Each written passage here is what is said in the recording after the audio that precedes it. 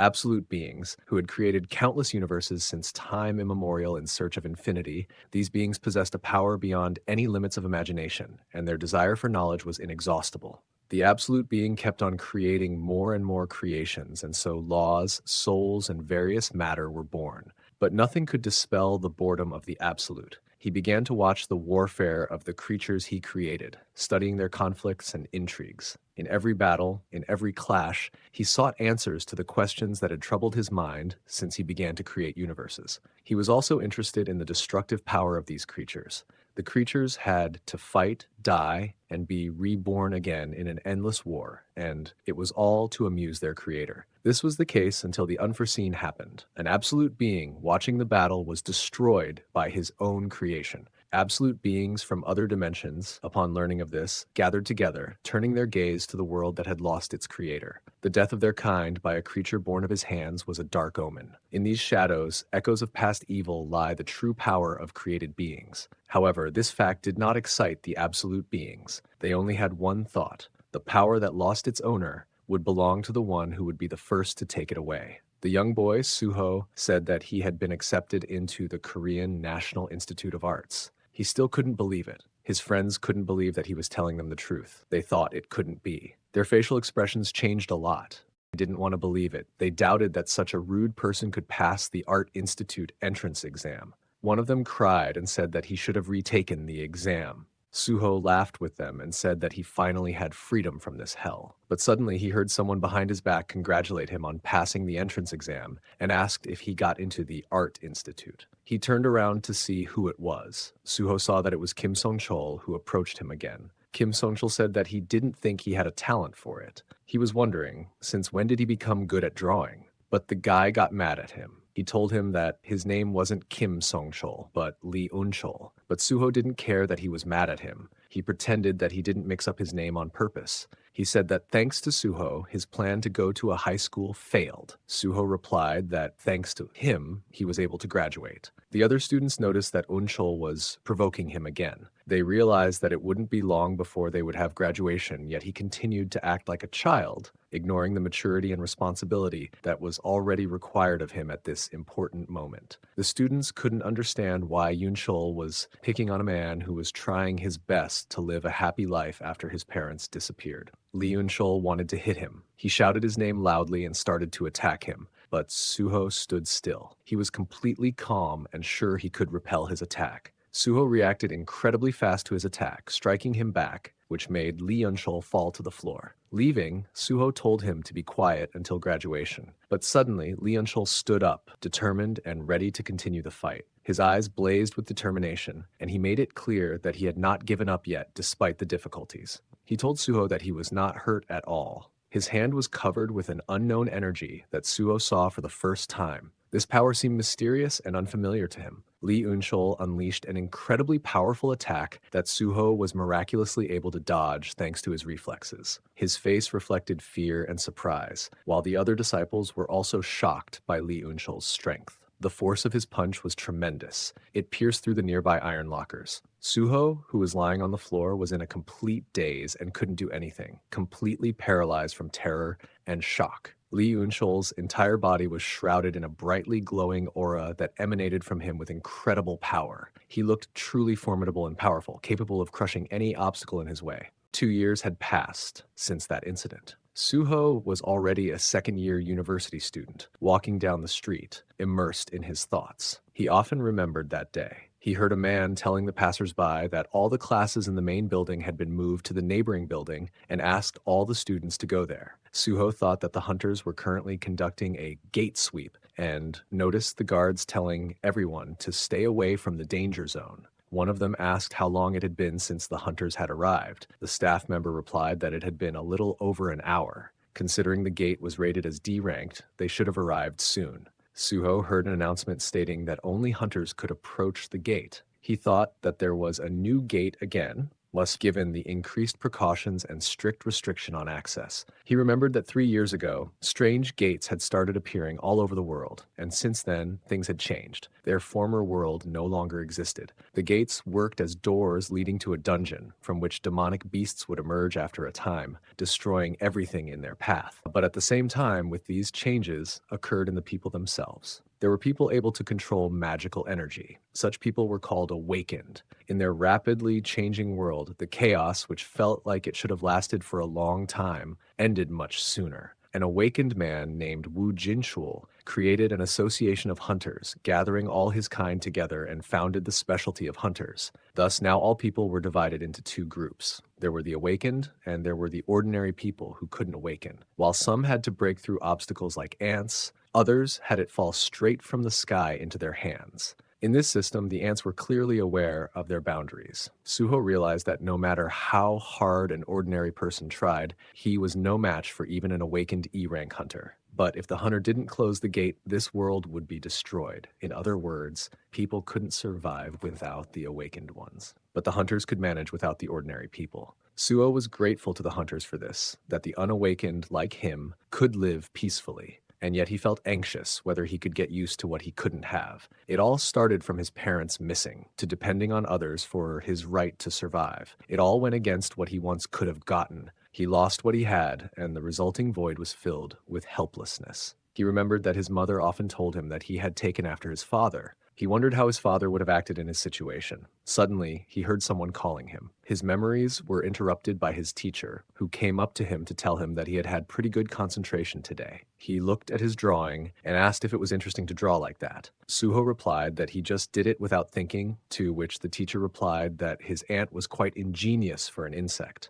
But looking closer, he said that it was not just an ant, but a human ant. Suho looked at his painting and could not understand why he had drawn it in the first place. All of the staff who were fencing the gate saw that the hunters were coming back, and everyone had to get ready to meet them. The people gathered around the gate noticed that the atmosphere around them was relaxed, which meant that their raid was a success. One of the staff members thanked Hunter Kim Jong-soo for their work, to which he replied that the dungeon had been successfully cleared, and he had information to pass on to the association.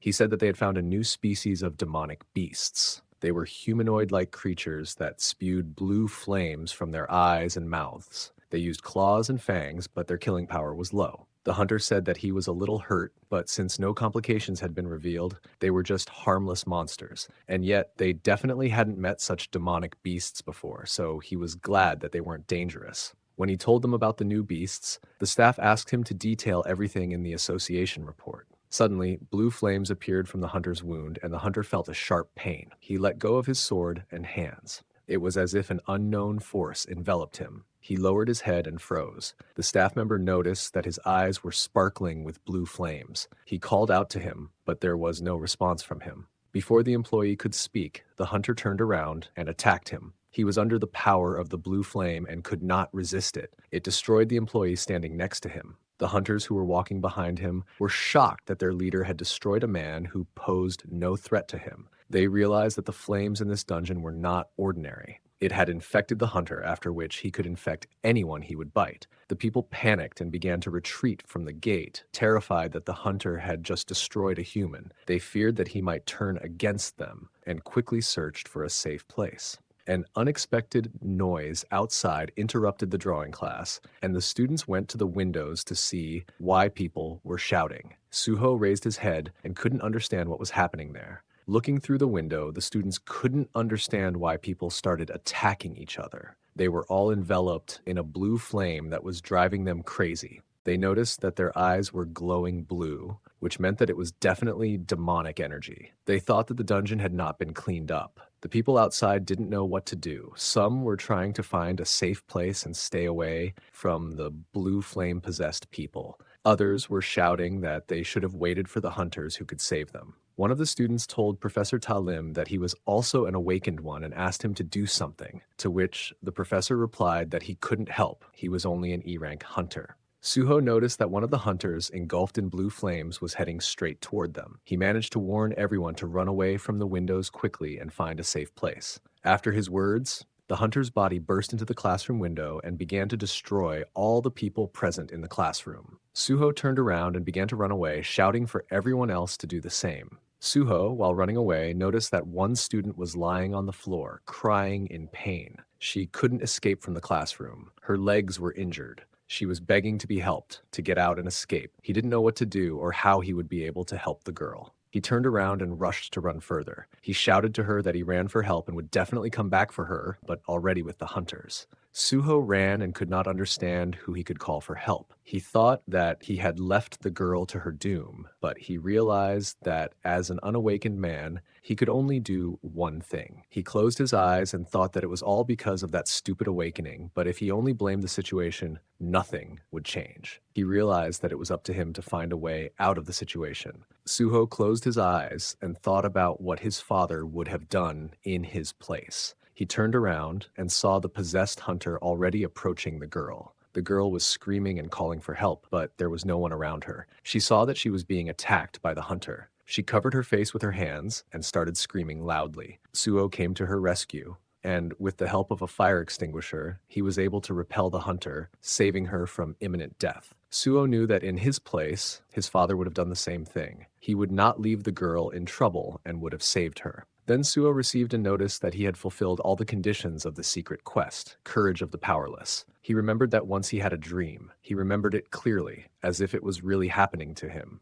Suho thought that in this dream, it was as if he was in some game where he had power attack gloves in which he fought against monsters. In order to defeat the monsters that were getting stronger each time, Suho had to find new ways and methods to be able to resist these increasing threats. To prevent the monsters from killing him, he raised his level as much as possible and fought endlessly with the monsters. With each new destruction, his level increased, and he became stronger and stronger. Suho realized that the stronger the monsters became, the stronger he became. Soon, he came across only powerful monsters. He used all his skills and all his weapons to fight the strong monsters. Time passed, and he managed to get to the last level where the strongest monster was waiting for him to fight. Suho remembered that the boss he met there was very strong. Although he was his enemy, his power caused him respect and even envy. Yet, for some reason, the boss was a character he wanted to wake up to. He couldn't and didn't want to fight him, and he couldn't wake up either. The main boss in the last level was his father. When he saw him, he realized that he would not be able to destroy him.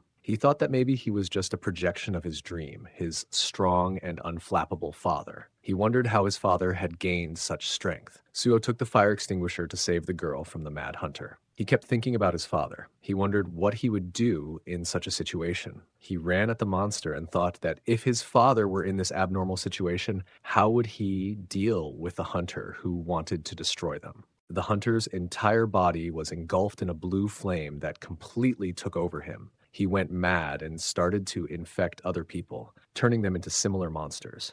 Suho fought the hunter as best he could. He hit him with a fire extinguisher, preventing him from biting everyone in the class. He was sure that his father would have done the same thing, sacrificing himself to save an innocent person, so he decided to do the same. He managed to fend off the attack of an incredibly strong hunter. He realized they should find a safe place, but he knew it wouldn't last long and didn't know what to do next. He had heard that the unawakened couldn't hurt monsters without magic. Suho realized he had been too reckless in running to save the girl. He hadn't thought of the consequences, and now his life was in danger. He had no magic and wouldn't be able to stop the monster. He noticed something strange. The monster didn't fall down. It was like it was suspended in the air. Suho couldn't understand what kind of magic it was or who possessed such power. He looked at the girl, who also froze and didn't move. Everything around him froze. He couldn't understand what was happening. He received a notice that had not been opened yet. He was shocked that time had stopped around him. His thoughts were racing through his head, one after another. He opened the notification and read that he had successfully completed the secret quest, The Courage of a Weakling, and the system was offering him the chance to become a player. Suddenly, he realized this was just like his dream, where he had to fight his father in the final battle. He thought that if this was really like his dream, he couldn't refuse such an offer to become a player. Suho smiled and confirmed that he would like to become a player. Now, his life would change. He didn't know what was ahead of him, but he was ready to accept the change. The system congratulated him for becoming a player. He was rewarded for completing the task. The mage Candiaru granted him a powerful spell, and from now on he would always be in good health. He also received the enhancement of long life without disease. He was immune to all diseases, poisons, and other negative effects. The system warned him that this was not a dream, and to be careful, he only had one life. Looking at his stats, Suho thought the window was just like in the game, just like in his dream, and he was happy about that.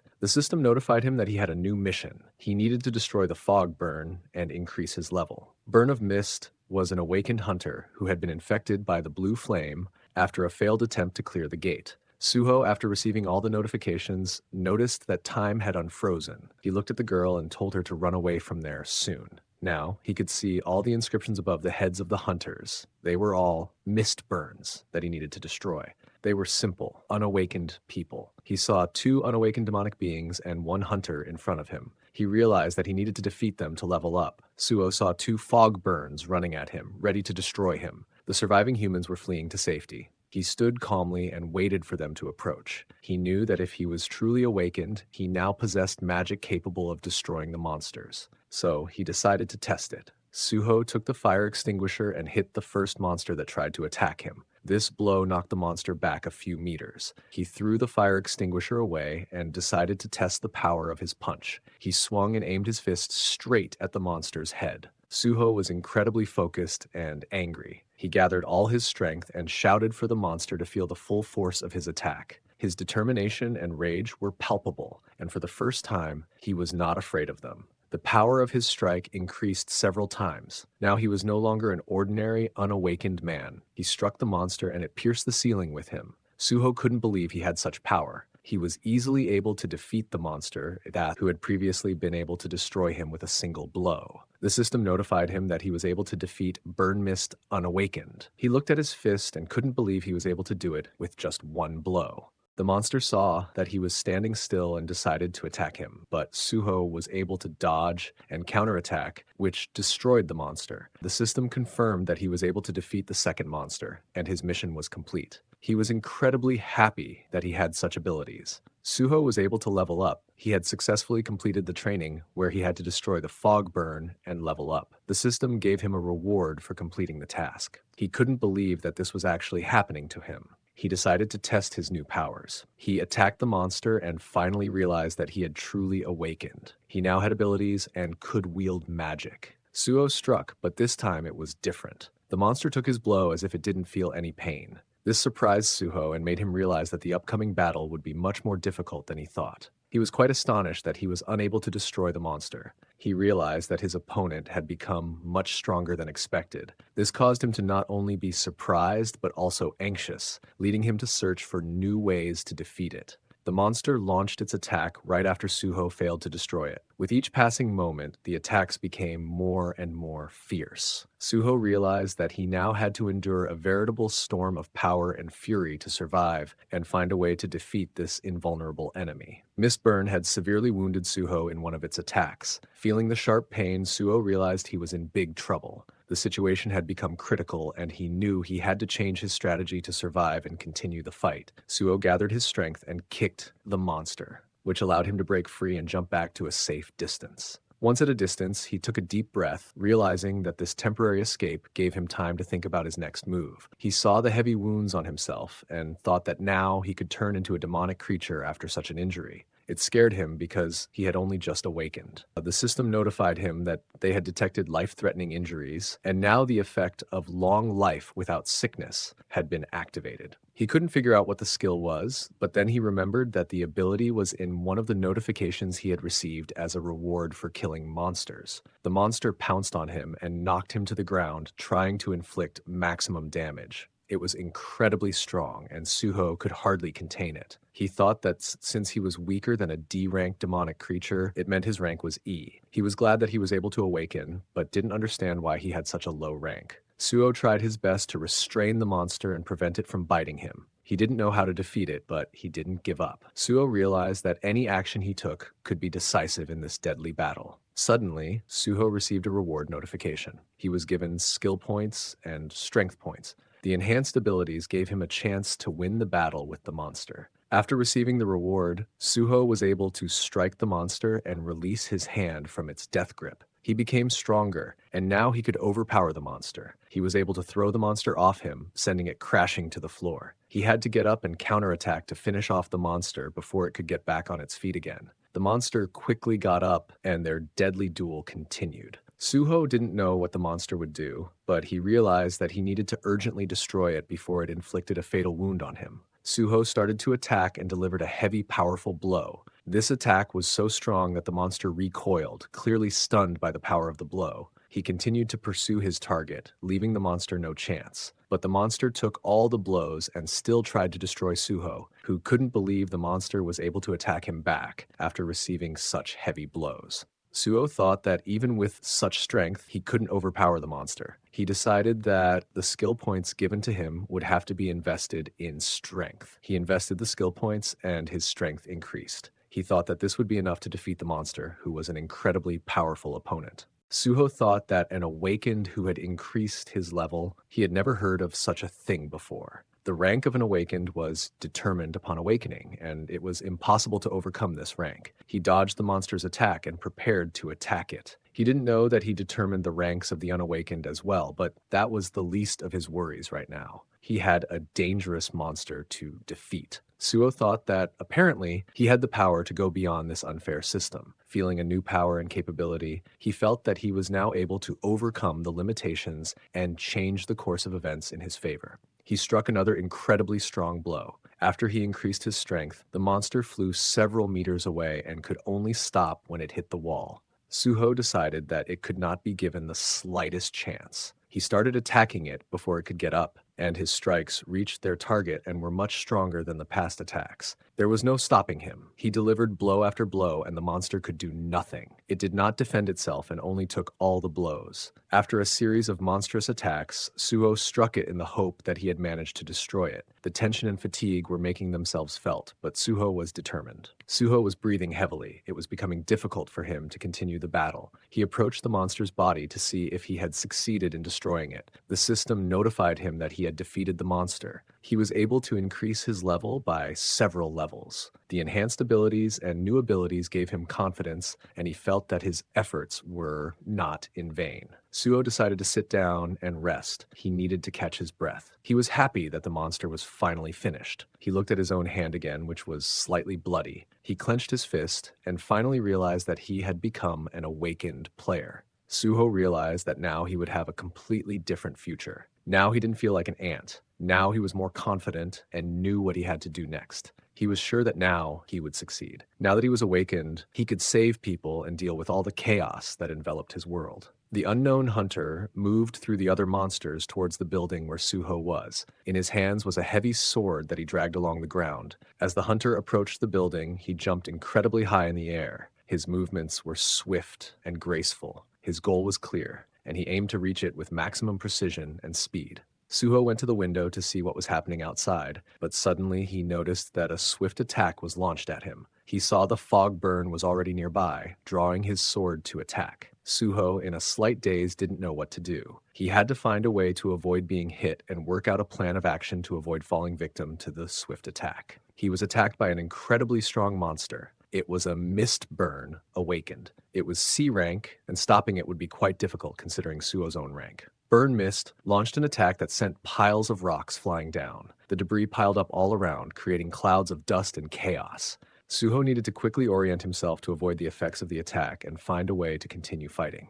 Throughout the city, an announcement was sounded to the residents. It was very important, and it came from all corners of the city and was repeated more than once. There was an escape from an underground prison in the Korean University district. Residents in the surrounding areas were to evacuate immediately. The soldiers stood on one of the rooftops and watched what was happening below. They were not supposed to interfere with what was happening and waited for the proper order. They were upset that the people below were dying, and they were supposed to just stand by and watch it. The commander asked when the hunters from the association would arrive. His subordinate replied that they needed time to allocate them B-rank hunters, but the other soldier was surprised by his answer. He thought a D rank was needed here. He replied that the Hunters Association assumed that hunters in the area could have encountered serious harm. Looking over the list of infected hunters on his tablet, the soldier saw a familiar face and couldn't believe that he was also infected. He couldn't believe that even C-rank hunters could be infected, given their level of training and defense.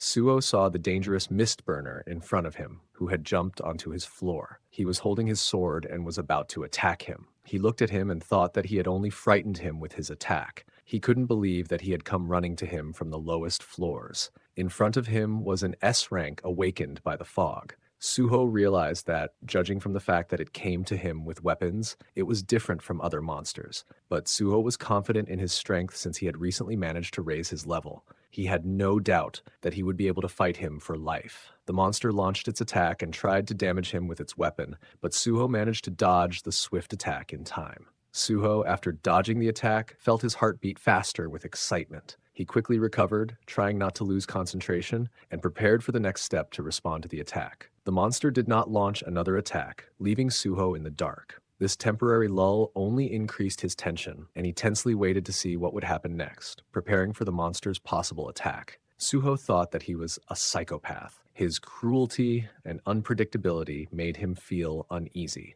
Suho realized that he was facing an enemy whose motives and habits were difficult to understand, making him even more dangerous in this intense battle. The monster once again drew his sword, intending to attack Suho, who was standing near the wall. He was incredibly strong and vicious. He was ready to destroy anyone who would stand in his way. As soon as the monster made its attack, Suho threw a fire extinguisher at it, which the monster chopped in half, and its contents filled the entire room. The entire room was shrouded in a thick fog that was formed after the recent attack. It made it difficult to see. Suho, in the midst of this darkness, felt the tension building up and knew that any move he made could be decisive. In such conditions, he decided to take advantage of the situation and escape from the room while he had the chance. He decided that the monster was too strong to continue fighting.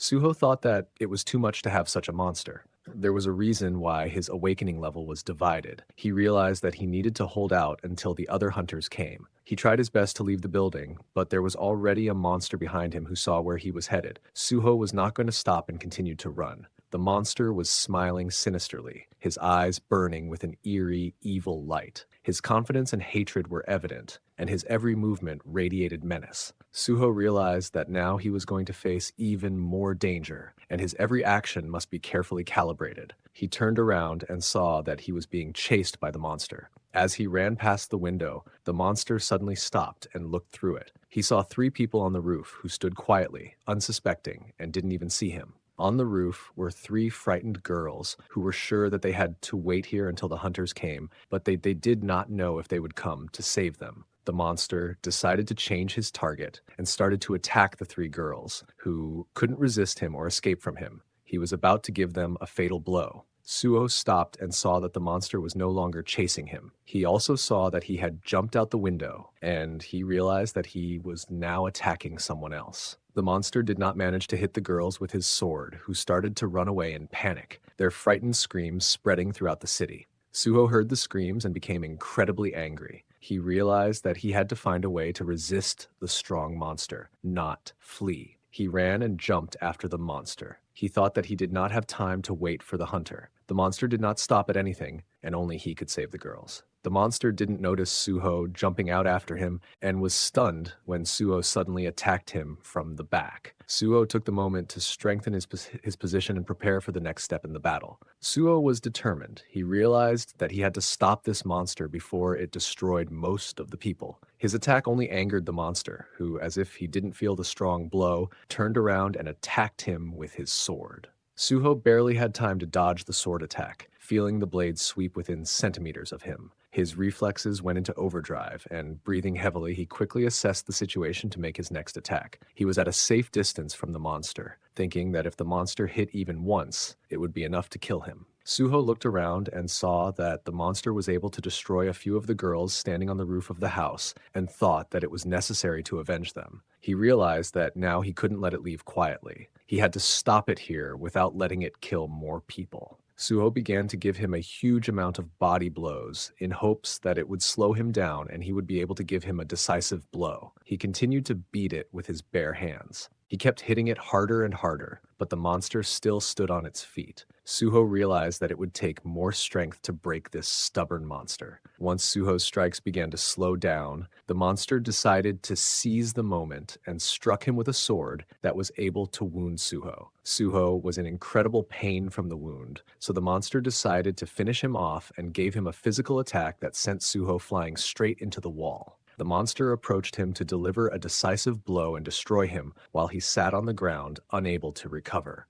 Suho saw that his health level was low. He felt that death was near. He would not be able to continue the fight. He thought that he had lost this fight, but he kept thinking that he was lucky that he didn't die immediately. He thought that the system didn't want him to fall at the hands of the monster yet. The monster suddenly began to laugh evilly. He realized that he had already been able to defeat Suho, and this realization gave him even more evil confidence, making him an even more dangerous opponent. Suddenly, Suho felt a strange tingling sensation inside him. The sensation was unusual and seemed to penetrate him to the core. He realized that something had changed in his body. He raised his hands and thought that these new sensations could be related to his abilities or unexpected powers that he had not yet fully realized. These sensations intensified more and more, leaving Suho stunned. Each tingling sensation was like an electric shock. It took over his mind and body, causing mixed feelings of fear and curiosity. Suho was immersed in this inexplicable state,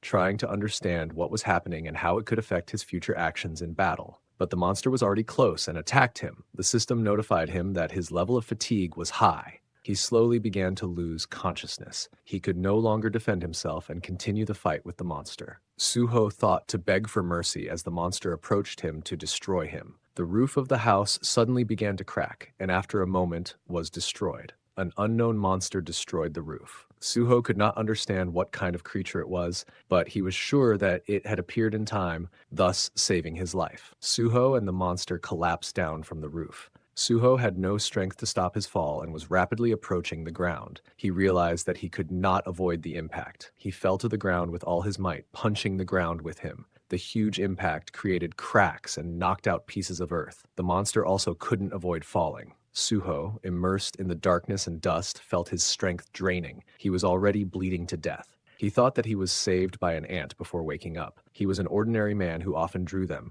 It was him that Suho thought of at the threshold of death. The ant confirmed that he was the one who saved him. He apologized for arriving too late. Now he would not let the monster destroy him. He looked at the monster that had crippled Suho and brought him to the brink of death and was ready to avenge him. He realized that the monster was too weak for him. The ant was extremely angry at the monster. He thought they were insects that had ruined the health of a noble man like Suho. He was able to easily destroy the monster with one deadly attack, after which the monster shattered into small pieces. The monsters walked around the Institute, looking for new prey to destroy and infect with blue flames so that they would continue to create the same monsters. One of the monsters saw a living man who was standing with a mop in his hands, unsuspecting. He was immersed in his thoughts and did not realize the approaching threat. Seeing the monster, the man was frightened and froze on the spot. His face turned pale with horror, and he could not understand who or what it was, so monstrous.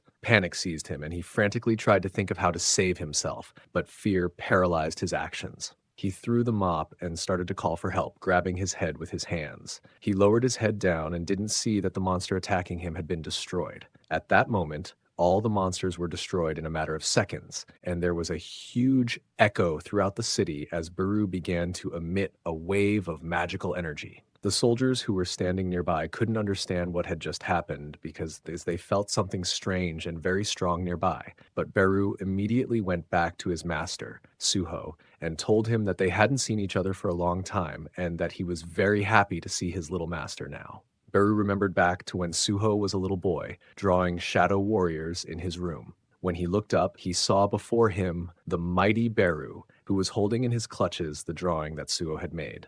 Beru was very surprised that his young master had drawn him. He couldn't hold back his tears because he was so touched by this beautiful creation.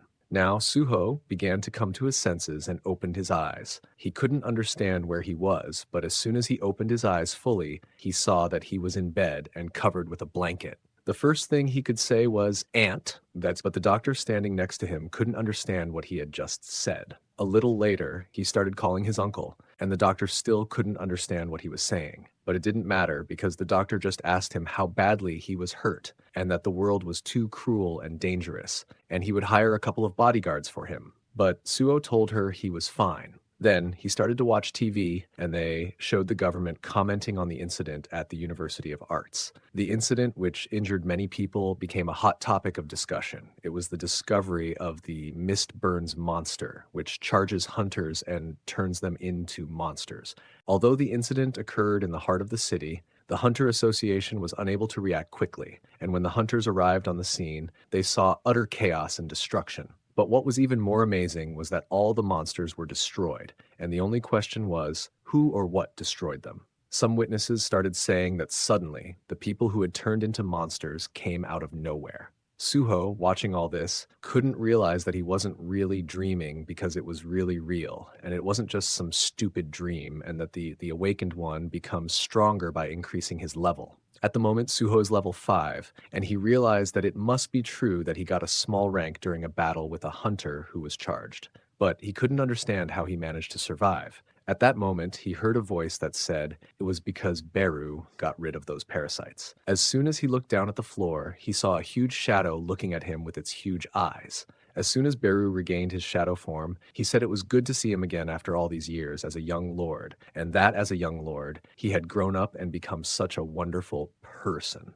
Beru couldn't contain his feelings. Suho slowly began to put the pieces of lost memories together, and he realized it was the ants because, as a child, he loved them very much. He was one of the black creatures that had been with him in his childhood, but he couldn't understand why he could only remember it now. Beru said that the young ruler had crossed the measurement boundary to meet him. Still, Suho couldn't understand why he had lived with these black creatures as a child, but now he was asking himself too many questions. For now, what was more important were his memories. He was bigger, but Beru replied that traveling through a dimension requires a lot of mana. When he came out, he was big and intimidating, but the card system indicated the level of a soldier. As soon as Beru found out that he was down to a common soldier, he was furious. He didn't like that he was down to a common soldier. Suho immediately got to his feet and started to say that he was feeling better and that it was really his doing, to which Beru replied that it was true. No matter how you looked at it, he was a great healer, and his original mission was to dispel the shadow seal. But it seems he's already broken it of his own free will. Indeed, he is the young ruler. But Suho couldn't understand what this seal had to do with him and Beru. Beru began to explain that Suho could accept that all he had seen was what he had really lived through, and that he had become much stronger since he had fought him last. The great Shadow Lord, Sung Jin Woo, had sealed his power along with his memory because he wanted Suho to live an ordinary life as its lord. But Suho couldn't believe his own ears because Sung Jin Woo was his father. So he's in touch with his father, who left home. But Beru said he didn't leave home, he went into space. Suho couldn't understand what space was, but Beru began to explain briefly that the Shadow Adeka is in space now, fighting monsters for this world. His father is defending their world with his own life, fighting powerful beings. More specifically, he's fighting against powerful opponents, and the Iterum is a creature trying to take over their world by sending his apostles to battle. His father and Beru fought many enemies on the way here, and the opening of the gates on Earth is also the effect of the war that is still going on right now. But Suho asked him what it means that his mother is out there too, because she disappeared on the day when he was still with his father, and he thought they were together somewhere. When he heard that, Beru got really angry because he couldn't understand how it was possible that Miss Hain had disappeared. Beru said it was probably the apostles' trickery. There was no doubt about it. Suho heard this and asked if he wanted to say that it's all the fault of the Itarim, and his parents can't come back because the Itarim interfered in their lives. But Beru realized that the young lord really wanted to meet the two of them. Suho replied that, of course, he wanted to, and now there's only one way to get stronger, to save his mother and meet his father. But Beru said that because of the Dark Lord's war, he can't return to Earth, so the young lord needs to become stronger to find and rescue Miss Hain in himself. Now, they will use this key to raise his level, and at that moment a notification window appeared that showed he has a new quest. Quest, Shadow Test. He is the son of the Great One, and now all his innate abilities are sealed. To deal with this great power, he needs to prove his qualifications and enter the Dark Dungeon and prove his abilities. This item is the key to the Dark Dungeon. This key will allow you to travel to the Dark Dungeon. It can be used in the shadow of the Sacred Protector. Baru immediately said that the young master must insert this key into his own shadow. As soon as he did so, shadow gates began to appear in front of him. In the shadow gate, there was a portal that he had to go through right now. Baru briefly told him to go in and get back the powers that belong to him alone. But Suho, thinking about it, couldn't quite believe that there's a cosmos, a war of the gods, a lord of shadows, and it all just doesn't make sense. But now all he has to do is gather his strength and save his mother and father, because if he can only face them when he's stronger, he decided that he would level up as much as he could just to get strong enough to fight. Beru, behind him, was very excited by this speech and started to remember when his Shadow Lord told him to go to the ground and break Suho's seal. Beru said that he was talking about the seal of the Shadow Lord, to which Sung Jinwoo said that the Itarim could invade the earth as well, and he should return his son's memory to the seal and let him protect the land. Otherwise, he should act at his discretion depending on the situation on Earth. Beru finally realized that if this task was entrusted to him, he would stay by the young lord's side and help him level up. At that moment, Suho began to enter the portal, and on the other side, he slowly started to come out of it. Beru began to explain that this is the abode of the dead, where no living person dares to enter without the master's permission, and this is the dark dungeon inhabited by many creatures. Suho immediately realized that it is a dungeon of shadows and looks more like a ruined city than a dungeon.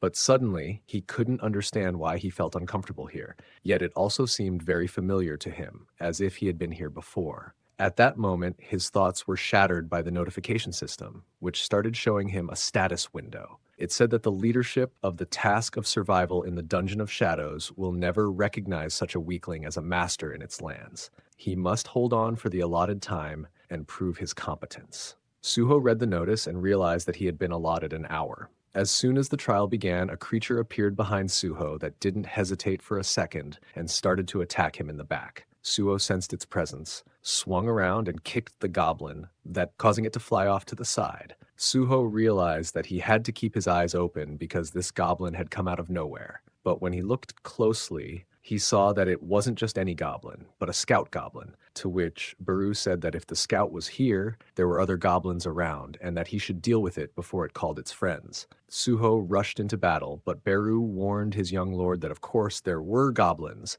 but he should not be so careless. He immediately told Suho that the goblin didn't even have a name or color, and that it was weaker than him by several times. Grabbing its hand, Suho started to squeeze harder, and taking the goblin's stone axe out of his inventory, he began to attack the enemy. In a matter of seconds, he destroyed the goblin with a single blow. Then, the notification system began to show that he had destroyed the goblin scout. Suho immediately told Beru that those who are stronger than him have different colored names. But at that moment, the two of them began to hear a strange sound. As soon as they turned to where the sound was coming from, they saw a goblin sitting on the roof, calling out to its friends. This made Suho angry because he realized there was another scout. Just a minute later, other goblins with yellow-colored names showed up. The goblin captains also arrived after the others. Seeing all this, Suho started to ask Beru if he could help him, and Beru replied that he was willing to fight, but he was too far away from the Overlord, so he couldn't replenish his magic power. He had to save his strength, and besides, if he participated in the battle, the amount of experience points Suho would get would be greatly reduced. Suho immediately realized that meant he wouldn't help, and at that moment, he started to use a skill and decided that he would try to do it himself. The goblin axe that was behind him began to rise into the air, and with it, the battle axe flew towards our hero. At the same moment, he started to use the skill and control it in the air, destroying all the goblins in his way with the help of his skill, which was indicated in the status window as if he had acquired an invisible hand. But at that moment, an arrow flew towards our hero, narrowly missing his head, but he raised his hand in time to catch it. Looking up, he saw that the arrow came from another goblin who was standing on the roof. The goblin pulled back the magical bowstring, preparing another shot, but in just a second, the goblin archer was destroyed. As Suho watched the battle, he realized that he was adaptable, and this unusual birth of a hero from myths was similar to the childhood story of the Little Lord. The little lord was free to use the power of the lords, but this power was created to destroy everything, so it was harming the peaceful world. But now that the apostles are invading the land again, the little lord's village is finally beginning to blossom. At that moment, Suho leveled up, and he realized that the ruler's strength could raise no more than a kilogram. Just then, another goblin came behind him and attacked him in the back, smiling evilly, pleased to have wounded the young Shadow Lord. But a retaliatory strike came in, killing the goblin in a matter of seconds. Baru noticed this and started asking how he was feeling, but all that was overshadowed by the appearance of a new creature on the battlefield, emitting a huge red energy. It was the strongest goblin, the Centurion. Suho didn't pay any attention to it, but drew his weapon and slowly started to turn towards the goblins that were attacking from all sides. He was ready for them and got into a fighting stance. He began to fight, swinging his blade and taking down one goblin after another. Then, he threw the dagger he was holding straight at the goblin centurion, and with incredible speed, the blade reached its target. Suho began to realize that he felt more alive than when his powers were down, and now he was ready to fight with all the strength he had at the moment. As he fought, the opponent's points slowly dropped, but it wasn't over. He fought with all his might, certain he could beat them and hold on for 4 hours, as it was his best chance to level up against tough opponents. Just a few minutes later, the notification system showed that he had learned the resilience skill, and his level had been raised. Soon after, he managed to take out all the goblins in his way. The notification system also said he had minutes to complete the mission. Baru said he was doing great and had no doubt for a minute that he would pass the challenge. The notification system also said that Suho had received a reward for completing the challenge, and the reward was a runestone. If he used it, he would gain the shadow extraction skill. Baru was very happy because the young lord would be extracting shadows. Suho also noticed that during the battle, he had gained the resilience skill, so after awakening, he could now access the skills and the level up system. Compared to the time before his awakening, he had become much stronger. Baru explained that Suho's leveling system was an improved version of the system that the Lord had used in the past, and it was also a means for his steady growth. He thought he wasn't awakened, but he turned out to be the strongest Shadow Lord ever. He received the runestone, which he could break and absorb. Once Suho cracked the runestone, the notification system said he had learned the shadow extraction skill. He realized he could now create shadow soldiers. This skill allows the dead body of a monster to be turned into a soldier like himself. This is the power that makes the current Shadow Lord, Sung Jin Woo, exist. It's similar to a necromancer's skill, but Suho could only control those weaker than him. He had heard that the summoning skill wasn't very popular with hunters.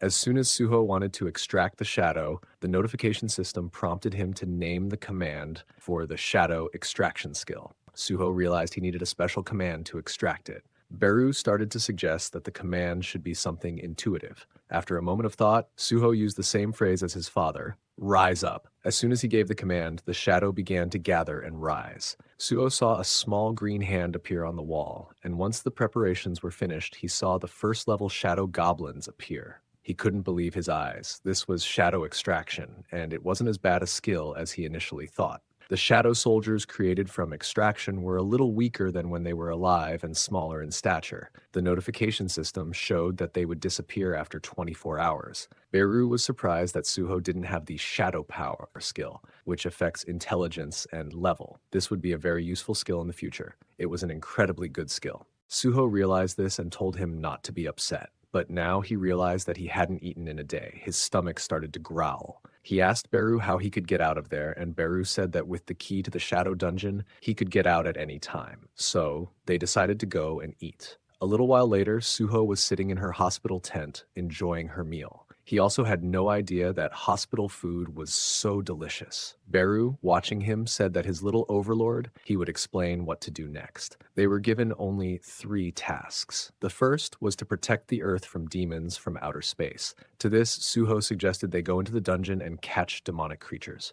Baru confirmed that as they hunted the creatures, their level would increase, and the stronger they were, the safer the Earth would be. The third task was to find his missing mom. Suho asked if there was any way to find out where she was, but Baru said that if they kept catching these creatures, maybe they could find a clue. Eventually, they needed to go to the dungeon. The final third task was the most important one. Beru had to regain his strength because he didn't like the regular soldiers and wanted to show him all his enemy power. Suho started asking what he should do to regain his strength, and Beru replied that he could absorb some of the knowledge and magic items.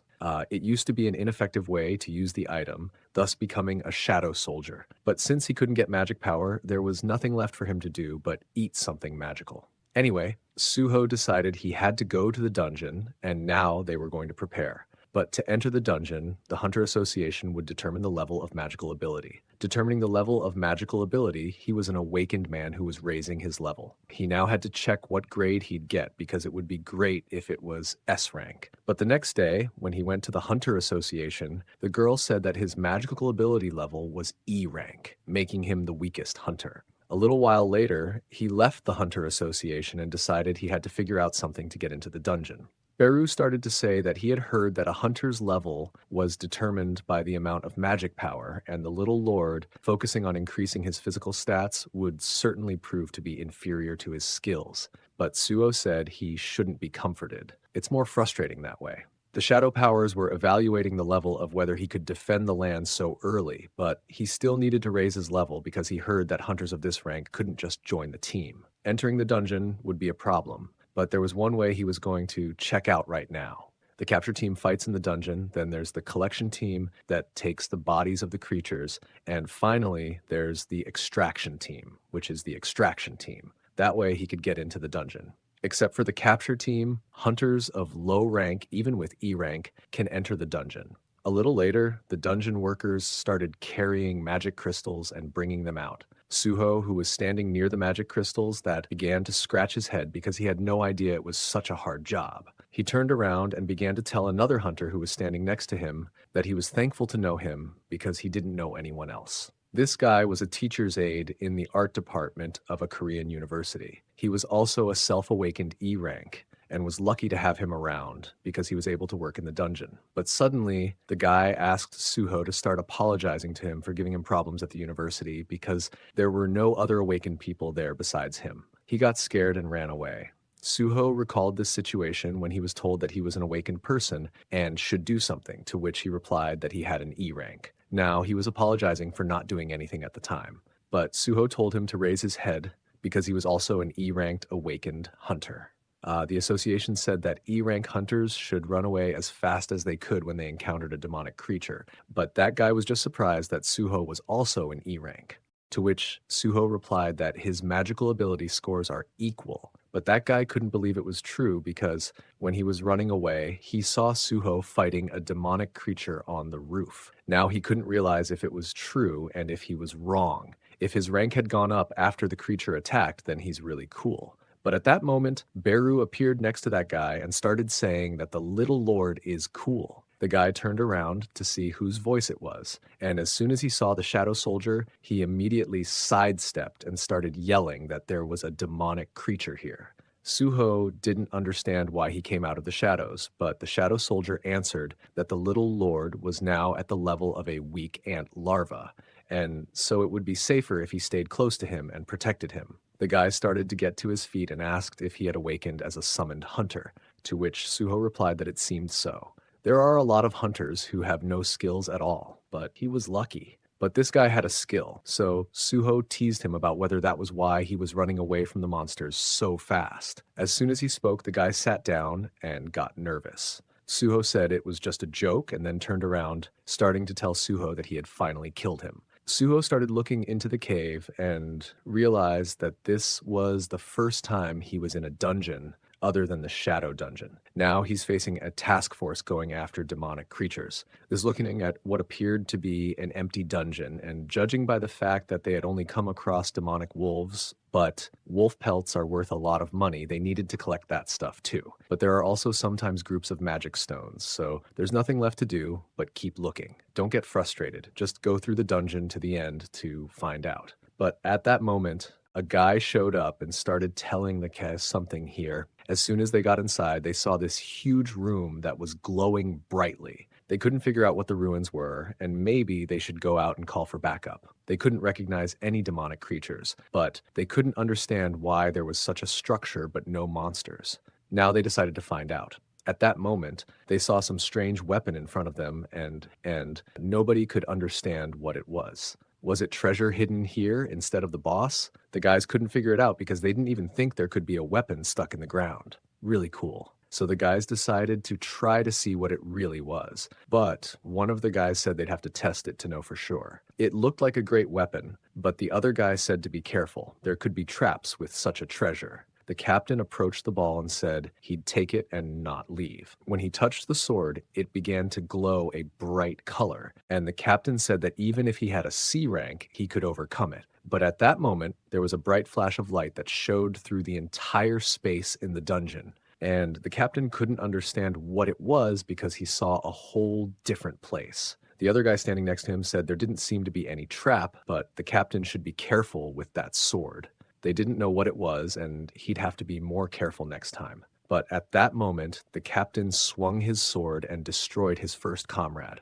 The other hunters couldn't understand what he had just done, but the captain began to turn into some strange creature and said that whoever dared to take the sword was the Lord of the Fang, and now he must destroy all those who invaded the Fang Lord's domain. So the captain began to destroy one hunter after another. But in the other dungeon, the workers couldn't realize that they had just been closed. Suho started to show his comrade he had the ability to summon goblins. The guy started to say that he had heard that these abilities only summon 1 or 2 creatures, and he had summoned 3. This guy's power was definitely abnormal, but he couldn't understand why he was so low ranked. You can only summon 3, and to use shadow extraction, you need a body, which is inconvenient. But you can just get goblin bodies from the dungeon and use them as free labor. Suho just now realized that shadow extraction is a really good ability. A hunter with a low rank is classified by the Hunter Association and cannot enter the dungeon alone.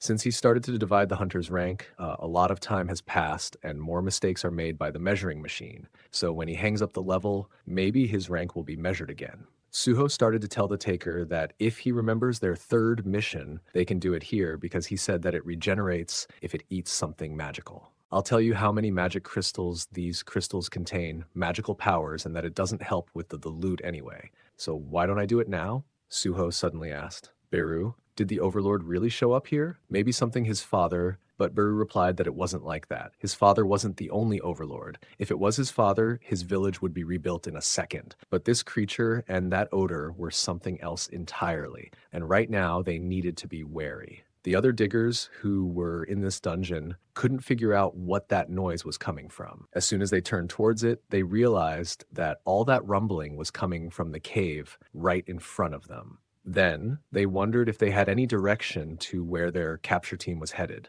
But that's when they started looking closer, and they noticed that some strange creature had begun to emerge from the cave. As they got closer, the diggers realized it wasn't human, and this was a demonic creature. But they could not understand where it came from because the hunters had recently entered the cave. At the same moment, they started to turn around and run with all their might towards the exit to escape. But one of the workers started waving at the demonic creature in panic, and although he was gripped by panic, he desperately continued waving his pickaxe. But the demon dog came closer and grabbed the pickaxe with its huge mouth. The miner, looking at the destroyed pickaxe, could not understand how this monster managed to destroy it in a matter of seconds. At that moment, he realized that he was about to be finished. With a desperate cry, he began to call for help from the other hunters. Just as the monster was about to attack the worker jumped back, at which point Suho intervened and ran up from somewhere and hit the demon dog on the head with all his might. Suho, at the same moment, shouted to his partner that he would buy them time and they should get out.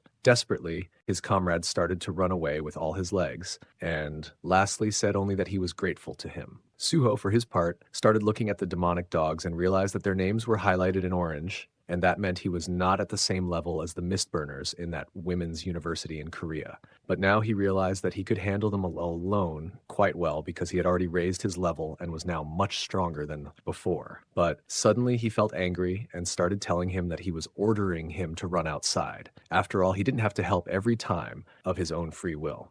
But his comrade replied in a desperate voice that he was all alone and would try his best to help him. Suho, on the other hand, turned his head and asked him to intercede if he was in danger. He would still leave 3 goblins to protect him just in case. Now, he took out his inventory and began to select the weapons he would use to fight against the demonic dogs. After all, this was the goblin weapon he had gotten in the Shadow Dungeon, and right now it would be better than a pickaxe. His comrade didn't understand. Could he really even summon weapons, and where did he get such abilities from? Without thinking long, our hero with all his might began to rush towards the demonic dogs. Not even a moment later, the notification system showed Suho that he had defeated the steel-toothed lichen. The comrades left behind only looked on and rejoiced that their young lord was so strong. But Suho reached back and began to command the demonic dog to let his shadow rise. The three goblins and his comrade looked on in horror as he was able to summon the demonic dog. And as soon as the demonic dog was summoned, it immediately started attacking the other demonic dogs, thus helping Suho. Baru, who was watching his little lord, was happy that he was already getting used to fighting using shadow power. But our hero realized that retrieving and summoning shadows didn't waste his mana. If he could summon more creatures as his magic power increased, he would have an entire region. Once he destroyed the demon dog, he immediately decided to summon it. The goblin who was standing beside our hero's partner watched with the same amazement as he summoned another demon dog. At this moment, the notification system once again showed that he was able to defeat the steel-toothed lichen and had gained a new level. Following that, Suho began to summon another wolf, and this time it was the last one he had defeated. At this moment, his comrade began to ask Suho what this was. After all, this was clearly not a rank E ability. How could he be able to resurrect demonic beings? Suho suddenly hesitated as he began to realize that he had lost his temper this time and needed to quickly think of a way to talk himself out of it.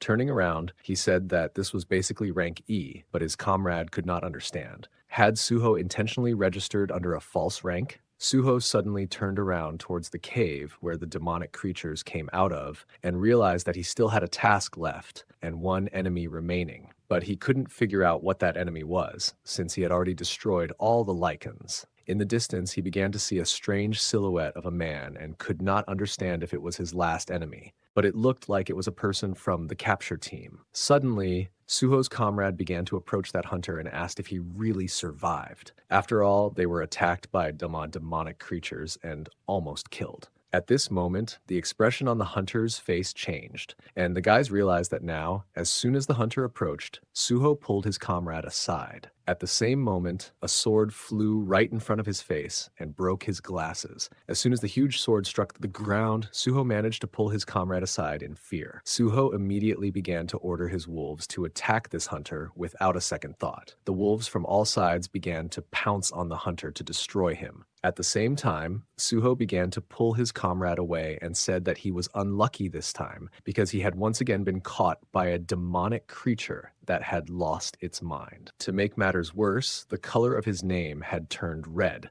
which meant that he was a very strong opponent. After all, the redder the color, the more dangerous the creature. At the Women's University in Korea, he had hardly felt how strong red-level creatures were. So the sensible thing to do would be to take his comrade and run as far away from this place as possible. As soon as they left the area where that hunter was, our hero began to ask Baru what he meant when he said he could sense the Overlord. Baru replied that the hunter carried his energy, but was not even close in power to the Overlord. However, even so, he was not his equal yet, to which Suho replied that he understood everything. Right now, he needed to open his inventory and come up with a plan. But Baru couldn't understand. Did the little lord really want to fight? Suho immediately replied that the system said that it was in some way a safety mechanism to ensure his growth, which meant that since he was given this assignment, he had a chance to win. Besides, if he wanted to meet his parents, he needed to get stronger sooner rather than later. And to get stronger, he needed to destroy this monster and raise his level.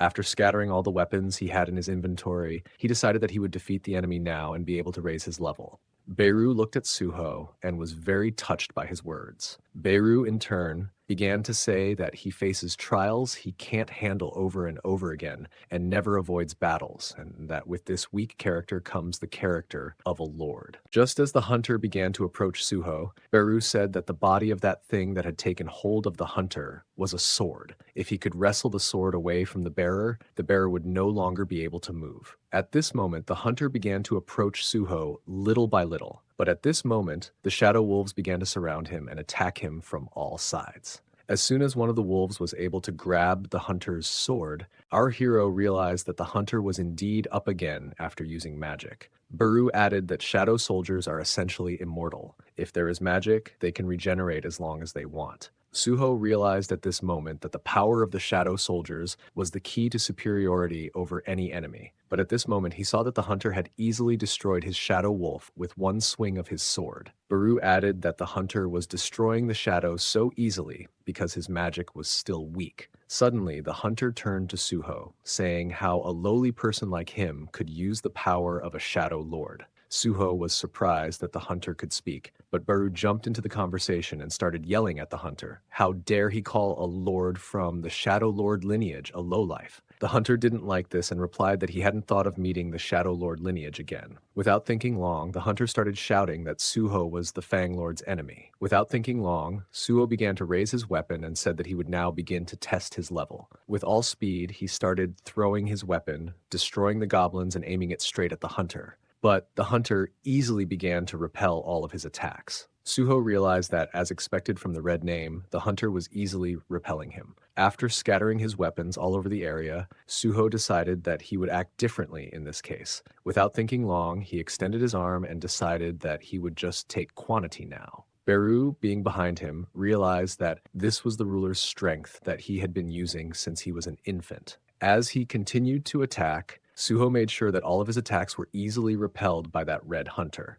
As soon as he came close, the hunter struck a few more times and broke the weapon he was holding. Looking at the hunter, Suho saw an intimidating gaze directed straight at him. Dodging all of the hunter's attacks, Suho realized that it felt like it was impossible for him to fight back. If this hunter hit him once, he would be finished. If he were to stall for time, his chances of winning would be gone. But suddenly the hunter began to shout, "Are you really going to avoid the battle like this? Right now you look like a coward hiding behind the Shadow Lord and the Shadow Soldiers." But Suho began to smile and replied to the hunter, "Affecting your parents is a violation of the rules, and you don't have the confidence to approach even if you provoke like this." Thinking back to that conversation with Beru, if his seal is wrong, why doesn't he regain the ability to climb the tower? But Beru replied that his powers were sealed when he was still young, and he could be said to have regained the skill of those shadows. If he had those powers, he could rival Iterim. However, this place isn't a dream or reality. It's a test to see if he can handle the powers. The physical strength was destined to disappear whether the test succeeded or not.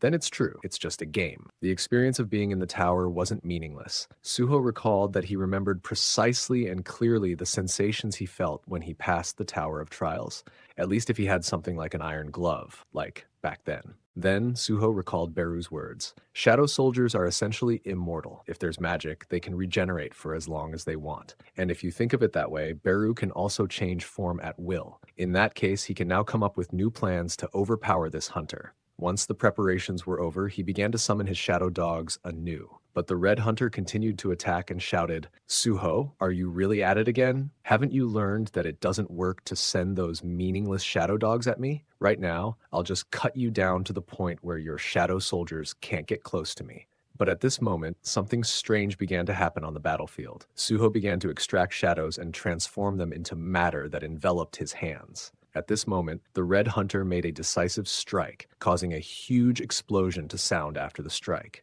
But with his head down, the red hunter couldn't realize what had just happened, as his attack was simply blocked. As soon as he lowered his gaze, he saw Suho blocking his attack and said, "Lycan Steel Fang lives up to his name." Just now, the notification system showed that he was able to retrieve the Iron Glove transformation form. Suho immediately realized that with this skill, he would be able to easily approach and deal with this hunter. As soon as they started exchanging blows, the entire atmosphere in the dungeon changed. Beru, who was watching from behind, couldn't believe his eyes. Suho was able to use the Shadow Soldier's weapons. A far superior level Shadow Lord was in a state of mastery and could manipulate all shadows at will, like an ant caterpillar that had just discovered shadow power. How was he able to discover the next stage of shadow power that no one had ever told him about? The martial arts mastery that Suho had just shown was very impressive. This ruler power that Suho had mastered without any support or hints was amazing. Most importantly, the way he used the shadow power, Beru realized that Suho had completely mastered it.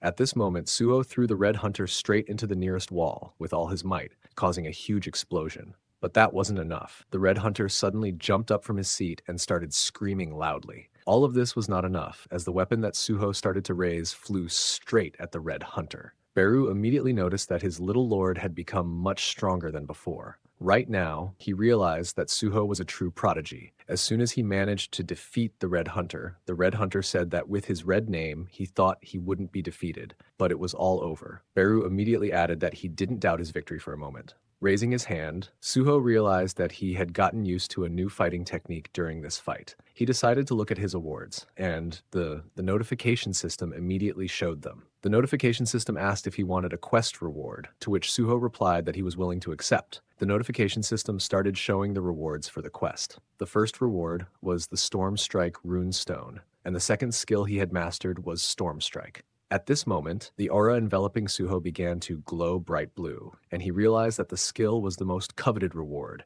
and he instinctively already knew how to use it. He decided to test it in action while he had time and practice. He turned his attention to the weapon that lay at his feet. The voice kept saying to the Red Hunter that this was all disappointing. After all, this was just boundless human greed. When Suho raised his sword, it would completely devour him. As soon as Suho raised the sword, the notification system showed that he had acquired a new item, the Lycan Fang. Suho immediately noticed that this sword looked much better than the goblin sword he had gotten in the first dungeon when he was training and leveling up. But the voice from within the sword continued to ponder that there was really a person who had inherited the Fang and was not under its control. When all the preparations were finished, Suho started practicing with his new weapon in different directions, destroying all the rocks that were nearby. He began to use his Storm Strike skill. The large mana consumption from a single strike could be a problem, but he liked the effect. Suho had told Beru that the reaction to shadow extraction was completely different, and the power of shadows was 1,000, if not tens of thousands of times stronger. As soon as Suho swung his sword for the last time, he noticed that his comrade started to come to his senses. Walking over to him, he asked if he was all right, but his comrade couldn't understand what had happened. Opening his eyes fully, he saw the Red Hunter who was lying next to him. Suho said that he couldn't explain everything in 2 words, and they would talk outside a little later. All the hunters and workers started to leave through the portal. Sitting on a bench, Suho's comrade began to ask him what he would do. He replied that he was going to check if there were still survivors in the dungeon. As soon as Suho entered the dungeon, his comrade couldn't understand. Did this guy really awaken with the summoning skill in such a trifling situation? He couldn't understand when Suho had become so strong, although right now it didn't matter anymore. Watching all the survivors who called their relatives to say that they were fine, most of them couldn't understand what had happened inside the dungeon.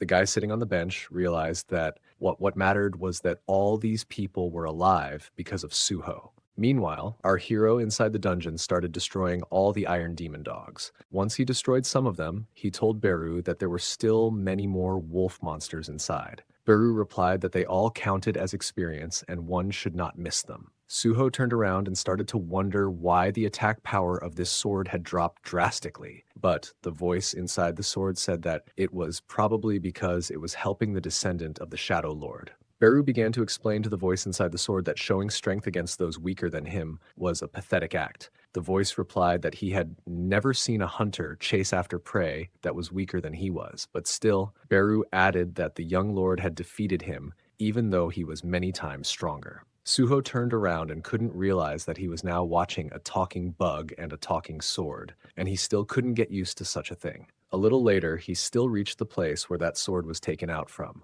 After examining everything there, he saw that all the hunters who were there had been destroyed. The sword suddenly began to speak. Everyone who entered here will be destroyed. My mission is to protect the Fang Lord's shrine. But Suho took the sword in his hands and, with all his might, shoved it into the same place from which it had been taken out. Turning around, he started to look at the destroyed hunter. But the notification system immediately showed him that the target for releasing the shadow was present and asked if he wished to extract the shadow. Suho immediately started to ask Beru if it was possible to use shadow release on humans, to which Beru immediately replied that if it was a destroyed body, any creature could become a shadow soldier. But Suho, without thinking long, picked up the destroyed hunters and started carrying them to the exit of the dungeon. Beru couldn't understand if he wasn't going to use the shadow release. Suho turned around and only said that forcing someone to fight after death was more like punishment. Beru was greatly surprised by these words, for he couldn't even imagine that the young lord wouldn't subdue the annihilated.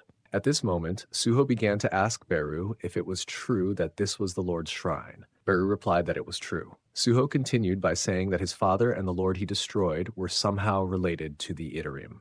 Beru explained that the Itarim are the non-Nash enemies of his overlord, and that overlord is a past enemy.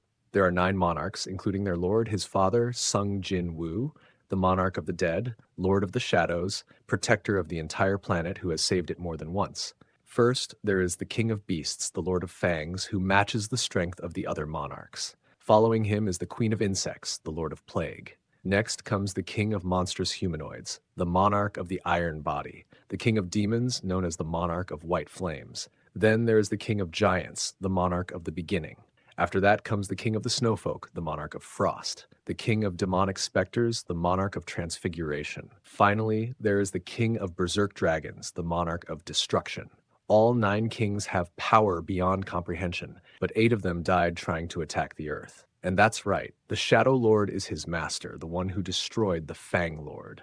At this moment, the sword began to speak. If my strength was at the proper level, I would have torn apart the Shadow Lord's blood descendant and thrown it to be eaten by the wolves.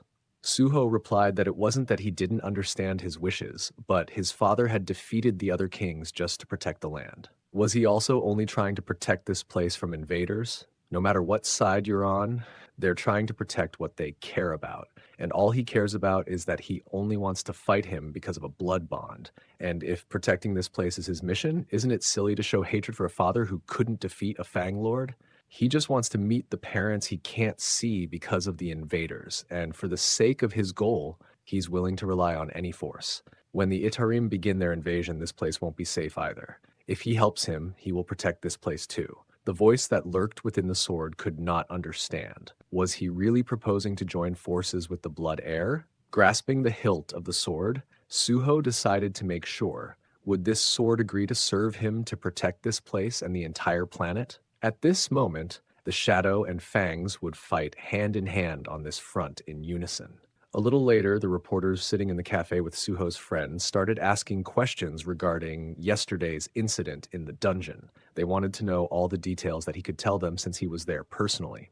Lim Dog-yoon, the survivor of yesterday's incident, picked up his coffee cup and said that he would tell them everything.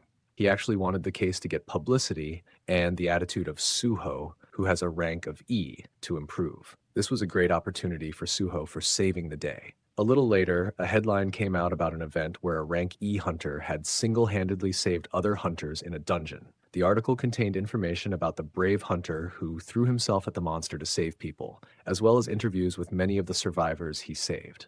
Elsewhere, the guys sitting at the table started scratching their pens behind their ears. For now, it was time to choose a couple of people. In another guild management department, one of the guys said that the information gathering team was also lamenting that they needed more people, and it seemed like they needed to hire a few more E-rank hunters. The guy sitting at the main desk, specifically the second in command, said to send him one candidate. The guy at the computer started looking and saw that it was a rank E hunter who had fought monsters in the dungeon, evacuated a team of miners, and brought a wounded hunter out of the dungeon. The guys who saw that he had rank E were immediately surprised. But the second person in management started to say, don't they realize that it would be fine to take him to a big guild like ours and we can cover up one scandal? At this moment, a guy asked if Hunter Suho had replied to their letter because the newcomer had already managed to get an invitation from the Black Turtles Guild and he must be happy. But the other guy turned around and told the leader that he had declined the offer, causing the leader to not be able to understand why. After all, this guy is just a rank E rookie, and he's turning down such a big guild.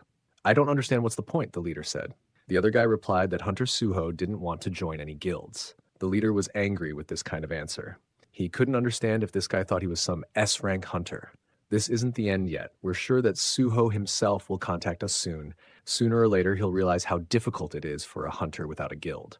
Suho, while in his apartment, began to look at the notifications that came on his phone. He realized that once he visited that dungeon, he had no shortage of guild invitations. A lot of people wanted to get their hands on him specifically, but everyone wanted to hire him as a porter or gatherer. He couldn't understand why there were so many. He figured it would be a hindrance to him and an even bigger hindrance to leveling up with the system. and there was no point in joining them right now. He didn't care what the guild wanted to do or who they wanted to get. He had better things to do. Turning to his sword, he began to ask Fang Rakan if he wanted to continue the conversation, the one they had started in the dungeon when he suggested combining the powers of Shadow and Fang. Fang Rakan couldn't understand how he could calmly utter such nonsense. Are you saying that a shadow can become an ally instead of an enemy? Only under one condition: if you bring me to the Fang Lord's other holy land. At this moment, Suho started to ask if he knew how to get there, to which Fang replied that he knew where all of the Fang Lord's holy lands were located, regardless of the distance. But he felt that the gate leading there had already disappeared, and what people call a dungeon breakthrough had most likely happened. Suho immediately realized that this holy place must be an open dungeon. An open dungeon is where creepy and very strong monsters dwell. When a dungeon breach forms in the abandoned gate, the monsters take over the land, turning it into a wasteland. At this moment, Suho, holding his phone in his hand, sent a message to his uncle that he would be gone for a while and not to worry. Even if he couldn't contact him right now, he needed to move out to seize even more power and raise his level as quickly as possible. A little later, Suho started to ask Beru if they had arrived at that place, to which he replied that it was correct. But at the parking lot, they noticed that it was forbidden to enter, and things were not good right now since the guild owned the place. Suho immediately realized that the entrance was forbidden and that the Hyena Guild was made up of people who used to be gangsters, so they were all scary. Beru started to say that he shouldn't listen to these lowly creatures because the young lord had better raise his level. While Fang was arguing with Beru, Suho got angry and asked them what they were doing there right now. I'm ready to go inside, and I'll use my power to do so. He started breaking the cameras with his power. Beru asked him, what about the guild? To which Suho replied that he had his own way out. As soon as he broke the last camera, it completely disintegrated into small pieces. Suho decided that if they did that, they wouldn't have any evidence. Beru added that his methods reminded him of the Overlord. Once inside, Suho couldn't understand why there was a blue mist in all the open dungeons. Beru began to explain that it was mana from outer space. It gathers through the dimension walls, causing a gap in the worlds. Because of this, the fog from the Holy Land where it was broke through the dimension and came to Earth. The creatures from the outside world are trying to punch a huge hole in the dimension to send their armies here. The more mana a creature has, the more it is affected by traveling through the dimension. Suho realized that the strongest ones would not be here yet. He should hurry up and raise his level before other hunters came here. At this moment, raising his head, he saw huge monsters in the trees. One of them was a razor-clawed Brigga, and the other was a black shadow Ramon. The Fang immediately started telling Suho that now was the time for him to show his strength, to which Suho replied that he could rely on him but wouldn't use him as his main weapon, causing Fang to be perplexed. Suho made a decision after much deliberation that it was time for him to fight the way he wanted to. He would use his fists, like he did in training, as a base for mid-range combat. The ruler's strength would be the support. To avoid being predictable, he would use different weapons. Using extraction, he would get more equipment to improve his skills and characteristics, leveling up on his own. Beru was absolutely thrilled with what he heard from his young overlord. Fang also realized that this was the power of the Shadow Lord's bloodline. The more enemies and the longer the battle dragged on, the stronger he became, using the demons and monsters he destroyed. At this moment, Suho decided that now that his intelligence scores were higher, he could summon 5 shadows. But at this moment, Beru said that it was insignificant compared to a great lord who could summon thousands. Suho blushed and ordered him to shut up. Going even further into the depths of the forest, Suho saw that they had come to the very place Fang was talking about. Fang began to say that there was a gate leading to the Holy Lands here, but now they were seeing some kind of strange warehouse. Suho noticed that even though it was late, there were still people here. He wondered if there was a special reason for them to stay late. After all, hunting monsters was better during the day. At that moment, a car pulled up to the workers and hunters who were inside. The car began to bring out people who were tied up by their arms and legs. Suho immediately realized that he was witnessing a kidnapping being performed right in front of his eyes. Beru supported him by saying that it looked exactly like what they were seeing. Beru began to address the young lord, saying that they were here illegally, so they shouldn't interfere. If they realized he had trespassed into their territory, his hunters would have reason to attack. But as soon as Beru finished speaking and turned around, he saw that Suho had disappeared. He couldn't understand where he had gone. Was he really going to go to those people? Suho, who grew up in the arms of a police officer father who specialized in violent crimes and a legendary firefighter grandfather, couldn't stay away. He grew up with a sense of justice, and in this moment, he couldn't stand idly by. Suho accelerated at full speed and began to approach the first hunter that was in his way. He had a deep habit of acting first and thinking later when it came to justice. At the same moment, Suho accelerated with all his might and hit that guy with his shoe. The shadows who were watching were completely shocked by what they had just seen. The other hunters, seeing that their comrade had just been kicked in the head, were also shocked. After the kick, that guy's face had slammed right into the ground, and the guys only saw a silhouette flying by, which was Suho. They couldn't understand who that guy was, but Suho realized everything that was happening at that moment because he realized that his body reacted faster than his brain. He realized that he had invaded another guild's territory illegally and now didn't know what to do. Putting on his shadow mask, he turned around and began to ask, "Are you really kidnapping people? What is your guild hyena doing?" The other hunters began to ask back, questioning what he was doing invading other people's territory and attacking them out of the blue. "It looks like you came here for us to destroy you." At the same moment, the other hunters started using their magic and enhanced equipment to deal with Suho. One of the hunters started attacking Suho, who successfully dodged all of his attacks. As he swung, Suho thought about what he had learned earlier. The average rank of the Hyena Guild members was D. He definitely didn't know their strength, so he shouldn't relax. Taking a swing, he hit one of the hunters with all his might, who flew away at an incredible speed. The other hunters, noticing the silhouette of their comrade flying away, couldn't understand what had just happened. Following this, Suho began to eliminate one by one the hunters who were approaching him from all directions. Beru, who was watching the battle, could not believe that the awakened ones who had reached the D rank by human standards were no longer competitors for Suho. Right now, the status window indicated that Suho possessed level 16. A little later, Suho decided to tie up all the hunters so that they wouldn't be able to leave the area while he went about his business. Beru beside him began to say that it was a graceful completion. Suho began to untie all the guys who had been kidnapped by the guild. They began to thank him for saving them. They also asked if he was from the Hunter Association. He replied that they could assume that he was. He said he would handle things here and they should quickly evacuate to safety. Once the guys got into the car and drove away, Suho couldn't understand why the guild was kidnapping people. At this moment, Fang started telling Suho that he was feeling something. Suho asked him, "Feel what?" Fang replied that that was why he asked him to come here. As soon as they reached the fence, they started to go inside the room. What Suho saw shocked him. He couldn't believe his own eyes. There were many cages inside the room. Beru also added that there was a sense of energy in the room, although it was very vague. Suho turned his head and saw a locked dog in the nearest cages, but he couldn't understand why the Hyena Guild was doing this.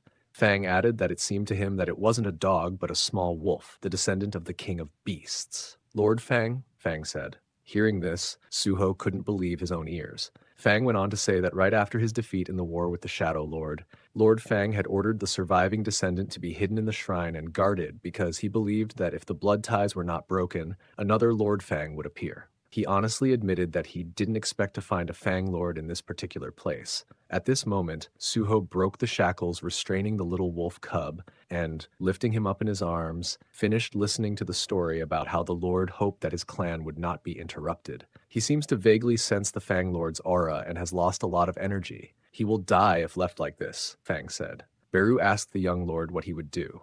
Suho, after briefly thinking, replied that he thought there were only a few people there, but here was another one. He was angry now, realizing that there was one last one left that he should destroy. Turning his head around, he saw a demonic creature that began to tell Suho that trusting people was useless. The creature, calling him Brokey, said that he had survived. Suho immediately asked if they knew each other. Fang replied that he knew him. "This is the hunter of the descendant I told you about," Fang said. Brokey immediately began telling Fang that it had been a long time since they had seen each other, and that Rakan Fang was also alive, as he could see Fang Rakan. Immediately, Fang Rakan began to say that he hadn't forgotten that he had been sent to guard the descendant. "What were you doing all this time while that little wolf cub was in shackles?" Fang asked. Suho, holding the wolf cub in his arms, didn't have time to notice when Brokey ran up to him with incredible speed and asked, how dare he touch his property. Following that, Brokey struck hard with his tail, causing Suho to fly off to the side. Beru noticed this and began to shout if his lord was all right. The impact was so strong that Suho broke through the wall and crashed into the nearby containers on the street.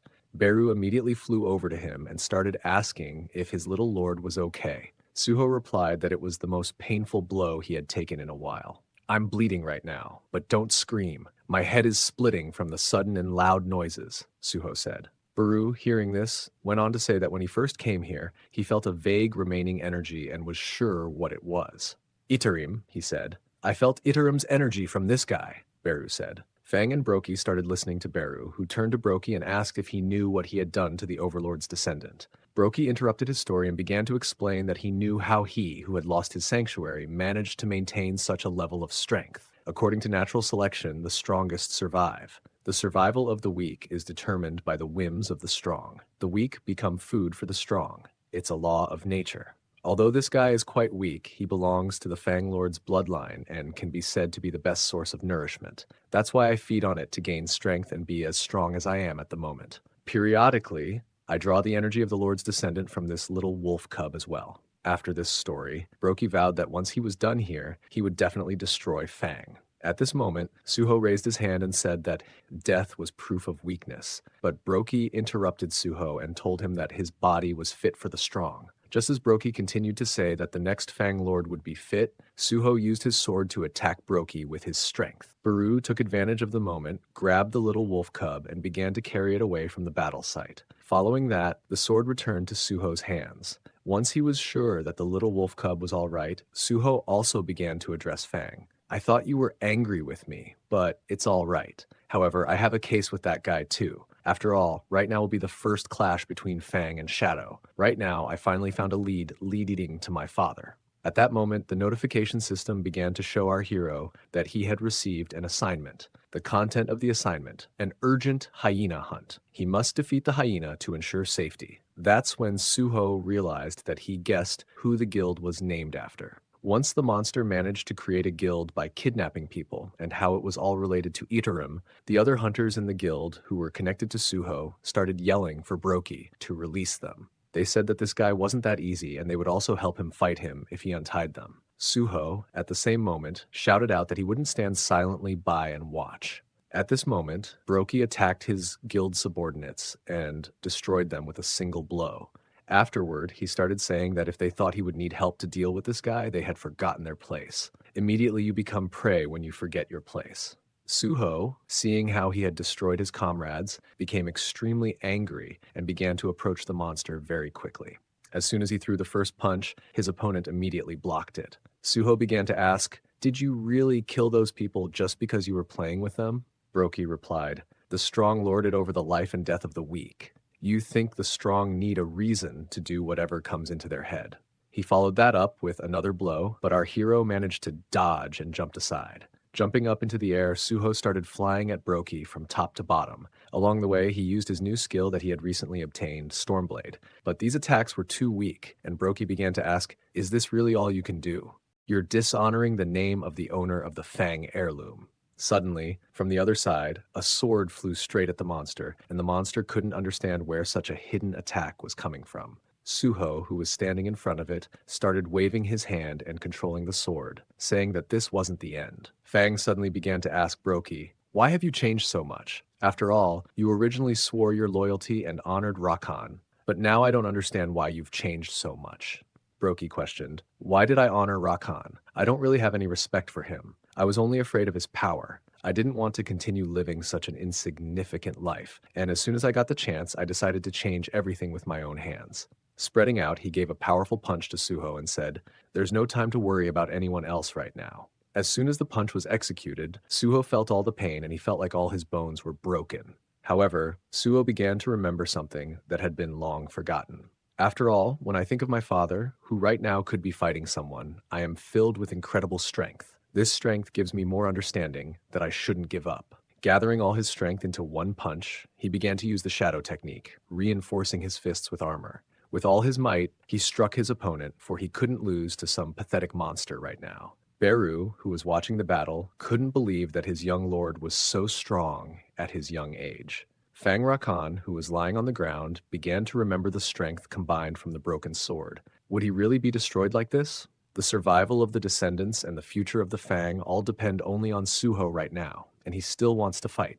He's still waiting for the battle. At this moment, the little wolf cub began to rise up. Even though it was very hard for him, Fang Rakan saw this and realized that the little wolf cub, Sir Rakan's descendant, was rising up. Disregarding the pain he was feeling, he noticed that Suho's fighting spirit inspired the little wolf cub. The last thing I can do is only help. I can pass on the remaining power in me to the descendant. At this time, Suho continued to fight, and although his opponent was very strong, our hero continued to hold back all of his blows. As soon as he was thrown aside, he began to slowly raise his head and looked at the monster that was slowly approaching him. As he lifted his head, he saw a notification in front of him, and the system was showing that he had hit points left. The monster came closer and closer, and with its terrifying aura said, "For a mere worm, you have good stamina." At this moment, it swung around to finally deliver the final blow and destroy Suho. But at this moment, the wolf cub, having gained strength, clawed at the paw of the monster that had just wanted to finish Suho off. Suho couldn't understand what had just happened and where the wolf cub had come from. As soon as the wolf cub completed its attack, he stood up in defense of the young Shadow Lord. Following that, the notification system showed that the Fang descendant was paying tribute to the player's fighting spirit and offered to accept him as an ally. Suho didn't realize if the Fang descendant was the wolf cub he had met earlier. "Do I really have to accept him as an ally?" The monster in front of them began to speak. "Is he really a descendant? Has he absorbed the magic power of the Rakan Fang?" Hearing this, Suho actually realized that this wolf had absorbed the power of the sword. It turns out that Rakan Fang sacrificed himself to save his pup. Suho had been trying to cooperate with the Fang from the beginning. After looking at the system notification, he decided that there was no reason to refuse and accepted the invitation, taking the Fang descendant as an ally. The notification system showed a new window. Data synchronization was now underway. Suho began to notice that something was entering his head. He began to see strange memories of his opponents sitting in a cave near a small wolf cub and saying that they would confront the Lord. After all, in this world, it is survival of the fittest, and we will lose a lot if we lose. We will surely become stronger for the future of the Fangs. Bringing his hand up to the wolf cub, he began stroking its head. A little while later, some strange creatures came to their cave, causing the little wolf cub to start shaking with fear. Young Fang began to ask those creatures why they wouldn't destroy him right here and now. The creature in front of him said that he thought this demonic beast was quite useful and had some good abilities. Touching him, the creature transferred some of its power and said it was choosing him now. Brokey's hyena is to collect people alive and deliver them to us. This power will help him get rid of unnecessary problems, of course, depending on how he uses it. Most likely, this power would be contrary to his desires. At this moment, Suho began to realize that these were the memories of a Fang descendant. These beings who put something in his head are the main instigators who are directly related to Itarim. The Fang descendant didn't want to take revenge on Brokey. He wanted to stop an enraged Brokey. If it had anything to do with their plot, it was necessary to defeat Brokey right here and now. But right now, Suho realized that he didn't have enough strength to defeat him. At this moment, the notification system began to show that an additional quest had opened with the appearance of a companion. The quest information was Monarch's Descendants quest. He must find the descendants of the monarch and make them his allies. The descendants of the monarch becoming allies is one of 8, due to the proximity with Fang's descendants. The bonding skill is formed. At this moment, the huge blue aura began to glow brightly, and Suho realized that something was happening here. Baru noticed that the young lord was undergoing a change, not the same as the lord. Brokey, seeing this, couldn't understand what it was. Flying towards Suho with all his speed, he swung, determined to stop everything right here and now. As soon as he swung, he struck with all his strength, causing everything in the vicinity to start collapsing. But the notification system began to show Suho that a skill was being created due to the connection with the Fang descendant. Right now, he had linked his strength together with the Fang's strength. This bonding skill is a level 1 beast transformation, consuming 1 mana per second. The Fang descendant is instilled into his body, strengthening his body and developing beast-like senses. Suho couldn't realize if he had absorbed the descendant this time. His body became light and very strong. He felt his senses sharpened. Everything became so unfamiliar and incomprehensible. It helped him move better, avoiding dangers. As soon as he dodged all the attacks, he kicked the monster with all his strength. The monster couldn't understand where he got such strength from and why he was losing right now. After all, if you look closely, this is the same kid who fought him a few minutes ago. He can't lose to some person right now. After all, he had spent a lot of effort to achieve and obtain the power he has. Baru, who was watching the battle, realized that the magical power had now jumped up a lot. The beast began to shout that he had no idea what kind of trick he was using, but there was no way he would lose to a human. After all, strength defines the difference between species. He should blame himself for being an inferior being called a human. At this moment, Suho began to use a skill and learn the skill of hand-to-hand combat. Baru, who was nearby, was angered that this beast was discussing the difference between species in the presence of a young lord. After all, there's no one higher than a shadow lord, and that means he's wrong. He's about to be finished now. As soon as the beast heard these words, it couldn't realize if this kid was really a shadow lord. At that moment, Suho jumped back and delivered a perfect and precise punch, which knocked his opponent into the ground. He still did not die and only continued to say that he had to become stronger. That's all he was interested in, just getting stronger. At last, he saw the silhouette of his master, Rakan. He was angry at himself for not being able to protect him.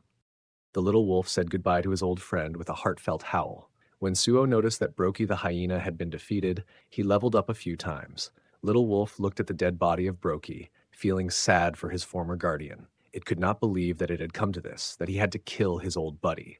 Suho and Baru looked at the sad moment and were left speechless. Baru broke the silence, praising Suho for the remarkable job done while fighting Brokey. Suho, however, was unimpressed and asked Baru if he picked up on any energy from Itarim. When he was linked with Rakan's heir, he was able to check out all of his memories. He continued, saying that there were some hunters who attacked Brokey and the wolf, and upon defeating them, they put something in Brokey's eye that turned him evil. Suho wondered if these guys could be from Itarim, and what their objective might be.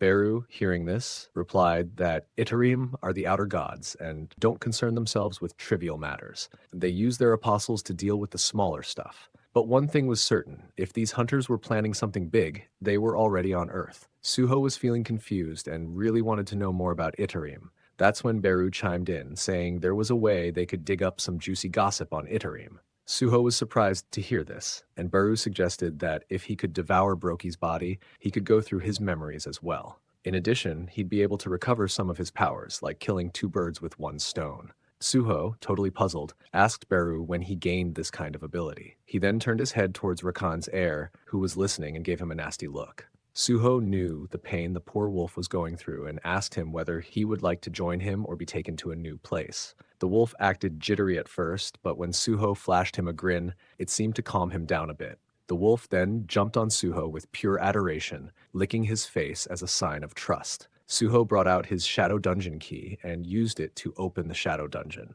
He told Baru that for the information on Itarim, he was counting on him. The wolf could not understand where the portal led, but Baru, chomping on Brokey's corpse, was elated, knowing that his master was counting on him and that he could help in some way. Now, our guy made it to the shadow dungeon. Baru scratched his head, wondering why Suho bothered showing up at the dungeon instead of just chilling at home. Suho replied that he was worried about the wolf and wanted him to stay in the shadow dungeon. However, he was having a tough time making sense of things because the dungeon was the turf of Shadow's big boss, and bringing in another ruler's offspring might turn out to be a problem. Baru was surprised that Suho wanted to let Rakan's heir live in the shadow dungeon. Suddenly, a system notification popped up, showing that the wolf wanted Suho to give him a name. Suho was taken aback by this, as he had not given anything a name before, but the wolf had complete faith in him. So without hesitation, Suho came up with the name Gray, since the wolf had gray fur.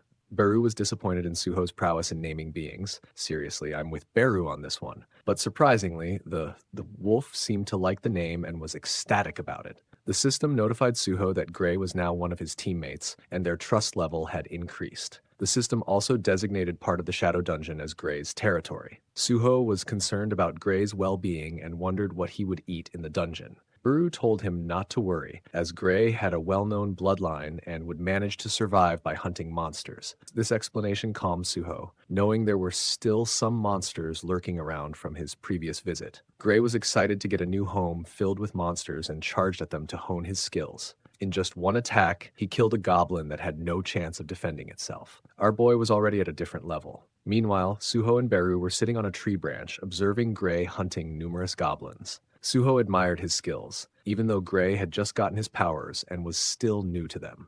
The system then popped up, notifying Suho that he had been awarded the title of Wolf Slaughterer for killing Brokey and had been given additional ability points. Suho was perplexed about this title, as he believed Brokey to be a hyena. Nonetheless, Beru urged him to be enthusiastic about the accolades and not dwell on the oddities. Suho let it go, though he was still unclear about why the system had given him the quest to find the heirs of all the monarchs.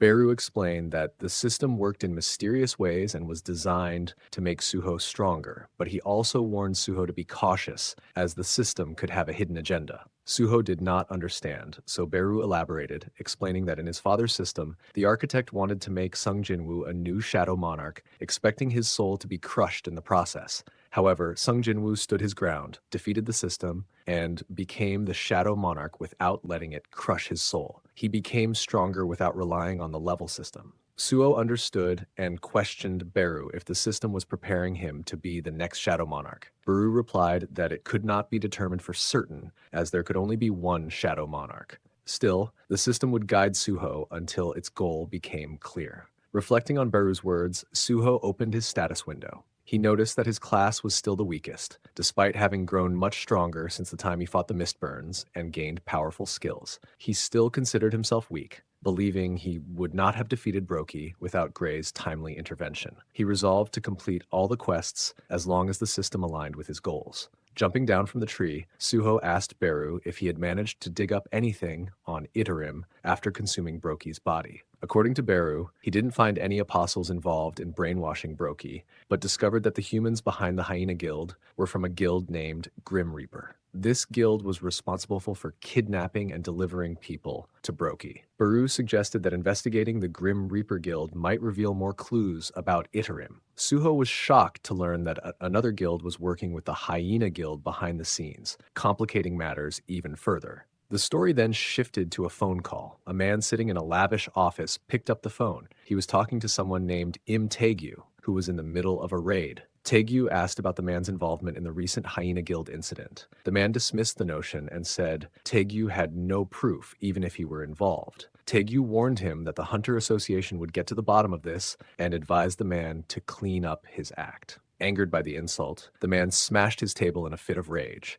We then learn that he is the vice CEO of the Grim Reaper Guild. Smiling, he pulled out a pearl, a hunter awakening stimulant called stardust, and reflected on how it could be a breakthrough for his business. Gray was tearing through the shadow dungeon, slicing down goblins like they were nothing. His growth was astonishing, so much so that even Beru, the seasoned warrior, was impressed. "You're getting stronger by the minute, Gray," Beru noted, pushing him to dig deeper to become the weapon Suho would one day rely on. Suho watched from the shadows, astonished by how swiftly Gray was leveling up. But what really caught his attention was the bond forming between Beru and Gray, a bond built on mutual respect and shared goals. Then something unexpected happened. A system message flashed before Suo's eyes. Suo has gained experience from Gray's hunting. Suo froze in shock. "How is that even possible?" he muttered, completely baffled. He turned to Beru, who was busy scratching Gray's back. "Beru, do you know anything about this? I just gained experience from Gray's kills." Beru approached, inspecting the system message.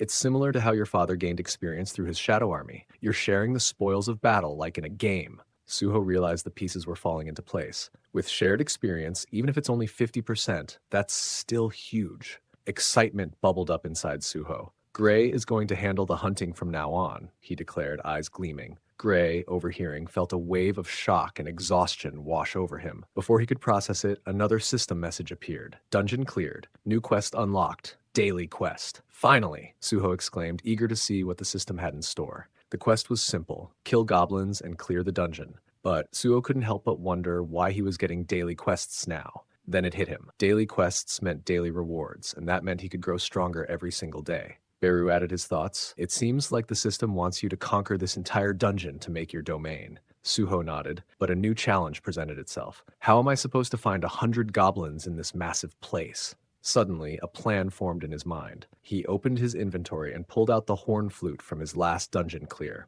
The horn could summon nearby goblins. Without hesitation, Suho blew into it, and within moments, goblins came charging from every direction. Suho's adrenaline spiked as the goblins swarmed. "Perfect," he thought.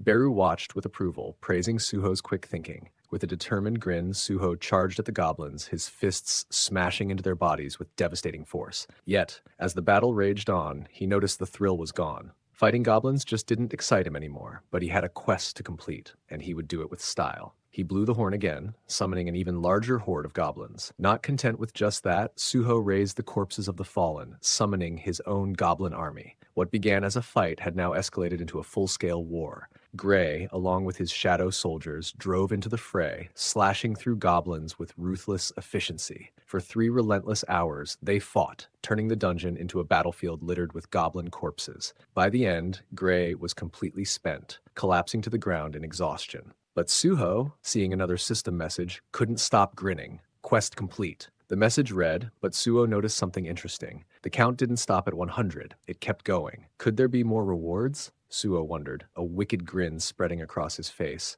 What if I push this further? Gray, already drained, could barely fathom what Suho was planning, but they continued hunting down goblins until the system finally displayed the quest's completion status. Gray looked like his soul had left his body, but Suho was over the moon. His gamble had paid off, and he had unlocked hidden rewards. The system awarded him 3 stat points, a full status recovery, and 2 mysterious boxes, the Blessed Random Box and the Cursed Random Box. Suho was thrilled. The status recovery alone was worth it, providing a full heal just like leveling up, and the permanent stat increase was the cherry on top. But the 2 boxes posed a dilemma. Should he choose what he needed or what he wanted? After some thought, Suho decided to play it smart and choose what he needed. When he opened the Blessed Box, his eyes widened in disbelief. Vulcan's Gauntlets, a weapon that boosted his attack by 40% and added 30% more physical damage. Unbelievable, Suho muttered, slipping the Vulcan's gauntlets on. I can't turn shadow soldiers into gauntlets forever, but these are broken. This is perfect. He couldn't wait to test them out. Just as he was about to dive back into the action, another system message appeared. Gray's status changed from admiration to fear.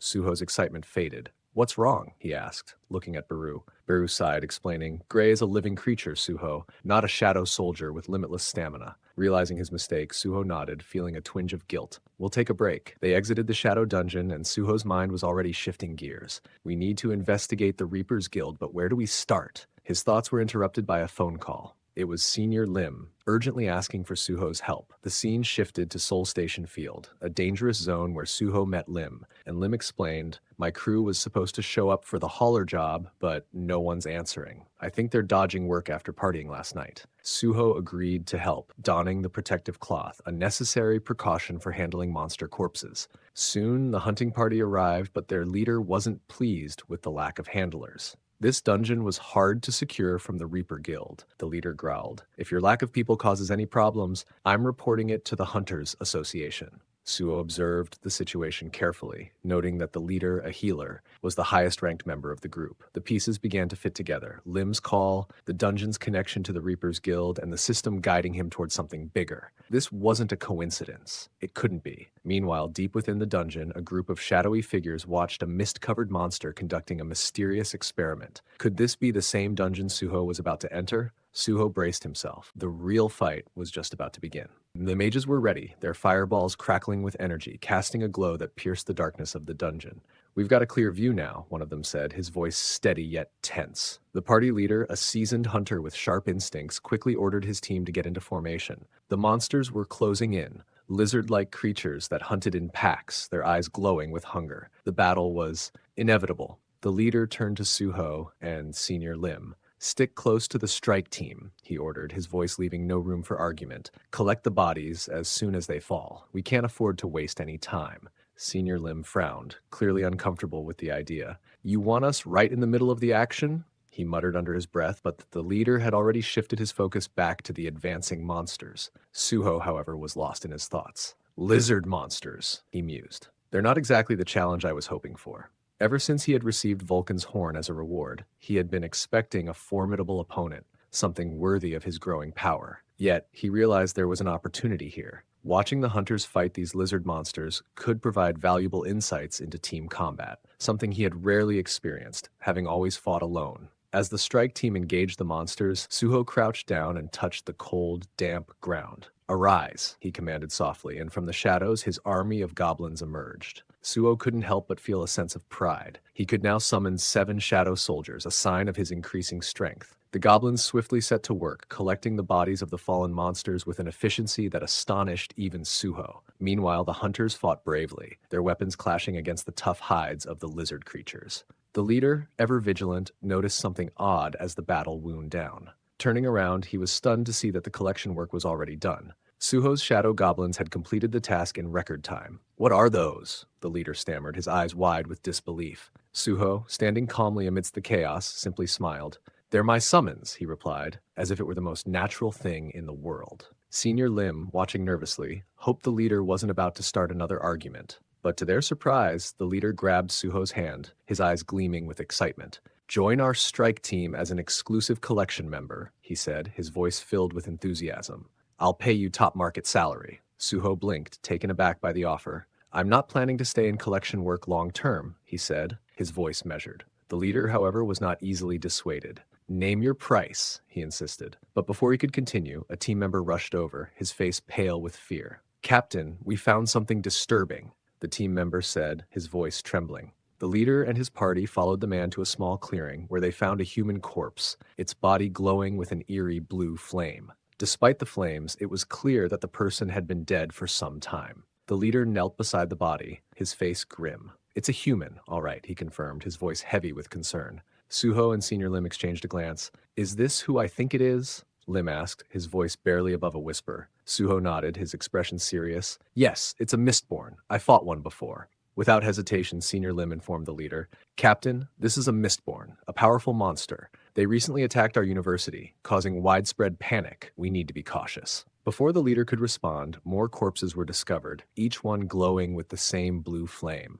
One of the hunters suggested they halt their mission and report the findings to the Hunters Association. The leader paused, deep in thought. The bodies looked like ordinary humans, not hunters, and with several C-rank hunters in his party, he felt confident they could handle the situation. "We'll keep moving forward," he decided, his voice firm. One of the hunters, clearly eager for action, grinned and said, "I was hoping you'd say that." Suho, however, was uneasy. "The Mistborn are far more dangerous than you realize," he warned, but the leader dismissed his concerns. "I'm the captain here," he said sharply. "What I say goes. Now let's move." The party entered a dark, foreboding tunnel, the mages lighting the way with their fire magic. The flickering flames cast eerie shadows on the walls, and the air grew colder, heavier, as if the dungeon itself was warning them to turn back. Meanwhile, deep within the dungeon, screams echoed off the stone walls as blue flames licked at the bodies of those who had fallen victim to the Mistborn. 3 shadowy figures watched, their faces hidden behind masks. One, wearing a skull mask, grumbled, "The fire isn't strong enough. Our supply is running low." Another figure, resembling a giant rat, nodded. "We need to replenish our stock soon. The Hyena Guild was our main supplier, and now they're gone. If we don't find more firewood, our stardust production will suffer." Suddenly, the skull-masked figure stiffened. "Humans are near," he said, his voice low and dangerous. Perfect timing. The rat-like creature grinned, revealing sharp, yellowed teeth. "I'll go get them," he said, dragging his sword behind him as he slinked into the shadows.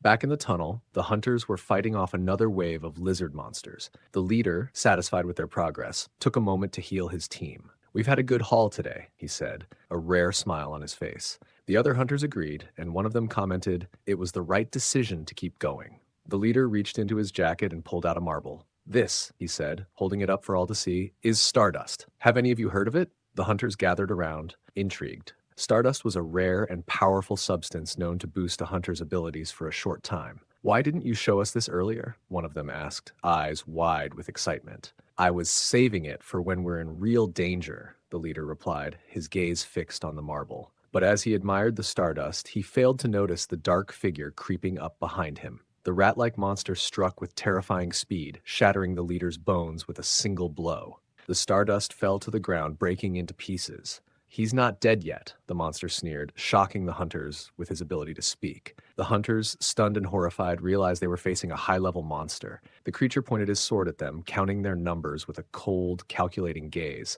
"I don't need all of you," he said, his voice dripping with malice. "I'll play with the strong ones and kill the rest." Suddenly, the monster produced a marble of his own, another piece of stardust. The hunters gasped, unable to believe what they were seeing. Not only could this monster speak, but it also possessed stardust. "Let the game begin," the monster growled, his eyes gleaming with anticipation. The hunters charged, but the monster was ready. With a single powerful swing, he cleaved one of them in two. He then turned his attention to the mage who had lit the tunnel. With ruthless efficiency, he cut the mage down, plunging the tunnel into darkness. The remaining hunters, blinded and panicked, were easy prey. The monster moved through them like a shadow, his sword slicing through the darkness with deadly precision. One by one, the hunters fell, their cries echoing in the cold, silent tunnel. When the slaughter was over, the monster grabbed the leader's limp body and began to drag him back to their hideout. "Firewood obtained," he muttered, leaving the others to either die or be consumed by their injuries. As the monster disappeared into the shadows, a system message appeared before Suho, notifying him of a quest arrival. This was the quest to rescue the survivors. Suho removed his mask, his eyes narrowing as he surveyed the carnage. "What the hell just happened?" he whispered, his voice barely audible in the oppressive silence that followed. Seeing the confusion etched on Suho's face, Baru materialized from the shadows and asked if something was troubling him. Suho explained that a quest had suddenly appeared, warning of powerful monsters nearby who had captured the strike team. He gazed at the system screen, contemplating the rewards that hinged on how many lives he could save. The realization hit him. These people were in real danger. Without wasting another second, Suho spun around and shouted to Senior Lim that the strike team was in grave peril, urging him to exit the dungeon immediately. Senior Lim, baffled by Suho's sudden urgency, asked where this idea was coming from. Suho, determined, simply said that his instincts were screaming at him and to trust his judgment. Suho swiftly summoned 2 of his goblins, instructing them to escort Senior Lim out of the dungeon. But Lim, still in the dark, asked what Suho planned to do. Suho's response was as shocking as it was resolute. He was going after the strike team. Senior Lim, though taken aback, quickly understood and realized that he would only be a hindrance if he stayed. He promised Suho that as soon as he got out, he would return with reinforcements from the Hunter Association.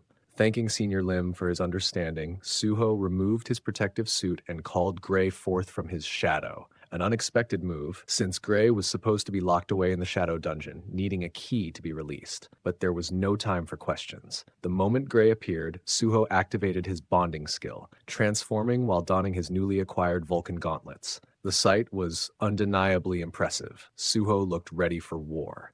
Turning to Beru, Suho ordered him to hurry as they both took off, racing toward the strike team's location. As they delved deeper into the dungeon, the silence was deafening, the tension palpable. Finally, they reached a door bathed in green light, where the metallic scent of blood hung thick in the air, staining the atmosphere ominously. Inside, a gruesome scene unfolded. Human bodies were carelessly tossed to the ground as a rat-like monster informed his companions that he had returned with firewood. One of his comrades remarked on his quick return, to which the rat monster nonchalantly replied that the humans were mere weaklings. Another of the creatures mentioned that the dungeon would soon open, allowing them to summon demons. As a reward for his efforts, the rat monster was to prepare the firewood, though he grumbled about the fairness of it all before setting to work.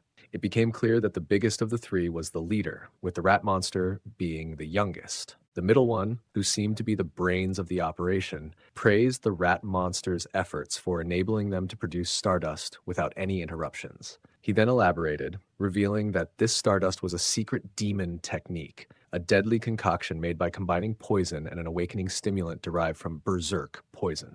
His eyes gleamed with a familiar cross. Much like Brokey, Iterim's handiwork was unmistakable. The middle creature continued explaining that while stardust could enhance a being's magical power, it came with a deadly cost. It devoured the user's life force. The technique for refining the stardust with the hellish flames of Mistborn had been provided by the Apostle, who had also taught them how to create monsters by corrupting souls. Suddenly, one of the monsters sensed something. Suho was closing in at an alarming speed. The trio tensed, puzzled by his approach, believing the rat monster had already dealt with all the hunters. Their confusion was cut short by Suho's dramatic entrance. He burst through the door with a powerful kick, sending it flying towards the monsters with incredible force. The rat monster, quick on his feet, sliced the door cleanly in half with his sword, narrowing his eyes at the intruder. Suho and Beru made a grand entrance, but before Suho could utter a word, the sight before him left him stunned. 3 demons stood before him, burning Mistborn, tied to stakes as if performing some twisted ritual. His thoughts raced, but they were abruptly interrupted by a system alert confirming that the number of survivors hadn't changed. Yet there was no time to process this. A sword suddenly sliced through the air, aimed straight for his neck. Suho barely dodged it, arching backward just in time. The rat monster who swung the blade was visibly surprised by Suho's agility. Undeterred, Suho demanded to know if this creature was responsible for the hunters he'd found slaughtered on his way in. Before the rat could respond, Suho landed a powerful punch, sending the monster flying back, though the rat managed to absorb some of the impact with his sword. Recognizing Suho's strength, the demon boss and the middle one realized that the rat couldn't handle Suho alone. Without hesitation, they pulled out stardust and consumed it, boosting their magical power. Suho was locked in close combat with the rat when he sensed another threat. The boss was barreling towards him, his massive arm poised for a devastating punch. The rat monster stepped aside, giving the boss a clear shot. Suho acted on instinct, executing a perfectly timed backflip to evade the punch, but he landed straight into another trap. The middle demon had been charging up energy, and the moment Suho landed, he unleashed it, electrocuting him. Pain racked Suho's body, but before he could recover, the rat monster closed in, ready to strike with his sword. Despite the searing pain, Suho gathered enough strength to summon his shadow goblins, catching the monster trio off guard. The goblins, with menacing expressions, charged at the rat monster, momentarily distracting the middle demon. Seizing the opportunity, Suho grabbed the middle demon's arm and hurled him away with all his might. The middle demon, regaining his balance, asked the boss if this was the same power they had witnessed years ago when the demons were decimated by that man. The boss confirmed it, but added that Suho was far weaker than the shadow monarch they had feared. Together they could take him down. With renewed strategy, they joined forces and quickly obliterated Suho's shadow goblin army. Fury boiled within Suho as he watched the shadow army fall. He realized that reviving the goblins would be pointless. They simply weren't strong enough. Individually, the trio wasn't as powerful as Brokey, but when they combined their strengths, they became a formidable force. The scene shifts to earlier that day when Baru asked Suho why he hadn't yet revived Brokey as a shadow soldier. Baru had consumed Brokey's corpse and could access his memories, but Suho hadn't taken the next step. Suho explained that after witnessing Brokey's final moments, it didn't feel right to him. Brokey had been a puppet of Iterim, and before turning him into a shadow, Suho wanted Gray's permission. Suddenly, Gray approached Suho with a gentle smile, granting his permission. Gray wanted to be reunited with his friend, even if it was in death. Back in the present, Suho used the dungeon key on his shadow and activated his shadow extraction skill. A massive wave of shadow energy surged toward the shadow dungeon as Suho called out, "If you want your revenge, I'll give you the chance now. Arise." With that command, Suho summoned his first powerful shadow general, Brokey. The massive figure rose, towering before the monster trio. Even at level 1, Brokey's presence was terrifying, and he let out a roar that echoed through the dungeon. The middle demon's eyes widened in shock as he recognized the shadow. He couldn't believe what he was seeing. Brokey had returned, and the man who had defeated him stood right before them. Beru, not wanting to be left out, quipped that the numbers were even now with Brokey and himself on Suho's side. Suho's expression was cold and resolute as he declared, "It's time to play the game." With that, he and Brokey charged at the demon trio, signaling the start of an epic battle. Meanwhile, the dungeon, which had initially been bathed in blue light, suddenly shifted to a menacing red. Everyone knew what that meant. Something big was coming. As the battle raged on, a figure approached from the shadows, but whose side was she on? Suho's backup or reinforcements for the demon trio? The answer would soon reveal itself in the chaos of the fight. The lady staring at the chaotic fight unfolding before her was none other than Aesiel. She blinked in confusion, wondering how she ended up here. Did some demon summon me for a sacrifice, or just for target practice? She thought, still puzzled. But then her expression shifted dramatically when she realized what was happening. More importantly, who was fighting grabbed her attention. She could hardly believe her eyes. A shadow soldier locked in fierce combat with a demon. This day just got weirder. Meanwhile, Suho and the youngest demon were busy playing Clash of the Titans, their weapons ringing out against each other. Suho's trusty Vulcan's gauntlets made him look like the world's coolest brawler, easily blocking the demon's sword strikes and even swatting them aside like a fly. Then, spotting a rare opening, Suho unleashed a devastating kick right into the demon's gut. The poor demon gasped like someone who'd just eaten the world's spiciest chili and let out a yell that probably hurt his pride more than anything else. With one demon reeling, Suho surged forward, ready to finish the job so he could focus on the other two.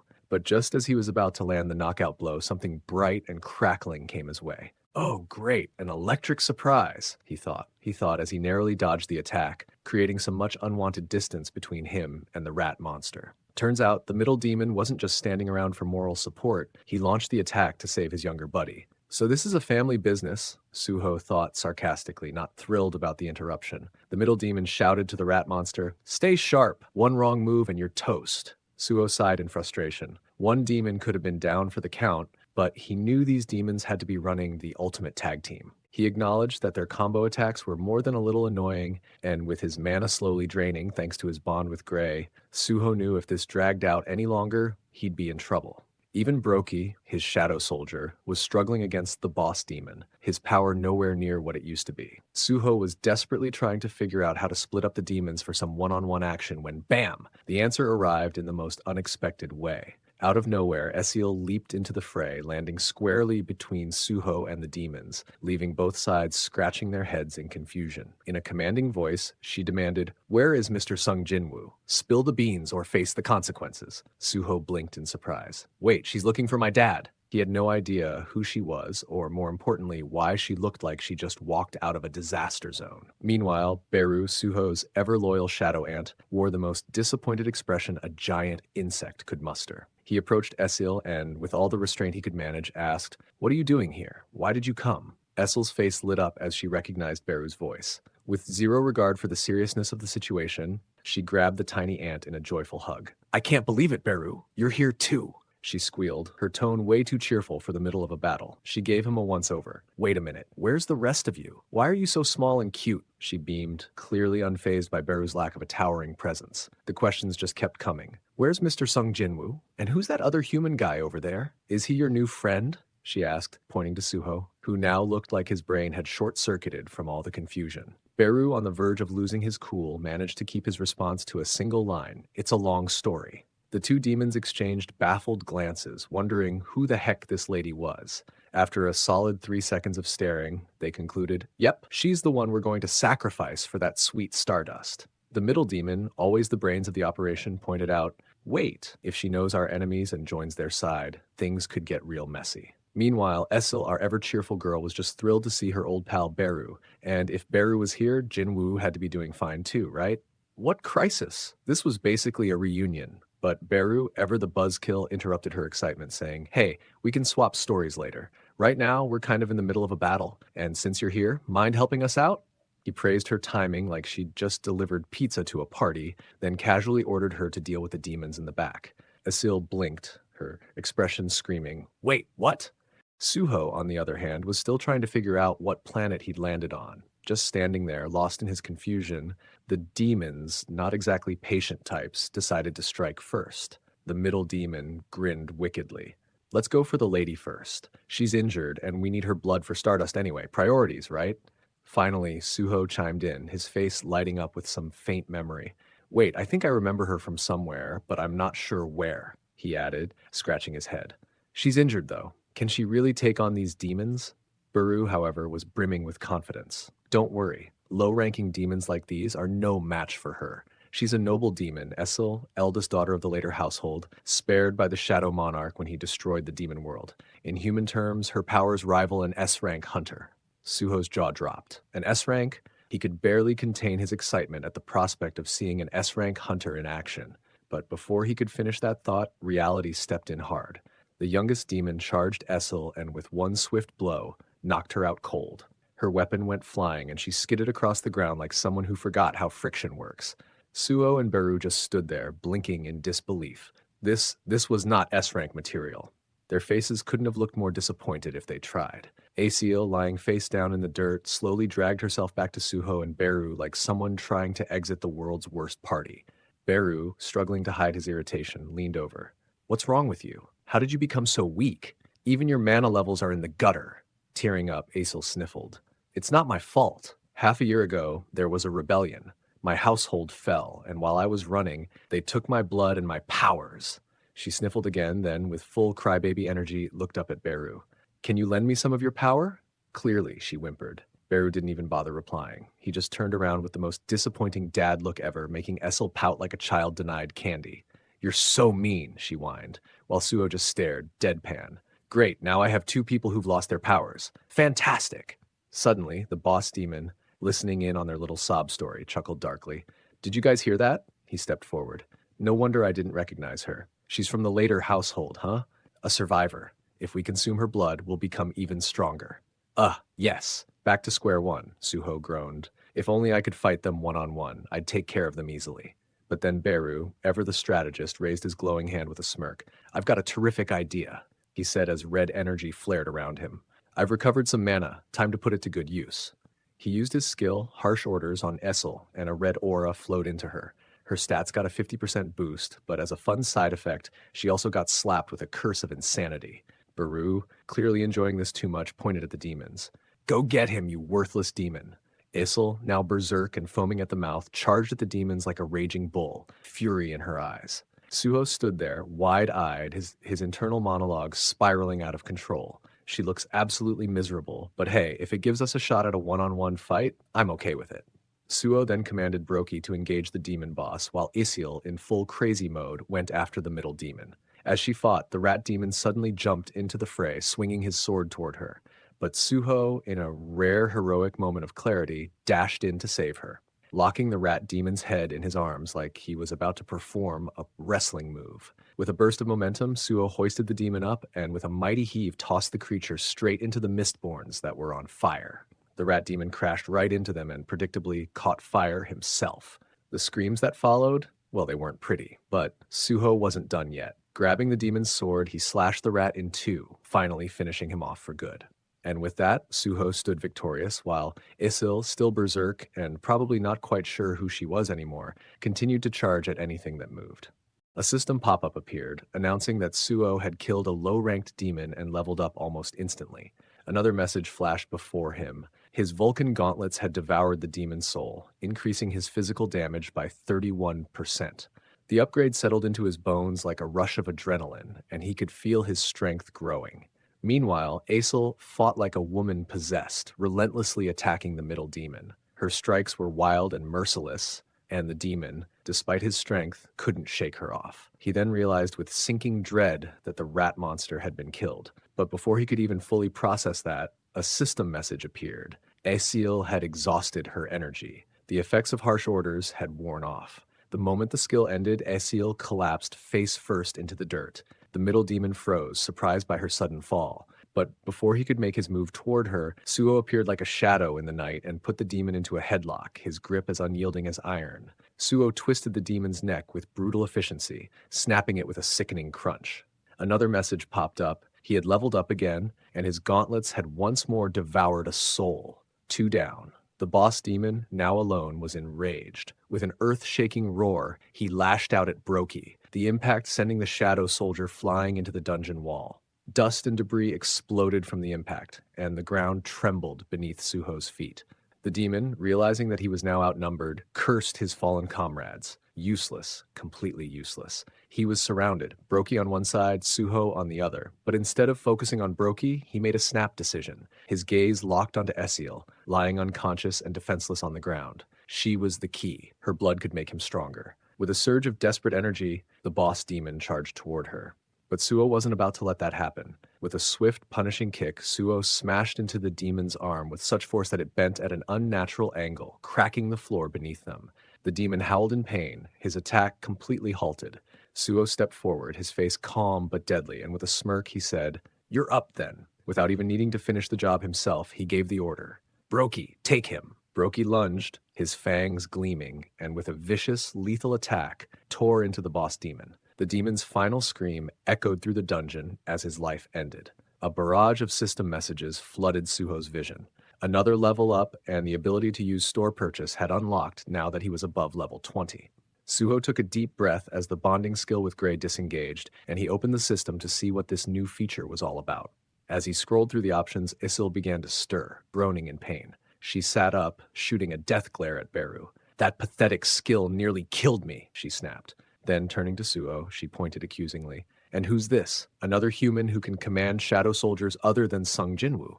Beru, as calm as ever, tilted his head and replied, "As I suspected, you aren't loyal enough to the Shadow Monarch. Maybe try a little harder to remember who could possibly be the best candidate." Issel's eyes widened as the realization struck her like a bolt of lightning. Her expression changed entirely. Tears welled up in her eyes as she stared at Suho, the truth sinking in. "He's the young monarch!" Isel squinted, her voice quivering with disbelief. He's the young monarch, isn't he?" she whispered, her eyes glued to Suho. Suho froze, surprised by the sudden recognition. His gaze sharpened as he turned to her, confusion flashing across his face. How on earth did she know who I am? Did she really just call him the young monarch? Before he could ask, the sound of laughter echoed from the corner. Brokey and Gray were indulging in their own carefree moment, oblivious to the tension. Issel's voice wavered, heavy with emotion. I didn't recognize you. You're so different now. Tears welled up in her eyes as she blinked at him. You look exactly like your father, the Shadow Monarch. Then, as she was saying something, her lips trembled. As the words left her mouth, she collapsed, her body going limp. A wave of shock rippled through the room. Suo's eyes widened as panic flickered on everyone's faces. He quickly gestured toward Beru, urgency in his voice. Beru, check her! Is she all right? Beru stepped forward, shaking his head in his typical dramatic fashion. Leaning over Esil's unconscious form, he scrutinized her before shrugging casually. She's not dead, just tired. Exhaustion's got the best of her. His casual assessment was oddly comforting. No need to worry, she's just out of energy. Relieved, Suho's focus shifted back to the hunters they had rescued. He ordered Beru again, his tone now firm. Heal them just enough so they live. I don't want any deaths under my watch. As Beru tended to the wounded, the system chimed, announcing that Suho's quest had been completed. A small smile tugged at Suho's lips. Mission accomplished. Dusting off his hands, he glanced over the 7 survivors, feeling a rush of satisfaction. Saved them all. The system flashed again, this time rewarding him with 3 ability points and, 700 gold. His eyebrows shot up. Gold, he muttered incredulously. I got gold. Still processing it, he opened the system store. Ah, so this gold can be used to buy stuff. He browsed through the items with growing curiosity. Potions, weapons, tools, the options were endless. He chuckled softly, nostalgia creeping into his thoughts. Just like when I was younger, finishing chores and getting pocket money. Except now it's my dad giving me the gold through the system. The thought warmed his heart. Esil, meanwhile, lay unconscious on the cold floor. Suho bought a low-grade potion from the system and frowned as he read its description. Recovers 500 HP, but only for me. Suho glanced at the unconscious demon girl and, ignoring the restrictions, decided to try it anyway. Beru, should I just give it to her? Without waiting for a reply, Suho carefully poured the potion into Il's mouth. Slowly, her breathing steadied and color returned to her face. Beru, watching, raised an eyebrow in disbelief. Gold on a demon? He muttered. The young monarch, you're too generous. Suho sighed, already preparing to wrap things up. We can't leave her here like this. Let's take her to the shadow dungeon with us. His attention shifted to Brokey. Bring the corpses of the demons too. Without hesitation, Brokey started dragging the grotesque bodies of the fallen demons, while Gray gently carried Asil through the portal. As Suho stared at the sword of the rat monster in his hand, Beru's voice pierced his thoughts. Why aren't you going to the shadow dungeon too? Suho's grip tightened on the sword. I still have something to finish here. He turned to face the Mistborns, their twisted forms writhing in agony, still engulfed in flames. His heart sank with the weight of their suffering. I can't leave them like this, he thought, and with a swift motion, he ended their misery, striking them down one by one. Sorry, it's the only mercy I can offer, he whispered, his head bowed in regret. Outside the dungeon, chaos brewed at Soul Station, where the Hunter Association had gathered. Among them was a top-ranked hunter, his expression cold as he demanded a report. Tell me what you found inside. A junior member stepped forward. We found several corpses, thorn lizards and mistborns, but the dead hunter's wounds don't match the monster's attacks. There was also a room completely wrecked, covered in sword marks. The hunter's eyes narrowed. Something else was in that dungeon besides the monsters. As he mulled over the information, Senior Lim caught his attention. Suspiciously attempting to slip away unnoticed, Lim, the hunter, barked. Lim flinched but turned to face him, pretending innocence. You reported the incident, right? And there was another member with you. Suho, wasn't it? Where is he? Senior Lim hesitated, his expression unreadable. Then, with a forced grin, he answered, Suho. After we left the dungeon, he ran off, too scared to handle it. Poor guy, he's just an E-rank hunter. We didn't stand a chance, so I called for help. The hunter stared hard at Lim, clearly unconvinced. But instead of pushing further, he patted him on the shoulder. You did well, Lim. You followed protocol. With that, he turned to his team and barked, Keep searching. Don't miss a thing. Relieved, Lim exhaled deeply, glancing at the sky. Suho saved everyone, he thought, grateful. Whatever his reasons for keeping quiet, I trust him. Back in the shadow dungeon, Suho, Beru, and the others regrouped. Asil, now awake, had just been filled in on everything. Jinwoo's battles, the invasion of the outer gods, and Suho's awakening. I can't believe Sung Jin Woo still fights after everything he's been through. Beru nodded solemnly. The Shadow Monarch never rests. He sent me to break Suho's seal, but our young monarch, he didn't need me. He's already stronger than we imagined. Suho turned to Essel, his curiosity piqued. Have we met before? Esel's eyes lit up with excitement. Yes, during the tutorial your father made for you. Don't you remember me? Suho scratched his head, his memories fuzzy. He struggled to recall until it hit him. Wait, you're the one who surrendered the moment you saw me, aren't you? Beru snorted in amusement. You couldn't even complete a simple task, he scoffed, much to Essel's embarrassment. Flustered, Esel fell silent, her cheeks burning with shame. Beru's tone shifted, his voice now low and serious as he addressed Essel. What happened to you in the demon realm? How did you become so weak? Essel's face darkened with sorrow, her eyes reflecting a deep pain. I assume the young monarch has heard how Lord Sung Jin Woo defeated the demon tower and left the Leveling household in charge of it. Yes, she began, her voice barely above a whisper. We held it safe for years, waiting for the Shadow Monarch to call upon us. But decades passed, and that call never came. For a time, we lived in peace. Her voice trembled as she continued. But half a year ago, everything changed. It all started when something called stardust, a stimulant that amplifies magic, began circulating among the demons. Suho's eyes widened, recognition dawning. He had heard that name before, during his battle with the earlier demons who had consumed it just before they fought. Stardust. So that's what it was, he thought. Essel's voice turned bitter. It has little effect on high-ranking demons, but for the low-ranking ones, it gives them power without any cost.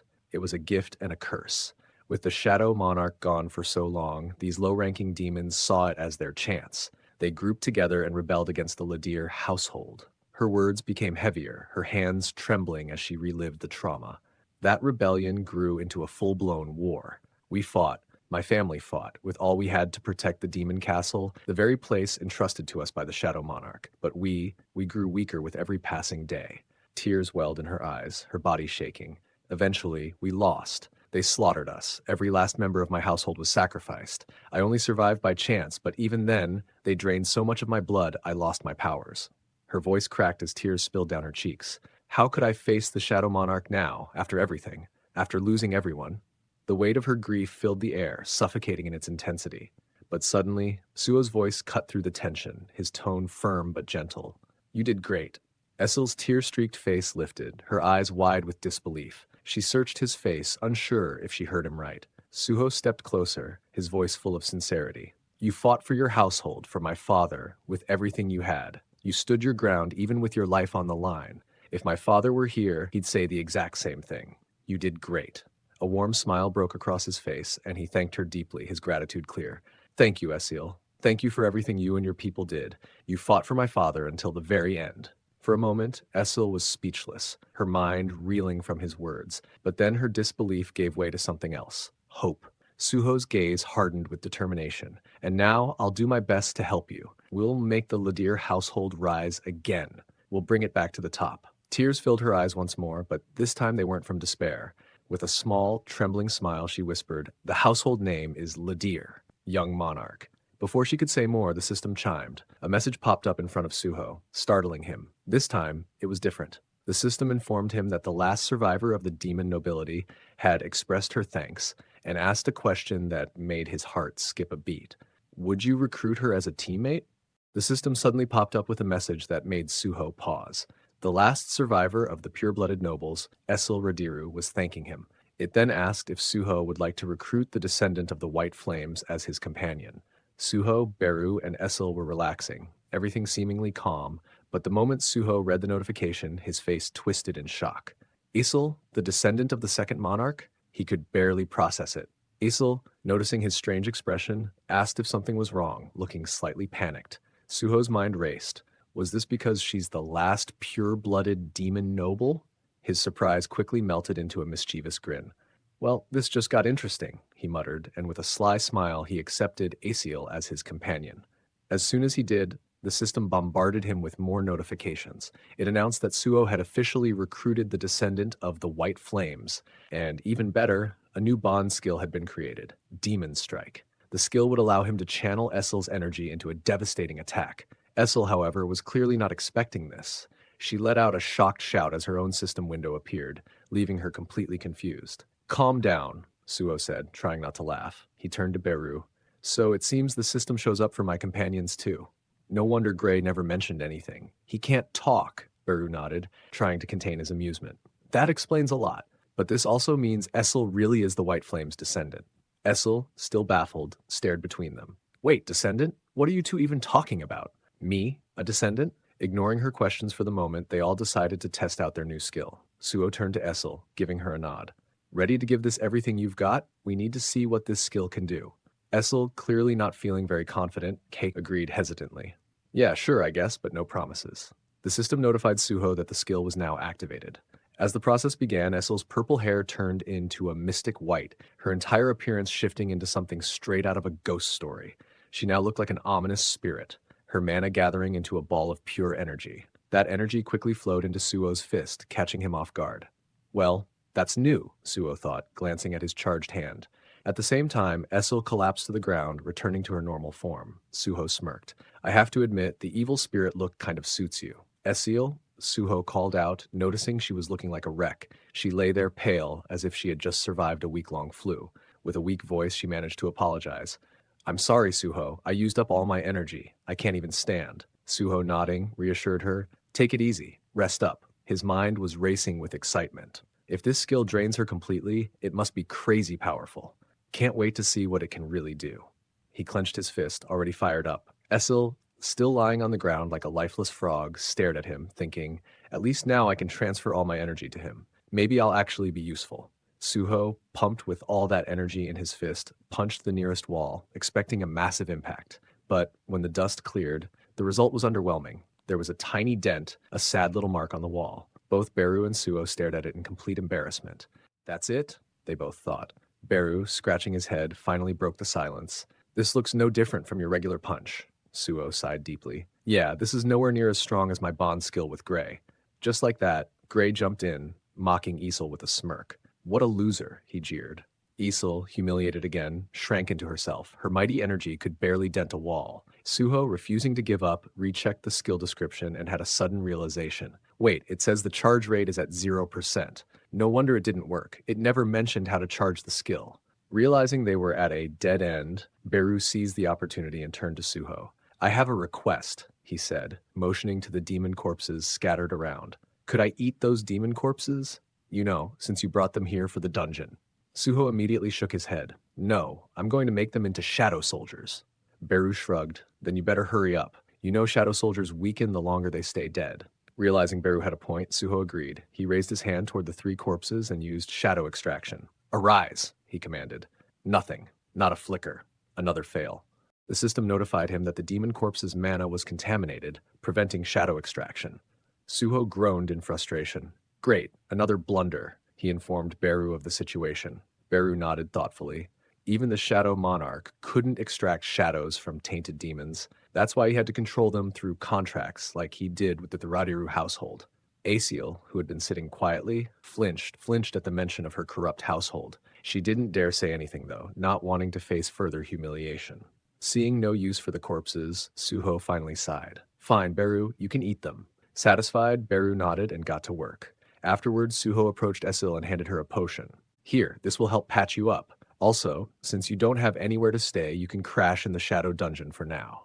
Isel blinked, taken aback by his kindness. I've been nothing but useless to you. This is too much, she muttered. Suho smiled warmly. Don't worry about it. We're companions now. You can relax a bit. Just then, the system chimed in again, announcing that a section of the dungeon had been designated for the White Flame's descendant. Aciel Radiru was now officially the master of her own area. Suddenly, Beru let out a sharp cry, startling both Suho and Aciel. Suho immediately turned around, concern flashing in his eyes. What's wrong? He asked, tension thick in his voice. Beru, still chewing on his latest snack, responded slowly, I've uncovered something important. He swallowed and continued, his tone darkening. I learned something from the memories of these demons. Suho's expression instantly hardened as he realized the weight of Beru's words. There was a dead silence as Beru mentioned the apostle of the Iterim. Suho, Aciel, Gray, and Brokey all sat down in front of him, knowing that what Beru was about to reveal could change everything. Beru's eyes narrowed. I've finished consuming the demons, and I've gained a lot of information. But before I explain about the Iterim, you need to know this. Stardust is being distributed all over Earth, not just in Hell. And those mistborn creatures, they're monsters from outer space. Both Essel and Suho froze in place.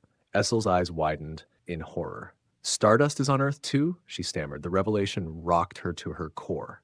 Suho, meanwhile, struggled to accept the fact that the Mistborns were from outer space. This wasn't just about hell anymore. It was far bigger than they had ever imagined. Beru pointed at Brokey, his tone colder than ever. By sheer coincidence, Brokey was involved too. But it wasn't just him. The entire Hyena Guild is connected.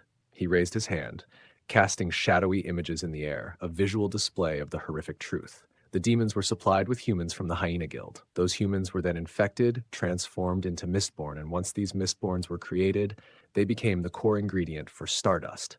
Suho's heart raced as Beru continued outlining the dark web of connections. There are multiple locations manufacturing Stardust. These places are known as Stardust factories. Beru's voice was steady, unflinching as he explained. The Hyena Guild kidnapped the humans. The Reaper Guild took those people to these factories. The factories then used the ingredients from the Mistborns to mass-produce Stardust. Beru connected the dots, his gaze fixed on Suho. The Itarim is behind this. There's no doubt. Suho felt the weight of those words sink into his chest. Itarim, the invasion. It's all connected. His thoughts spiraled, but before he could process them, Beru spoke again, delivering another blow. There's a human behind this entire Stardust operation. Someone designed the entire system. Suho's eyes widened in disbelief. A human? How could a human orchestrate all of this? Beru's voice dropped, his next words chilling. This human is the apostle of the Itarim, and they're already here on Earth, hiding. Suho could barely breathe, but Beru wasn't finished. That's not all, he added. There's another human helping the apostle, a high-ranking one. It's none other than the vice guild master of the Reaper Guild, Lee Min-sung. If we investigate him, we might uncover the apostle's whereabouts. The scene shifted to the outside of the Hunters Association building, where a mass of reporters had gathered, clearly awaiting something big. Their attention shifted sharply as a figure emerged from the building. Lee Min-sung, the vice guild master of the Reaper Guild. As Lee made his way through the crowd, reporters swarmed him, bombarding him with questions. What happened with the investigation on the Reaper Guild? One shouted. Are you aware of the Hyena Guild's kidnappings? Another yelled. What's the connection to the Soul Station dungeon? Lee, visibly rattled, began answering in a low, trembling voice. The Reaper Guild has only been trying to do its best in this chaotic world ever since the cataclysm 2 years ago. His body shook as he spoke, pretending to be overwhelmed. We supported the Hyena Guild because they have mostly D-rank hunters. They were quick and efficient at public service. As for the Soul Station, Lee continued, we believed it would be a perfect place for new hunters to gain experience. But now, after everything that's happened, his voice trailed off, filled with false regret. It's clear my actions weren't as good as I thought, otherwise we wouldn't be facing this disaster. The reporters were stunned, taken aback by his apparent sincerity. Then, to everyone's shock, Lee began to cry. If only I'd managed things better. No one should have lost their lives. His tears fell as he apologized profusely, walking slowly toward his car. The reporters, thoroughly convinced by his performance, began to express sympathy. They bought it. As Lee approached his car, his entire demeanor shifted in an instant. A wicked smirk tugged at his lips. Fools, he thought, pleased with himself. Lying is second nature to me. He continued to walk confidently, certain that no one had uncovered his true role. He was concerned earlier about why the Hunters Association let him go without much questioning, but then shrugged it off. No matter, he thought. They couldn't track the source of Stardust to me anyway. As he moved toward his car, Suho watched him from the shadows, silently observing. He asked Beru, who stood beside him, "Can you sense any Itarim from him?" Beru shook his head. "No, he's not controlled by Itarim like Brokey was." Suho narrowed his eyes. "Then we'll uncover the truth another way." He was about to make a move when Beru stopped him. "Don't act rashly, Suho," Beru warned. "I know how strong you are. I've seen the enemies you fought, but this time I'll stop you if I have to, even if it costs me my life." Suddenly, Lee paused mid-step, his body stiffening as his eyes flashed red. He turned around, scanning the area with a piercing glare, but after seeing nothing, he shrugged it off and continued toward his car. Beru turned to Suho. "The mana coming off of Lee, it's something else. It's far beyond anything I've felt before. He's on a whole different level." Suho clenched his fists, his jaw tight. Beru continued, his voice grave. "Lee Min-sung is no ordinary vice guildmaster. He's definitely an A-rank hunter, maybe even higher. We need to be cautious." The scene unfolds in an opulent lounge brimming with luxury. From its plush seating to the meticulously prepared food, Lee Min-sung sat comfortably, projecting an air of casual superiority. He was surrounded by a group of girls, his attention divided between them and his phone. A smirk curled his lips as he lazily scrolled through the articles praising him. Headlines applauded him, noting the absence of any allegations from the Hunters Association and announcing the reopening of the Seoul Station dungeon for aspiring hunters. Min Sung reveled in the attention, leaning back with a self-satisfied grin. A little bit of acting, he thought smugly, and all these fools are none the wiser. His amusement was clear in his eyes as he continued browsing, basking in his ability to manipulate public perception so effortlessly. However, his tranquility was abruptly interrupted when a woman entered the room, her presence commanding immediate attention. Her eyes locked onto him with a mixture of surprise and disdain. She asked, "Well, what's the hero of the hunter industry doing here?" Her voice dripping with sarcasm, though her smile remained calculated and poised. With effortless grace, she moved past the other women, exuding an air of authority, and seated herself next to him. With a casual wave, she dismissed the girls surrounding him, her gaze never leaving his. She maintains a sweet smile while subtly expressing disapproval, suggesting that he should have contacted her upon their arrival. Lee Min-sung dismissively waved off the woman's inquiry, insisting he didn't need to report everything to her. He continued to focus on his phone, seemingly indifferent to her presence. The woman, masking her disdain with a polite chuckle, internally criticized him as an arrogant man, privileged and unaware of his own flaws. She reflected on how his pride had been shattered after the cataclysm, when he was only awakened as an A-rank hunter, a significant fall from grace for someone once in the spotlight. The world's attention had since shifted to his former driver, Im Tae-ju, one of South Korea's rare S-rank hunters. The power dynamic between them had changed drastically, and Lee Min-sung's ego had never fully recovered.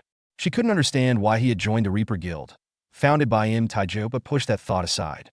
As she leaned closer, she suggested they discuss business, specifically stardust, a substance she was eager to purchase in bulk.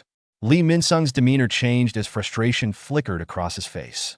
He angrily explained that he had lost a distributor and a factory, making it impossible to meet the current demand for stardust. Unfazed by his irritation, the woman sweetly suggested that, as the vice guild master, he must have alternative ways to satisfy his customers. After a long pause, Lee Min-sung calculated his next move, admitting that he could pressure his business partner to meet the demand. The woman, satisfied with his response, praised him. Internally, however, Lee Min-sung felt frustration creeping in, realizing he would need to track down his increasingly defiant partner to make things work. The scene shifts to a figure standing before a large window, gazing at the dazzling lights of the Korean skyline. His eyes emit an unsettling yellow glow, signaling his sinister nature. This is the apostle of the Iterum, who secretly partners with Lee Min-sung in the production of Stardust. Meanwhile, in a shadow dungeon, a fierce battle unfolds as waves of goblins charge forward. Gray, agile and skilled, maneuvers effortlessly among them, his blade flashing as he decapitates his foes with expert precision, leaving a trail of bodies behind him. Essel, wielding her spear, has also grown stronger, dispatching multiple goblins with clean and sharp strikes, though her style lacks the brutality of Suho's. Suho, donning his Vulcan gauntlets, proves relentless in the fight, smashing goblins with such force that it seems effortless. Each punch obliterates several enemies at once. However, as the last goblin falls, Suho's frustration is evident. He feels the current efforts are insufficient. He turns to Baru, commanding him to call forth the next horde, gripping the horn tightly in preparation for summoning more foes. Baru watches Suho intently, recognizing his impatience, which aligns with their earlier conversation. Earlier, Baru had gathered Suho and the others, his shadowy form looming as he outlined their mission. Their objective is to extract information about the Apostle of the Iterum from Lee Min-sung, who controls the Stardust distribution chain. Baru warns them that any contact with Min-sung is likely to escalate into a dangerous confrontation. When Suho poses the crucial question about what happens if Min-sung refuses to cooperate, Baru's chilling response reveals the gravity of their situation. You will have no choice but to consume him. He explains that the Shadow Monarch has granted him the authority to devour those who embody evil, but emphasizes that they must first defeat Min-sung to enact this plan. Baru shifted his focus to the group, evaluating their capabilities. He assessed Suho's strength without the aid of his bonding skill, placing him at roughly a C-rank hunter. Gray, meanwhile, was identified as a D-rank hunter without any enhancements. When Baru's attention turned to Essel, his expression hardened as he informed her that she barely qualified as a C-rank. Her face fell, and she struggled to hold back tears, feeling bitter about her current limitations. She thought to herself that if only she had her powers back, she could be more helpful to Suho. Baru, sensing her disappointment, continued, explaining that Suho could reach B rank with his bonding skill, but he cautioned that significant gaps exist within the same rank, highlighting that it would take 10 D rank hunters to defeat just one C rank hunter. He then grimly pointed out that Lee Min-sung was an A rank, which meant they were currently outmatched. In a rare moment of defiance, Essel challenged Baru, questioning his strength. Baru responded sharply, revealing that he was a martial and not to be underestimated. Suho, however, looked down, frustration evident on his face as he pondered how he could grow stronger. Back in the present, a notification from the dungeon system appeared, displaying the number of goblins they had slain and marking the completion of their daily quest. Essel and Gray paused to catch their breath while Suho scrutinized the screen, noting that the kill count was no longer rising as it once did. He realized that the hidden reward they had anticipated was a one-time event. Opening his rewards list with hope, he discovered a random box and, with a flick of his finger, opened it to receive an item, an ashen ring. The ring was a D-rank item that increased his sense by 5 points. A brief smile appeared on Suho's face as he slipped the ring onto his finger, feeling the surge of power. However, this moment of elation quickly faded as the harsh reality of his situation set in. His expression darkened as he reflected on his progress, or lack thereof. Despite tirelessly hunting goblins, his levels had not increased, and the damage of his Vulcan gauntlets had only risen by a mere 3%. He glanced at his items, searching for a hidden solution to his stagnation, but found no answers. Frustration mounted within him as he clenched his fists, realizing that he needed to grow stronger at a faster pace. The only viable way forward, he concluded, was to enter a real dungeon, confront stronger magical beasts, and properly level up. Back at his apartment, Suho sat on his bed, his frustration evident as he furiously scrolled through his profile on his tablet. He was annoyed by the limited job options available to him, muttering about how all he could find were mining and hauling jobs. As an E-rank hunter, he felt marginalized, unable to join any strike squads, and lamented that he couldn't even enter a dungeon without permission from the Hunter Association. Baru, who had been silently observing Suho's turmoil, finally suggested that he consider getting reevaluated. Suho sighed tiredly, realizing that such a move would attract unwanted attention and headlines in the news. He emphasized the need to keep his identity hidden, especially now that he knew the Apostle of the Iterum was on Earth. Suho felt vulnerable, believing that revealing himself could become a liability for his father, particularly given his current inability to confront either Lee Min-sung or the Apostle. Baru, sensing Suho's concern, reassured him that he didn't need to worry about the Apostle for the time being. When Suho inquired why, Baru explained that any Apostle who had arrived on Earth would have lost significant power in the process. He elaborated on the complexities of dimensional travel, noting that crossing through space was not simple. The dimensional rift resembled a narrow tunnel. The more mana one possessed, the more difficult it became to traverse. This explained why the Iterum could not send an army to Earth, and why even the Shadow Monarch faced difficulties returning. Suho reflected on Baru's explanation, connecting the dots and concluding that the Iterum had resorted to using Brokey and demons to avoid revealing themselves, as they would be weakened in their current state. Baru, impressed by Suho's deductions, realized that Suho was beginning to understand the broader picture. This led to Suho's resolve hardening as he recognized that the Iterum invasion was imminent, but that he had time to strengthen himself before their arrival. As Suho's thoughts raced, Baru considered his role in guiding him, remembering that the Shadow Monarch had entrusted him with the Shadow Dungeon key and indicated that he could seek assistance from another person. Baru contemplated revealing this to Suho, but was interrupted when Suho abruptly stood up, his eyes wide with a newfound realization. Suho whispered in shock, wondering how he had overlooked something critical. Curious about the source of Suho's epiphany, Baru remained silent as Suho quickly retrieved his phone, his fingers flying across the screen as he searched for something specific. A grin spread across Suho's face as he exclaimed that he had come up with the perfect idea, a way to enter the dungeon without violating any of the Hunter Association's rules. The scene transitions to the interior of a tall, sleek building where Suho is seated across from a well-dressed man at a polished mahogany desk. The man, who is clearly of some significance, observes Suho with a smirk, remarking that it has been a while since they last met. He notes that Suho hasn't visited since his awakening and expresses mild surprise at Suho's sudden reappearance with a business proposal, commenting on how much Suho has grown. Suho chuckles and leans forward slightly, asserting that he has an offer that the man cannot refuse. Behind Suho, Baru stands silently, assessing the situation. He recognizes the man across the desk as Suho's uncle, Yoo Jin-ho, who is now the president of ActionToon. Baru thinks to himself that Suho is always one step ahead, having strategically chosen to approach his uncle for help. Jin-ho, amused, quickly deduces Suho's intentions, teasing that Suho is looking for his uncle's assistance to sneak into a dungeon. Suho responds with a confident smile, affirming Jin-ho's assumption with a simple exactly. The scene opens with a massive, glowing poster advertising Beautiful World, a virtual reality game that has become a global sensation, attracting millions of players daily and dominating the market for 4 consecutive years.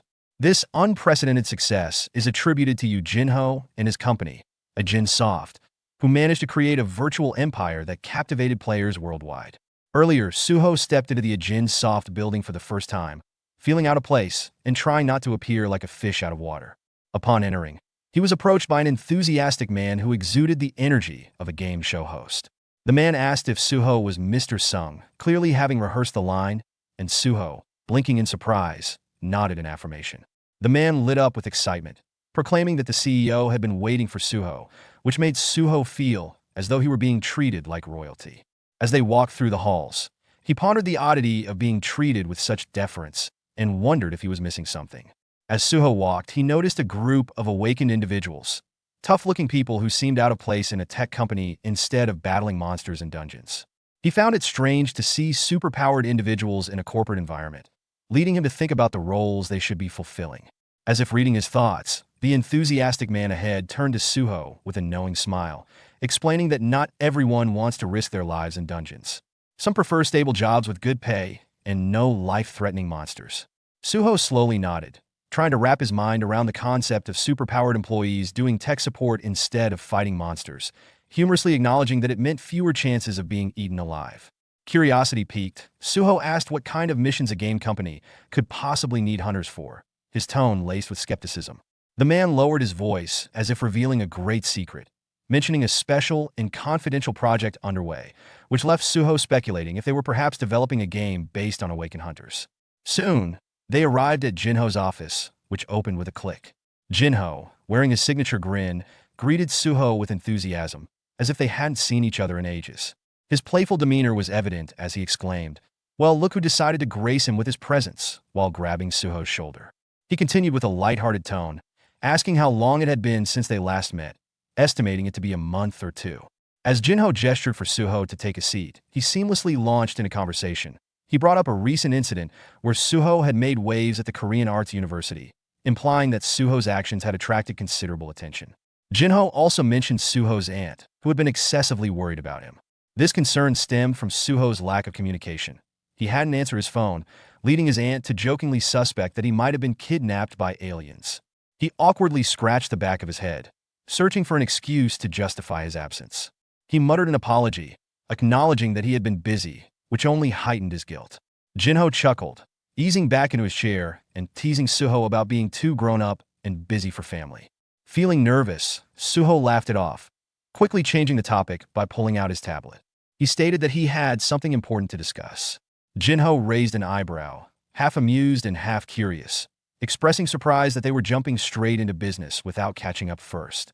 Suho, undeterred, handed Jinho the tablet, stating that it contained a proposal where Jinho couldn't lose. As Jinho leaned back and scanned the data on the screen, he noted that he hadn't expected a business pitch from Suho, making a lighthearted comment about feeling old. Suho clarified that he wanted Jinho's help to enter a gate. He explained that, with Jinho's assistance, he could secure the rights to access a dungeon, recruit a strike team, and in return, ActionToon would receive all the magic crystals he could collect, emphasizing that D and C-rank dungeons would be easily manageable for him. However, Jinho's smile faded, and skepticism filled his expression. He questioned how Suho, an E-rank hunter, planned to clear a C-rank dungeon, highlighting the danger involved. Jinho, serious now, reminded Suho that he himself was a D-rank hunter and would never attempt such a feat alone. Sensing the weight of the conversation, Jinho's tone softened as he asked if Suho's motivations were related to his parents. Suho's expression dropped slightly, knowing this was the response he had anticipated. At this point, Baru, Suho's loyal companion, telepathically prompted him about whether he would reveal the truth to Jinho. Suho internally resolved that he needed to share his reality and took a deep breath. Looking Jinho squarely in the eye, Suho asserted, "Uncle, I'm different from other awakened ones. I can actually level up." Jinho's eyebrows shot up in disbelief, dismissively questioning whether Suho had been playing too much of the game Beautiful World. But before Jinho could laugh off the idea, Suho continued with a serious tone, explaining that there were invaders from another universe hiding on Earth, and he needed to grow stronger quickly to stop them. Jinho stared at Suho's serious expression for a moment before bursting into laughter. He initially thought Suho was pranking him, asking if there was a hidden camera involved or if this was some new reality show. Confused, Suho clarified that he was serious. Jinho leaned back, still grinning, and noted that Suho's story resembled the exact plot of a game his company was developing. In this game, a single player starts as an E-rank hunter, levels up alone, and eventually surpasses even S-rank hunters to save the world. Jinho chuckled at the coincidence, revealing his amusement at Suho's uncanny resemblance to his game's protagonist. With a sly smile, Jinho remarked that he had intended to keep the game's premise a secret, but seemed to have been inadvertently revealed by Suho. As Suho's suspicion grew, he couldn't shake the feeling that the story mirrored his father's experiences. Jinho, completely unaware of the truth behind Suho's urgency, continued to tease him playfully, suggesting that if Suho was attempting to pull a prank, he had failed due to his naivety. Just then, Baru appeared, seemingly out of nowhere, declaring, "Failed? Not a chance." His booming voice startled Jinho, who looked around in panic for the source, only to see Baru, an imposing ant-like creature, standing beside him. Jinho's face drained of color as he yelped, confused and frightened by Baru's presence. Baru, unfazed, turned to Suho, addressing him as young monarch, and expressed confidence in handling the situation. He then faced Jinho, his voice calm yet commanding, revealing that Jinho had lost memories of his time with the Shadow Monarch, and that he was not just an ordinary person. He was a great friend and loyal follower who had fought alongside the Shadow Monarch in numerous battles. Baru explained that the game Jinho was developing reflected Jinho's faint, forgotten memories. Jinho stared blankly, struggling to comprehend. Sensing his confusion, Baru produced a key from thin air, presenting it as a mystical artifact. He inserted this key into Jinho's chest, claiming it was a gift from the Shadow Monarch. Suddenly, Jinho found himself engulfed in an empty void. Silence and darkness enveloped him.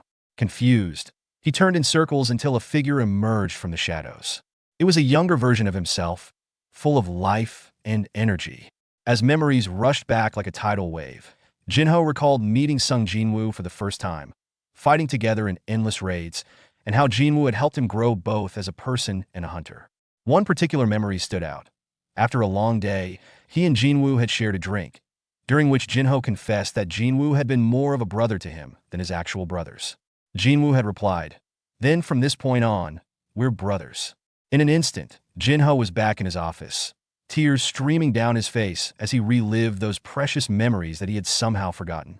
Overwhelmed by the emotional weight of the past, he couldn't hold back his feelings, finding himself deeply affected by the recollections of his bond with Jin Woo and the adventures they had shared. Suho, completely bewildered by the situation, turned to Baru with a mix of confusion and concern, asking what he had done to Jinho.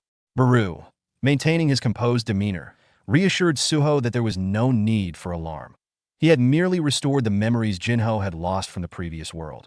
Jinho, still crying, buried his face in his hands. As the afternoon sun began to set, he gradually regained his composure.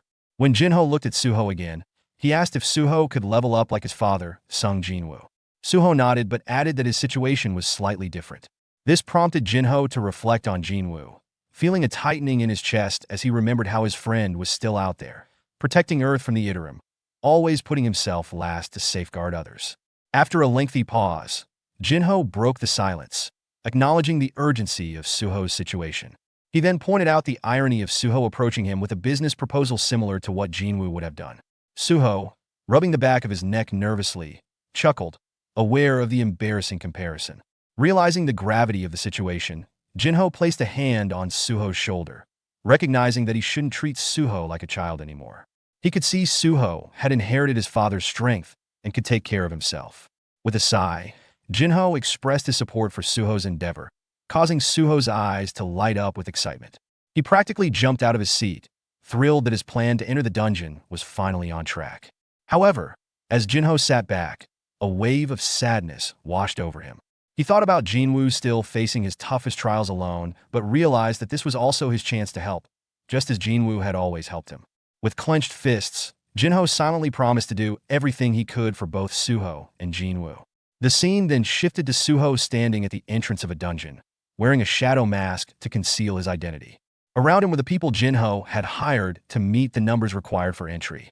Suho felt immense gratitude for his uncle's support. As he approached the gate, a crippled man sitting on a nearby bench called out, expressing disbelief that Suho would pay him 400,000 won just to sit there and not go inside. Suho smiled and nodded, confirming the man's statement. The man raised an eyebrow and warned Suho about the dangers within the gates, advising him to be cautious as they contained horrors beyond imagination. Suho nodded politely and thanked him for the advice, assuring him that he would seek help if trouble arose before heading toward the gate. As Suho stepped into the dungeon, thoughts of his father flooded his mind. He reflected on how Jinwoo had carried so much weight alone, but reassured himself that he was not alone. He had his team with him. With his first step into the dungeon, he summoned his companions, Essel and Gray, who appeared fully prepared for battle. Suho donned his Vulcan gauntlets, ready for action. Facing a massive horde of monsters, he commanded without hesitation, "Let's level up. My father won't be carrying the weight of the world alone." The scene shifts to Lee Min-sung, who is driving down a quiet road at dusk. After a while, the car stops in front of an imposing building that emanates a dark and foreboding presence. Stepping out, Min-sung, his face concealed by a sleek mask, instructs his driver in a low voice to stay nearby, assuring him he won't be long. As he walks toward the building, tension hangs in the air, and he mutters to himself about the 3 months since he last met the Apostle of Iterum, expressing his disdain for the encounter. Upon entering the dimly lit lobby, Min-sung spots a guard tending to some plants. He tries to keep a low profile, moving quietly to avoid detection, but the guard's keen eyes quickly recognize him. The guard addresses him, mentioning seeing Min-sung on the news as the vice CEO of the Grim Reaper Guild. Annoyed by the recognition, Min-sung realizes that his notable presence cannot remain hidden forever. He decides to play the part, removing his mask and putting on a polished smile. He compliments the guard for his keen observation, attempting to maintain a charismatic facade as he wishes the guard a great day. The guard, filled with admiration, wishes Min-sung luck, calling him a hero of the hunters as he continues on his way. As Min-sung walks further into the building, his thoughts drift to his past, recalling his golden youth as the son of the vice CEO of Eugene Construction. He reflects on his privileged upbringing, destined for greatness, fame, and success, all of which came naturally to him. However, the great cataclysm altered everything in his life. His mind wanders back to a significant conversation with his driver, Im Taija, who had once been just a man who opened doors and drove him around. This driver had recently awakened as an S-rank hunter, prompting disbelief from Min-sung when Taija announced his newfound strength and suggested starting his own guild casually. This revelation left Min-sung stunned, realizing that the power dynamics he had known had shifted dramatically. As the elevator door closes, Min-sung leans against the wall, still processing these overwhelming changes. He vows to restore the world to its former state, promising himself that he would do whatever it takes, even if it means making deals with demons, to right the upside-down structure that has taken over his life and the world he once knew. The elevator doors slide open to reveal a dark room shrouded in eerie silence, where Lee Min-sung is met by several men whose faces twist into disturbing smiles, their eyes gleaming with malice. The sight sickens Min-sung to his core, prompting a visceral reaction. He growls at them, demanding they wipe their disgusting smiles off their faces before he tears their mouths open, maintaining his icy composure as he strides past them. He scans the room, demanding to know the whereabouts of their boss, and questioning why he hasn't been greeted. The men remain silent, their smiles unwavering, which only heightens the chilling atmosphere. Suddenly, a voice breaks through the darkness, calling his name. Min-sung's eyes widen in shock as he turns to face a childlike figure standing before him, radiating an otherworldly aura with glowing yellow eyes. The figure is revealed to be the Apostle of Iterum, a being representing raw, otherworldly power. When Min-sung acknowledges the Apostle, he asks if he is the Outer Worlder, his voice barely a whisper. The Apostle confirms this with a calm, detached demeanor, as if speaking from a realm beyond Min-sung's understanding. Min-sung approaches, lightly tapping the Apostle's head and trying to mask his unease by adopting a casual tone. He reminisces about the last time they met when the Apostle was just a baby, noting the significant increase in the apostle's mana since then and implying that everything is going according to plan. The apostle coldly corrects Min Sung, explaining that he is not growing but recovering. He elaborates that when beings like him, with immense mana reserves cross dimensions, their bodies fragment, and the first arrival is the weakest. He shares that he has now fused with a second fragment, signifying a return to strength. As Min Sung casually lounges on a worn-out sofa, the apostle's faint voice resonates through the dim room, stating that while his memories remain intact, his personality has changed, urging Min Sung to skip any sense of familiarity. Min Sung raises an eyebrow, flashing a crooked grin, and responds with feigned nonchalance, indicating he is uninterested in who the apostle has become. Instead, he presses the apostle to recall the promise made during their previous interactions. Absorbed in his reading, the apostle mutters about wealth and fame. But before he can finish, Min Sung's grin widens ominously as he interjects with a sinister declaration about the removal of Taiju, the recently awakened S-rank hunter. The thought of eliminating Taiju brings a gleam of excitement to Min Sung's eyes, and he leans back, stretching his arms casually over the couch as if discussing a mundane business arrangement. His tone remains cool, but the sinister implications of his words hang heavy in the air. The apostle's cold gaze shifts from his books to Min Sung, questioning his presence and emphasizing that he made it clear Min Sung should only come if it was urgent. He demands to know if Min Sung's visit is worth his time. Min Sung's expression shifts to a more professional demeanor as he prepares to address the apostle. He begins by reporting a significant setback in their operations.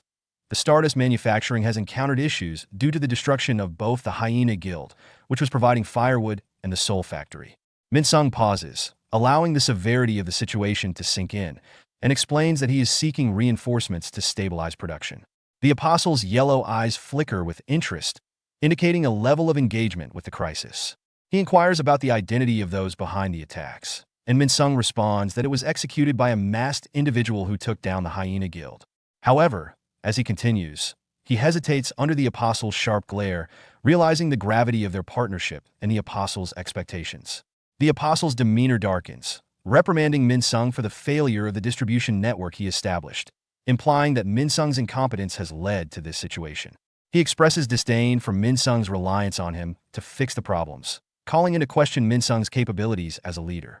This critique hits hard, causing Min Sung's jaw to clench in frustration as his fingers twitch slightly, signs of his rising anger and tension. In response to the apostle's biting remarks, Min Sung snaps, drawing a hidden knife from beneath his pants in one fluid motion. Before the apostle can react, Min Sung has positioned himself behind him, the cold steel of the blade pressing against the apostle's throat. Min Sung's voice is laced with malice as he warns the apostle not to mistake him for a mindless pawn, like the others who serve him. He emphasizes his status as an A-rank hunter, threatening to kill the apostle before he could fully regain his strength. The apostle, however, remains unfazed, his glowing yellow eyes steady and cold. He dismisses Min Sung's threats, suggesting that humans are naive for measuring strength solely by mana levels. His tone suggests a deep disdain for human understanding of power. With no further warning, the apostle unleashes his own power, dramatically shifting the atmosphere in the room. Min Sung's instincts scream danger as he feels the apostle's overwhelming mana surge expand throughout the building. Confused and alarmed, he thinks to himself, questioning what is happening.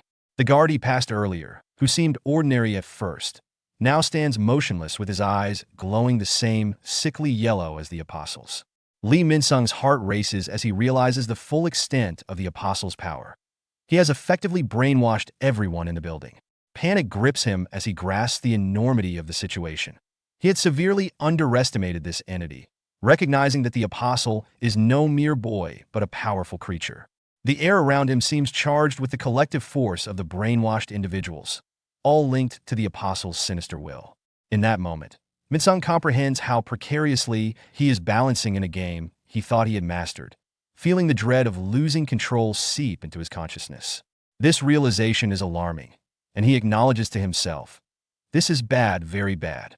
The apostle's voice cuts through the tension, cold and icy, revealing that his previous self had deemed Min Sung necessary only for survival. Now that the apostle's strength has been restored, the dynamics of their relationship could shift, contingent on Min Sung proving his competence. Almost instantaneously, the atmosphere in the room transforms. The brainwashed humans surrounding Min Sung close in, their faces blank, but their eyes burning with a dangerous hunger for violence. It's a scene reminiscent of a frenzied mob poised to attack, and Min-sung can feel the oppressive hostility tightening around him. Weapons are drawn, and the palpable danger heightens, with the apostle poised to unleash his thralls at a moment's notice. Feeling the tension coiling in his muscles, and knowing he is vastly outnumbered, Min-sung resorts to quick thinking. He tosses his knife to the ground, raising his hands in a mock gesture of surrender. He adopts a cheerful yet strained tone, attempting to defuse the situation. Hey, relax. I was just messing with you. I wanted to see if you were really capable of killing an S-rank hunter. That's all. No need to take it seriously. His grin is forced but wide, a thin facade meant to mask his mounting fear. The apostle, with his cold and unblinking eyes, observes Min-sung carefully, seemingly weighing his words. After a moment of deliberation, he snaps his book shut and calmly informs Min-sung that he is fortunate to be spared for now due to his remaining usefulness. The apostle's voice is unsettlingly calm as he undoes the spell, allowing the brainwashed mob to gradually regain their senses, with no memory of their previous bloodlust. As if on cue, one of the apostle's minions steps forward carrying a large suitcase. Upon opening it, the suitcase reveals rows of shimmering vials, which the apostle presents to Min-sung with a twisted smile, now far from comforting. He explains that these vials contain stimulants made by condensing stardust 100 times, enough to supply Min-sung's entire operation if diluted properly. Min-sung stares at the suitcase in disbelief, his mind racing with questions about the source of such high-quality stimulants. The apostle seems to anticipate his thoughts and adds, "This isn't the low-grade stardust for weak hunters. These are higher-quality stimulants potent enough for even an A-rank hunter like yourself." He then encourages Min-sung to give it a try, his charming smile laced with mockery, leaving Min-sung grappling with the implications of the apostle's generosity and the power dynamics shifting beneath his feet. Min-sung picks up one of the shimmering vials, examining it closely, but he quickly forces a laugh and decides against using the stimulant. "I'll pass," he mutters, returning the vial to the suitcase. The thought of using something he doesn't fully understand sends a wave of caution through him. As he heads for the door, he calls back over his shoulder to the apostle, reminding him of their deal and that he expects the apostle to fulfill his end of the bargain. However, internally, Min-sung wrestles with a troubling thought. He may have just unleashed an unimaginable monster on Earth, but he resolves that it is no longer his problem. His footsteps echo in the hallway as he leaves, the weight of his decision settling heavily on him. Meanwhile, the apostle drops the book he had been reading, turning his attention to the window. A dark red aura begins to swirl around him, and he whispers to himself, "I can feel it." His voice grows darker and more sinister as he continues. Another fragment is on its way.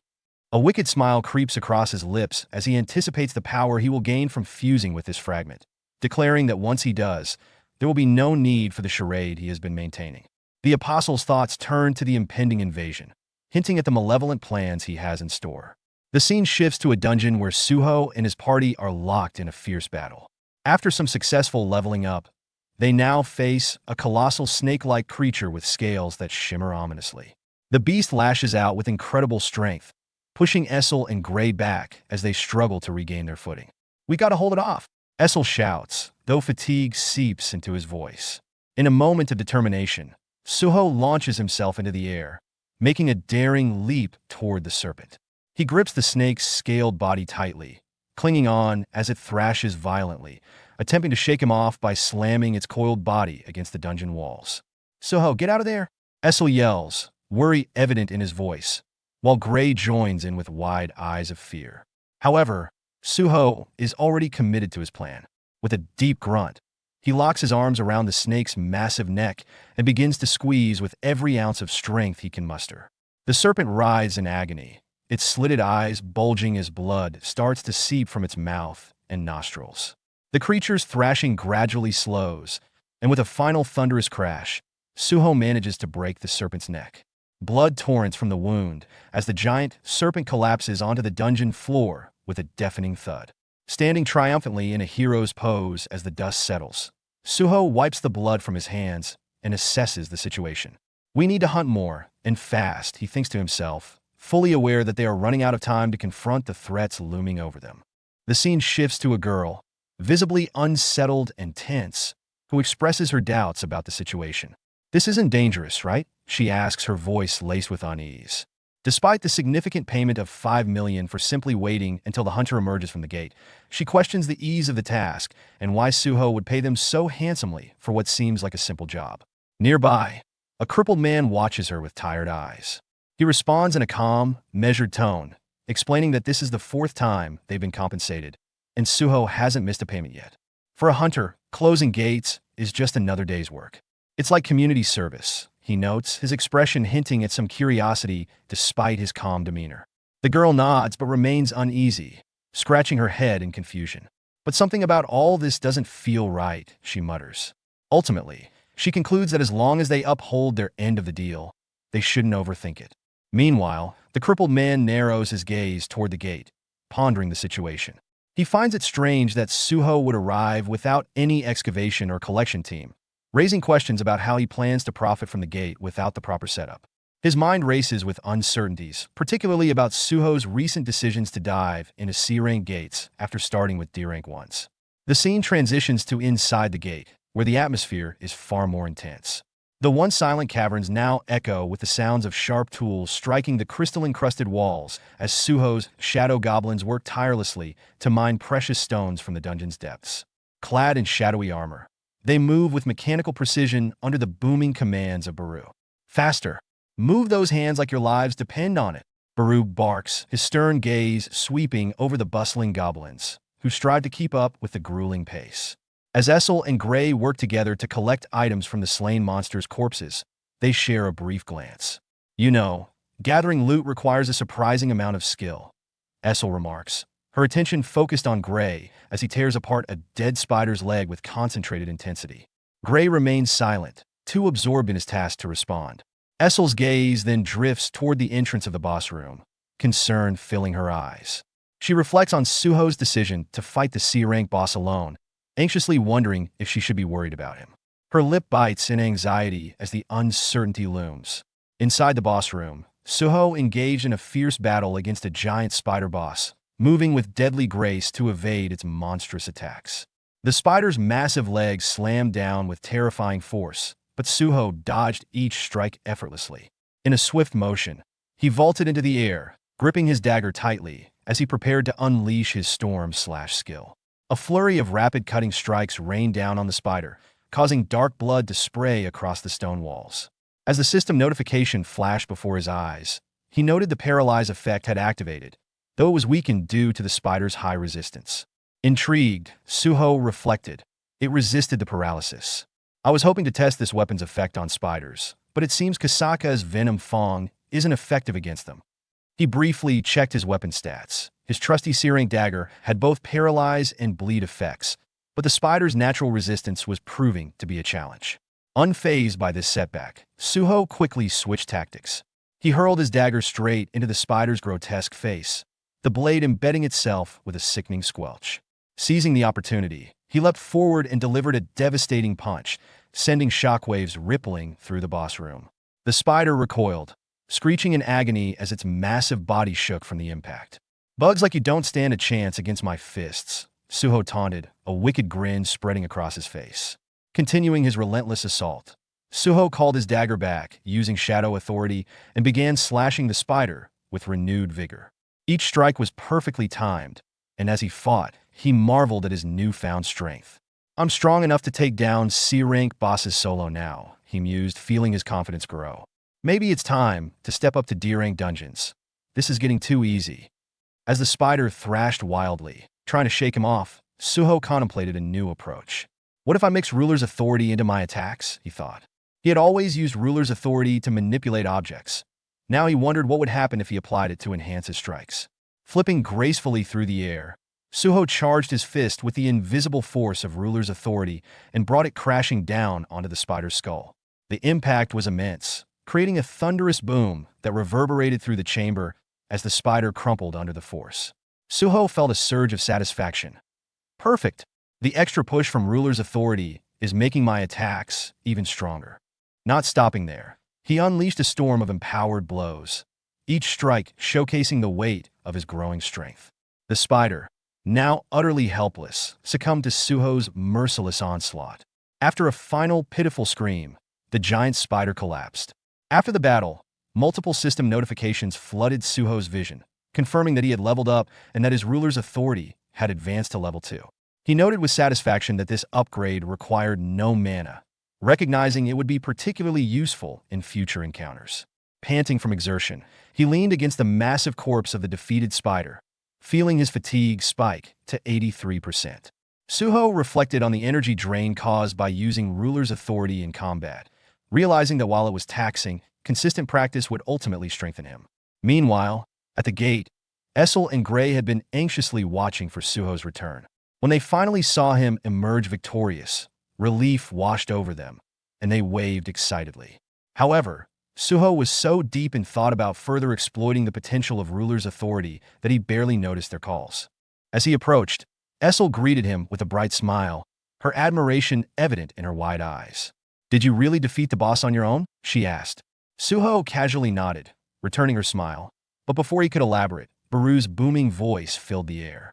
"Young monarch, to think that you could handle the boss without needing my assistance is truly impressive." His pride in Suho was clear. Suho waved off the praise, suggesting, "Baru, you should focus on regaining your strength. You need to eat more of those magic essence crystals." He glanced at the pile of monster remains nearby, aware of Baru's serious demeanor. Baru acknowledged this, reporting that they had collected all the materials from the defeated monsters. Feeling pleased with his team's efforts, Suho smiled and praised them, saying, "Great work, everyone."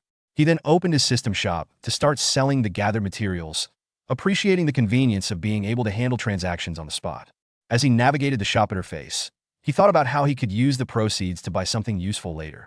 As Suho focused on handling the transactions, Baru approached him again, this time with a tone of accomplishment. "Young monarch, compared to most hunters, you're almost at the level of B rank now," he remarked, admiring Suho's rapid progress. "Yeah, I feel it too," Suho agreed, checking his status.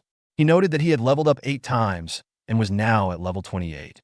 However, his smile faded slightly when he realized that his class still remained none and that all his stat points were already allocated. Baru then gestured toward Essel and Gray, noting that they seemed to have grown stronger alongside Suho. Essel, overhearing, nodded enthusiastically. "It's true. It feels like the more I fight, the more my strength recovers," she said, her eyes gleaming with excitement. Gray barked happily in agreement, wagging his tail. However, Suho's expression shifted to confusion as he glanced at their status windows. "Wait a second," he said, his voice full of surprise. "Essel and Gray, since when do you both have levels?" Essel blinked, equally startled. "What? I have levels now? That's strange," she replied, shaking her head in disbelief. "I'm not even a player like you." This revelation left Suho and his companions contemplating the implications of their newfound abilities. Suho rubbed his chin thoughtfully as he processed the new information about his companions' levels. He informed Essel that she was level 19 and Gray was at level 17, still grappling with the oddity of their situation. "How could this happen?" he muttered, perplexed. Turning to his teammates, he asked if either of them could see a system window like he could. Essel shook her head, replying that they couldn't see anything like that, which added to Suho's confusion. Despite this, Suho took solace in the fact that their stats were increasing as they leveled up, although he wished they could assign their stat points as needed. He felt a sense of relief knowing they were becoming stronger and thought about the air and teammate system that seemed to be in place. "There's still a lot I need to figure out," he mused, turning back to his group with a grin. In a burst of enthusiasm, Suho suggested they test this development by seeing if Essel and Gray could level up even more. Essel tilted her head in confusion, asking how exactly they would do that. Suho's mischievous grin widened as he crossed his arms, declaring, "Isn't it obvious? We'll go on more raids, of course." His statement was delivered as if it were the most natural thing in the world. However, the color drained from Essel and Gray's faces as they processed Suho's suggestion. "Another raid? But we've already done 2 back-to-back." Essel groaned, while Gray let out a pitiful whine, as if they were being asked to face the end of the world. Suho chuckled at their reactions, but quickly amended his plan. All right, we could take a break from the raids for now. How about we do the daily quest instead?" Essel and Gray didn't seem particularly thrilled by this alternative either. Before they could protest further, Baru interjected with a serious tone. "Young monarch, a word of caution. Even if it's leveling up, one should be careful not to get too addicted." His stern gaze made it clear that he wasn't joking.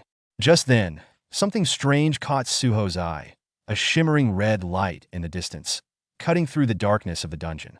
His eyes widened in surprise as a red gate materialized out of nowhere, pulsating with an ominous energy.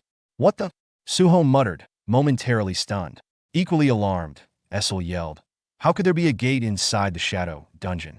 Suho's brow furrowed in confusion as he noticed the immense heat emanating from inside the gate.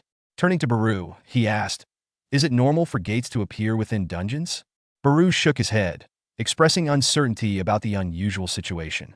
"Young monarch, this is unusual even by our standards." Before Suho could fully comprehend the implications of a dimensional crack appearing in the dungeon, an urgent system notification flashed before him. "Urgent quest. Dimensional crack. Remove the cause of the dimensional crack." Excitement surged through Suho as his confusion transformed into anticipation. A wide grin spread across his face. "Perfect," he exclaimed, quickly pulling heat-resistant robes from his inventory and handing them to Essel and Gray. "Put these on. They're going in." His eagerness was palpable as they prepared to enter the ominous gate. "This is just what I needed," he thought, his grin widening as he realized he had wanted another raid to level up, and the system had delivered. The scene then shifted to a starkly different environment. A vast desert under the scorching Egyptian sun, where sandy dunes stretched endlessly around an ancient pyramid dungeon. Here, Lu Xing, a B-rank hunter from the Asura Guild, was visibly frustrated, gripping his sword tightly. "This is outrageous," he growled, glaring at a man before him. "How dare he tell them to leave? They were here first." His adversary, a man with piercing green eyes named Randolph, remained unfazed. "It doesn't matter who was here first," he said coldly. "This is their last warning. This dungeon belongs to his guild now, and if they don't leave, they will settle this with blood." Lu Xing tensed, his muscles coiling in preparation for battle. Internally, he cursed his luck. Why did it have to be the Scavenger Guild? Randolph was an A-rank hunter, infamous for his ruthless nature. "Strength is all that matters here," Randolph declared, his voice dripping with arrogance. "In front of overwhelming power, your claims are meaningless." Lu Xing glanced back at his guildmates, all of whom were drawing their weapons and preparing for the inevitable clash. "Get ready," he barked, tension lacing his voice. Randolph, disappointed by the upcoming fight, signaled to his own men to prepare as well. However, just as the atmosphere was thick with anticipation for the impending battle, a masked figure casually waved a hand from the side, interrupting the tension. Suho said nonchalantly, scratching his head awkwardly, "Can one of them tell him where exactly they are?" His unexpected presence and casual demeanor created a moment of confusion for both Lu Xing and Randolph, halting the impending confrontation and shifting the focus to this newcomer. 30 minutes earlier, Suho and his group stepped through the red gate, immediately enveloped by gusts of sand swirling around them. Instinctively, Suho covered his face and muttered, "No wonder there was sand blowing out of the gate." In stark contrast, Gray maintained his usual goofy demeanor, seemingly unfazed by the harsh desert surroundings. The group found themselves in the heart of a desert, with a distant pyramid-like structure rising on the horizon. Suho squinted toward it and remarked, "Looks like they've landed in a desert-type dungeon." As they debated whether to head toward the pyramid, Baru interrupted, stating he sensed a powerful mana source from that direction, his eyes locked on the ancient structure. Suho then noticed something unusual: trucks and machinery scattered throughout the area, looking entirely out of place in a dungeon. "What's going on here? Machines shouldn't work inside a dungeon," he remarked, confusion mounting. The more they observed the cars, fences, and barbed wire, the more Suho's suspicions grew. He turned to Essel and asked, "Did they somehow cross into another world line?" Essel, equally baffled, studied the logo on one of the trucks and replied uncertainly, "It's possible, or maybe this place isn't a normal dungeon after all." However, Baru disagreed, shaking his head and asserting, "That can't be the case." Determined to get to the bottom of the mystery, Suho addressed the group, saying, "As long as the original gate remains in the shadow dungeon, they should be fine. He will check it out quickly." Essel praised him with admiration, exclaiming he's the best, while Gray, ever the goofy one, simply nodded in agreement. Suho entered the shadow dungeon briefly, but returned with a grave expression that immediately put the group on edge. Sensing something was wrong, Essel cautiously asked, "Is everything all right, young monarch?" Suho's voice was strained as he delivered the shocking news. "The gate is gone." Meanwhile, the scene shifted to the outside world, where several individuals had been waiting for Suho's return. Their expressions shifted from boredom to disbelief as they witnessed the gate vanishing before their eyes. "The gate is disappearing," one of them exclaimed, panic creeping into his voice. Another asked, "Does that mean the boss has been defeated?" A crippled man sitting in the back grimly corrected them, saying Suho hasn't come out yet. They need to contact emergency services now. Back at the pyramid, Suho entered and was surprised to find people already present. A wave of relief washed over him when he realized they weren't alone. Perhaps the people had driven the trucks outside. Hearing them speak in English, Suho considered the possibility that they had crossed into another country. Trying to maintain a friendly demeanor, he approached two individuals and asked in English, "Excuse me, where am I and what is this place?" Internally, he felt grateful for having studied English in preparation for college, recognizing its value in this unexpected situation. Lu Xing eyed him with suspicion. The B-rank hunter was annoyed at the prospect of dealing with yet another hunter from the east, while simultaneously contending with the scavenger guild. Next to him, Randolph, a large man wielding a hammer, sighed in frustration, remarking how troublesome it was to see so many people swarming the dungeon. His thoughts drifted back to a prophecy he had heard before arriving, one that spoke of a life born of death emerging from the shattered seal that would appear at the tomb, possessing the power to raise the dead. The man who had delivered the prophecy mentioned a pyramid-filled dungeon in Egypt, hinting at a fateful connection between the tomb, the pyramid, and death itself. Randolph had been sent to claim the dungeon for his master before any other guilds could interfere. As he turned his attention to Suho, his expression hardened. "If they're here for the dungeon," he warned, "this is their last chance to leave. Walk away now, and he will let them live." Suho's mind raced, understanding that he was indeed in a dungeon and faced with an aggressive opponent. He weighed his options and thought to himself, if this place really is a dungeon, he has no choice but to conquer it and clear this urgent quest. Looking Randolph squarely in the eyes, Suho defiantly replied, "What if you don't want to leave?" Randolph smirked, tightening his grip on the hammer. He stated that it's simple and charging forward with surprising speed for a man of his size. He will kill them. The atmosphere shifted dramatically.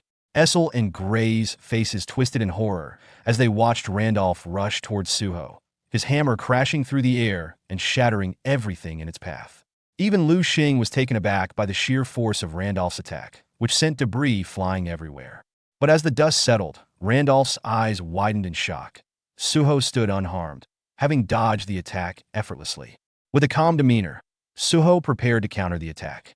He muttered, "You attack first," and launching his fist into Randolph's gut. As the punch connected, Suho's thoughts raced. He can't gauge how much damage he will do. His strength has increased significantly, but if he hit him too hard, he might kill him. The blow landed with a sickening thud, and Randolph's face contorted in pain as he stumbled back, caught off guard by the sheer force behind Suho's strike. The power of Suho's punch was enough to crack Randolph's armor, and he realized that had Suho used just a little more strength, the outcome could have been lethal. The battle had only just begun, but Suho quickly realized he could no longer afford restraint. Randolph, his opponent, absorbed Suho's initial blow without faltering, his anger only growing. With a fierce counter, Randolph landed a powerful punch that sent Suho flying, the force of the impact unmistakable. Insulted by Suho's hesitation, Randolph bellowed in fury, rallying his men with a grim order to eliminate everyone, the Asura Guild members and Asian hunters alike.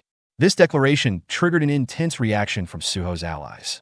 Essel, enraged by Randolph's audacity to strike Suho, rallied alongside Gray, who abandoned his typically laid-back demeanor for a deadly focus. Lu Xing, sensing the inevitable escalation, unsheathed his weapons, muttering his readiness for battle. As the conflict raged around him, Baru approached Suho, concerned, asking if he was unharmed. Suho, wincing but resolved, replied that he was fine, though his attention was already fixed on the chaos engulfing the battlefield. Recognizing that clearing this urgent quest would require them to win, Suho steeled himself, noting Randolph and his men from the Scavenger Guild as their clear adversaries.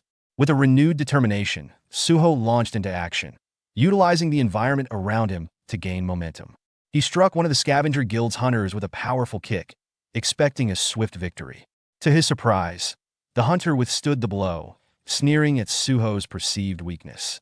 Despite the taunt, Suho remained undeterred, yet a moment's hesitation surfaced as he considered using his powerful techniques combined with the ruler's authority. He hesitated, fearing he might kill his opponent. The hesitation proved costly, as the hunter seized the opportunity to strike. Before Suho could respond, Lu Xing intervened, executing the hunter with a single stroke. Lu Xing turned to Suho, his expression serious, questioning Suho's hesitation. He pressed him on his unwillingness to kill, pointing out that true survival in their world required him to face not only magical beasts, but also ruthless men like Randolph. Suho, faced with the lifeless body of the hunter, began to reflect on Lu Xing's words. Though he'd always been able to avoid killing in past conflicts, he wondered how long he could sustain this restraint. Looking toward Essel and Gray, both fighting to protect him and the group, he knew his reluctance could endanger not only himself, but everyone he cared about. A sobering realization took hold. Suho understood he could no longer afford to think only about advancing his skills. If he hoped to challenge formidable adversaries like Lee Min-sung, he would have to cast aside his hesitation and embrace the brutal reality of their world. As Suho pondered his next steps, Lu Xing's voice broke through his thoughts, introducing himself as a member of the Asura Guild. Recognizing their shared struggle against the Scavenger Guild, Lu Xing proposed an alliance. Before he could respond further, a hunter from the Scavenger Guild stealthily approached Lu Xing from behind, exuding murderous intent. In an instant, Suho sprang into action, his newfound resolve manifesting in his speed and power. With a swift, precise punch, Suho intercepted the attacker, sending the hunter flying several meters, his body colliding with a sickening thud. Lu Xing, caught off guard by Suho's rapid intervention, watched in stunned silence as Suho moved past him, the intensity in his gaze showing a fierce determination. Suho had finally shed his hesitation, internally vowing he won't hold back any longer. The fallen hunter landed at Randolph's feet, his face bloodied and battered. Randolph looked down with dark amusement, a twisted grin forming as he observed Suho's power. He nearly killed a B-rank tank with a single punch. "This is going to be fun," Randolph remarked, his voice laced with sinister excitement. Suho turned back to Lu Xing, formally introducing himself as Suho from Korea and agreeing to the proposed alliance. The battle was far from over, but Suho had made up his mind. There would be no turning back. In this moment, Suho embraced his role as a warrior prepared to face the brutal realities of combat without restraint, solidifying his commitment to the fight ahead. As the battle between the Asura Guild and the Scavenger Guild raged on, chaos erupted. The Asura Guild, now bolstered by Suho's arrival, fought fiercely against the Scavenger Guild's relentless forces. A scavenger hunter mocked their opponents, dismissing the Asura Guild's new allies as weaklings and confidently claiming that their numbers and strength would secure their victory. Unfazed by their arrogance, Suho stepped forward with unshakable resolve. Reaching into his pocket, he retrieved the key to his shadow dungeon, and with a calm but commanding glance at Lu Xing, he said, "They're in for a surprise." Holding the key high, he activated it with a single word, "Awaken." The ground shook as a swirling portal to the shadow dungeon materialized, unleashing Suho's shadow army. A swarm of massive, gleaming-eyed spiders emerged, followed by a terrifying horde of shadowy creatures, each more formidable than the last. The Scavenger Guild's smug confidence evaporated, replaced by shock and disbelief. Their earlier taunts faded into silence as they realized the gravity of Suho's power. Lu Xing, in awe, realized that Suho was not just a martial artist, but a powerful summoner commanding an entire army. He muttered to himself, astonished by the unexpected revelation. Suho's commanding voice cut through the chaos as he ordered his shadow army to attack. The shadow creatures surged forward, crashing into the Scavenger Guild with relentless fury, turning the battlefield into a cacophony of battle cries, screams, and the clash of weapons. Watching the oncoming shadow army, Randolph, the formidable leader of the Scavenger Guild, smirked, clearly impressed by Suho's hidden strength. With a sneer, Randolph realized Suho had been concealing his true power and decided it was time to stop holding back. With a powerful swing of his hammer, Randolph cleaved through a giant shadow spider, continuing his rampage through Suho's army, smashing creatures with ease. Baru, witnessing Randolph's destruction, turned to Suho with concern. Baru warns Suho that Randolph is unlike the others, effortlessly cutting through his shadow army and proving himself the strongest human present. Suho, his expression tightening, understood the gravity of the situation. He turned to Gray. "They're going to use the bonding skill," his voice serious and determined. But before they could act, Essel stepped forward, her eyes blazing with determination. Essel asked to bond with Suho, offering that she has discovered a way to increase the bonding rate and can be of help. As the battle's intensity increased, Gray reacted sharply to Essel's request, clearly agitated by her suggestion to use the bonding skill.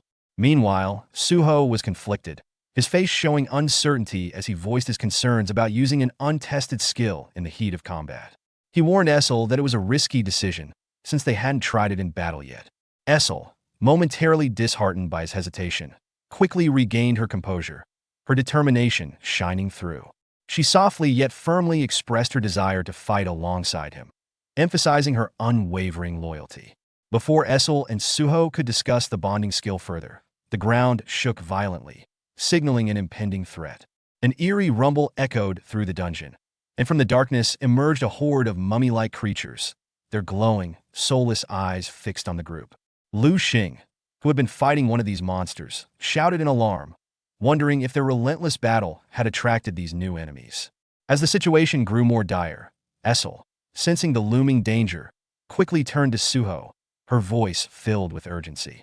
She warned him that they were not only surrounded by the monsters, but that the other entrance had also been blocked, leaving them trapped. Randolph's mind raced as he began to connect the dots. He finally understood the prophecy his boss had spoken of. The undead creatures emerging from the shadows were the key, the being born of death who broke the seal and had the power to raise the dead. As the mummies appeared, it became clear that the prophecy referred to these creatures, meaning the one who had shattered the seal and unleashed them was somewhere in the dungeon. Randolph recalled his boss's earlier orders to seize control of the dungeon, but the situation had become more complicated with the emergence of these powerful undead forces. Given the rising competition between the guilds, Randolph realized that obtaining the power to raise the dead would be a far more strategic advantage than simply claiming the dungeon's resources. Despite this realization, Randolph felt a growing sense of uncertainty. The stakes were higher now, and backing off at this point would be a difficult decision to make.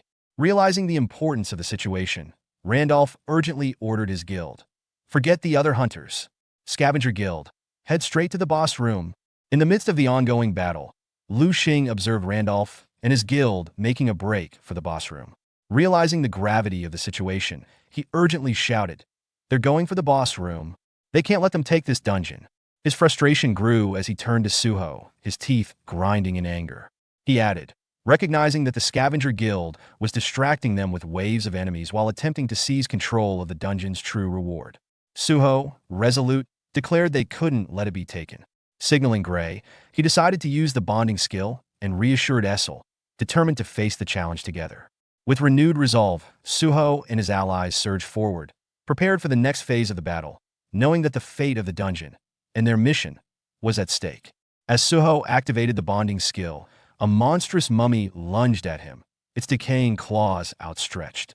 But with lightning speed, Suho sidestepped, unleashing a rapid series of strikes. His movements were so swift and precise that the mummies barely had time to react before crumbling into dust. Standing amidst the defeated creatures, Suho's eyes gleamed with fierce determination, ready for whatever came next. From the sidelines, Lu Xing observed in astonishment, grappling with the full extent of Suho's power. He's not just summoning creatures, he whispered to himself. He's merging with them. And yet, he's not even using his full strength. His admiration for Suho's abilities was tinged with unease, as the enigma of Suho's true power left him both awed and suspicious of what more he might be concealing. Meanwhile, Essel stood on the edge of the battlefield, her heart heavy. She realized that once again, she had missed her chance to fight alongside Suho. She sighed wistfully, vowing to prove herself worthy to the young monarch one day. Suho glanced her way, his gaze softening for a fleeting moment before turning serious again. He stated they can't afford any more delays. Let's finish this and go after them. Meanwhile, deep within the dark corridors of the dungeon, the Scavenger Guild pushed forward relentlessly, cutting down every mummy that dared to cross their path. Randolph led his hunters with unwavering determination, but his thoughts kept drifting back to Suho. There was something about him, an unsettling mystery that gnawed at the edges of Randolph's mind. That kid, Randolph thought, clenching his fists, he's not just any hunter. He's something else entirely. After they take this dungeon, he will face him himself. Finally, the Scavenger Guild arrived at a massive ancient door, its surface adorned with twisted symbols that pulsed with a dark, malevolent energy. Randolph signaled his team, and the door groaned open, filling the chamber with the echo of age-old chains. As the dust settled, a horrifying sight greeted them. At the far end of the room loomed a monstrous figure, bound to the walls by thick chains that seemed designed to hold a wild beast. Randolph's breath caught in his throat, and his eyes narrowed in wary surprise. He muttered in confusion, "Wire chained here," unease flickering across his face. "Is this really the dungeon boss?" The hunters exchanged uneasy glances, some whispering that the boss appeared to be sleeping, while others doubted the creature's true nature. Randolph's mind raced back to the prophecy his guild had uncovered. The being born of death who shatters the seal will rise. Before he could make sense of it, the creature began to stir. Its body twitched and it muttered in an ancient, unknown language. The ominous chanting grew louder, reverberating through the stone walls. The chains holding it began to rattle violently until, with a sudden burst of strength, the creature tore free, snapping the restraints as if they were brittle twine. The dungeon boss rose to its full height, its monstrous form towering over the hunters.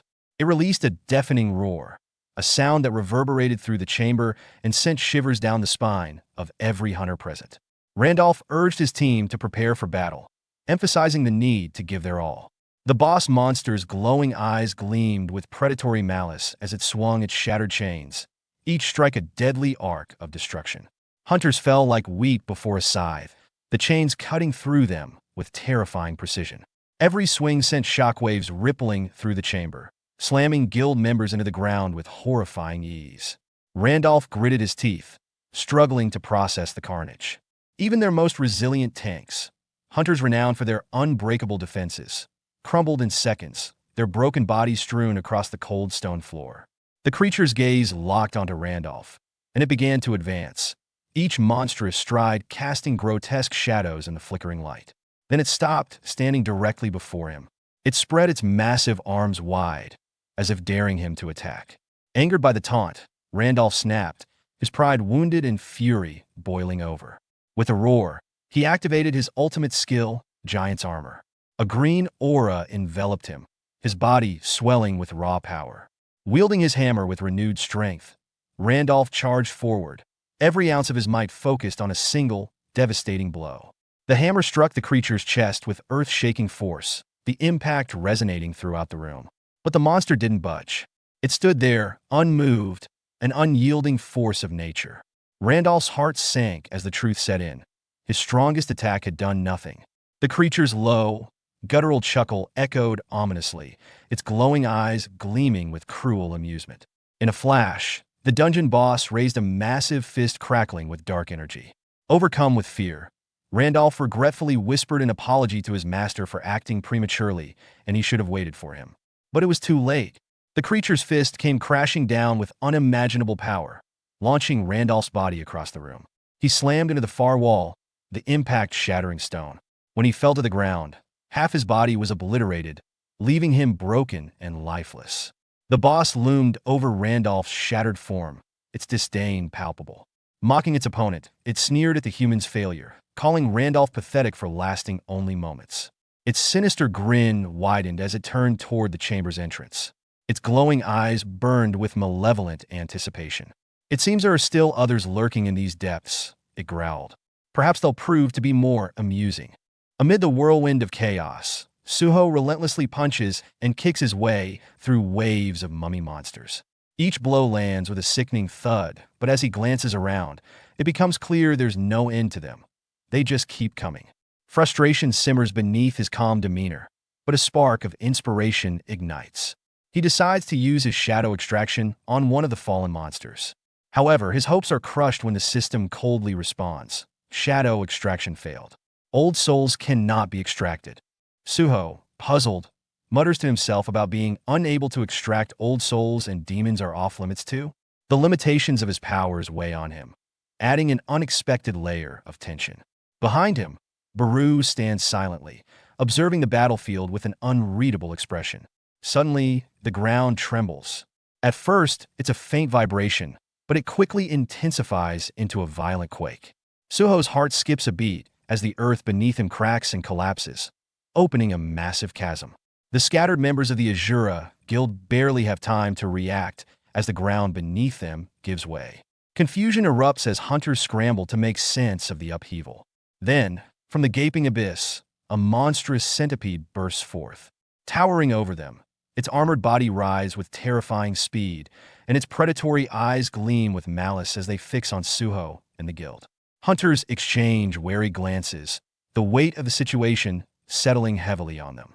As if the relentless mummies weren't enough, they now face this colossal nightmare. Without warning, the centipede lunges forward, its grotesque body moving with alarming speed. Some guild members narrowly dodge its deadly charge, but others are flung into the air, their bodies tossed like ragdolls. Amid the chaos, Essel's eyes narrow as she studies the creature's movements. Seizing an opportunity, she leaps toward it, her spear aimed at its armored hide. Yet, her strike is futile. The weapon barely leaves a scratch. Frustration flashes across her face. She cries out, her voice sharp and urgent, carrying a mix of determination and growing worry. She admits her attacks are futile against its impenetrable hide, her frustration evident as she searches for a solution. Lu Xing, battling a swarm of mummies nearby, glances towards Suho with a grim expression. Realizing the situation is spiraling, he suggests retreating as they're overwhelmed and the scavenger guild has taken their field-type dungeon. Dodging another assault from the centipede's razor-sharp mandibles, Suho nods. He agrees, yet inwardly his mind races. The urgent quest looms over him, demanding he resolve the dimensional crack. He knows the scavenger guild won't make it easy, especially if they're after the boss. Doubt creeps into his thoughts. Is retreating really the right choice?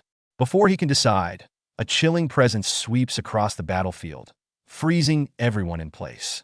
Through the dust and debris, the boss monster emerges, a towering figure radiating an aura so dark, so malevolent, that every hunter halts in their tracks.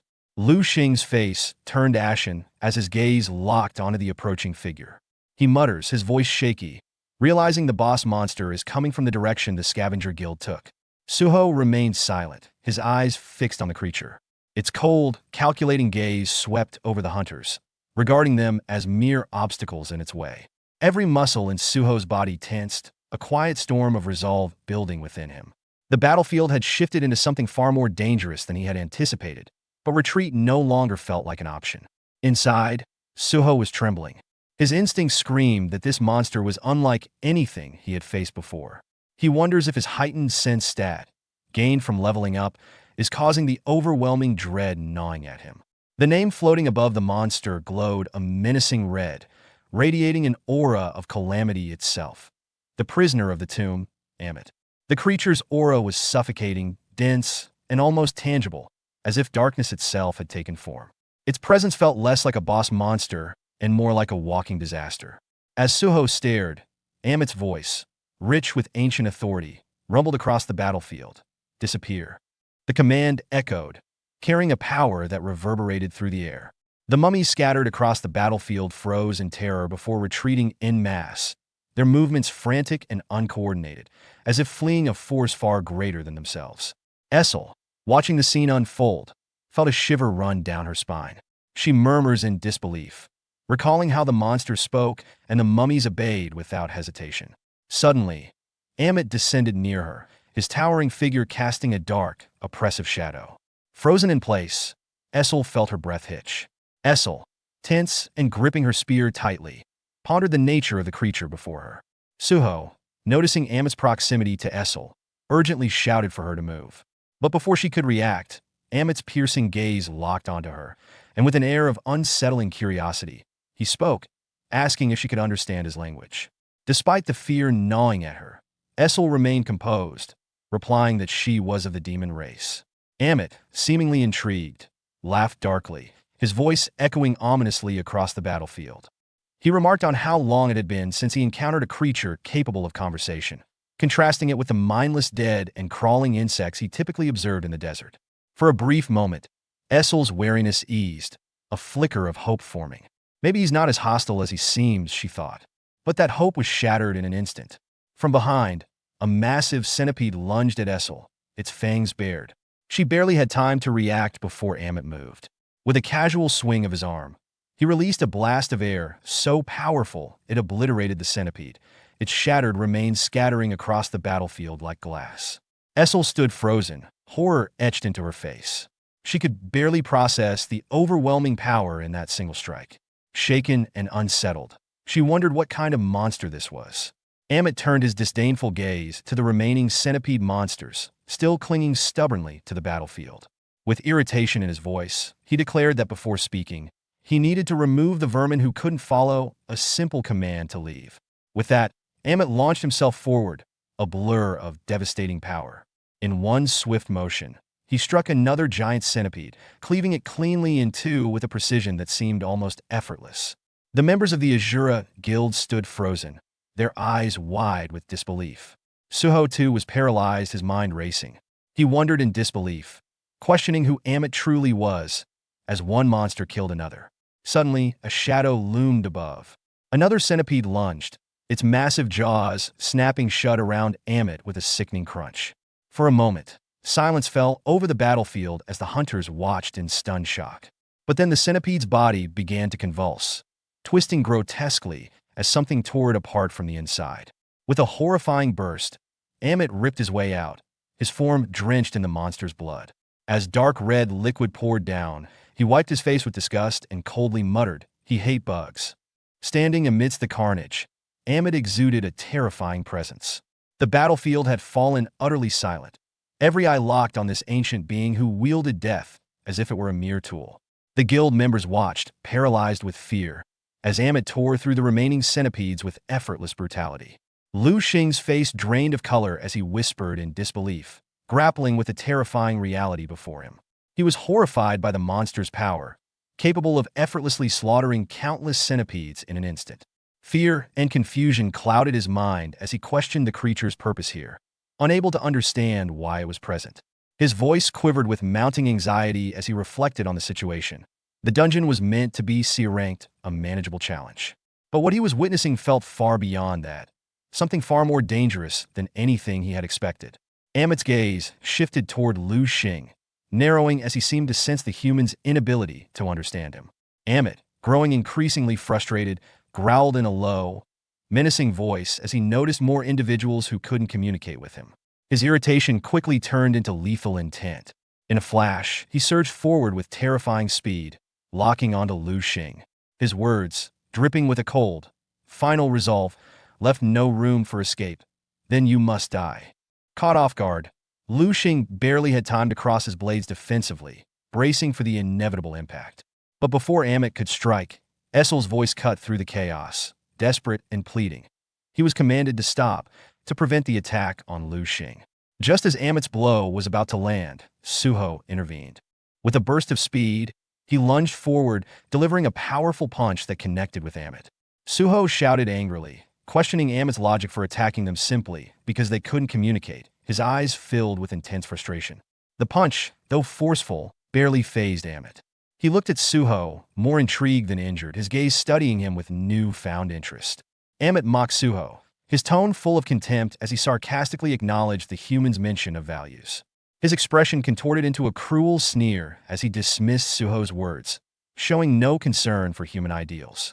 In a sudden, violent motion, Amit retaliated with a crushing punch, emphasizing his indifference to any moral argument. The impact of Amit's blow sent shockwaves through the dungeon, debris flying from the point of collision. The sheer force threw Suho back, slamming him into the dungeon wall with a resounding thud. The force rippled through the room, leaving cracks in the stone and scattering rubble. Essel's face contorted with anger and fear as she watched him collapse. Her voice rose in defiance, trembling with both fury and desperation. She shouted in fury, glaring at Amit, calling him a devil for daring to attack the young monarch. Amit merely chuckled, his sinister laughter echoing across the battlefield like a dark melody. Amit tilted his head mockingly, acknowledging the human as her companion. His tone shifted slightly, though the underlying threat remained, as he told her that he wouldn't kill her, at least not immediately. He added that, as someone of the demon race, she might possess knowledge that intrigued him. Essel's expression steeled, her unwavering gaze masking the storm of thoughts swirling in her mind. Sweat trickled down her brow as questions raced through her head. She wondered who the creature was and how he knew about the war between the monarchs. Scattered around the battlefield, the bodies of fallen allies painted a grim picture of the chaos that had unfolded. Amit's voice cut through the silence, sharp and filled with chilling impatience as he demanded an answer. His words hung in the air like a blade, the room's tension thick and suffocating. The stillness was broken only by the faint sounds of the battlefield, labored breaths, and muffled groans of the wounded. In one corner, Suho and Gray lay slumped against the dungeon wall, their battered forms a testament to the brutal clash they had endured. The bonding skills limit had been reached, leaving Gray unconscious and Suho barely clinging to life, his shallow breaths ragged. Kneeling beside them, Baru's usually steadfast expression was marred with concern as he placed a hand on Suho's shoulder, willing him to awaken. The battlefield seemed frozen, a tense standstill as both sides waited. The weight of Amit's dark curiosity loomed over them, every second stretching into eternity. Amit's gaze returned to Essel, his voice cutting through the air, cold and merciless. He coldly declared that whether mindless monsters or demons refusing to answer, they were all the same to him and must die. He lifted his foot high into the air, his intent clear and ruthless. Meanwhile, Suho lay broken, blood dripping steadily from his mouth, every part of his body screaming in agony. Yet within him burned a fierce determination. He whispered through gritted teeth, activating the status recovery reward. Behind Amit, a soft green glow emerged, a light of healing that seeped into Suho's battered form. His wounds began to knit together, strength flooding back into his body. As vitality surged through him, Suho gripped his shoulder and pushed himself to his feet, his resolve reignited. Suho muttered under his breath. Luckily, he hadn't used his daily quest rewards yet, his voice barely audible. As he faced Amit, his expression grew focused, and his voice rang out with unwavering confidence. He revealed that if Amit was inquiring about the Great War of the Monarchs, the truth was that every monarch had fallen to the Shadow Monarch. Just as he spoke, Essel's worried cry, "Young monarch," cut through the tension, signaling her concern. Amit's eyes narrowed, his expression shifting to one of surprise. Taking a step closer, his curiosity became palpable. Amit's voice wavered with a mix of disbelief and intrigue as he questioned the truth of Suho's words. He seemed stunned by the idea that while he had been trapped in the Forsaken Place, the war between the monarchs had come to an end. Suho, standing resolutely, gave a firm nod, confirming the grim reality. The war was indeed over. But his mind was racing. If this creature knows of the war between the monarchs, could he be tied to one of them? The realization hit him like a blow. His power, he's at least S-rank, maybe higher. Agitating him would be a fatal mistake. A dangerous glint flickered in Amit's eyes as he stepped even closer, his voice now laced with malice. Amit's tone grew dark and menacing as he acknowledged the Shadow Monarch's victory, realizing that it meant all the monarchs, including Tarnak, the monarch of the Iron Body, were slain. As he spoke, a menacing red aura seeped out from his form, spreading like a dense, suffocating fog across the battlefield. Amit's massive figure loomed over Suho, casting a shadow that felt as heavy as the weight of his question. He demands confirmation, his voice thunderous and cold. He questions whether the Shadow Monarch truly killed Tarnak, the monarch of the Iron Body. Suho locked eyes with the colossal being, a chilling realization creeping into his mind. The monarch of the Iron Body. He thought, his fists instinctively clenching. Is this monster somehow connected to him? A dangerous thought surfaced, dark and unrelenting. If Amit discovers who my father really is, the wrath he would unleash might be merciless. But before Suho could process this thought further, Amit's patience snapped. With terrifying speed, the giant lifted his foot, slamming it down like a meteor crashing to the earth. Essel urgently warns the young monarch, her voice filled with fear, signaling a looming danger. Amit's colossal foot crashed into the ground with a deafening thud, sending shockwaves through the room. The earth fractured beneath him, and the walls rattled violently. The force of the strike could have split a mountain, yet Suho only narrowly managed to dodge, flipping backward just in time. His heart pounding, he regained his footing and shouted in disbelief. "What the hell, man?" He thought they were having a conversation. Amit's eyes flared with irritation, and his voice, harsh like grinding stone, sliced through the tense air.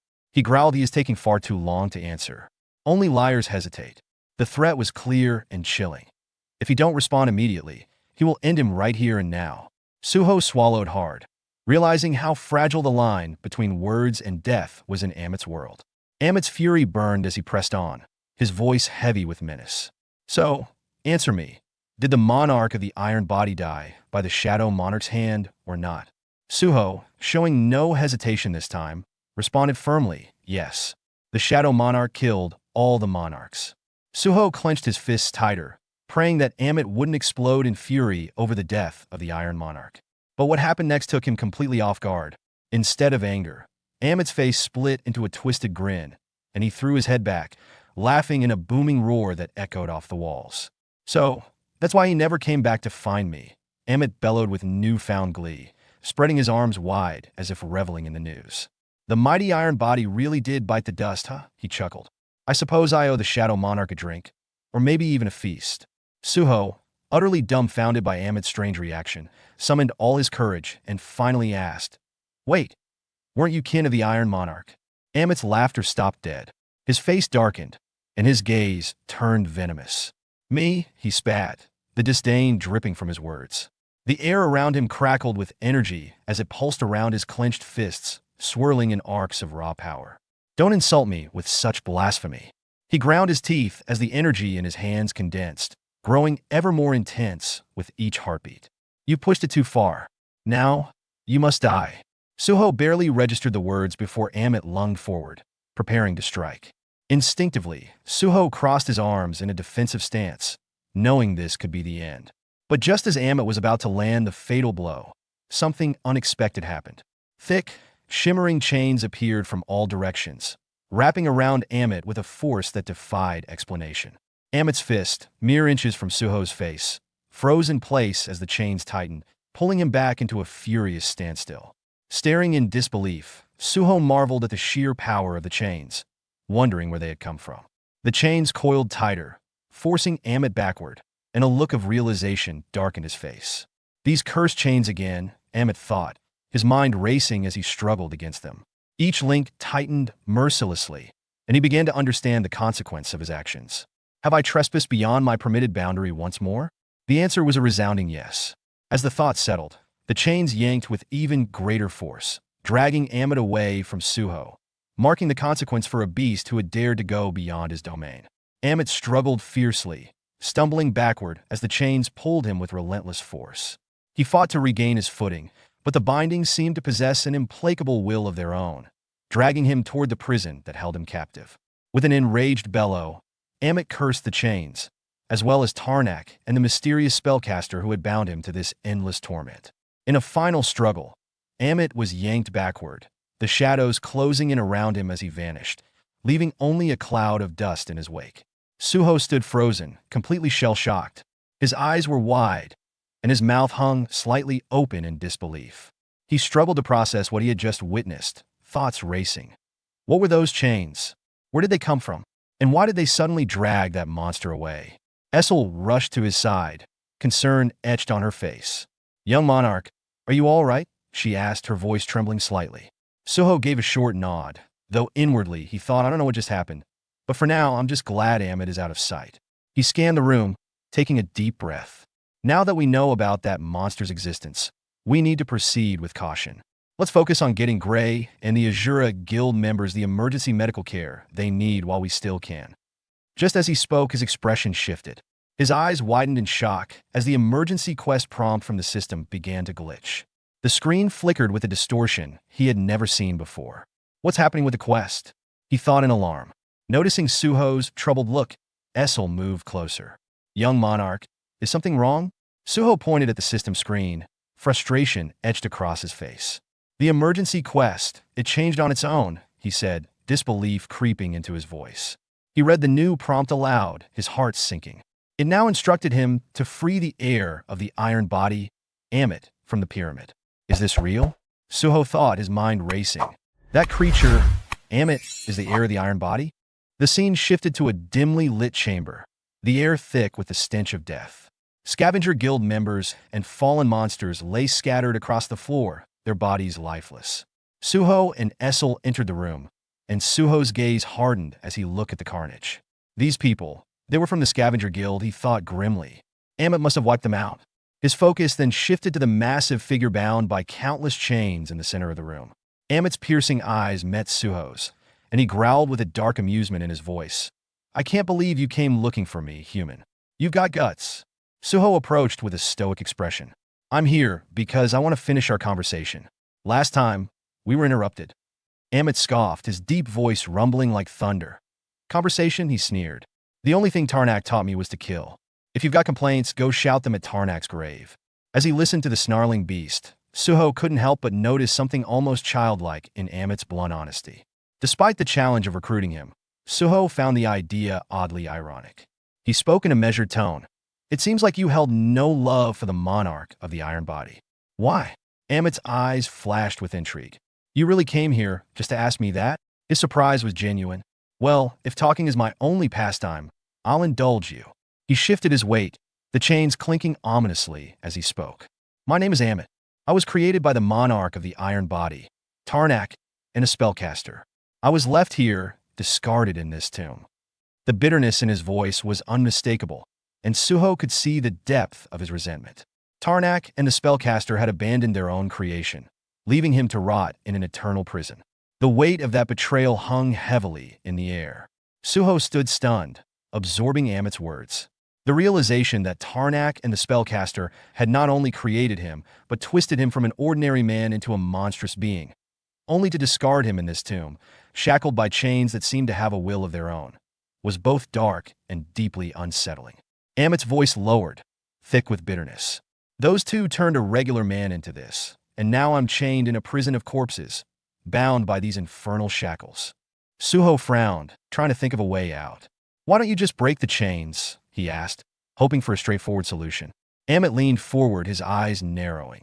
These aren't ordinary chains, he growled. They're imbued with powerful magic. If I move too far, they reappear no matter how many times I break them. His voice carried the weight of frustration. I haven't even been able to explore this tomb because of them. The fury in Amit's voice trembled with years of isolation, his face twisting with bitter rage. I will never forgive Tarnak or that damn spellcaster for what they did to me. To be used and abandoned, locked away like some failed experiment. Suho listened closely, realizing that freeing Amit was part of his quest. His gaze shifted to the chains, studying them critically. If breaking them had been enough, Amit would have done it by now. Then a thought struck him. Turning to Amit, he asked, "Were these monsters already here when you were sealed?" Amit's nod confirmed it. "That's right," he replied, his voice laced with bitterness. Essel stood beside Suho, her eyes wide with confusion as she struggled to grasp the conversation. Suho pressed on. "So, you're not the dungeon's master?" Amit's confirmation triggered something in Suho's mind. Why would the spellcaster ensure the chains reappeared every time Amit moved too far? There had to be a deeper purpose. He pondered for a moment before asking, in a measured tone, "If I managed to break the chains binding you, would you be willing to listen to a request of mine?"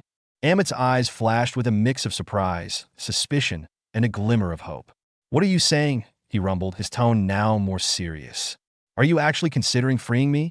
His voice dropped to a dangerous pitch. "If you can pull off something like that, I swear by all my fury I'll do whatever you ask." He paused, studying Suho intently. "Do you actually have a way to undo the spellcaster's work?" Suddenly, Amit's aura surged, flooding the room with an oppressive energy that caused the chains to strain against him. His eyes glinted with a savage promise, and he roared, "But if you're speaking in jest, if this is some kind of joke, you will pay dearly. I'll rip you apart, and there won't be a soul alive who could save you." The green and red energy radiating from him intensified, swirling around his massive form in waves of barely restrained fury. The air crackled with his rising rage, and Suho felt the weight of the threat hanging between them like a sharpened blade. Essel stood frozen, terror on her face as Amit's ominous energy filled the room. "Young monarch, what?" she stammered. But Suho held up a hand, his eyes never leaving Amit, his body coiled in focus. He didn't flinch. "Listen to me before you decide," he said, his voice calm but firm, as though he held the upper hand. Amit paused, his rage dimming slightly as Suho's words sank in. A glint of mischief appeared in Suho's eyes as he leaned in. "I'm planning to make this whole dungeon collapse." Amit's interest sharpened. Suho continued, explaining with a grin, "The spellcaster anchored you here with those chains to prevent you from killing the dungeon master, right? But what happens if the dungeon master is defeated and the entire dungeon falls apart? Those chains wouldn't have a reason to exist anymore. Their purpose would vanish." Amit's eyes narrowed as he processed Suho's logic, the idea of finally breaking free from his eternal bonds swirling in his mind. Suddenly, a deep, guttural laugh erupted from his chest. Well, the Shadow Monarch's heir," he mused, his voice tinged with a flicker of wild hope. "What an idea! Perhaps this little scheme of yours might actually work. Meanwhile, in the dungeon's depths, Baru buzzed about like a disgruntled insect, his face twisted in exaggerated sorrow. With a tearful eye, he lamented, "Why, young monarch? Why leave me here with this lizard?" His wings beat in frustration, his tiny frame vibrating with indignation. Amit, exasperated by Baru's dramatic sulking, snarled, "Enough with the whining, you miserable ant. You're acting like a fruit fly buzzing around my head." Baru's antennae twitched with irritation. "Fruit fly," he hissed as pride stung. "Do you want to face the wrath of my original body?" Amit waved him off dismissively, unfazed. Who would have guessed that kid is the son of the Shadow Monarch? He reached the limit of his chains, his massive hand resting on the floor as his thoughts drifted away from Baru's antics. "This is as far as I can go in this prison," he muttered, staring into the darkness where Suho had disappeared. "If the air fails, I'll still be bound here. But for some reason, I believe him when he says he'll get me out." For a moment, Amit lowered his head, lost in thought. "Tarnak," he thought bitterly, "you claimed raw power was the pinnacle of strength, and you created me for it. Yet there are beings out there whose strength isn't bound by brute force." He recalled Suho's determined gaze. "If anyone can free me from this place, it might just be that kid." Meanwhile, on a distant battlefield, Suho's fist collided with the jaw of a towering monster. The impact sent shockwaves through the dungeon as the beast shattered under his raw power. With a final strike, Suho decimated the last of the monsters swarming around him, dust and energy dispersing as he caught his breath. He glanced at Essel, who had fought by his side. Both were worn but resolute. Their eyes met, a silent understanding passing between them as they prepared for what lay ahead. Together, they approached the heart of the dungeon, where a looming figure sat atop a throne, an aura of malice radiating from its throne of bones. Suho's eyes narrowed as he read the ominous red letters glowing above the figure's name. The tomb's warden, Shika. "Only the boss remains," Suho murmured, his voice echoing through the tomb. His muscles tensed, every fiber of his being poised for battle. The scene shifted back to an earlier moment, where Amit continued his relentless struggle against the mystical chains that held him captive. Each clink and strain of the chains echoed through the tomb, like the groans of a restless beast. Suho watched, observing Amit's futile attempts to break free, his frustration mounting. The shadow dungeon loomed just within Amit's reach, but despite his desperate efforts, the infernal chains seemed to have a mind of their own. Amit's eyes, blazing with a mix of hope and frustration, flared as he tried to step toward the entrance. But the chains tightened instantly, pulling him back into the confines of his imprisonment. Suho, watching the futile struggle with calm detachment, remarked, as expected, "These chains are a real pain in the neck. Even the shadow dungeon can't bypass their spell." Gripping the chains tightly, Amit growled, his voice thick with the weight of years spent in confinement. "The moment I even think about leaving this place, these cursed things snap back and hold me tighter. It's like being trapped in a nightmare with no way out." Suho, scrutinizing the chains with a critical eye, nodded thoughtfully. "Troublesome spell indeed. Not that I expected this to work. I just needed to confirm the extent of the problem." Turning to Essel and the rest of the team, Suho laid out his plan.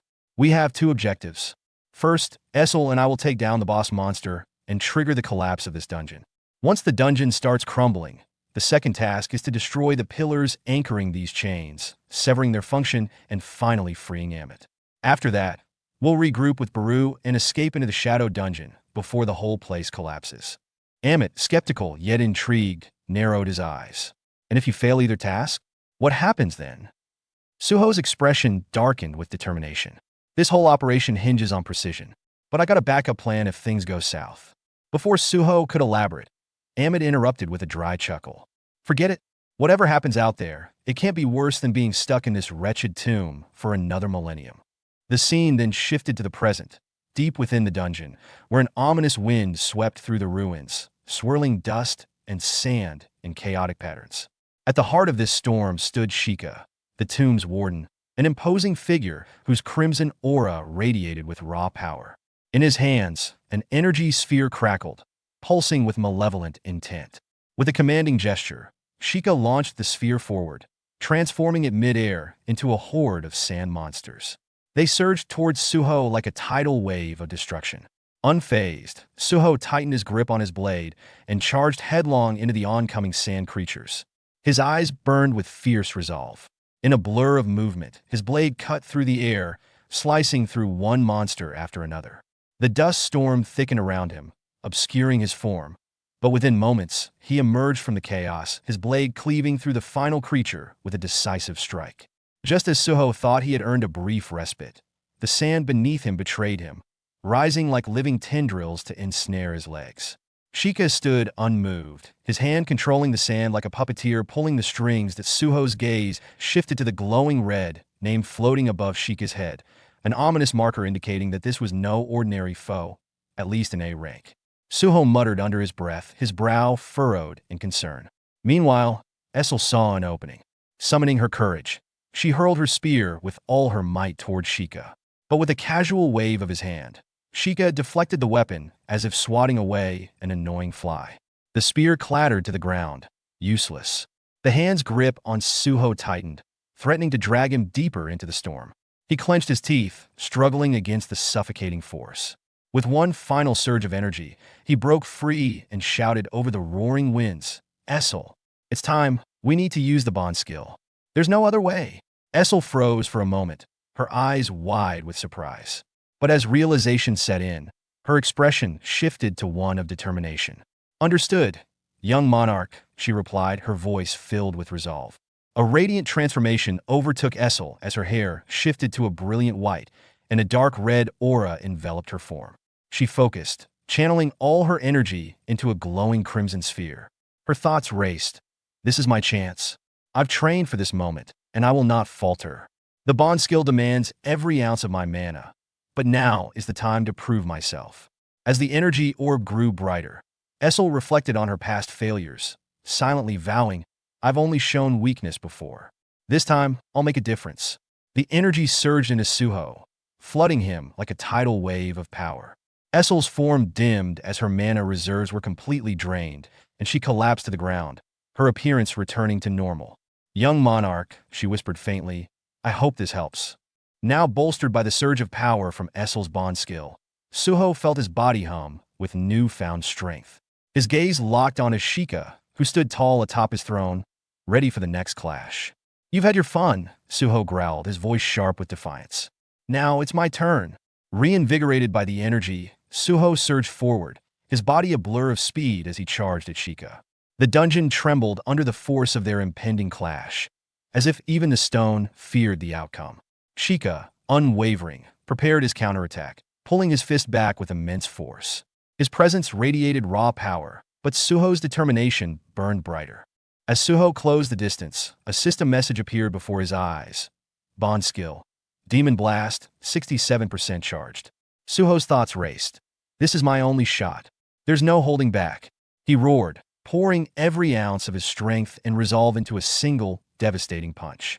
The impact was cataclysmic, sending a shockwave through the dungeon and shattering Shika's form into countless pieces, obliterated by the sheer force of Suho's attack. Meanwhile, deep within the dungeon, Baru's antennas twitched as the ground beneath him began to quake violently. The walls groaned and split, signaling the collapse of the dungeon. Baru turned to Amit, urgency in his voice. "The dungeon is collapsing. The young monarch has done it. He's defeated the dungeon master." Amit, watching the stakes anchoring his chains fall one by one, felt something long buried stir within him, a fragile flicker of hope. He whispered almost to himself, "Could it be? I'm finally free?" Baru, ever impatient, gestured frantically. "Hey, you oversized lizard, stop gawking and move. We got to get to the young monarch." Amit hesitated, disbelief clouding his mind. After all these years, was it really happening? Could he truly leave this tomb? Memories of his torment resurfaced unbidden. He recalled the endless agony inflicted by Tarnak and the spellcaster, who had twisted and regenerated his body repeatedly. Their cruel experiments warped his form, transforming his suffering into strength, but the relentless pain had broken his spirit, driving him to gouge out his own eyes to numb the torment. Yet amid the suffering, one memory had sustained him, the majestic beauty of nature from his youth. He had longed to feel its embrace again, to escape the desolate prison that had been his life. Now, with trembling resolve, Amit lifted his foot and crossed the boundary of his confinement. The moment he stepped beyond, hope turned to horror. A gleaming stake shot toward him with blinding speed, piercing his side with brutal force. Amit staggered, blood spilling from his mouth as he roared in pain and fury. Tarnak, spellcaster, you'd rather see me dead than free. I'll never forgive you. Baru, watching in shock, cried out, Amit, what's happening? More stakes flew toward Amit like a storm of daggers. He roared again, his voice thundering with rage. I'll never forgive you, Tarnak. Just then, Suho arrived, battered but undeterred. Seeing the stakes racing toward Amit, he acted instinctively. With all his strength, he kicked one stake mid-flight, deflecting it from its target. The impact sent a jolt of pain through his leg, nearly bringing him to his knees. But there was no time to hesitate. The stakes were relentless. Realizing the stakes were enchanted to return, Suho's mind raced. If these chains won't let Amit go, I'll have to remove their anchors. Summoning the shadow dungeon portal, he began redirecting the stakes into the dark void. One by one, he kicked and punched the stakes, sending them spiraling into the portal. Amit watched in disbelief. Why? Why are you doing this? What could you possibly want from me that you'd shed your own blood for it? Suho didn't respond. Sweat poured down his face, and each strike sent waves of searing pain through his broken body. His bones screamed in protest, and with each deflected stake, he felt himself nearing his limit. Finally, a stake flew toward Suho with deadly precision. Before it could strike, Amit stepped forward. His massive fist smashed the stake aside, sending it toward the shadow dungeon portal. Bloodied but resolute, he looked at Suho and declared, I see it now. Why Tarnak? No, why all the monarchs lost to the shadow monarch? It wasn't just strength. It was conviction. Suho's eyes widened in shock at Amit's words. He had never expected such respect, let alone camaraderie, from the towering beast who now addressed him not as an enemy, but as an equal. Amit's voice roared through the collapsing dungeon, carrying both defiance and newfound determination. If all we need to do is toss these stakes into that gate, then let's end this madness together, sung Suho. No, young monarch. The two stood side by side as the deadly stakes hurtled toward them, gleaming like meteors of death. Without hesitation, Amit swung his massive fists, swatting the stakes into the portal with raw power. Suho, though battered and broken, mirrored his resolve, using precise strikes and desperate maneuvers to redirect each incoming projectile. Meanwhile, deep within the shadow dungeon, Essel stirred awake. Her body was weak, but her spirit still burned with resolve. As she opened her eyes, the familiar silhouette of Baru loomed over her. Are you finally up? He asked, his voice as flat as ever. Essel shot upright, panic flashing across her face. Baru, what happened? The young monarch? He sent me back because I was out of energy. Is he all right? What about Amit? Baru raised a claw to his lips, signaling for silence. Quiet. They're resting now. Do not disturb them. Essel blinked in confusion, but followed Baru's gaze. Her expression softened, and her eyes shimmered with joy as she spotted Suho lying peacefully nearby, his chest rising and falling with steady breaths. Beside him, Amit, now freed from his chains, rested with a serene expression. Essel couldn't contain herself. He actually did it, she whispered. The young monarch, he saved Amit. A series of system notifications appeared before Suho's sleeping form. System notification congratulations him. You have successfully recruited Amit, heir of the Iron Body, as a teammate. Urgent quest. Dimensional crack completed. You have leveled up. You have earned quest rewards. Would you like to check them now? Meanwhile, far away in a quiet office, a man dressed in a sleek black suit sipped tea as he examined a digital profile on his tablet. His sharp eyes scanned the image of Sung Jin Woo, his expression a mix of reverence and unease. Something changed after Hunter Sung Jin Woo's disappearance, he murmured to himself. The Hunter Gates began appearing again, but thanks to the memories he left behind, I was able to quickly establish the Hunter Association and prevent another great cataclysm. Setting the tablet down, he leaned back in his chair and exhaled deeply. But the existence of stardust, that wasn't in the previous timeline, and its distribution by Lee Min-sung of the Grim Reaper Guild doesn't match his guildmaster's absence. Could he be acting alone? Before he could ponder further, his phone buzzed violently, snapping him from his thoughts. Glancing at the screen, he saw an incoming call. Mr. Jinho, he muttered. Raising an eyebrow, he answered with a calm but curious tone. It's rare for you to call me, sir. What brings this honor?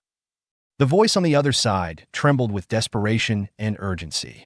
Mr. Jinchul, I'm calling because I need the Hunter Association's help. It's about my nephew. Jinchul straightened in his chair, alarm flashing in his eyes. Your nephew? You mean Suho? Yes, Jinho replied, his voice breaking. He awakened as a hunter. I think he's trapped inside a gate. Please, you have to help him. Jinchul's face paled, beads of sweat forming on his brow. Sung Suho is trapped inside a gate? His mind raced, piecing together the implications. The Shadow Monarch's heir is in danger. This could change everything. The scene shifted to the desolate outskirts of the Pyramid Field dungeon, where several trucks stood in stark contrast to the surrounding wreckage. Inside one of the trucks, the surviving members of the Asura Guild lay sprawled out, their breath shallow, as if they'd just run a marathon through a hurricane. Lu Xing, amidst the unconscious bodies, was suddenly stirred by a persistent voice cutting through the fog of his mind. Lu Xing, hey, wake up! You've been sleeping too long. Suho's voice pierced through like an alarm clock set to the sound of impending disaster. Lu Xing groaned, rubbing his head as if he'd been struck by a truck, perhaps one in the shape of a pyramid. As fragmented memories of the chaos flooded back, his head throbbed. Suho, meanwhile, stood there with the patience of someone waiting in line at an overbooked airport, a casual smile on his face. Dungeon cleared, Suho said nonchalantly. Oh, by the way, can I borrow your phone? Gotta make a call. Urgent stuff. Lu Xing's brain struggled to catch up, like an outdated computer running too many processes. Then it hit him like a sledgehammer. His eyes shot wide open, and he shouted, What? The dungeon's cleared. Looking out the window, Lu Xing saw the barren wasteland where the pyramid had once loomed, majestic and menacing. Now, it was simply gone, like a magician's greatest vanishing act. The scene transitioned to the chaotic hustle of Egypt's airport, where Suho and the Asura Guild members shared a bittersweet farewell. The noise of announcements and hurried travelers filled the air as Lu Xing extended his hand in gratitude.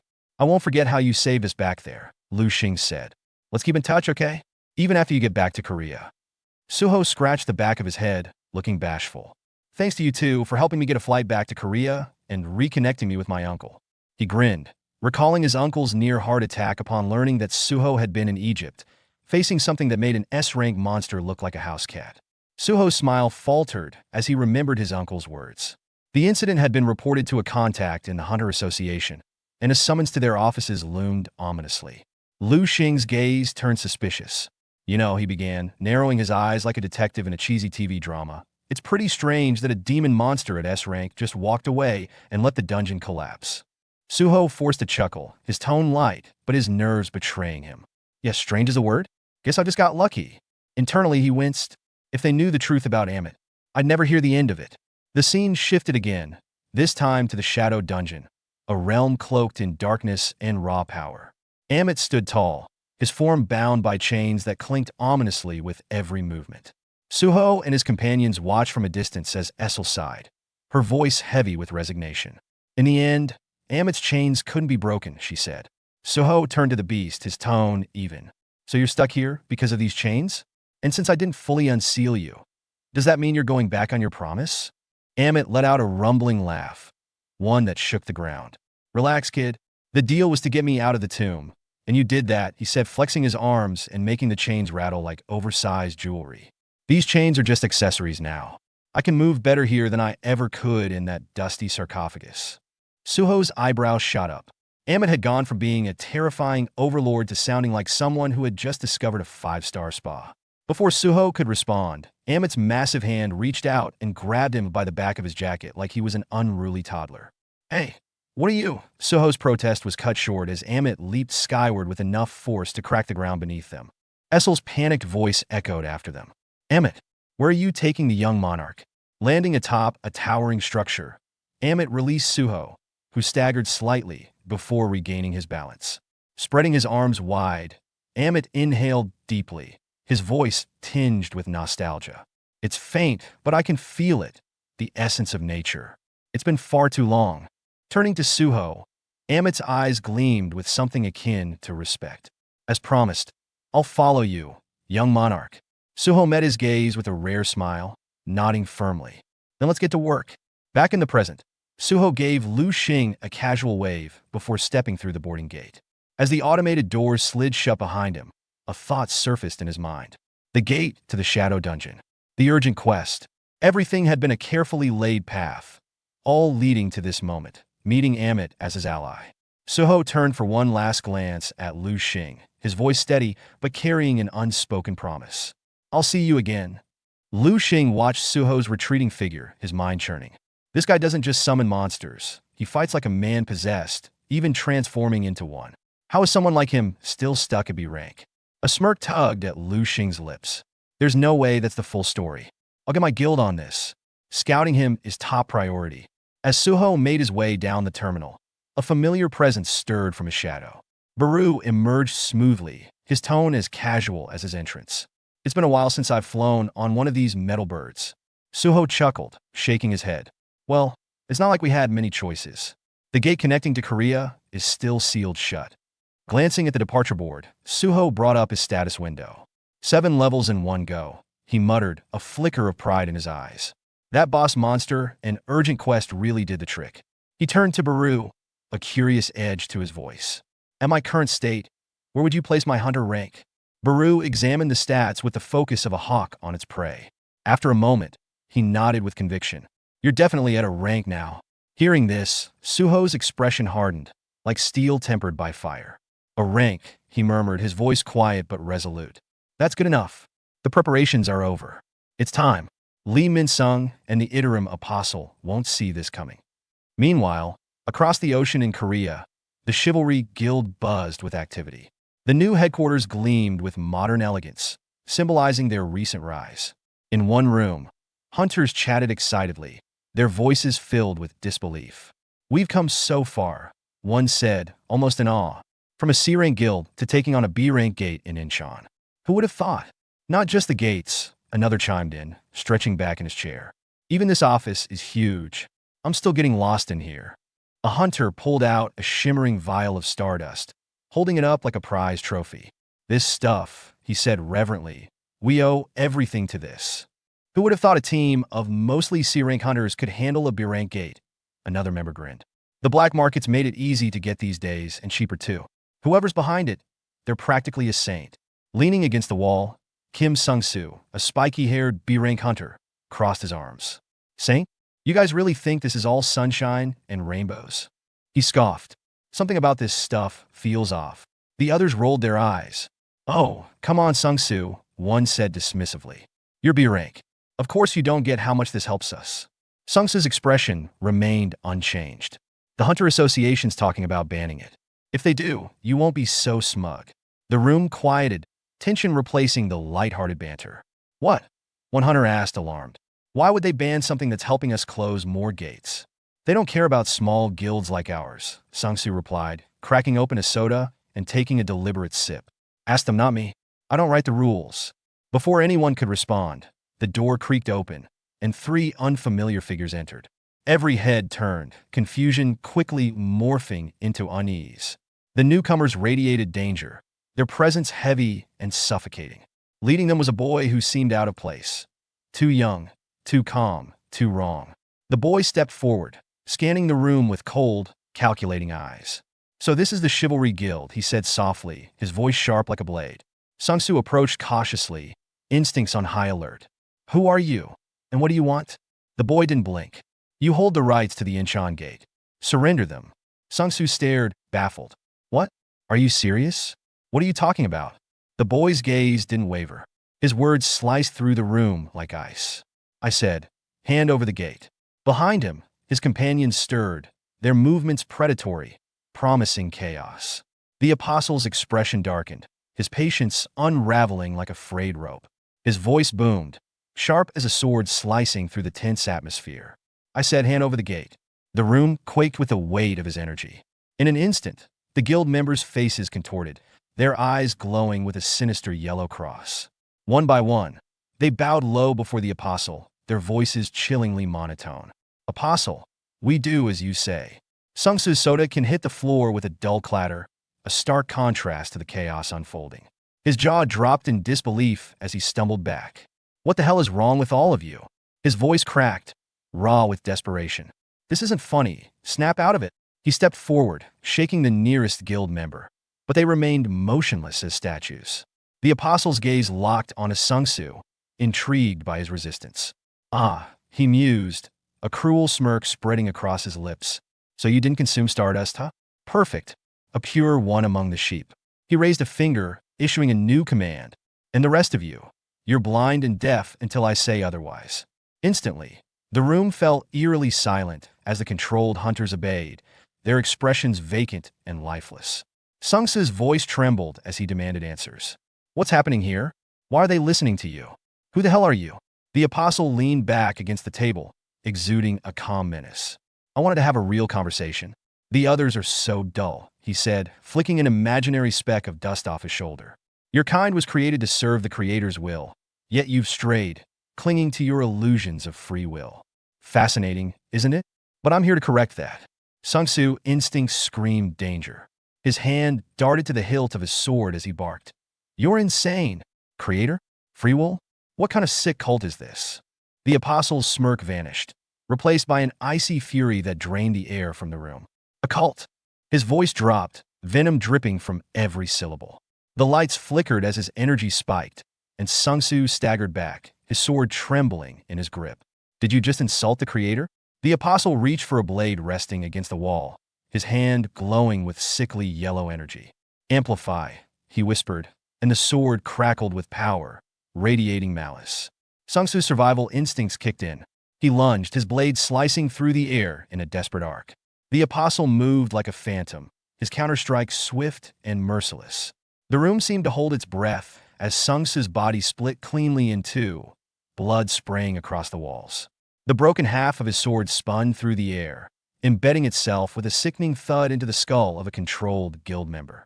The room descended into chaos, silent and deadly. The apostle stood amidst the carnage, his aura pulsating with raw malice. He glanced at the lifeless bodies, his expression unreadable. With a wave of his hand, he muttered, You may see and hear again. Clean this mess. The remaining controlled hunters obeyed without hesitation, dragging the bodies away like puppets on invisible strings. Footsteps echoed in the hallway as more guild members rushed in, alarmed by the commotion. The apostle didn't spare them a glance as he murmured, Forget everything you've seen. Their eyes glazed over as their memories were wiped clean, and they stumbled back into the corridor, dazed and disoriented. As the apostle exited the building, his thoughts churned like a storm. What is free will? The question gnawed at him. Creations should fulfill their purpose, yet these inhabitants destroyed their creator. Such insolence. At the dungeon's entrance, hunters under his control restrained a massive otherworldly monster, its eyes burning with primal rage. The apostle approached, holding a glowing yellow crystal aloft. You've suffered enough, wandering the cracks between dimensions, he said softly, almost tenderly. Let your fury guide you. The crystal sank into the monster's eye, and its roar shook the ground. Yellow energy coursed through its veins as its form twisted into something monstrous. The apostle's lips curled into a smile as he whispered, Run wild. Destroy, for the creators must prevail. The dungeon shuddered as the beast burst forth, a harbinger of chaos. The apostle stood in its wake, his eyes glowing with unholy light. This world will understand its place, he vowed, and its purpose will be fulfilled. The scene opens with the frenetic energy of an airport. Cars are queued along the curb, horns blaring as travelers hurry through sliding glass doors, dragging suitcases behind them. Just beyond the main terminal, 3 members of the Hunters Association stand near a small surveillance vehicle, their sharp gazes cutting through the chaos like blades. Amid the usual bustle, an ominous tension lingers in the air. Then, a faint red glow flickers to life nearby, pulsating rhythmically like a heartbeat. One of the hunters stiffens, his voice slicing through the din. This doesn't look good, he mutters, moving toward the glow. The others follow, their steps cautious but deliberate. As they approach the forming gate, a suffocating wave of mana crashes over them like a tidal force. The second hunter tightens his grip on his weapon, his tone grim. Judging by the intensity, this is serious. If we don't deal with the boss inside, a dungeon break is imminent. The third hunter, the apparent leader, studies the swirling red energy of the gate as it grows increasingly chaotic. His voice lowers, heavy with the weight of their predicament. If this happens here, the damage to the airport will be catastrophic. Before any of them can respond, their eyes suddenly glow an unnatural yellow. One of the hunters turns slowly, his posture rigid, as a figure emerges from the shadows. Towering and coldly commanding, the Apostle of Iterum steps into the dim light, flanked by his silent, sinister minions. The hunter speaks in a voice drained of emotion. We'll report to the association that there's no issue here, Apostle. The Apostle's piercing gaze shifts to the gate, its chaotic energy spiraling out of control. Without a word, he watches as the dungeon bursts open, releasing a torrent of grotesque, rage-filled monsters. The creatures spill forth like a dam breaking, their howls echoing through the night. Yet the Apostle's minions remain unshaken, their expressions as unmoving as statues. The Apostle himself stands still, his cold demeanor hiding a storm of thoughts. A monologue echoes in his mind, a hymn of bitterness and clarity. Creations, beings born to fulfill the whims of our creators. When they desired amusement, we waged their wars. When they hungered for treasures, we tore them from unworthy hands. Our existence was never our own. The Apostle's expression darkens as he recalls a pivotal moment, the memory vivid and sharp. One day, God spoke. One of our kin in another dimension has fallen. Go forth and claim for me the ownership of the world without a master. His inner voice turns heavy with both reverence and disdain. With that decree, we mobilize God's army, gathering countless believers to fuel the crusade. Yet the journey between dimensions demanded an unfathomable cost, a price paid in energy and sacrifice. As the passage narrowed, only the strongest among us could press on. His gaze hardens, the red glow of the gate reflecting in his eyes. For eons, we marched, losing more with each step. Finally, we reached the world without a master. But what awaited us was not conquest, it was terror, the darkness. He exhales sharply, the memory searing. An endless abyss of shadow blocked our path, a force beyond comprehension. In moments, entire battalions were consumed, their essence twisted into servants of the void. From that abyss came its own legion, an army of shadow led by generals wielding power no mortal or divine being could match. The Apostle's thoughts spiraled deeper into the nightmare. The battle was unlike anything we had faced. Each fallen comrade was corrupted, turned against us, feeding the darkness with every loss. The war spilled into other dimensions as we faltered, the weight of defeat crushing us. His fists clench, his voice in his mind a blade of resolve. Despair gripped even the strongest among us. Then, in our darkest hour, Teal, God's envoy, stepped forward with a daring suggestion. The envoy of God, Teal, spoke with a calm, calculated tone that carried the weight of divine certainty. This is an opportunity, he declared. Just as it was arduous for us to cross dimensions, the darkness has expended immense mana to leave the world without a master. It cannot return easily. Furthermore, I sense no mana within the life forms of that world. If we deploy the mist burns, we could seize control from within. The Apostle's eyes gleamed as Teal continued, elaborating with precision. The mist burns are the weakest among God's believers, broken minds ignited by holy fire. Their strength is negligible, but their power to spread faith is unparalleled, especially among beings devoid of mana. They are a beacon of evangelization, capable of illuminating barren lands with divine light. The army of God, once steeped in despair, listened intently as hope ignited within them. The plan was audacious in its simplicity, spread faith like wildfire in the world without a master. As the number of believers grew, their collective devotion would manifest a sanctuary capable of producing a miracle. It was a gamble, but one they could not afford to ignore. Unanimously, they agreed to Teal's strategy. Without hesitation, the envoy enacted his plan, dividing his divine essence into 5 fragments. The weakest fragment was imbued with the embers of the mist burns and sent to infiltrate the world without a master. The fragment's feeble presence allowed it to slip past the darkness unnoticed, successfully embedding itself within the new world. However, the fragment soon uncovered a troubling revelation. Contrary to their understanding, some life forms in this world had acquired mana. This anomaly, a development that could jeopardize the entire plan, stemmed from an event known as the Cataclysm, which had birthed mana in the world. The scene shifts back to the present, where the Apostle reflects on these events. The first fragment chose patience, waiting for reinforcements. When it fused with me, the second fragment, our strength and purpose solidified. His expression darkened as his thoughts deepened. Such a convenient shift amidst our war. It cannot be coincidence. It must be by design.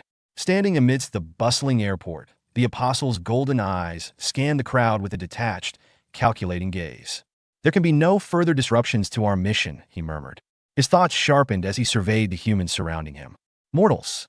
I must understand the pinnacle of their kind, the hunters who wield mana as a weapon. If fate allows, I will test the strength of an S-rank hunter. Suddenly, a deafening explosion shattered the relative calm. Dust and debris filled the air as the ground trembled. Chaos erupted, panic screams rising as travelers scrambled for safety. The apostle remained motionless, his gaze cutting through the chaos. From the swirling dust, monstrous figures emerged, grotesque beings bristling with crude weapons. They stormed through the shattered entrance, their guttural roars reverberating across the terminal. It's a dungeon break. Someone call the Hunters Association, a terrified bystander shouted, amplifying the panic. The apostle's expression remained unreadable as he observed the unfolding carnage. A hunter of significant rank will undoubtedly appear if these beasts continue to rampage, he mused. Perhaps this will allow me to gauge the strength of an S-rank hunter. As if on cue, a hunter burst onto the scene, weapon drawn. Why is there a dungeon break here of all places? He shouted, charging into the fray. The apostle's piercing gaze locked onto the figure, studying him intently. Were these hunters already stationed here, or is this coincidence? His thoughts sharpened further as he observed their coordinated movements and mana usage. Users of the stardust. Interesting. A flicker of intrigue crossed the apostle's face as he stepped forward, the cacophony of battle surrounding him. To him, this chaos was no accident. It was destiny unfolding. Stardust, the apostle muttered, his tone laced with cold calculation. An amplifier forged from the distilled faith of the mist burns. Ordinarily, the faith they harbor would barely ripple in the grand design. But under Teal's ability, Amplify, that faith becomes a force capable of bending reality and minds. As he activated his skill, a faint crimson pulse radiated from his form. The hunters nearby, their eyes already tainted yellow from the apostle's influence, froze as though struck by an invisible force. Their expressions slackened, their bodies stiffened, and within moments, they fell under his sway. You are an obstruction, the apostle said coldly to one hunter, whose grip tightened on his blade before loosening. Leave! Without hesitation, the hunter sheathed his sword, bowed slightly, and replied, Yes, apostle. As you command. He turned and walked away, the chaos behind him left unchecked. Meanwhile, the monsters continued their rampage. A goblin leapt at a woman, plunging its dagger into her back. Her screams pierced the air as the blade struck again and again. Blood pooled around her as she weakly raised a trembling hand toward the apostle, silently pleading for salvation. He met her gaze with unfeeling eyes, his thoughts unmoved. Creations exist solely to fulfill their creator's will. Obedience is their purpose. Yet, as her hand fell limp, a shadow passed over his expression. And yet, why do humans harbor desire? Why are these fragile creatures granted a will that rivals even that of their creators? His gaze swept across the carnage, his thoughts spiraling. Could it be that these weak, insignificant beings are higher than us in some way? Amid the chaos, a man fled, his terror-filled eyes locking onto a figure striding calmly toward the monsters. Why the hell is that guy running toward them? He muttered in disbelief. The figure was Suho. Adjusting his black shadow mask, he scoffed under his breath. A dungeon break, huh? What a warm welcome. Nearby, a man fell, cowering beneath a monster poised to strike. Before the blow landed, Suho's kick sent the creature flying, its weapon clattering to the ground. Turning to the fallen man, Suho commanded, Get up. I'll deal with these bastards. You just run. The apostle's golden eyes fixated on Suho, watching as he dispatched monsters with calculated precision. Each movement was fluid and deadly, his blade cutting through the chaos like a force of nature. The apostle's gaze narrowed as recognition flickered in his mind. That mask. The apostle's golden eyes narrowed, his thoughts racing. Lee Min-sung mentioned someone wearing a black mask. The one who destroyed the hyena guild. Could it be him? For the first time, his cold, detached expression twisted into something resembling curiosity. The saboteur, he mused. So this is the man who dares to stand against me. Interesting. The chaos in the airport surged as goblins swarmed through the shattered terminal, their twisted forms exuding savage intent. Malicious grins stretched across their grotesque faces as they brandished crude weapons, attacking anyone unlucky enough to cross their path. Amidst the pandemonium, a shadow moved, a blur too quick for the goblins to react. Suho darted through the carnage, his every strike precise and lethal. Goblins fell one by one as he advanced, carving a path toward the remaining creatures, terrorizing the fleeing crowd. After slamming a group of goblins into the ground with a devastating punch, Suho straightened, adjusting his hood as his sharp eyes surveyed the destruction. This is insane, he thought, his mind racing. The Hunter Association would never let a dungeon break like this go unchecked, especially at a gate with such high casualty potential. Something's definitely off. His gaze flicked to the lifeless goblins scattered around him, and his jaw tightened. First priority, get these people out safely. Everything else can wait.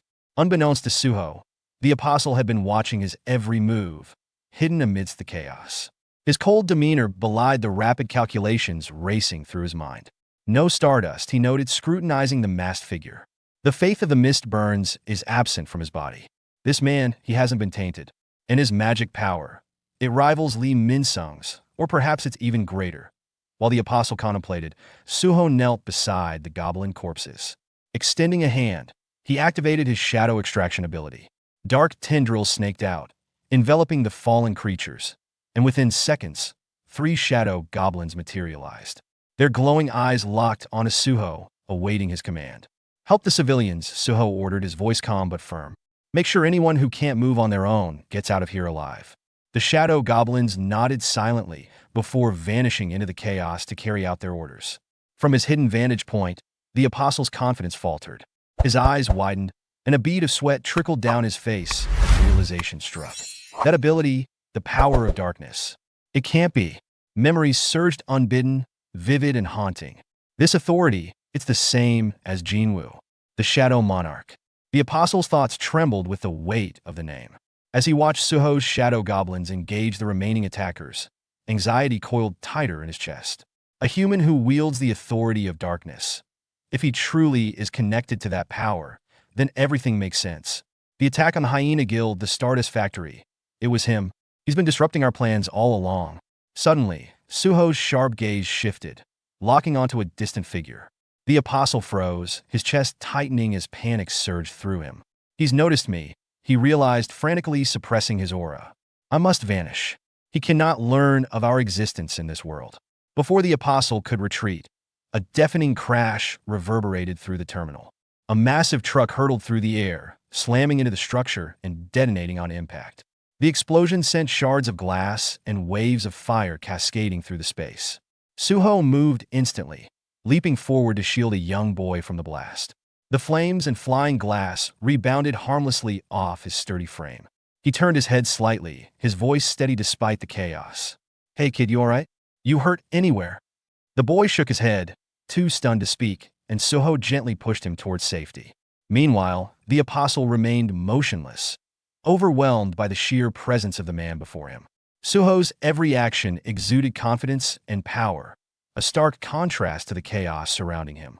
But Suho's attention shifted as a deep, guttural roar shook the air, the sound vibrating through the floor.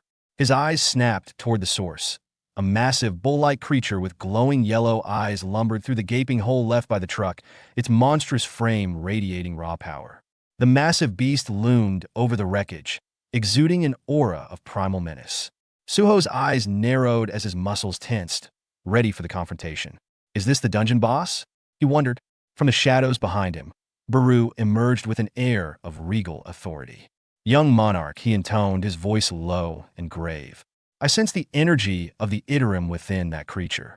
Suho's brow furrowed as he absorbed the revelation. If that's the case, he muttered, then this dungeon break, it's tied to the Iterum.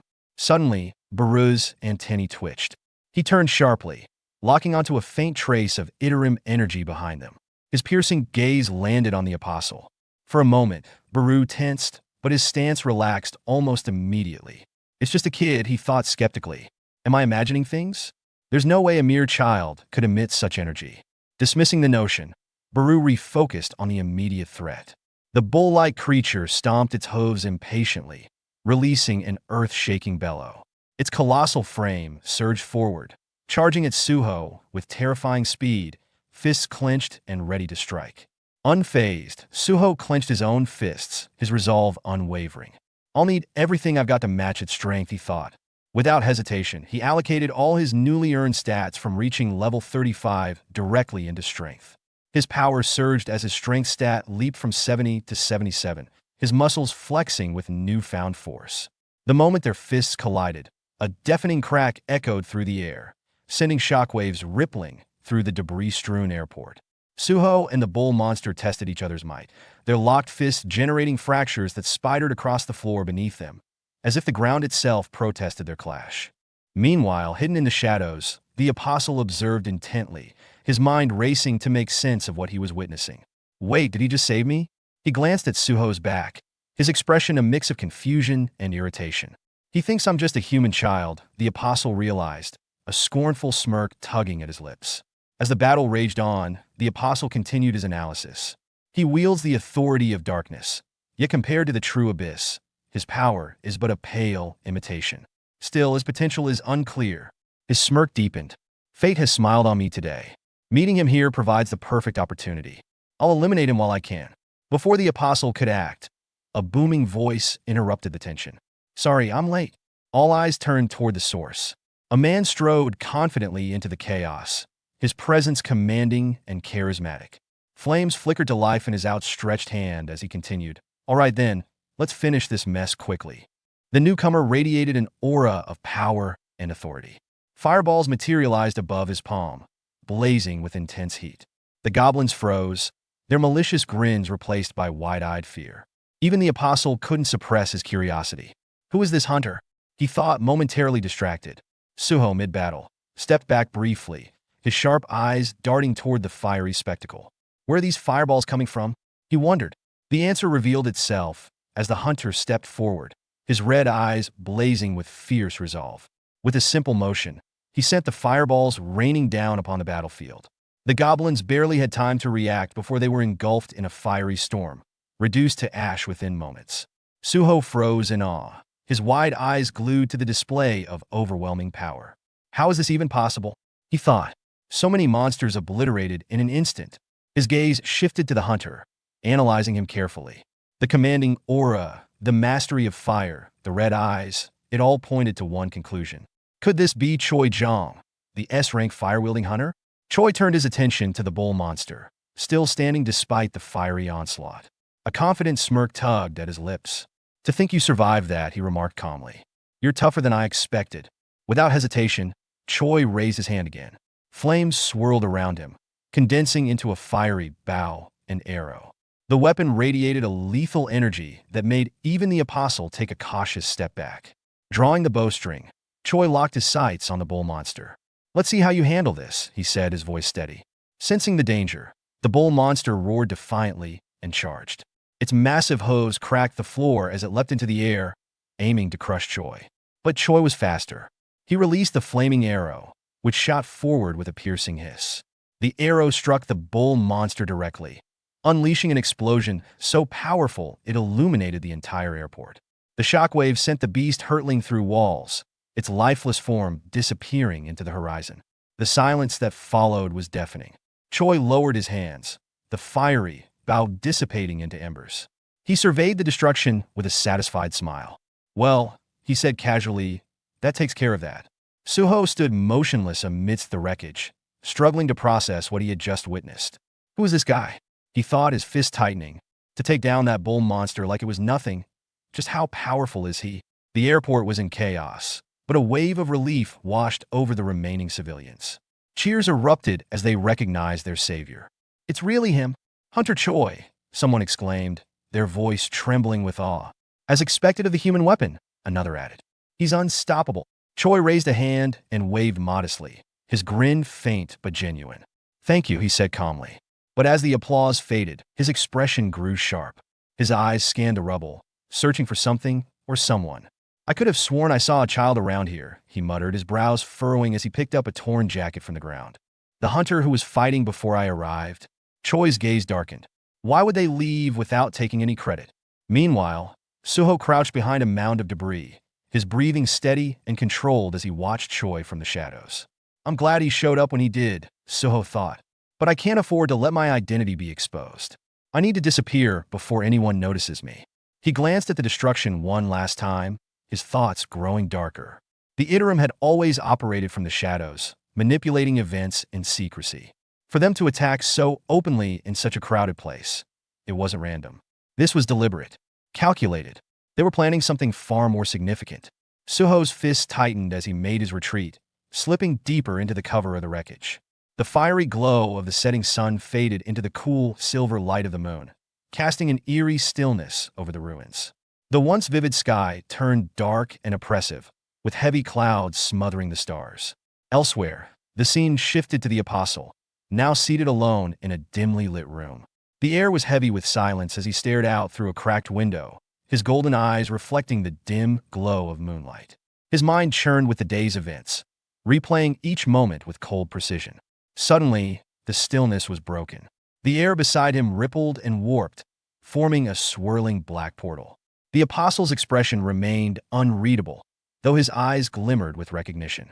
The portal expanded until it dominated the space beside him. From its depths emerged a pulsating red sphere, radiating a sinister energy. A deep, resonant voice echoed from the sphere, dripping with authority. "It's been a long time," second fragment. The apostle's gaze didn't waver. Without turning his head, he replied evenly, "So you've come," third fragment. His voice was calm, yet carried the weight of inevitability. "Before I surrender this body to you, I'll give you a brief overview." There was no fear in his tone, only the resolute finality of a man preparing for the end. "Among the humans, there are beings called hunters," he began. "They wield magic power, and the strongest of them, the S-rank hunters, are exceedingly dangerous. We must tread carefully around them." His voice dipped lower, almost conspiratorial. "And then there's a variable, one that must be eliminated." Before he could continue, the third fragment cut him off sharply. "Enough," it said, its tone cold and dismissive. "I'll examine the memories myself once I take over the body. You fulfilled your duties. Now, as planned, you will be absorbed into me." The apostle's golden eyes narrowed slightly, though his composure never faltered. "What's wrong?" the third fragment asked, a mocking edge to its voice. "Are you hesitating?" "It's nothing," the apostle replied, shaking his head faintly. His voice remained steady, but a faint undercurrent of conflict lingered. "I leave everything to you." As the third fragment began the absorption process, a fleeting thought passed through the apostle's mind. "Am I saddened to leave this world?" His expression hardened as he dismissed the idea. "No, this is the will of God. Everything we do is for the Creator." The red light of the third fragment engulfed the apostle's body, its overwhelming glow consuming his golden aura. The sinister radiance spilled out through the cracks of the room, illuminating the night outside like a beacon. The walls shuddered under the sheer intensity of the energy radiating from the transformation. The apostle's body began to change, his form morphing under the immense power. When the light finally subsided, a new figure emerged. No longer the apostle, the being now stood as a fully grown man, radiating a suffocating authority. His aura pulsed crimson, the air around him trembling with its force. Flexing his newly strengthened fists, the man smirked, his dark eyes glinting with calculation. "This memory," he muttered, his thoughts drifting to Suho. His eyes narrowed as he recalled the second fragment's warnings. The variable, the one he mentioned. A low chuckle escaped his lips. "To think there exists a being who wields the same authority of darkness," he said, his tone laced with intrigue. "Unexpected, fascinating." His smirk widened into a predatory grin. The man tilted his head slightly, his voice almost mocking. "Second fragment, your judgment was flawed. To eliminate him would be wasteful." His crimson eyes gleamed with malicious delight. "If we convert him instead, he could wield that authority for us. Imagine, a follower who could command even the dead. He would be invaluable to our cause." Suho sank deeper into the couch, the plush cushions doing little to ease the exhaustion from a long, chaotic day at the airport. His eyes fluttered shut, the rare moment of peace almost lulling him to sleep. But peace, as always, was fleeting. Emerging from the shadows like a clumsy ninja, Baru appeared, his expression tinged with concern. "Young monarch, you look like you fought a dungeon war and lost," Baru said, his voice heavy with worry. Cracking one eye open, Suho shot him a look of pure exhaustion. "Of course I'm tired. My uncle just spent an hour yelling at me." He mimicked his uncle's scolding voice. "It's great you're saving the planet, but what about your safety? What do I tell your parents if you end up in a ditch somewhere?" His jaw clenched at the memory, but his expression softened as his thoughts shifted to his parents. A small, fond smile crept onto his face. Mom and Dad must be worried too, he murmured to himself, the thought rekindling a flicker of determination within him. With newfound resolve, Suho sprang off the couch, tossing the towel from his neck like a warrior ready for battle. Rest can wait. Baru, we're heading to the shadow dungeon. It's time to train. Baru blinked, visibly bewildered. But, young monarch, shouldn't you rest first? Even rulers of shadows need 8 hours of sleep. Suho smirked, adjusting his stance with renewed vigor. I just remembered, I didn't complete my daily quest. Can't miss those rewards. You know, priorities. Baru chuckled nervously, his antennae twitching in concern. I swear, the young monarch has become a gacha game addict for strength. With a wave of his hand, Suho summoned the shadow dungeon portal. The swirling darkness expanded, engulfing them as they stepped inside. The moment they entered, Suho's confidence crumbled. His eyes widened in horror at the sight before him. His team stood in awkward silence, the air heavy with unease. What happened? Suho stammered, his voice barely a whisper. He opened his status window, and his face went pale as the truth hit him. The daily quest had expired. The goblins key to his progress were gone. Every single one. Turning to Essel, Gray, and Amit, Suho's voice simmered with panic. What the hell happened here? Essel hesitated, fidgeting like a child caught red-handed. Well, about that, she trailed off nervously. Amit went on a rampage and killed them. All of them. Overnight. Amit, unbothered and visibly proud, crossed his arms. I simply cleansed your domain of Tarnak's filthy servants. It was overdue. His grin widened. And as promised, I didn't harm any humans. Suho smacked his palm against his face with a resounding thud. You killed all the goblins. In one night. My growth rate is going to tank. Amit's grin didn't waver. If strength is what you seek, young monarch, allow me to train you personally. Suho blinked, his frustration giving way to disbelief. Wait, you can train me? Amit chuckled darkly. Of course. Do you think I was born this strong? Training is the only path to true power. Before Suho could respond, a system notification appeared before him. Congratulations. You have unlocked a hidden quest. Preparation to become stronger. Suho groaned. Great. I guess I have no choice but to accept. As he accepted the quest, Amit's laughter boomed like a villain's theme music. Suho opened the quest log, muttering to himself. Let's see. 100 push-ups, 100 sit-ups, 100 squats, and a 10-kilometer run? What is this, the Saitama workout plan? Amit's grin turned devilish. But there's more. You'll do all of that while carrying me on your back. Another notification popped up, new condition added. You must carry Amit while completing the tasks. Suho's head snapped toward Amit, his eyes wide with disbelief. You want me to what? Are you insane? Amit, ever composed, placed a hand on his chest. Don't worry, young monarch. I'll make myself smaller. Before anyone could argue, smoke began to swirl around Amit as his body shrank. When the transformation was complete, his once imposing frame was now barely larger than a child's. Suho, Essel, and Gray stared, equal parts horrified and impressed. That's both terrifying and fascinating, Suho muttered under his breath. Amit approached Suho, placing a hand on his shoulder. This should suffice. Now, let us begin. Already regretting his life choices, Suho dropped into a push-up position. Fine, let's do this. Inwardly, though, he was panicking. How is this even remotely fair? The system chimed again. Bond skill is currently locked due to the power gap between player and Amit. Requirement. Level 80 to unlock. Suho groaned. Fantastic. Just fantastic. Amit wasted no time climbing onto Suho's back. The moment he did, Suho's arms buckled, the weight crushing him like a collapsing building. The ground beneath him cracked ominously. Essel and Gray watched in horror, while Baru whispered, I think the young monarch is going to die. Amit laughed heartily. I may have forgotten to mention, while I can shrink my size, my weight, that remains constant. Suho's face twisted in pain as he struggled to hold himself up. You're crushing me. Amit leaned in, his smile wicked. That's the point. To become stronger, you must first break yourself down. Suho gritted his teeth, sweat dripping from his brow. Yeah, well, I'm about to break, all right. Good, Amit said, his tone one of cruel delight. Now give me 99 more push-ups, young monarch. Suho's strained voice barely escaped his lips. Kill me now. The scene shifts to an abandoned building near Payu's field-type dungeon. Inside, the air is thick with the sound of pain-filled screams.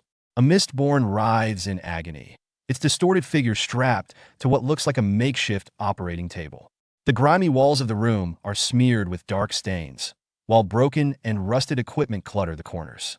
Lee Min-sung stands in the center of this macabre laboratory, cigarette smoke curling lazily around him. His sharp eyes remain fixed on the tortured creature before him. Hearing the sound of approaching footsteps, he doesn't bother turning around. Instead, he mutters coolly, "So you've finally shown up." He takes a long drag from his cigarette, exhaling slowly before continuing, his tone tinged with frustration. "How much longer am I supposed to keep doing this?" A guttural voice cuts him off. "Human, you should be grateful to be part of this." The voice belongs to Mormu, the overseer of the Stardust Factory. His grotesque form looms in the flickering light, a monstrous figure that seems to radiate malice. Tentacles twist around his bloated, scaled body, their movements almost hypnotic. Mormu's tone softens into something disturbingly reverent. "The Chosen One saved us from our wretched lives. He gave us purpose." The words seem to snap something deep inside Lee Min-sung.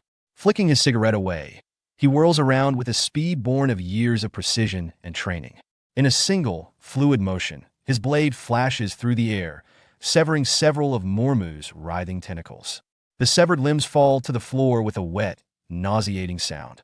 Lee Min-sung's voice is low, barely more than a growl. "A filthy life? A monster like you dares to judge me? Do you have a death wish?" Mormu doesn't flinch. His unreadable, alien gaze meets Lee Min-sung's fury head-on. Slowly, Min-sung sheathes his blade with a sharp hiss, his frustration palpable. "Where's the kid?" he demands. Mormu tilts his head, his tone casual, even mocking. "The apostle is occupied." Lee Min-sung's eyes narrow, his voice like ice.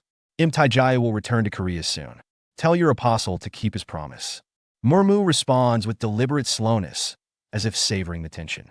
From within the folds of his monstrous form, he produces a small vial filled with a swirling, luminescent substance. The concentrated stardust glows ominously in the dim light. "You've received this, haven't you?" Mormu says, his voice dripping with condescension. "Why do you refuse to use it?"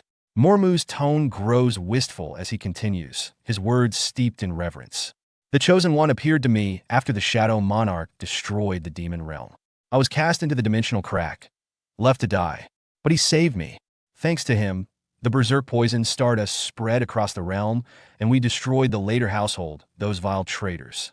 Lee Min-sung listens in stony silence, his expression hardening with every word. Mormu presses on, his voice taking on a persuasive edge. "If you follow the apostle, you'll gain strength beyond imagination. You could defeat this Imtaija you keep mentioning." Lee Min-sung's composure shatters. His voice, sharp as a blade, cuts through the air. "Stop acting like you know anything about S-ranks." He crushes the remains of his cigarette under his boot and turns sharply toward the exit. "Keep your cult talk to yourself. I'm not using that garbage." As he strides away, Mormu's voice follows him, dripping with disdain. "Foolish human. You'll always be a loser." Min-sung doesn't react, but the tension in his jaw betrays his simmering anger. Outside, the cool night air greets him as he walks toward his car. His thoughts churn darkly. "I just need to endure this until that kid takes out Taijaya. After that, I'll report all of them to the Hunter Association. Let them deal with the mess."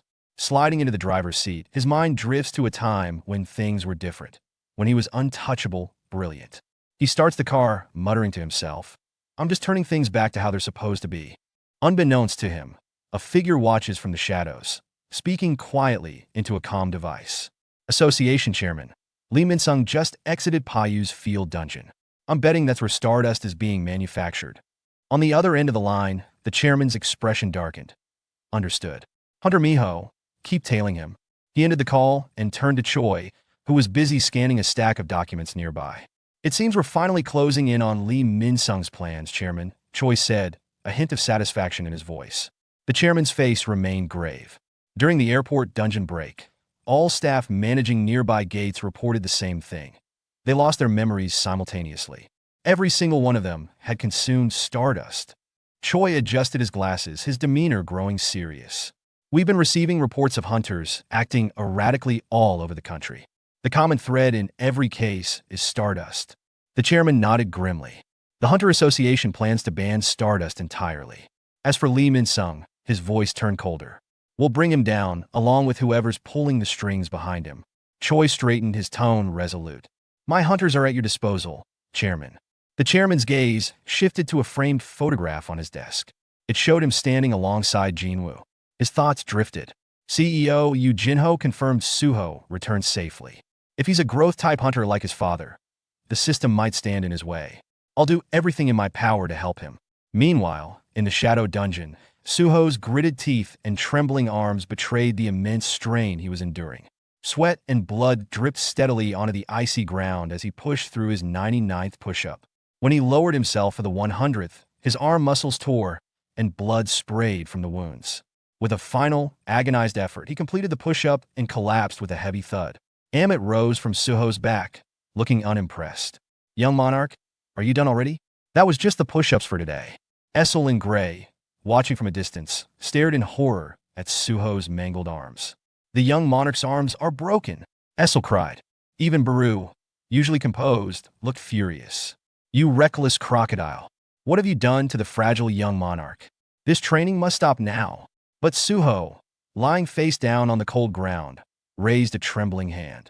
Status window, he muttered. A glowing interface appeared before him, and with shaking fingers, he navigated to the system store to purchase healing potions. The onlooker stood frozen as he drank the potions, his arms mending rapidly. Suho grinned weakly, his resolve unwavering. I need to get stronger before I face Lee Min-sung. Amit watched with a satisfied smile as Suho struggled back to his feet. 3 tasks left, right? Suho asked, determination burning in his eyes. Let's keep going. Amit chuckled darkly. You've got spirit, young monarch, but this is only the beginning. Essel and Baru shivered, their dread growing as they watched the brutal training unfold. Later, Amit had reduced his size just enough to sit squarely on Suho's abdomen as he powered through crunches. Each rep caused cracks to form in the icy dungeon floor beneath him, and blood streaked Suho's face as his body strained to its absolute limit. When he completed the set, Amit didn't let up. Next sit-ups, the ancient beast announced, still seated atop Suho like a massive boulder. Suho activated his bonding skill with Gray, desperate for any extra strength. His entire body trembled as he forced himself to continue. Each sit-up was a battle against Amit's crushing weight and Suho's own limits. When the last rep was finally done, Suho collapsed onto the fractured ground, gasping for air. Potion bottles littered the dungeon floor as he prepared for the final trial, a 10-kilometer run with Amit perched on his shoulders. With each step, Suho left deep imprints in the dungeon floor. His body screamed in agony, tears mingling with the sweat pouring down his face. Amit, observing Suho's unwavering resolve, thought to himself, this young monarch. Even when faced with insurmountable challenges, he never gives up. One day, he might surpass even Tarnak or the other monarchs. When Suho finally completed the run, he collapsed to the ground, his voice hoarse. My back hurts. I need a potion or two. Gray, having been bonded after the run, collapsed beside Suho, both of them looking utterly spent. As the silence settled, the cheerful chime of a system notification rang out, announcing daily quest rewards. Baru approached Suho, a mix of awe and admiration in his expression. Young monarch, that marks the end of today's training. Still sprawled on the ground, Suho glanced at the system notification. It was hellish, he muttered.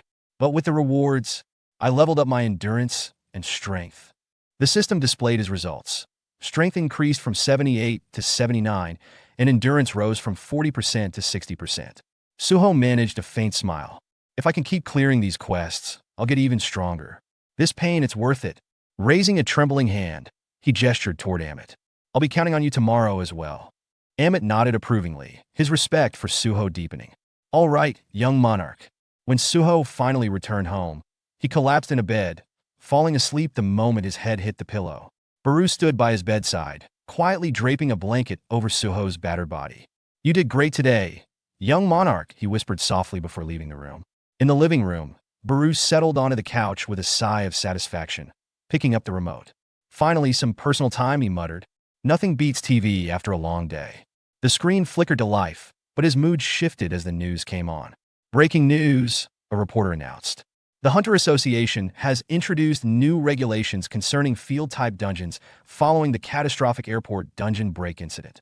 The broadcast showed footage of devastated areas and chaos. As the reporter explained, field-type dungeons allow the retrieval of rare materials such as magical essence. However, Possession rights to these dungeons have long been granted to private guilds, reaping immense profits. Now, stricter oversight is being implemented. However, after this incident, the Hunter Association vowed to take decisive action against major guilds like the Grim Reapers Guild and others managing high-ranked field-type dungeons. The scene shifted to Lee Min-sung, seated in a luxurious leather chair. His fingers tapped rhythmically on the armrest as his sharp eyes scanned the document in his hands. The flickering desk lamp cast shadows across his furrowed brow. Once he finished reading, he placed the document down with a sharp thud and turned to the Hunter Association members gathered before him. "What is this?" he demanded, his voice laced with disbelief. "Is this some kind of joke?" One of the members stepped forward hesitantly, adjusting his glasses. Vice Guild Master Lee Min-sung. The Grim Reapers Guild currently controls an excessive number of field-type dungeons. Left unchecked, these dungeons could cause catastrophic damage to the world, especially in their current state. Another member chimed in, his tone more assertive. The upper management of the Hunter Association has ordered the immediate clearance of the B-rank field-type dungeon, Paiyu Field. That dungeon, as you know, is under the Grim Reapers Guild's jurisdiction. Lee Min-sung's face darkened at the mention of Paiyu Field. He clenched his fists under the table, though his expression remained neutral. The association member pressed on. Additionally, Vice Guild Master, it has been over 6 months since you last engaged in hunter work. If you fail to participate in this raid, your hunter license will be subject to review. Lee Min-sung felt a surge of anger bubbling within him as he processed their words. This is Chairman Wu Jinchul's doing, he thought bitterly. That old fox is taking a direct shot at me, targeting Paiyu Field, the biggest factory for stardust. This isn't an order, it's sabotage. He racked his brain for a way to reject the proposal without raising suspicion. But before he could speak, a calm, yet commanding voice cut through the tense silence. We will accede to the association's request. Lee Min-sung's eyes widened in shock as he turned toward the source of the voice. His heart sank when he saw Im Taiju, the S-rank hunter and guild master of the Grim Reapers Guild, standing in the doorway. The association members exchanged relieved glances. "Thank you for your cooperation, Guild Master Im Taiju," one of them said, bowing respectfully. Lee Min-sung gritted his teeth, so hard it felt like they might crack. So that's why he returned so quickly from his overseas mission, he realized bitterly. He came back just to get in my way. Im Taiju strode into the room, his imposing presence commanding attention. His piercing gaze briefly met Lee Min-sung's, and though he said nothing, the suspicion in his eyes was unmistakable. As the Hunter Association members prepared to leave, one turned back. The association will dispatch hunters to assist in the Paiyu Field raid. Please ensure your party is formed accordingly. When the door closed behind them, silence filled the room. Lee Min-sung slumped in his chair, burying his head in his hands. After a moment, he lifted his head and spat. "I'm Taiju. What the hell are you doing? Are you out of your mind? Do you have any idea how valuable a field-type dungeon is?" Im Taiju remained unfazed, crossing his arms and leaning against the table. His voice was cold and measured. "Do you really believe the Hunter Association's goal is to eliminate the Paiyu Field dungeon?" Lee Min-sung froze, unease settling over him as Im Taiju continued, his tone growing sharper. "They've likely figured out what you've been doing behind closed doors," Im Taiju said, stepping closer, his gaze boring into Lee Min-sung's. "Didn't I warn you not to underestimate them? But you ignored me and dared to use guild members for your schemes while I was away." Im Taiju's aura grew dark and oppressive, his eyes gleaming with dangerous intensity. "Lee Min-sung, do you still think I'm just your driver cleaning up your messes?" Lee Min-sung's composure cracked, his anger boiling over as his own demeanor turned sinister. His eyes glinted with fury as he stared back at Im Taiju. But before he could retort, the sharp ring of a phone broke the tension. Im Taiju pulled out his phone, glanced at the screen, and his expression shifted slightly. Silently, he placed the phone on the table and stood tall, his commanding presence unwavering. "I just received a call from a recruiter," he said coolly. "A new S-rank hunter has appeared in Korea. I'll be visiting the Hunter Association to assess the situation. In the meantime, I want you to prepare the contract wages." Turning to leave, Im Taiju paused at the door and looked back at Lee Min-sung. "You might still have a chance to fix this mess. Don't waste it." With that, he walked out, his footsteps echoing in the hallway. Lee Min-sung remained seated, gripping the armrests of his chair so tightly that his knuckles turned white. His bloodshot eyes burned with rage as he muttered, "Another S-rank hunter. These people get lucky and act like they're untouchable." As the door swung shut, Lee Min-sung's thoughts spiraled deeper into bitterness and fury. The storm is brewing, he thought, and it's only a matter of time before it erupts. Leaning back in his chair, his mind raced with schemes as he muttered, "When is that alien child going to grow up? And when is that fragment coming again?" His eyes gleamed with a sinister red hue, and his lips curled into a malevolent grin. "I need that alien to kill Taijao for me. He must die, for me too." Before he could finish his thought, the vibration of the phone on the table drew his attention. Lee Min-sung paused, narrowing his gaze as he leaned forward to inspect the phone screen. As he read its contents, his lips curled into a manic grin. A low, guttural chuckle escaped him, building into a cackling laugh that reverberated through the room. "That alien," he sneered. "That smug, obnoxious expression of his. He must be up to something interesting." The scene shifted to the bustling headquarters of the Hunter Association, where a lively crowd had gathered outside, buzzing with excitement. Inside, the atmosphere was electric. Reporters jostled for space, cameras flashing incessantly as they surrounded the Apostle, the newly unveiled S-rank hunter of Korea. One reporter, holding a microphone, gestured toward the Apostle. "This is the individual who has just been announced as Korea's new S-rank hunter." "But what is his name?" Amid the chaos, the Apostle stood motionless, his cold, calculating demeanor commanding the room's attention. His piercing gaze scanned the crowd before locking onto a specific figure, a hunter he instantly recognized. The hunter approached with deliberate, measured steps, his imposing presence silencing the reporters. "Congratulations on becoming Korea's new S-rank hunter, Mr. Park Dojin," the man said with a slight bow. Gasps rippled through the room as recognition dawned. The man was none other than Choi, a high-ranking figure renowned for his skill and influence. Choi's sharp eyes studied the Apostle, something tugging at his memory. He rubbed his chin thoughtfully. "Have we met before? I feel like I've seen you somewhere." Park Dojin's gaze hardened, his voice cold and dismissive. "No, we've never met, though I am well aware of who you are." Choi straightened, his brow furrowing slightly. "I see. My apologies for the mistake." Without missing a beat, Choi shifted gears.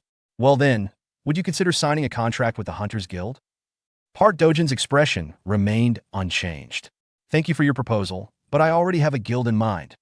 He raised a finger and pointed across the room. At that exact moment, the door to the Hunter Association building swung open, and a commanding figure strode in. The crowd turned collectively, a wave of shock sweeping over them as they recognized the man, Im Taijao, the S-rank hunter and guild master of the Grim Reaper Guild. Im Taijao paused, visibly surprised by the sudden attention, but his eyes soon fell on Park Dojin. His brow furrowed in confusion as he realized the Apostle was pointing directly at him. The crowd erupted into murmurs. "The new S-rank hunter is choosing the Grim Reaper Guild?" Park Dojin, unwavering in his demeanor, declared with quiet authority, "I've already decided. I'll be joining the Grim Reaper Guild." A week later, the scene shifted to the icy expanse of the Payu Field-type dungeon. Among the hunters assembled for the raid stood Baek Miho, a sharp-eyed hunter from the White Tiger Guild. Adjusting her gear, she surveyed the area, her gaze eventually settling on Lee Min-sung. As she approached, Min-sung greeted her with a warm smile. "Baek Miho of the White Tiger Guild, thanks for joining us. It seems this dungeon is making you put in some extra work." Miho returned his smile, her expression polite but unreadable. "Not at all. It's only natural to provide support when needed." Inwardly, however, her thoughts were razor-sharp. Wow, he's good. So charming on the surface, but completely rotten on the inside. Still, everything that happens in this dungeon today will be exposed. I'll peel off that mask of his with my own hands. Her demeanor shifted, her expression growing serious as she scanned her surroundings. Suddenly, she felt an unexpected presence behind her. Turning her head slightly, she saw him, Park Dojin, the newly inducted S-rank hunter of the Grim Reaper Guild. An unexpected variable, she thought, her brow furrowing as she studied him. His cold, enigmatic aura radiated authority, an almost tangible force in the air. "If things go south, I'll have that in." The scene then shifted to the excavation team stationed nearby. They were being instructed to pick up pickaxes and prepare for the raid's objectives. Among them stood Suho, silently grabbing his pickaxe and bracing himself for the grueling task ahead. The scene flashes back to a few days prior, set in the lavish Grim Reaper Guild Hall, where sunlight filters through the grand windows, casting a warm glow on the luxurious interior. Lee Min-sung, exuding confidence, lounges casually in his chair with a smug grin as he sips from his glass. His mockery begins immediately, taunting the apostle across from him for his perceived evolution. The apostle remains composed, barely reacting as he sips his tea with deliberate calmness. He explains in a cold, detached tone that his earlier, smaller form was a survival choice and now, having regained his strength, his appearance is inconsequential. The dynamic between the two is one of tension, as Min Sung, predatory and amused, leans forward to press further. He questions the apostle's decision to adopt the identity of Park Dojin and become a hunter, fishing for the underlying purpose. Unfazed, the apostle clarifies that names and roles are mere tools. Park Dojin allows him to operate publicly, and becoming a hunter grants freedom to move without suspicion. The conversation turns sharper as Min Sung points out the problems caused by the apostle's recent actions at the airport. The stunt has attracted the scrutiny of the Hunter Association, leading to investigations and increased pressure. Min Sung warns that exposure of the Payu Field factory would spell disaster for them both. In response, the apostle remains eerily calm, his words low but authoritative. He assures Min Sung that his membership in the Grim Reaper Guild will prevent such exposure. He outlines his plan to convert all the hunters involved in the upcoming raid into his believers, ensuring no evidence remains to implicate them. Despite the apostle's confident claims, Min Sung is skeptical, his mind churning with silent schemes.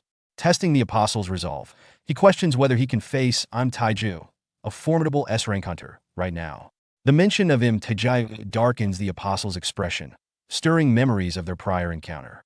In a chilling tone, the apostle acknowledges his promise to kill Im Taiju, but trails off ominously, leaving the outcome uncertain.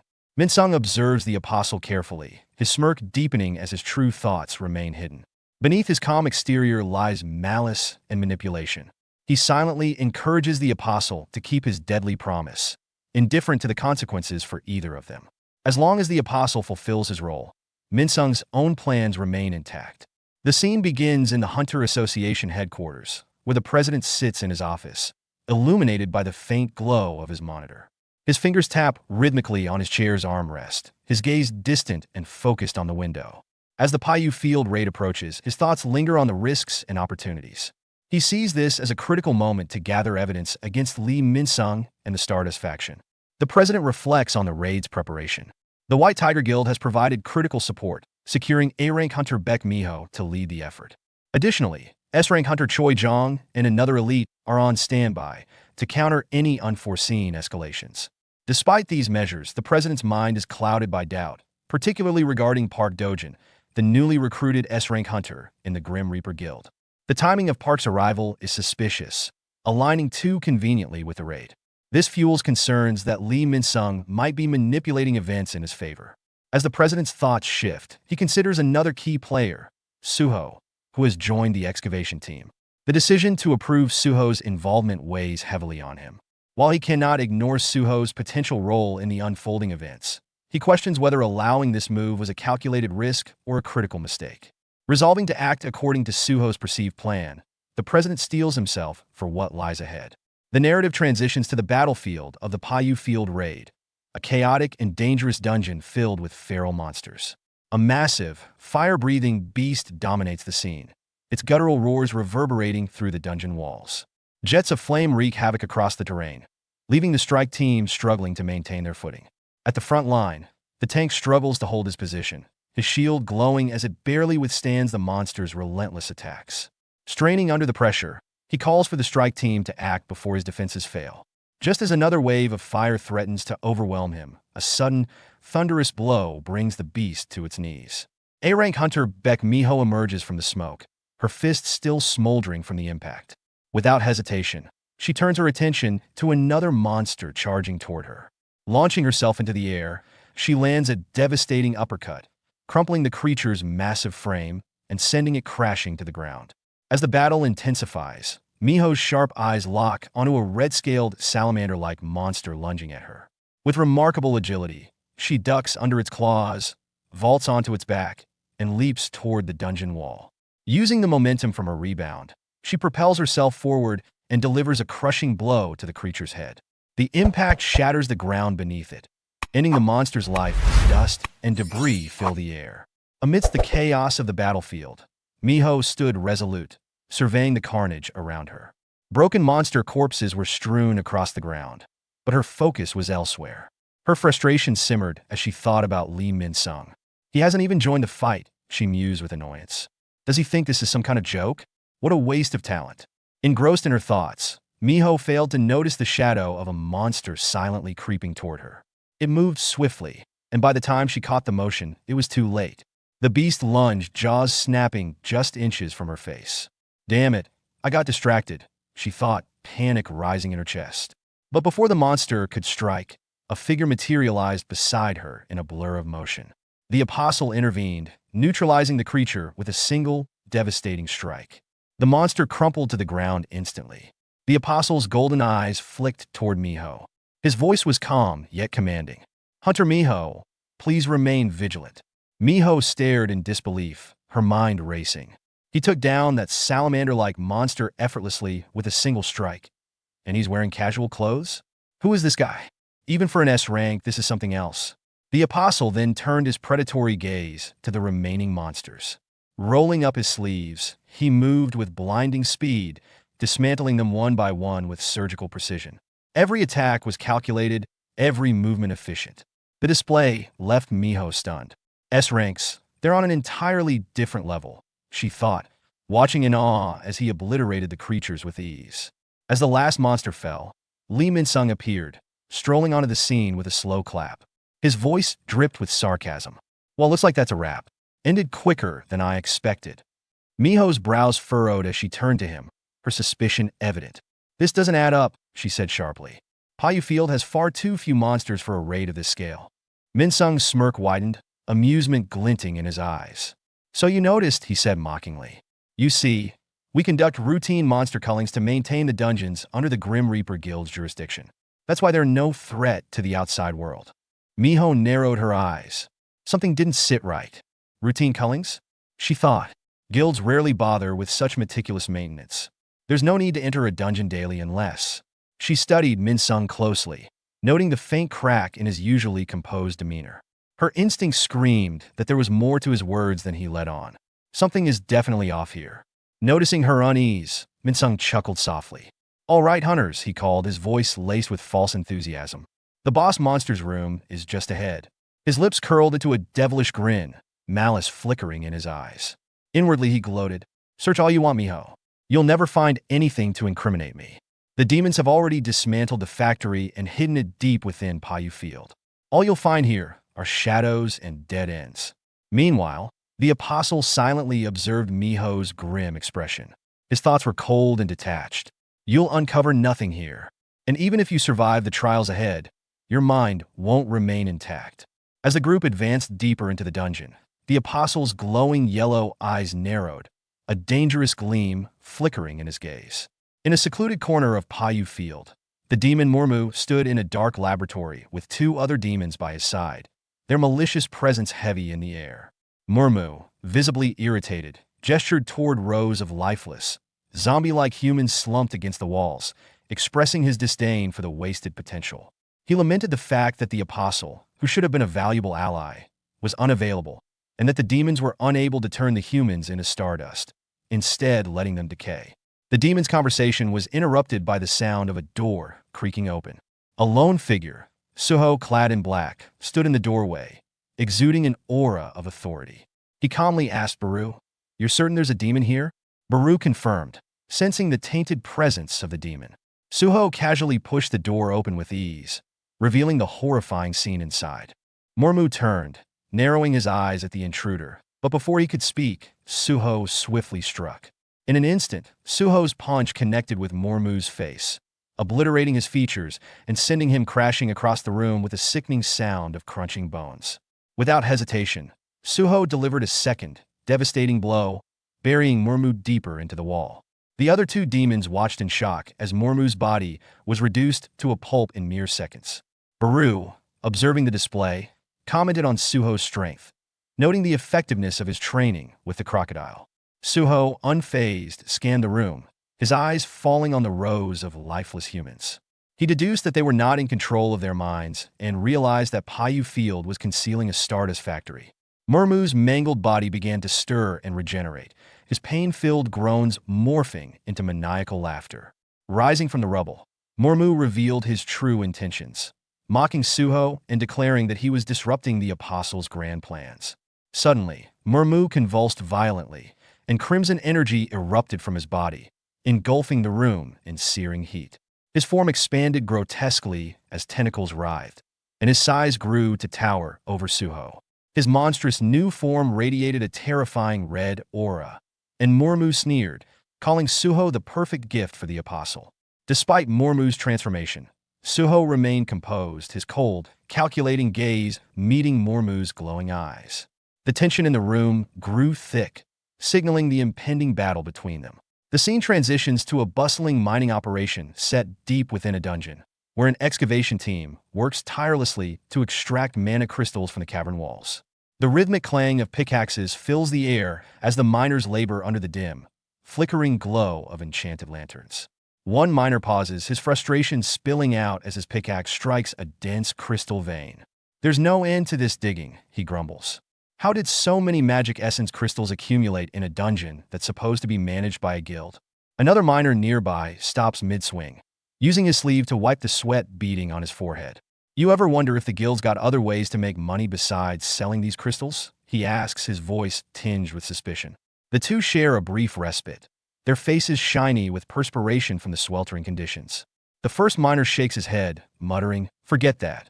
Did you see the E-rank kid they brought with us? What were they thinking, sending someone that green into a B-rank dungeon?" The second miner chuckles, his tone lighthearted. "Don't be so harsh. He's just a kid. It's refreshing to see someone that young working so hard." The first miner smirks, clearly unimpressed.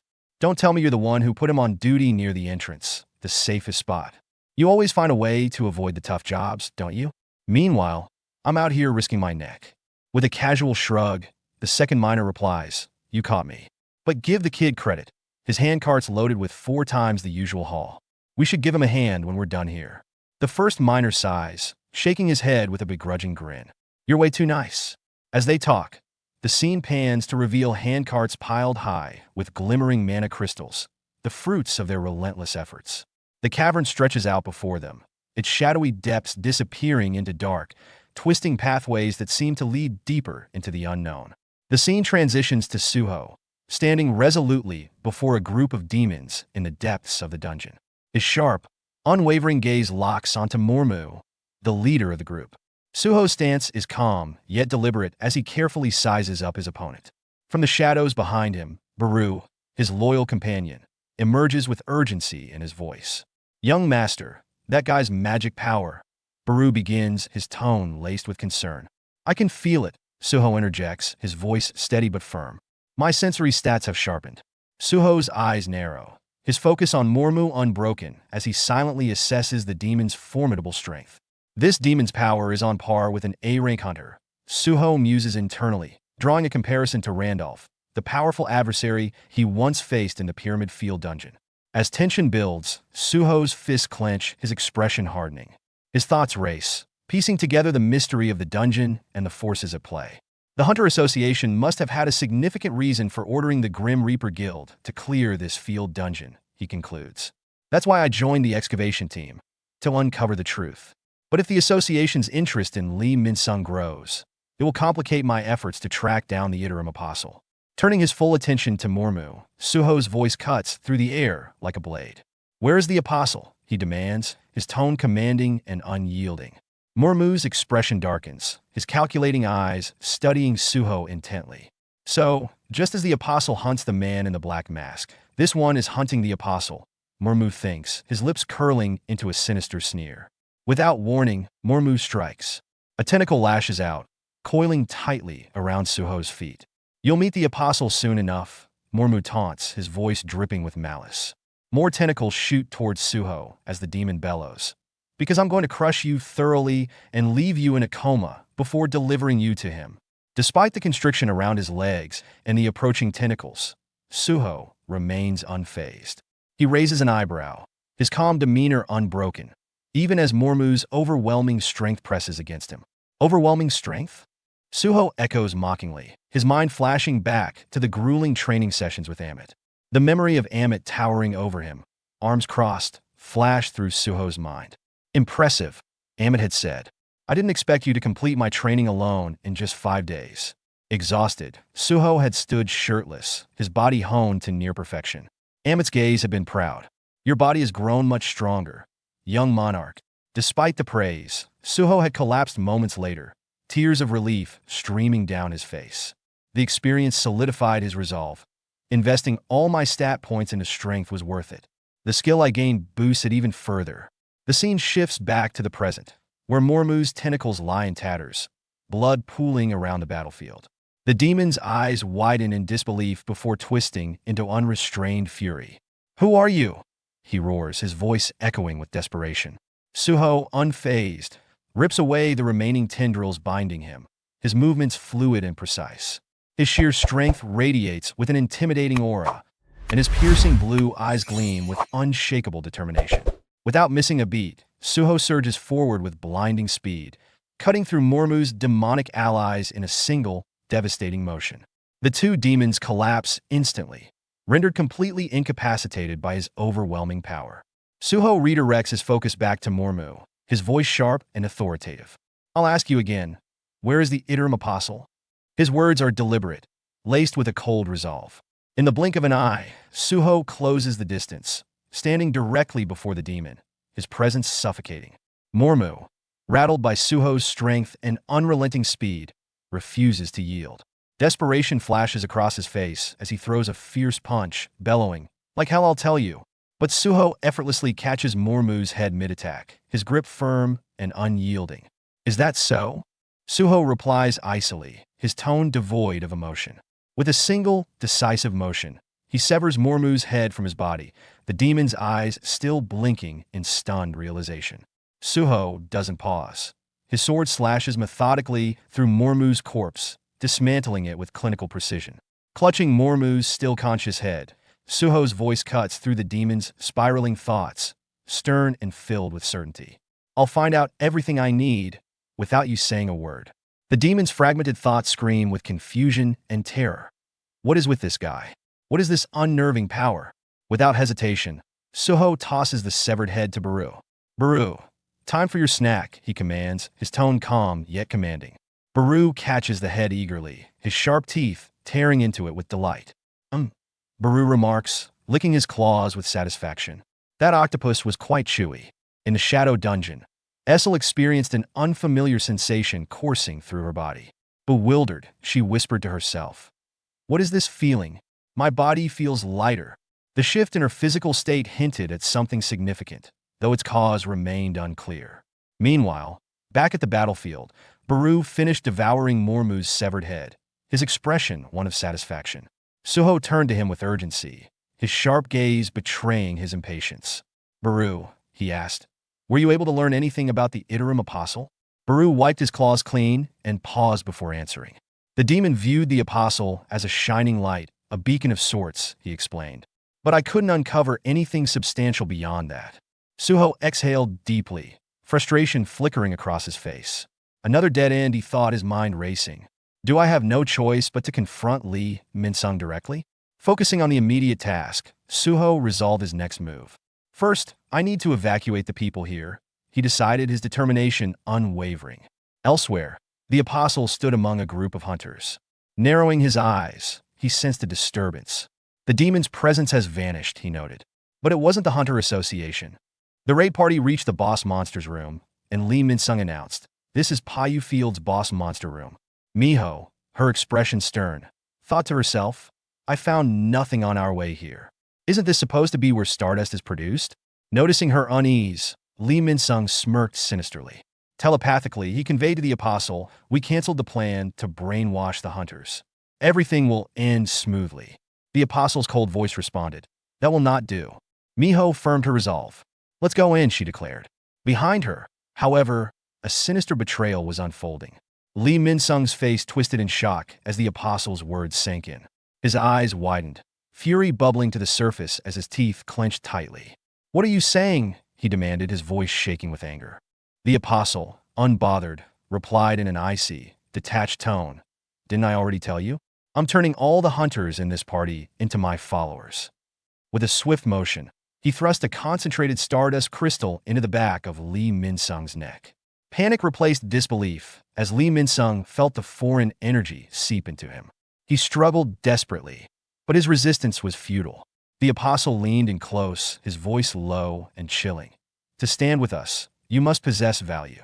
Working with an A rank like you to take down an S rank, like I'm Taijio, was always a curious choice. Don't you see? You were never my equal, only a tool. The apostle's words sliced through Min-sung like a blade. His fury surged, and his crimson eyes glinted dangerously as his teeth ground audibly. S-rank this again? Did you think I'd let myself be brainwashed by the likes of you? He growled, his voice a mix of rage and despair. But before he could act, his surroundings shifted. The world dissolved into nothingness, a boundless void of silence and emptiness. A single yellow light hovered above him, pulsating with an eerie rhythm. Confusion clouded his mind as he stared at the light. The moment his gaze locked onto it, his eyes began to change, glowing yellow and etched with a cross, a symbol of the apostle's complete dominance. His body froze, refusing his commands. The light's energy surged through him, and a commanding voice echoed in his mind. Move as the supreme one desires. No matter how hard he tried, he couldn't resist. Trapped in his own body, he stood motionless, a prisoner within himself, a living puppet. In an instant, the scene returned to the present. Lee Min-sung stood eerily still, his eyes shut, his expression devoid of life. Slowly, his eyelids parted, revealing the glowing yellow eyes of one who had succumbed entirely. His body no longer belonged to him. The apostle approached, placing a hand on Min-sung's shoulder with a sinister chuckle, his satisfaction evident. Behind him, Lee Min-sung stood as a brainwashed puppet, no trace of his former self remaining. Turning his cold gaze to Miho, the apostle's lips curled into a smug smirk.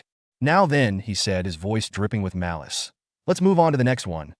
The scene begins on the outskirts of the Paiyu Field dungeon, where a sleek black car waits, engine idling. Inside, Choi Jong holds a flickering blue flame in the shape of a bird, his demeanor serious. He explains that the flame will serve as a signal.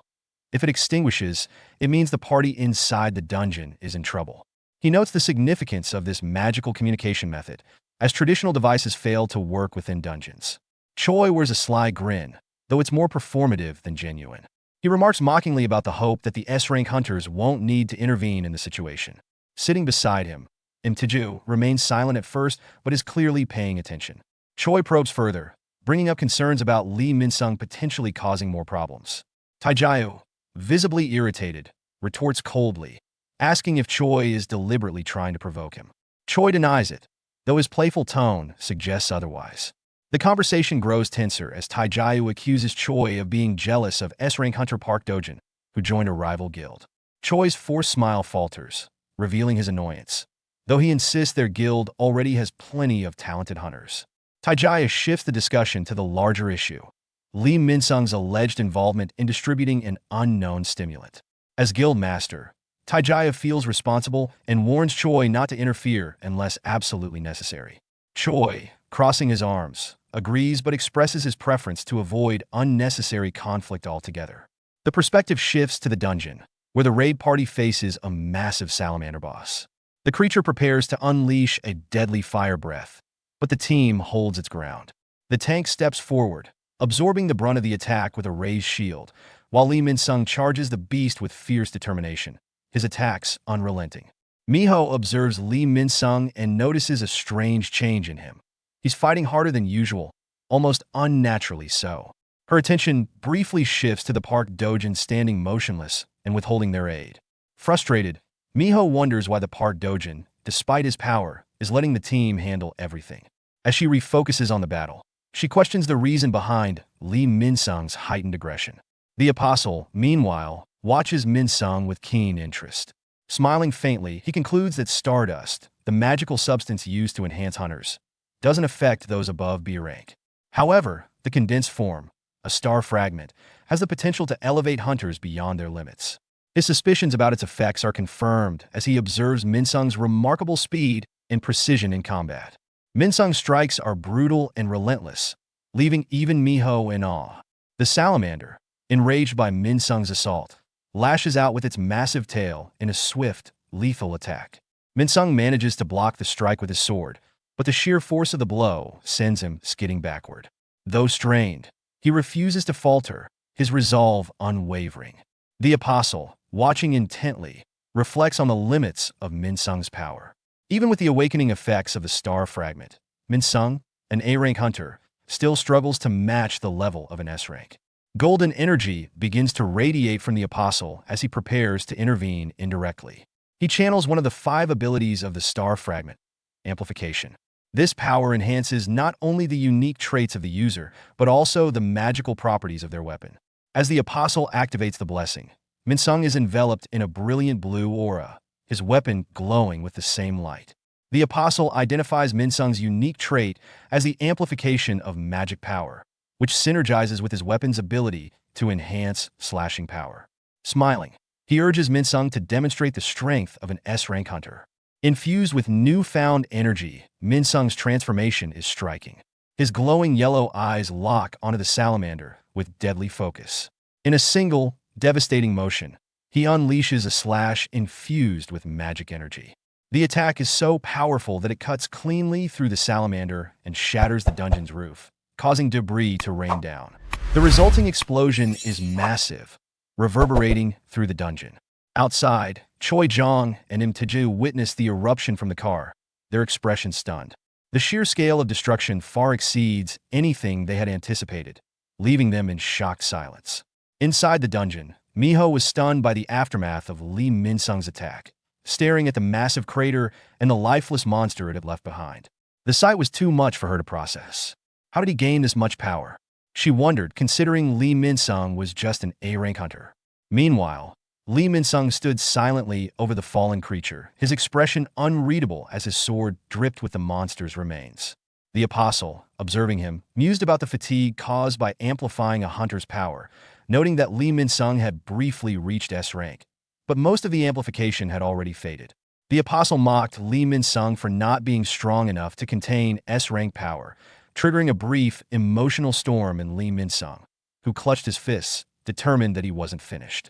As the other hunters surveyed the devastation, Miho grew increasingly suspicious. She couldn't believe that an A-rank hunter could have pulled off such an attack. Was there something else at play here? She wondered as her mind searched for answers, suspecting that stardust or some other stimulant might be involved. The tension in the air was palpable, as if something bigger was unfolding just beyond their grasp. Suddenly, Lee Min Sung made a swift, unexpected move, plunging his sword into the apostle's back. The room was thrown into chaos. The apostle staggered forward, shocked and in pain, as his voice cracked, asking how Lee Min Sung had done it. Lee Min Sung responded with a chilling laugh, revealing his eyes now turned pitch black and declaring that he would never be brainwashed by someone like the apostle. He intended to use the cursed power granted to him, and with a sharp motion, he pulled his sword free, causing the apostle to collapse. The room fell into an eerie silence. The hunters, once allies with Lee Min Sung, now viewed him with fear and wariness. Miho, furious and confused, demanded an explanation, accusing Lee Min Sung of losing his mind due to the drug. Lee Min Sung, his laughter growing increasingly maniacal, revealed that his mind was overwhelmed by the voices of S-rank hunters waiting outside. Desperate to escape, he threatened anyone who stood in his way and cut down the hunters blocking his exit with blinding speed. In moments, he was gone, disappearing through the hole he had created earlier in the ceiling. Miho, still reeling from the chaos, ordered the remaining hunters to send a signal to the S-rank hunters outside. However, her unease grew as she turned to the apostle, who, despite his grievous wound, had somehow recovered.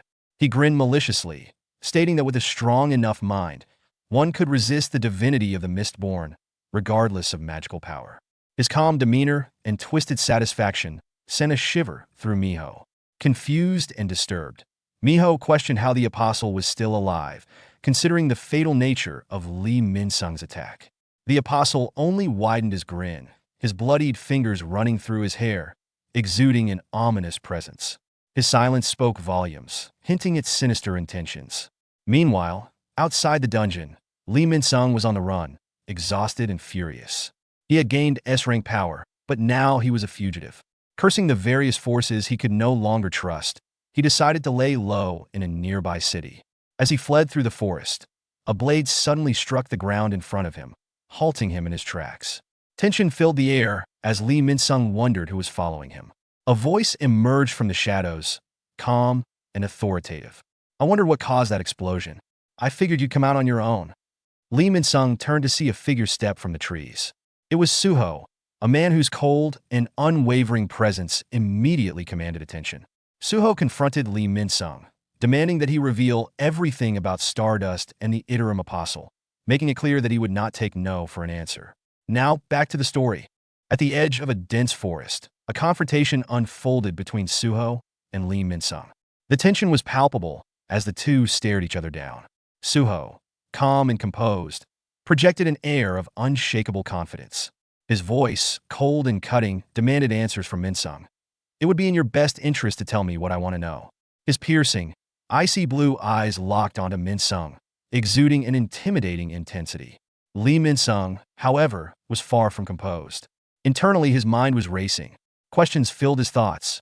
Who is this guy? How does he know about the Stardust? And worse, how does he know about the Apostle? The realization that Suho possessed knowledge of both the elusive substance and the alien entity filled him with unease. Min-sung's attention shifted to Suho's Vulcan gauntlets, their faint gleam catching his eye in the dim forest light. A sudden realization struck him. Wasn't there a rumor about someone who defeated Brokey and disrupted the Stardust supply chain? That person wore a black mask. Could it really be Suho? Sweat began to bead on Min-sung's forehead as his unease deepened. He scanned his surroundings, formulating a plan. He knew time was running out. If he stayed, the hunters would catch up to him.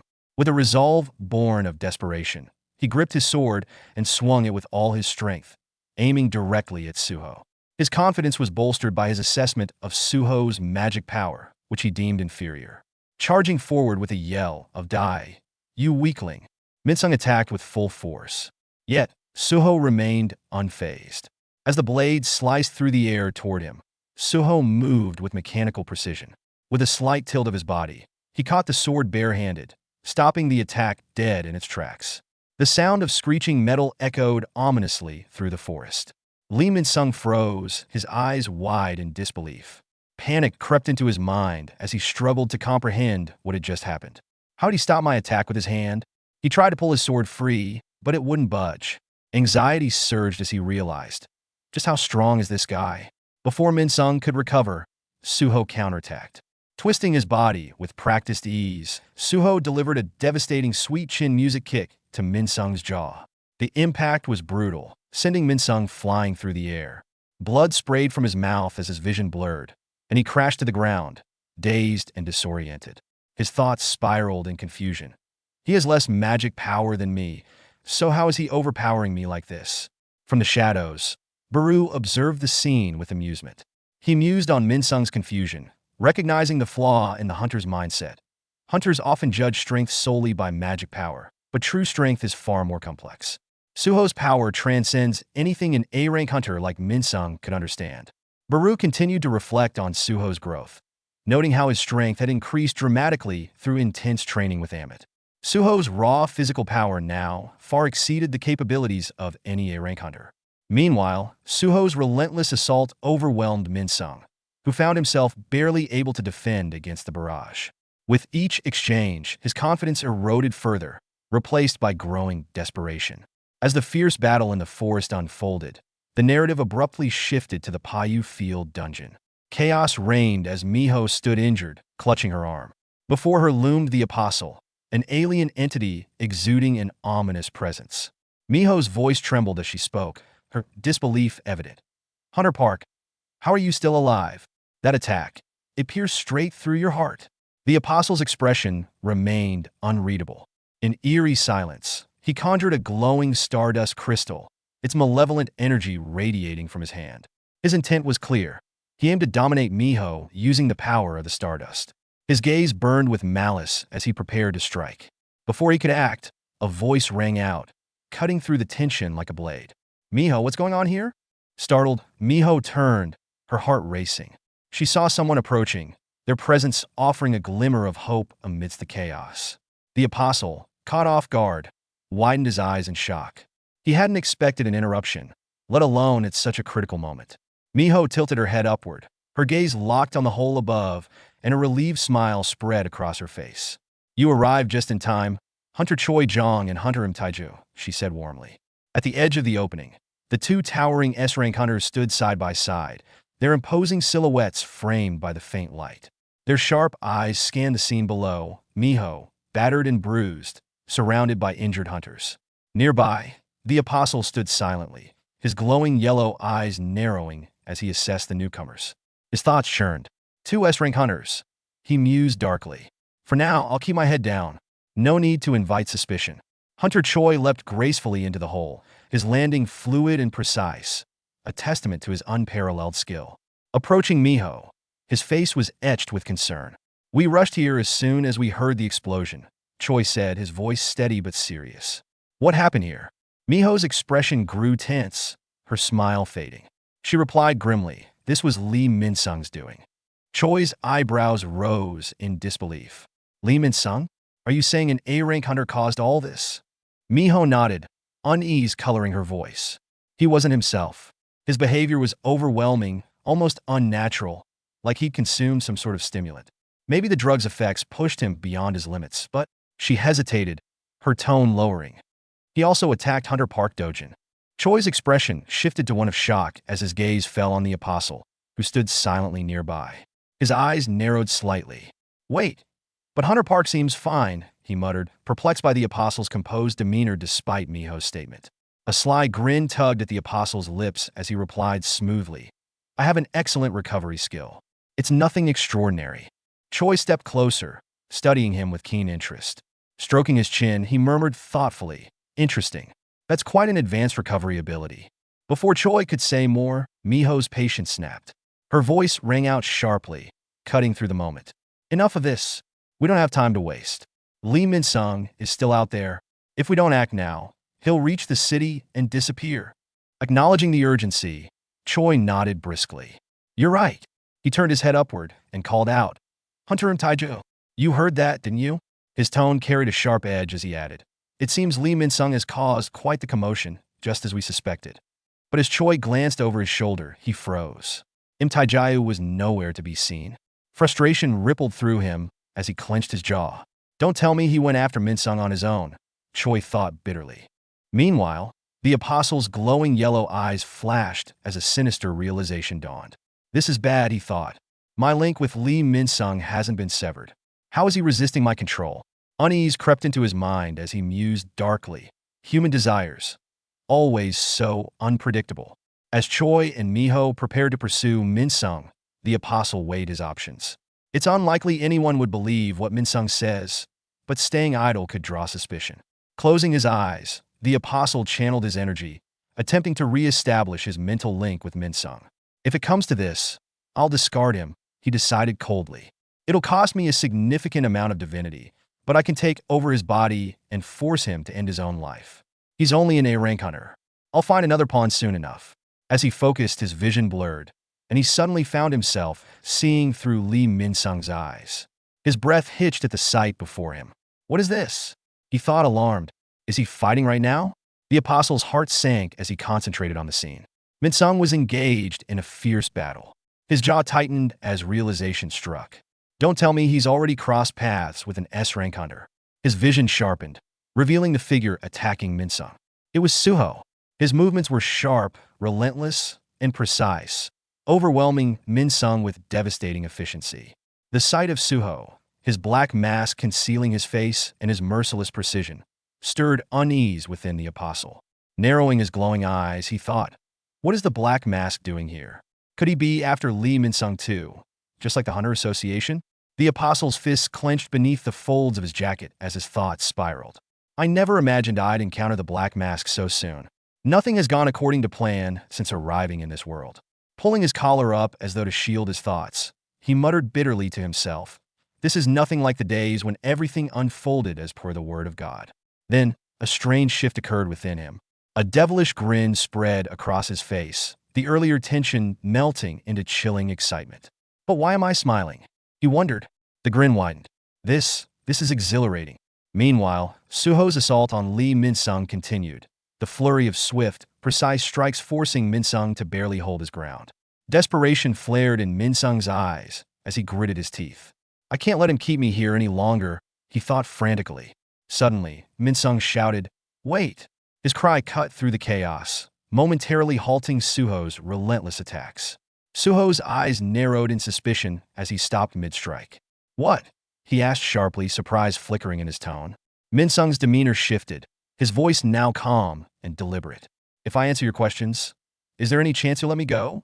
Suho blinked, taken aback by the unexpected request. "What are you suddenly talking about?" he demanded, his tone laced with suspicion. "Weren't you working with the Iterum Apostle?" Lee Minsung's crimson eyes blazed with fury as his clenched jaw trembled. "That alien betrayed me," he spat venomously. Suho and Baru, hidden in the shadows, exchanged glances, startled by the revelation. Suho's thoughts raced. He was backstabbed? Did something go wrong between them? Steeling himself, Suho pressed forward, his tone firm. "Then why are you helping him distribute stardust?" Lowering his sword, Lee Minsung balled his fists, his frustration palpable as he admitted, "Because he promised to kill someone for me." The confession struck Suho like a thunderbolt, disbelief etched across his face. "You worked with the Apostle just so he'd kill someone for you?" he asked, incredulous. Lee Minsung's gesture was sharp, his voice steady but filled with bitterness. "After the Great Cataclysm, everything I'd built was destroyed. My entire life flipped upside down. A nobody, became an S-rank hunter and had the audacity to look down on me." His expression twisted with resentment. "To live as myself, there was someone I had to eliminate. And weren't you also chasing that alien? Didn't you want him dead too?" Suho froze, his steady demeanor shaken. "No," he said firmly, his tone resolute. "I don't intend to kill him. Not if we can resolve this with words." A sinister smirk spread across Lee Minsung's face. "You don't plan to kill him? Even though that alien is here to invade our world?" His voice dripped with mockery. "You remind me of a character I despised back in my acting days." Suddenly, something dark and oppressive emanated from Lee Minsung. Drawing on the Apostle's lingering influence, a sinister aura enveloped him. His grin turned devilish as he sneered. "A character full of hope, but no substance. Honestly, you don't even know what you want." The oppressive atmosphere thickened, suffocating and unrelenting, as his glowing red eyes burned brighter. "If you hadn't stumbled into power by sheer luck, you'd still be living as an insignificant extra," he hissed. "Mark my words, one day you'll face a moment where you'll have to make a choice that defines you." His laughter echoed darkly through the forest. "I'll create that moment for you." Before he could utter another word, his body froze. His words choked off mid-sentence, his expression contorting unnaturally. From the shadows, the Apostle seized control of Lee Minsung's body. In an instant, Lee Minsung's consciousness was dragged into a dark, otherworldly void. The Apostle's towering figure loomed above him, a predator casting an overwhelming shadow. Pinching Lee Minsung between spectral fingers like an insect, the Apostle's voice rang out cold and mocking. "Lee Minsung, I won't let you say another word." The Apostle's grin deepened, dripping with mockery. "I must admit, you've been far more useful than I anticipated. Thanks to you, I've gained so much." His tone turned sinister as he added, "I'll take back what I said about you being incompetent. But now," he leaned closer, molten gold eyes gleaming with malice. "I'll use your body one final time." Lee Minsung's eyes widened in terror as he yelled, his voice cracking. "No, I won't let you." The Apostle's spectral hands clapped together with an ominous force, like a thunderclap shattering the void. In the real world, Lee Minsung's body began to glow ominously. Waves of energy erupted outward, shaking the forest violently. Debris flew in all directions as Suho shielded his eyes, bracing against the storm of power. "What is this?" Suho muttered, his voice barely audible over the roaring energy. From the shadows, Baru's voice cut through the chaos, grim and urgent. "This is Iterum energy, and it's far more powerful than anything we faced with Brokey." Lee Minsung's body convulsed violently as he let out a blood-curdling scream. His frame was consumed by a brilliant yellow glow, the monstrous energy reshaping him. His sword fused with his body, radiating an unearthly light. From his back, radiant yellow wings emerged, spreading wide and shimmering with overwhelming Iterum energy. The transformation was both horrifying and divine, a grotesque display of power that defied human comprehension. Suho stood frozen, his mind reeling as he tried to process the drastic change before him. What just happened? He thought, his body rooted to the spot as the sheer intensity of the transformation weighed down the air. Lee Minsung's form was no longer his own. It had become a vessel for the Apostle's will. The grotesquely divine figure radiated an aura so potent it seemed to warp reality itself. With unnerving calm, the apostle's voice boomed from Lee Min-sung's transformed body. I see. The attack on the Stardust Factory, your relentless pursuit of Lee Min-sung, all of it just to find me. The chilling mockery in his words cut through the heavy atmosphere. As Suho stood stunned, the apostle spread his luminous yellow wings, exuding a terrifying, godlike presence. And to think, the apostle continued, his tone both amused and menacing, I've been wanting to meet you too, Black Mask. The disruptor. His glowing eyes locked on Suho as he leaned forward slightly. Now, he sneered, let's have some fun. The apostle, now in full control of Lee Min-sung's body, raised his glowing sword and aimed it directly at Suho. His voice, laced with authority, rang out firmly. I too have been waiting to meet you, Suho in the Black Mask. Suho's expression darkened, his sharp eyes locking onto the transformed figure before him. Lee Min-sung completely changed, and, judging by his speech, Suho clenched his fists and spoke coldly. Are you the apostle sent by the god of the other world? The apostle's smirk widened, his glowing yellow eyes gleaming with excitement. As I thought, you already know of our existence. He spread his golden wings slightly, his aura rippling through the air like a divine proclamation. Yes, I have come for one reason, to claim dominion over this world you call Earth. Suho processed every word, his thoughts racing. So my father is trapped because of these beings. A burning resolve ignited within him. Tightening his grip, he took a battle stance. You're not taking this world without a fight. His voice was sharp, unwavering. Just then enough. Both of you. A powerful voice boomed across the battlefield, freezing Suho and the apostle in place. A suffocating pressure filled the air as they turned to see a figure approaching. Their eyes widened in disbelief. Standing there, exuding the dominance of an apex predator, was Amit. His mere presence sent a silent warning, the tension in the air shifting in an instant. His sharp gaze flickered between the two as he spoke in a commanding tone. From this moment forward, neither of you are allowed to move without my permission. His hand hovered over his bow, ready to fire at a moment's notice.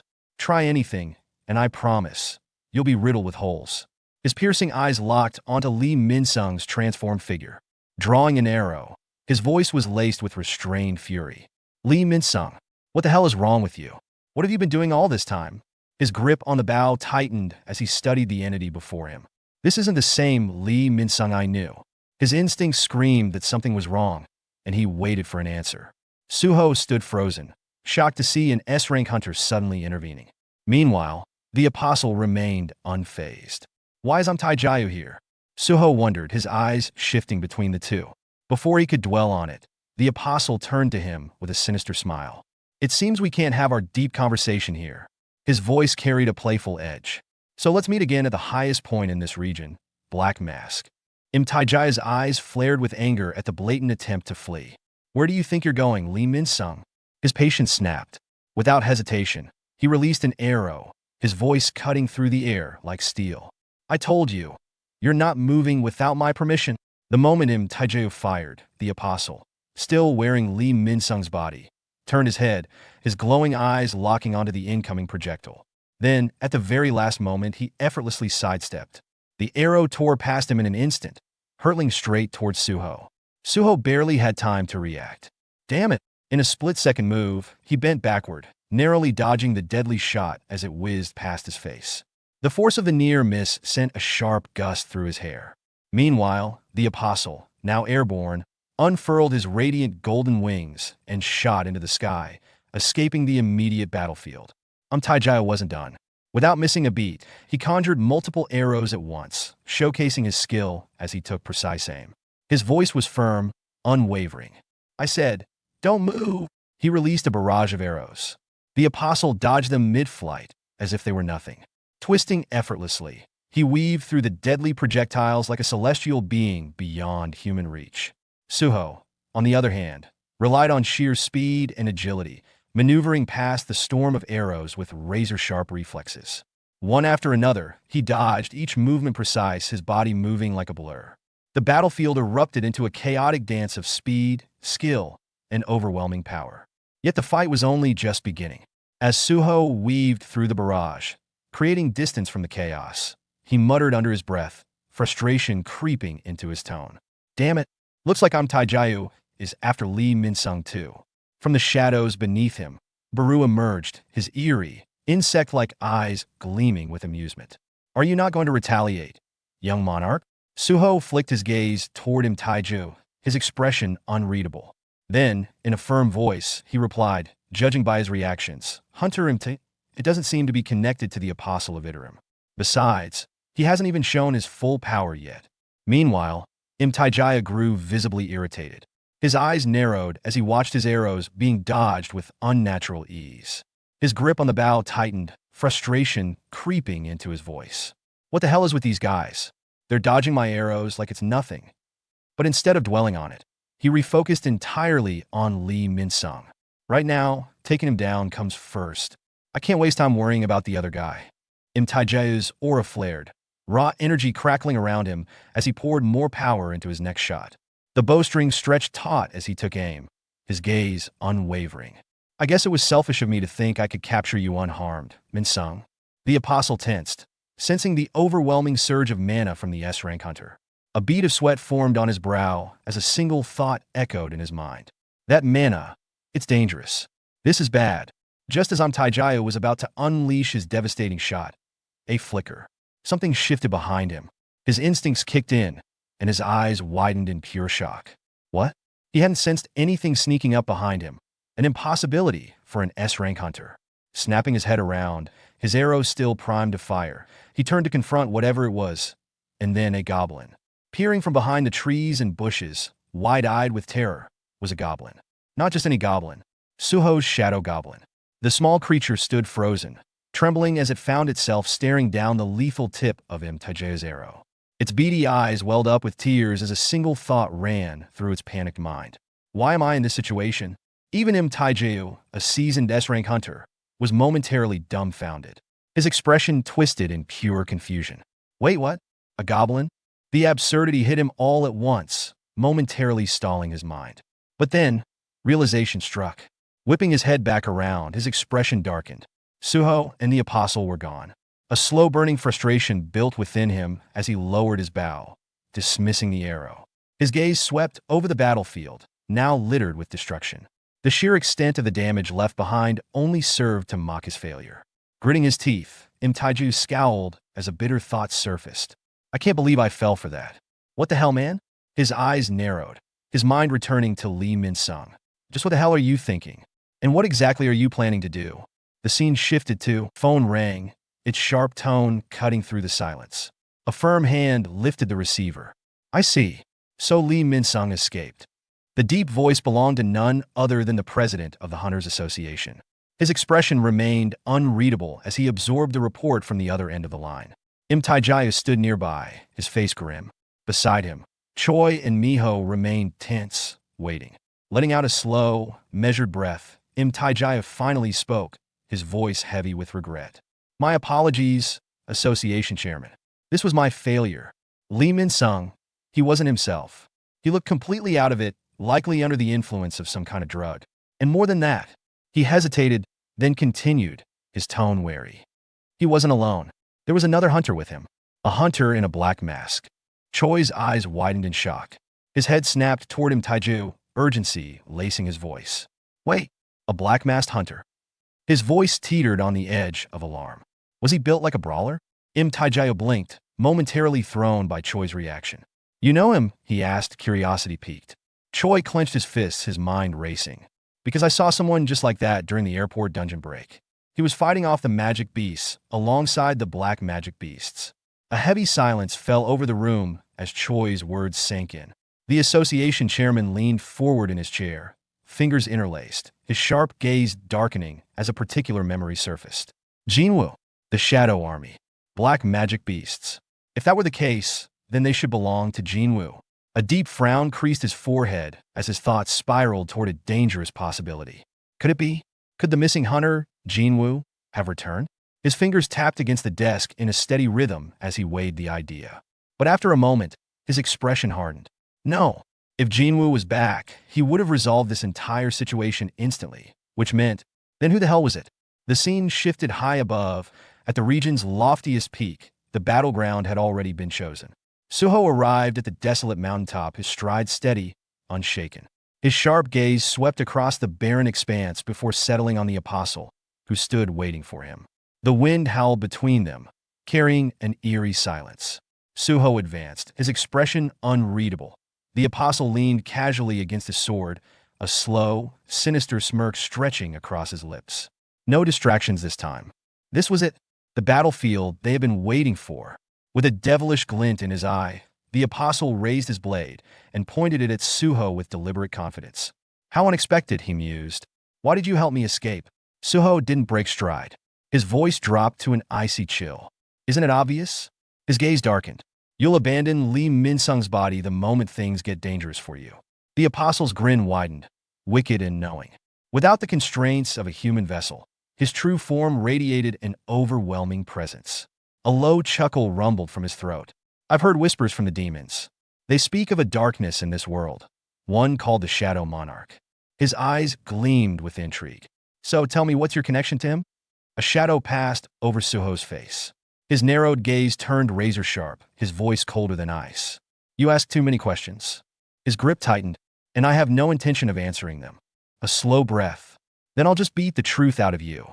From the abyss beneath Suho, a voice rose, sharp and insectal. Baru's chittering tone carried a note of caution. Be careful, young monarch. The Apostle of Iterum has fully seized control of Lee Min-sung's body. His strength is unknowable. Suho gave a slight nod, but a faint smirk flickered at the edge of his lips. A glint of confidence. Don't worry, Baru. His voice was steady. I came prepared. Then, without warning, a shift. A pulse of raw energy erupted from the depths of Suho's shadow, distorting the very air around them. The ground trembled beneath their feet. The apostle's eyes gleamed, drunk on the thrill of battle. Suho's voice rang out like a command of judgment, cold, absolute, and filled with authority. Arise! The apostle watched, amusement flickering in his gaze as dark forms burst forth from the abyss of Suho's shadow. But then, just for a split second, his smirk faltered. The battlefield had changed. Behind Suho, an army of monstrous shadows loomed, each one a remnant of his past conquests. The king of the swamp, blue venom-fanged Kasaka. Rank common. The poison-toothed giant desert centipede. Rank common. The massive high troll. Rank common. And standing like an iron sentinel among them, the tomb warden, Shaka. Rank elite. But Suho wasn't finished. For his inventory, he withdrew something else. Something special.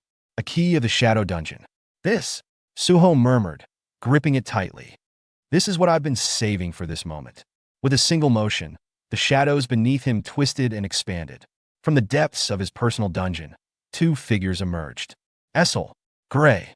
The final pieces of his army took their places. Suho's gaze burned with unwavering determination. No holding back, he declared, his voice resolute. We go all out. This wouldn't be a fight where he tested the waters. From the very beginning, he was going for the kill. The apostle, taking in the full scale of Suho's forces, let out a slow, twisted chuckle.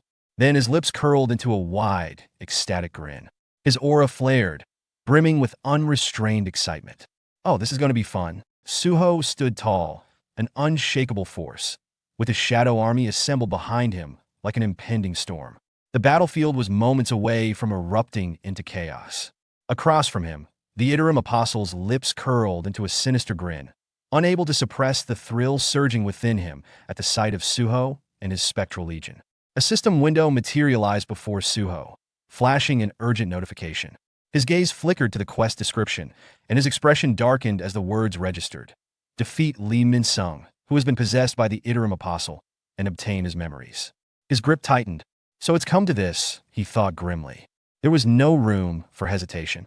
Another opponent, another life he had to take. His eyes lifted, locking onto the apostle ahead of him. Yet another person I must kill. The apostle stood motionless, his sword pointed at Suho. But inside, his mind was in turmoil. Ever since he had begun understanding emotions, an unsettling transformation had taken root within him.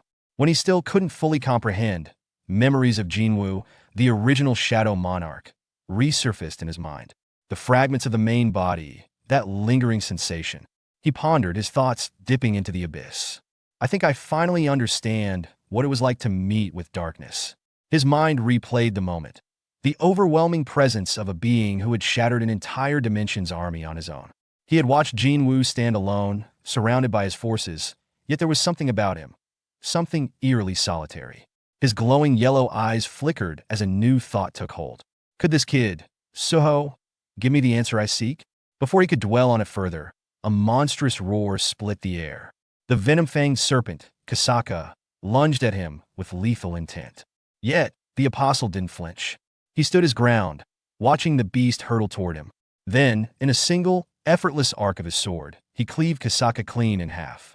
The massive creature's bisected remains fell past him, its two halves collapsing to either side like broken puzzle pieces. The apostle remained still, unfazed, his sword dripping with the creature's lifeblood. But then, from the corner of his vision, he noticed something movement. From within the gaps of his feathers, realization struck.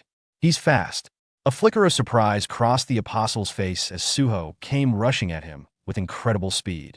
Not content to let his army do all the work, he was charging in himself. Suho's fist rocketed forward, a strike infused with all his might. The apostle barely managed to intercept it with his sword, but Suho wasn't done. Blow after blow rained down in a relentless barrage, each punch packed with crushing force. The apostle met every strike with his blade, his expression shifting into something far more serious.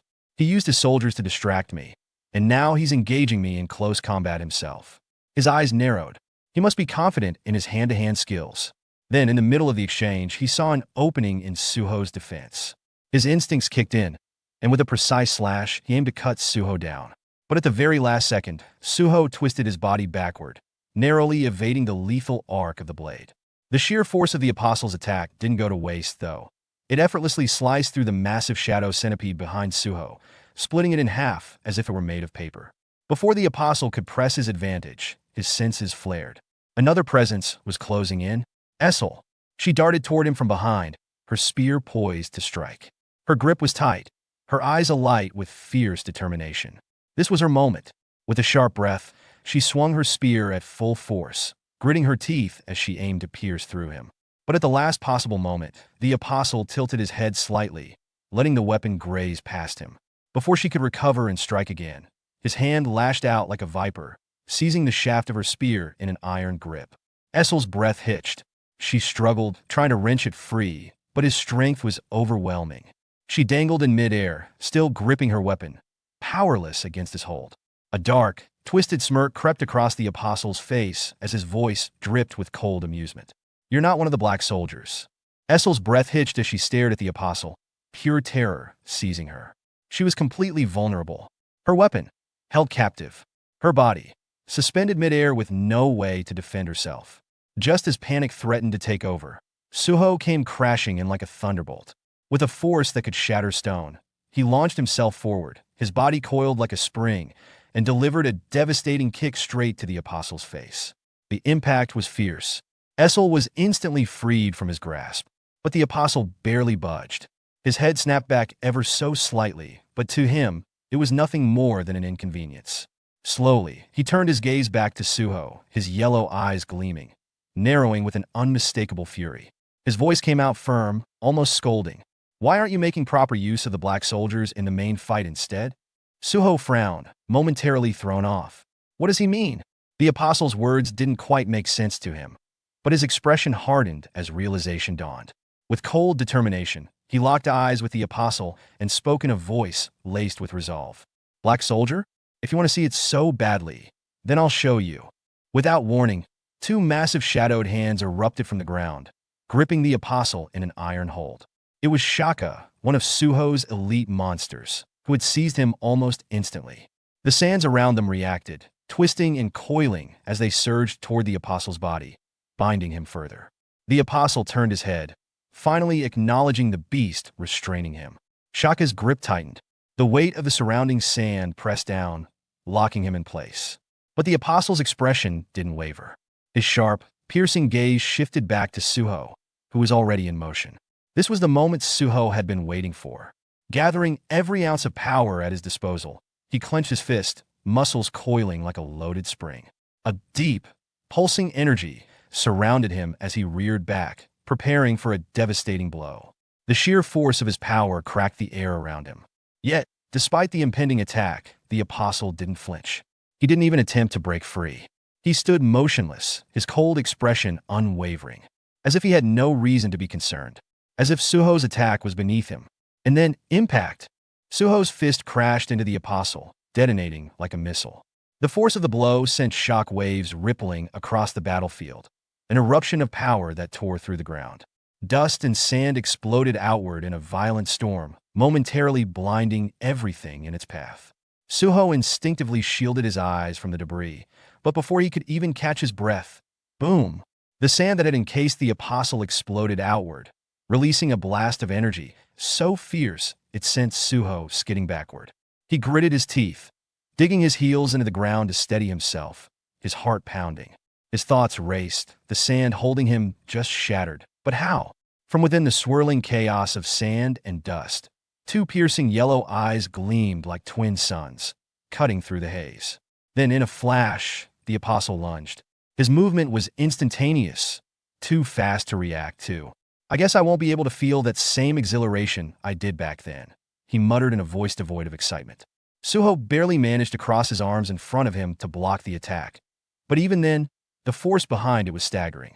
His muscles strained, his body bracing against the sheer impact. But the apostle wasn't done.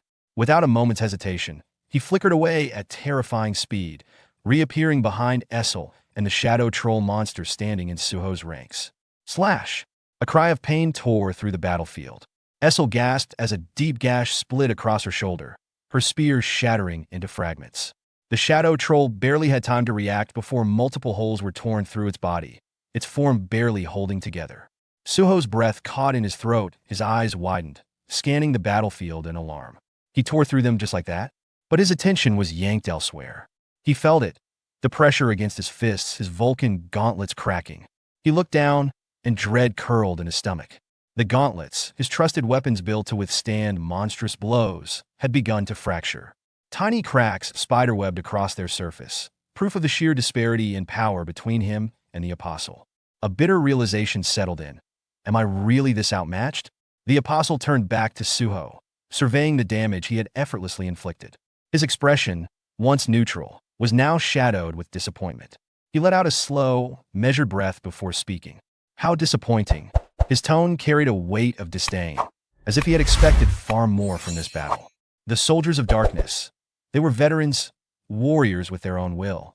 They moved like a trained army, a force worthy of their reputation. His gaze hardened, and he looked at Suho with something bordering on pity. Your power may be similar to his, but it's completely different at the core. And despite wielding authority, you still can't win this fight. His voice turned sharper, colder. You're far too weak. Suho stood, battered, his body aching, his breathing uneven. But hearing those words, hearing the apostle coldly dismiss his strength, made something deep inside him ignite.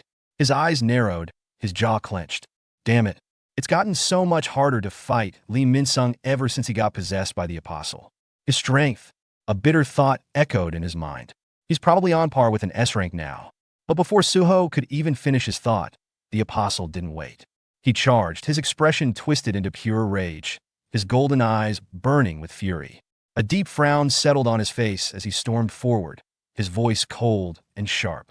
The reason darkness looked lonely was because there was no other existence in this world that could rival him. With that, his sword came crashing down. Suho barely managed to raise his Vulcan gauntlets in time, blocking the devastating strike. But the apostle didn't relent. He pressed forward, his attacks relentless, his words slicing just as deep. There's no way for others to understand someone who is overwhelmingly strong. After all, steel clashed against steel as Suho struggled to hold his ground, his mind racing. What is he talking about? Father looked lonely? The moment of distraction cost him. The apostle's blade came down again, but this time, something happened that froze Suho to the core. Crack! His Vulcan gauntlets, his prized weapons, his trusted armor, fractured. The cracks spread like lightning, splitting apart the enchanted metal. Shatter. In an instant, they were gone. The gauntlets exploded into useless fragments, disintegrating before his eyes. And then, as if to drive the horror deeper, a system notification appeared. System message. The item Vulcan Horn has been destroyed. For a second, Suho just stared, his mind struggling to process what had just happened. Destroyed? Just like that? That single moment of shock sealed his fate. The apostle saw the opening. Before Suho could react, the apostle's sword tore through the air. The blade plunged deep into Suho's torso. A sharp gasp escaped his lips as agony exploded through his body. He felt the cold steel buried inside him, the sensation surreal, like his own body had betrayed him. Blood poured from his mouth, the metallic taste thick on his tongue. Suho! Essel's voice rang out, raw and desperate. Tears welled in her eyes as she struggled to move, to reach him. But her body was broken, unable to help. She could only watch, helpless, as Suho stood impaled. The apostle's gaze darkened, his voice dropping to an icy whisper. You have no clue about the power you possess. But inwardly, his thoughts ran deeper, darker.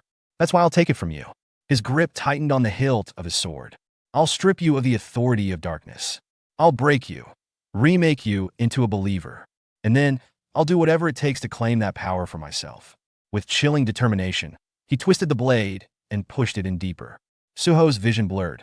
Every nerve in his body screamed in agony as he instinctively gripped the sword, trying to stop it from piercing further. But the apostle's strength was suffocating, crushing. His arms trembled under the pressure. The apostle's thoughts continued.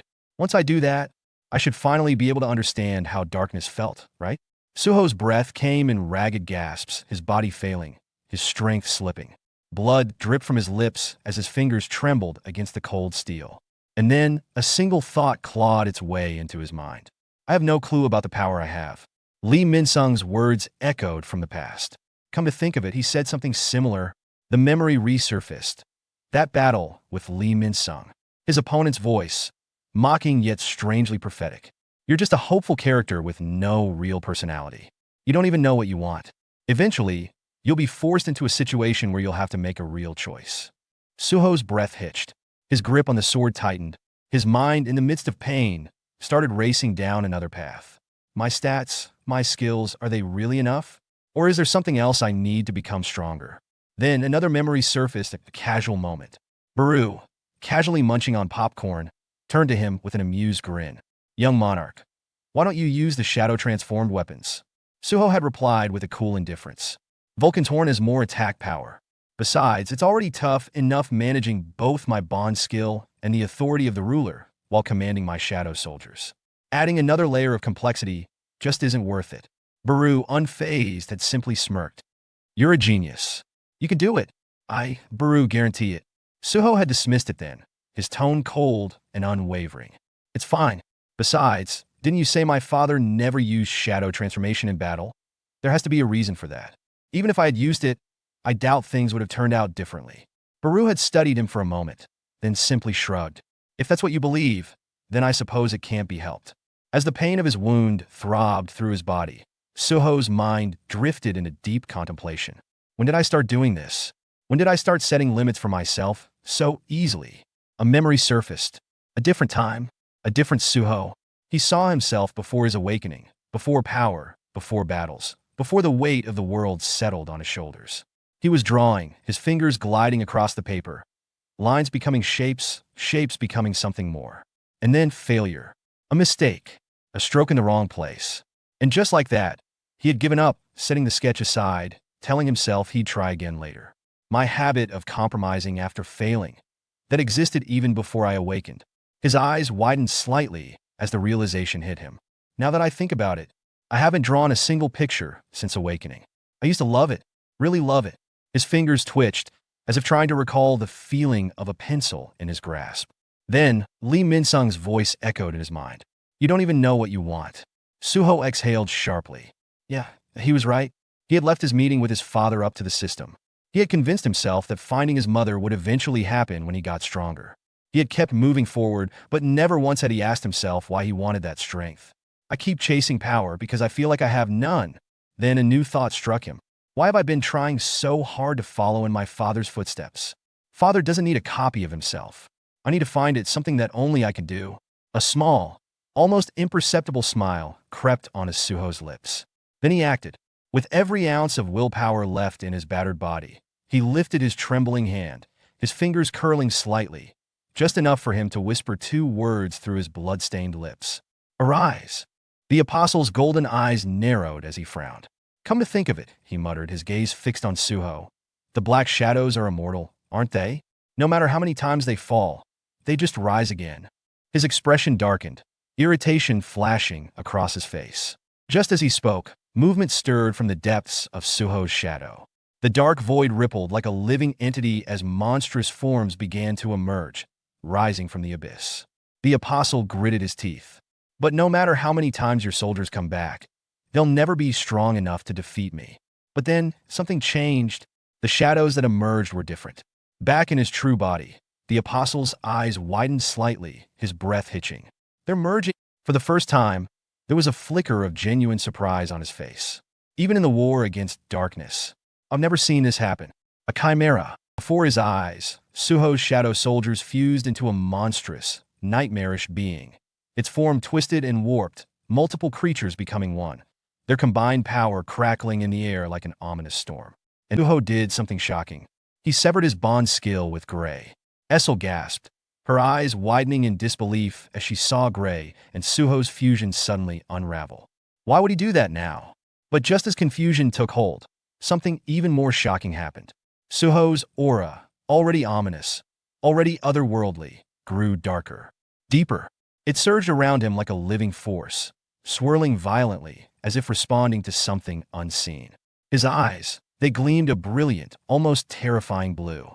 Shadows crept over his body, coiling around his form like a second skin, like armor forged from the abyss itself. It wasn't just power. It was realization. It was awakening. And everyone watching felt it. For the first time, Suho wasn't just wielding the power of darkness. He was becoming it. The scene fades into a cherished memory of Suho on a Christmas evening, his hometown glowing with festive lights draped over every building and street lamp. The crisp winter air carried the scent of roasted chestnuts and cinnamon, while children laughed and played in the snow. A much younger Suho, wide-eyed and brimming with excitement, bounced around energetically. I'm going to be a cop like Dad, he declared with unwavering enthusiasm, his voice cutting through the cold night like a spark in the darkness.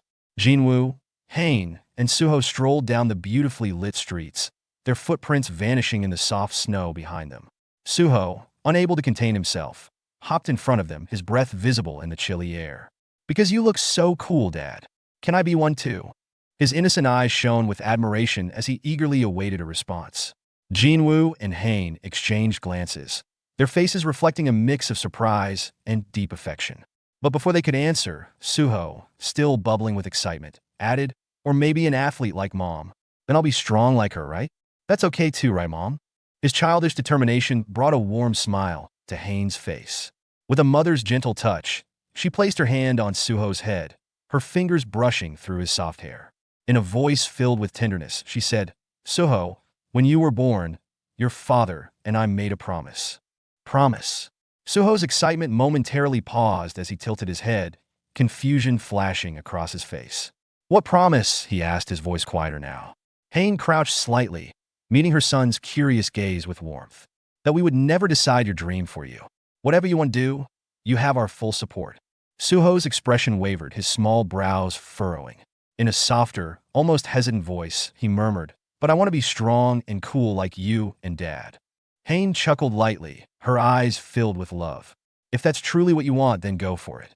But she added, her tone growing more thoughtful, promise me one thing. Always ask yourself if it's what you truly desire. As the memory dissolved like snowflakes melting on warm skin, Suho found himself lost in thought. Why did Mom's words suddenly come back to me? He pondered. Somewhere along the way, he had stopped questioning himself. Instead of exploring his own path, he had only chased after his father's shadow. What am I actually good at? What do I really love? A different memory surged forward, taking over his mind. Senior Lim stood over him with an arched brow, watching as Suho sketched on a large canvas. The scent of charcoal and acrylic paint lingered in the air. You're drawing that again? Lim's voice carried mild exasperation, though curiosity flickered beneath it. Approaching the canvas, Senior Lim studied Suho's work and let out a small sigh. You know, your skills won't improve if you keep drawing the same thing over and over. Suho turned slightly, his lips curling into a faint chuckle. But if you look closely, there's a slight, Before he could finish, Senior Lim cut in. Right. Your drawings are definitely something else. He leaned in, his interest growing. Normally, if you draw the same thing repeatedly, you fall into a pattern. But with you, it's different. It's like the more you draw, the freer you become. His eyes landed on one particular sketch, and he pointed at it, especially this one. Suho followed his gaze, his own eyes narrowing slightly as he examined the piece. Lim smirked. At this point, can you even call that an ant? The memory shattered like glass, yanking Suho back to the brutal present. Blood dripped from his hands as he clenched onto the apostle's blade, the cold steel buried deep in his flesh. Pain pulsed through his body, but his mind was clear. His shadows writhed around him, twisting and coiling like a living entity, responding to his call. His breathing was steady despite the agony, his thoughts razor-sharp. The reason I mastered shadow form change faster than my father was probably because the system aligned it with my natural instincts. His eyes burned with resolve. I won't resist it anymore. The apostle tensed, sensing the shift in Suho's energy. Shadows, thick and overwhelming, surged from Suho's body, engulfing the battlefield in darkness. The ground trembled as his power reached a new height. No longer bound by a rigid form, his movements were fluid, untamed, unrestricted.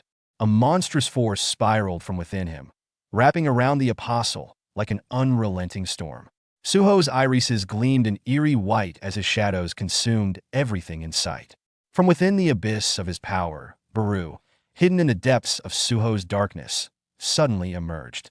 His wings twitched, his usual composure shaken. The surrounding shadows, they were being pulled toward the young monarch. He muttered, his voice tinged with rare unease. It's becoming difficult to maintain my form. Without hesitation, Baru escaped from the growing mass of shadows, darting toward Essel and Gray. His abrupt movement startled Essel, who instinctively caught him in her hands. Her grip tightened as she looked down at him, her face tense with growing dread.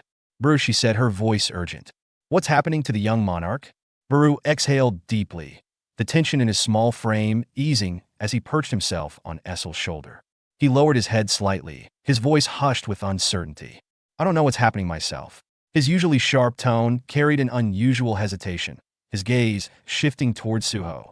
Suho's body radiated an overwhelming surge of mana, waves of raw energy distorting the air around him. His transformation was undeniable. Baru's eyes narrowed as he continued, but one thing is for certain, the young monarch is breaking out of his shell right now. Meanwhile, the apostle observed the unfolding events with grim focus, his cold, calculating eyes fixated on Suho, his mind racing.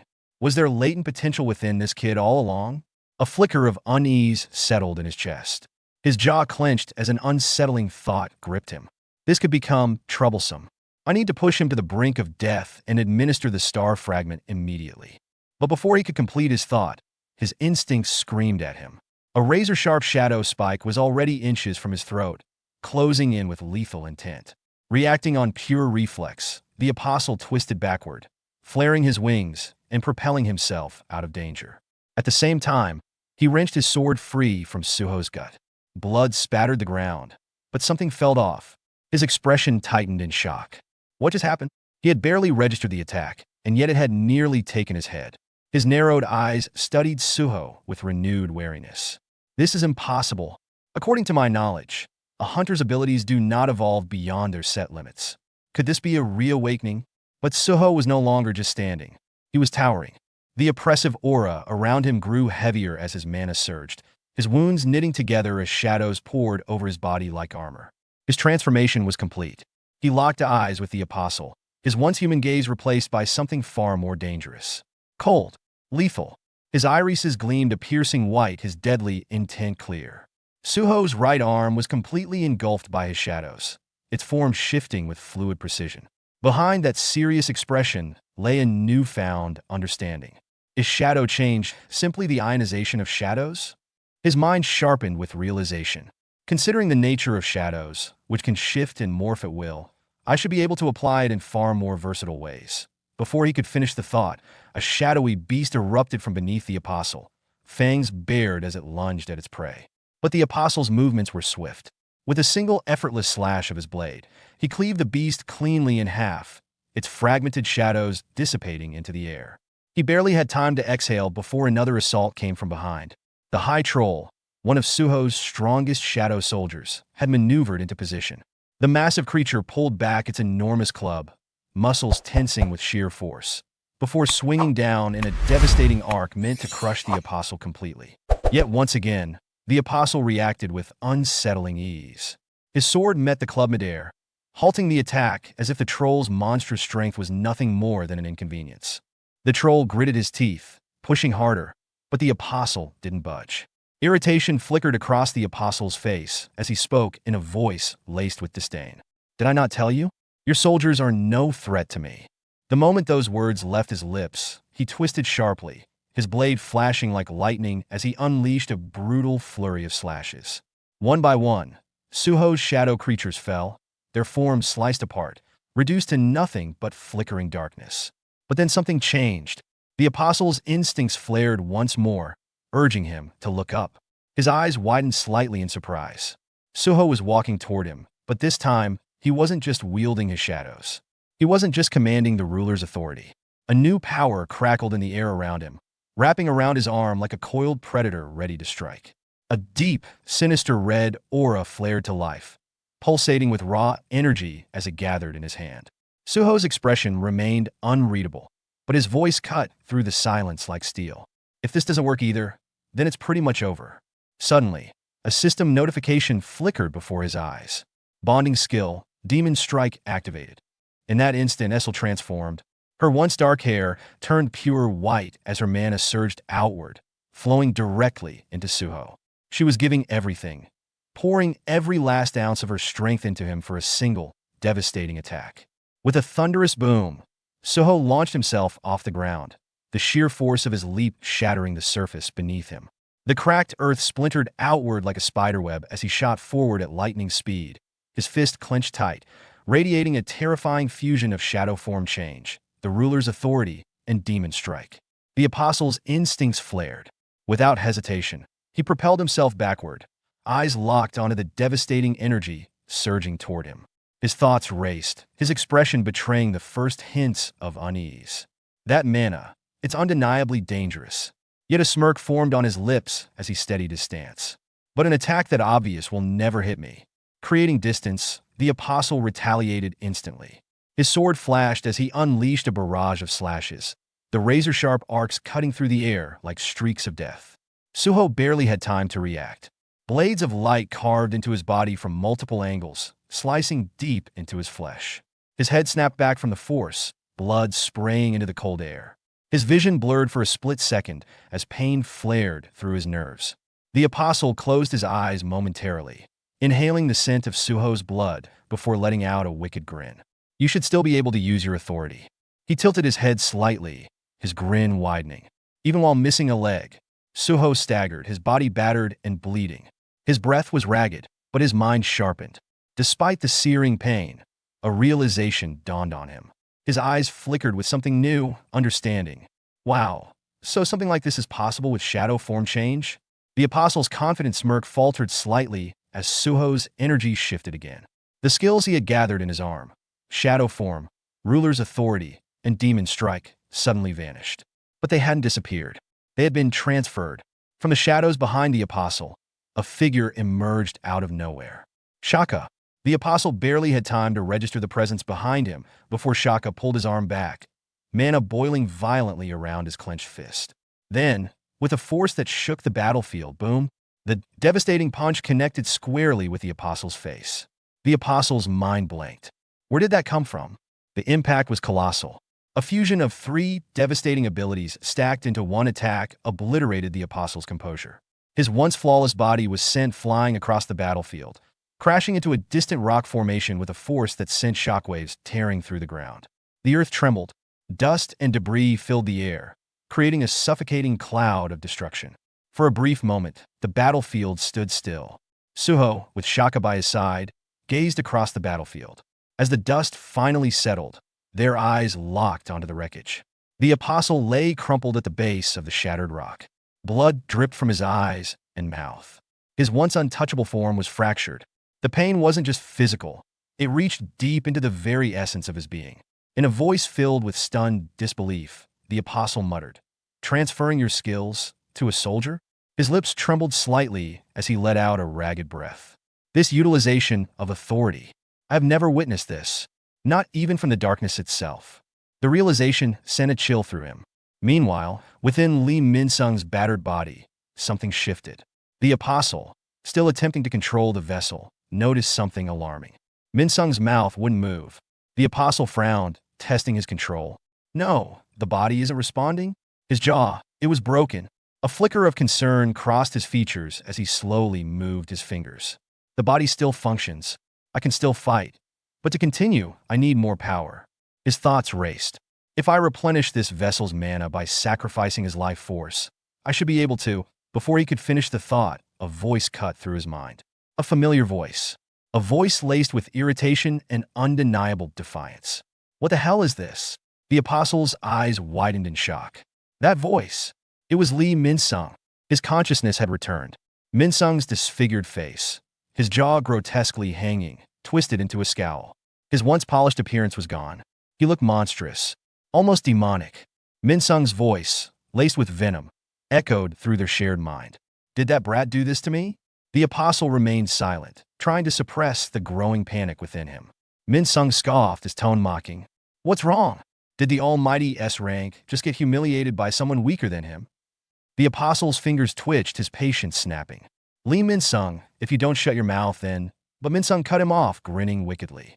Then what? What's the worst that could happen to me? He let out a dry, humorless chuckle. Do you think I'm afraid to die? His trembling hands clenched into fists as he continued, his voice turning dark. What I hate, Min-sung whispered, eyes burning with twisted emotion, is being looked down upon. His breathing grew uneven, his rage bubbling over. What I despise most of all, he raised his hand to his own chest, digging his fingers into his skin as his energy crackled wildly, is being unacknowledged. Then, with a furious roar, he struck himself. His own hand pierced into his chest, sending violent shockwaves through his body. His roar was deafening, filled with pure hatred. If I can make those bastards who underestimated me choke on their arrogance. His breath was ragged as he lifted his head, his wild, unhinged gaze locking onto Suho. Then a twisted grin spread across his face. Come, you little brat. Suho walked toward him, step by step, his power growing heavier with each stride. Min-sung, his mind consumed by a frenzied madness, thought to himself, if I can't be the protagonist. A sharp glint of insanity flickered in his eyes as he tore away the apostle's armor. The heavy plates clattered to the ground. Then I'll faithfully play the role assigned to me. As the final piece of armor hit the dirt, he let out a maniacal laugh. His twisted expression became utterly sinister. This is my final role, the villain. But as the fragments of his armor swirled in the air, blocking his vision for a split second, Suho was already upon him. A colossal punch, fueled by shadows and the ruler's authority, connected with devastating force. The impact sent violent ripples outward, shattering the rock behind him. The force of Suho's punch tore through Lee Min-sung's stomach, sending out a deafening shockwave that rattled the battlefield. The ground beneath them cracked under the sheer impact as the air trembled with a violent force. Suho's fist remained embedded deep within Min-sung's torso, his knuckles drenched in blood. The black tendrils of his shadow form twisting and coiling around his arm like living darkness. The weight of his blow had driven Min-sung's body forward, his breath ragged as he coughed up a thick stream of blood. His body shuddered, his strength fading by the second. The cracks on his face started small, barely noticeable at first, but within moments, they spread like shattered glass across his skin. The apostle's influence, the power that had once consumed him, began to erode away, peeling from his body in jagged, crumbling fragments. The armor that had once made him appear invincible was breaking apart piece by piece, leaving behind nothing but the weakened form of a man who had fought so desperately to be something more. Min-sung's fingers trembled as he reached up, clutching his shattered jaw with what little strength he had left. He tried to speak, tried to force out the final words clawing at the back of his throat, but nothing coherent escaped. Just low, fractured noises, distorted by the sharp pain radiating through his face. His vision blurred, his limbs weak, but his mind screamed. Not only do I have a damn hole in my stomach, but I can't even say my last words. The bitter thought clawed at him. Of all the ways to go out. His body swayed, his balance faltering, but his mind refused to go silent. When that alien appeared in front of me, I thought. His thoughts wavered as blood dripped from his lips, staining the already broken ground beneath him. He forced himself to stay upright, his body convulsing under the weight of impending death. He had told himself for so long that he was different, that he was chosen, that he had the power to reshape this world into something new, something better. But now he was dying, just like everyone else. A sharp pain stabbed through his head, but it wasn't from his injuries. It was from a memory, a moment he hadn't thought about in years. Imtegu. His body tensed. The anger in his chest burned hotter than the pain. Damn it. Why am I remembering that idiot in my final moments? The image of Taiju, his smug, ever-unchanging expression, flashed in his mind, taunting him even in death. His fingers twitched, rage bubbling up inside him, but he knew he didn't have the strength left to act on it. He forced his arm up, trembling as he tried to lift a hand in protest, to make one final statement before everything faded. Don't look down on me. The thought echoed through him like a desperate plea, but the strength in his muscles failed, and his hand fell uselessly to his side. His body, which had been resisting, fighting, clawing to stay upright, finally gave in to the inevitable. He tried to let out an arrogant, defiant laugh, but the pain in his broken jaw twisted it into a wheezing, pitiful sound. I am Lee Min-sung, the superstar, the one who was supposed to be acknowledged. His gaze, once burning with fury, slowly shifted towards Suho. His vision was fading, the edges darkening, but he could still see those eyes staring at him. Eyes filled with pity. His lips curled slightly in a final bitter sneer. Why are you looking at me like that, brat? But the answer never came. His fingers twitched one last time before his hand fell lifelessly to the ground. The tension left his body, and the light in his eyes dimmed. The battlefield, once filled with violent chaos, grew eerily silent. A notification sound rang out in Suho's mind, the system acknowledging what had just occurred. You have obtained experience points. Level up achieved. Another window popped up. Urgent quest. Eliminate Lee Min-sung, the vessel of the Apostle of Iterum. Quest completed. Suho remained still. The weight of his actions pressed down on him as he carefully lowered Min-sung's lifeless body to the ground. He knelt beside him, staring at the fallen man in silence. Meanwhile, Baru, Essel, and Gray erupted in celebration. Relief and joy surged through them as the realization of victory settled in. Baru, unable to contain his excitement, stepped forward, his voice filled with admiration and enthusiasm. You did it, young monarch, he exclaimed. The Apostle of Iterum has been defeated. But Suho didn't respond. His gaze remained locked onto Min-sung's lifeless form, his face devoid of satisfaction. His shoulders were tense, his fingers curled slightly against the dirt. His voice was low when he finally spoke. It was probably Lee Min-sung who laughed in the end, wasn't it? The words felt heavy in the air. His thoughts lingered on the man who had fought so desperately to be seen, to carve out his own significance in a world that had always dismissed him. Even though I never really talked to him, he seemed like someone who stayed true to his desires until the very end. Baru, who had been so eager to celebrate, felt his excitement dim slightly as he watched Suho's expression. He wasn't used to seeing the young monarch like this. This was different. A thought passed through Baru's mind. This must be the first time the young monarch has killed one of his own kind. Even for someone as strong as Suho, this moment carried weight. Still kneeling, Suho exhaled slowly, his mind circling back to something else, something that had been gnawing at him since this fight began. There's something I realized thanks to him, he muttered, his voice quiet, almost as if he was speaking more to himself than to anyone else. A fragmented memory surfaced. His father, his mother, the path he had chosen. He had become a hunter to find his mother, to stand by his father's side. That had always been his purpose. But now, looking back, had he ever truly thought about his own goals?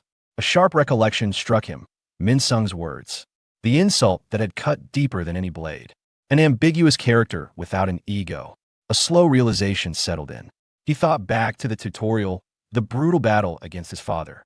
He remembered standing before that overwhelming power, in absolute awe of his strength. At that moment, he hadn't thought about his own abilities, his own purpose. All he had wanted was to be like him, to be as strong as his father. His fingers clenched slightly against the dirt. He could still recall the frustration, the crushing weight of that loss. Back then, his only thought had been, if I could only be as strong as him. He inhaled, exhaled. Then, slowly, he began to rise to his feet. His voice was quiet, thoughtful. At the same time, his eyes darkened slightly, because I was so desperate to beat him. His gaze drifted toward the battlefield, the echoes of the fight still lingering in his mind. The loss made me even more frustrated. The wind howled across the mountain's peak, carrying with it the scent of blood, dust, and something unspoken, resolve. Suho stood at the edge, gazing down at the open world below. His voice, calm yet filled with newfound understanding, broke the silence. Because my dad always felt too unreachable, too immense. I've always felt like I had to do this, but until now I never really thought about why. His words hung in the air, unanswered. As he turned back toward his companions, Essel, Gray, they stood there, still processing everything that had just happened. Their expressions were unreadable, a mixture of exhaustion and anticipation. But having huge ambitions isn't a bad thing, Suho continued, his voice gaining momentum. He then raised his hand, pointing toward the sky, his eyes burning with determination. If I want to get stronger, he declared, I want to be the strongest. A wave of energy seemed to ripple from him, not from any power, but from his sheer will alone. His confidence, now unwavering, solidified into something greater. Stronger than the apostles of Iterim, his voice sharpened. Stronger than the monarchs. His fists clenched, and even strong enough to surpass my father. Silence followed. His words struck like a hammer, a declaration that shattered all limitations he had once placed upon himself. His companions, standing before him, were left utterly stunned. Baru and Essel, both unable to speak at first, simply stared at him. For the first time, Suho wasn't just following a path set before him. He was creating his own. Baru, breaking the silence, let out a nervous chuckle, though his face betrayed his disbelief. Of course, young monarch. I believe that will be impossible, but I will still cheer you on. His tone, while playful, carried a layer of unshakable loyalty beneath it. Essel, still processing what she had just heard, tilted her head slightly, her brows furrowing. Wouldn't it be difficult to become stronger than Lord Jinwoo? Her voice, filled with genuine curiosity, was almost innocent in contrast to the sheer audacity of Suho's ambition. Suho let out an exaggerated sigh, crossing his arms. Thanks for all the disheartening words, everyone, he muttered, sarcasm dripping from his voice. He closed his eyes for a moment, allowing himself to breathe. Of course they would think that. Why wouldn't they? It was the natural response to such an outrageous claim. But that only made him more determined. Instead of lingering on their doubts, he turned his attention to something far more pressing. Well, rather than dwelling on all that, why don't I check my rewards? He thought to himself. A flicker of blue light appeared before his eyes as he opened his system window. Immediately, a flood of notifications bombarded his vision. You have obtained experience points. You have leveled up. You have received a class change quest. Suho's brows lifted slightly. A class change quest. His eyes scanned the new notification, which presented him with a choice. Do you accept the class change quest? The realization hit him as he stared at the prompt. So once you hit level 40, you can change your class? Intrigued by the possibility, he quickly pulled up his status window, his eyes locking onto the details. Level 40. Class none. Title, Wolf Assassin. His lips curled slightly, excitement flickering in his gaze. Looks like the empty class section is finally going to be filled, he muttered under his breath. As he stood there, deep in thought, immersed in his newfound growth, he failed to notice something. He was being watched. From a far distance, outside the reach of his perception, the apostle remained. Even after losing control of Lee Min-sung's body, the apostle of Iterim had not disappeared. Far above, high in the sky where no ordinary being could reach, the apostle hovered, his wings spread wide, his presence hidden from the world. His golden eyes gleamed with intrigue, locked on Suho's every movement. A sly smile crept across his lips as he absent-mindedly ran his fingers through his silver hair. How careless of me, he murmured to himself, his voice laced with amusement. To think the black mask would have this much potential. His expression darkened slightly, his eyes narrowing as he whispered to himself. As expected, you'll have to become ours now. Power stirred within him as he reached into the depths of his own being, tapping into an ability he had recently reclaimed. One of the authorities of my main form, he mused, his lips curling into something sinister. The scales of equivalent exchange. With this, he muttered, his voice filled with quiet malice. I can exchange what I have into something of equal value. A dark gleam flashed through his eyes as he cast his power outward. In an instant, every hunter nearby who had consumed stardust, the forbidden substance that had granted them power, began to convulse. Screams filled the air as, one by one, their bodies collapsed.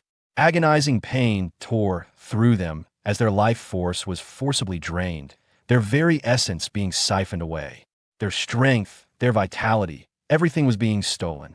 Their bodies withered, their screams turning into dying gasps as the apostle absorbed their stolen life force, converting it into a surge of mana that pulsed through his veins. His body trembled with newfound power, his form vibrating with energy as he absorbed every last ounce of stolen life. Stretching out his hands, he felt the mana settling within him, his fingers tingling with raw potential. A breath of satisfaction escaped his lips as his wings flared behind him. He clasped his hands together, his voice dripping with cruel delight. If I remember correctly, it was certainly this feeling. Mana surged through his limbs as he raised one hand, conjuring a condensed stardust fragment in his palm. A new, deadly idea formed in his mind. Using the fragment as the arrowhead, he constructed a makeshift bow, formed entirely out of his stolen mana. The weapon pulsed with dangerous energy, its sheer force threatening to rupture the very air around it. His golden eyes glowed ominously as he pulled back the bowstring, his target already in sight. High on a mountain, Suho remained unaware. Meanwhile, back at the mountaintop, Baru narrowed his gaze, something unsettling him. He turned towards Suho, his instincts flaring. "Young monarch," Baru said suddenly, "I'll search through Lee Min-sung's memories to find information about the Apostle of Iterum." Suho's expression darkened slightly as he gave one last look at Lee Min-sung's body. His voice was quiet yet resolute. "I'll leave it to you, Baru." As his mind drifted once more, he couldn't help but wonder, did Lee Min-sung hate the world after the cataclysm? If I hadn't become a player before, he could finish the thought, his body seized in pain. A sharp, searing agony shot through him, an excruciating force that made his eyes widen. Something was wrong. A violent shockwave tore through Suho's body as his entire frame jolted, his nerves screaming in agony. It took him a split second to realize what had happened, but the piercing sensation in his stomach made it unmistakable. He had been hit. The Apostle's arrow, imbued with a stardust fragment, had struck its mark with terrifying precision, embedding itself deep into Suho's body. A sharp, guttural yell tore from his throat as searing pain exploded outward, his blood splattering across the ground. His vision blurred as he staggered, gasping, his body instinctively attempting to suppress the pain. Baru, Essel, and Gray watched in horror, their faces frozen in shock as Suho's blood dripped from the open wound. The golden radiance of the stardust fragment pulsed ominously, its energy spreading through his body like wildfire. Suho's mind reeled as he desperately tried to turn his head, his breaths ragged. An attack, but from where? Who? His thoughts cut off, his body convulsing as an unnatural energy surged through his veins.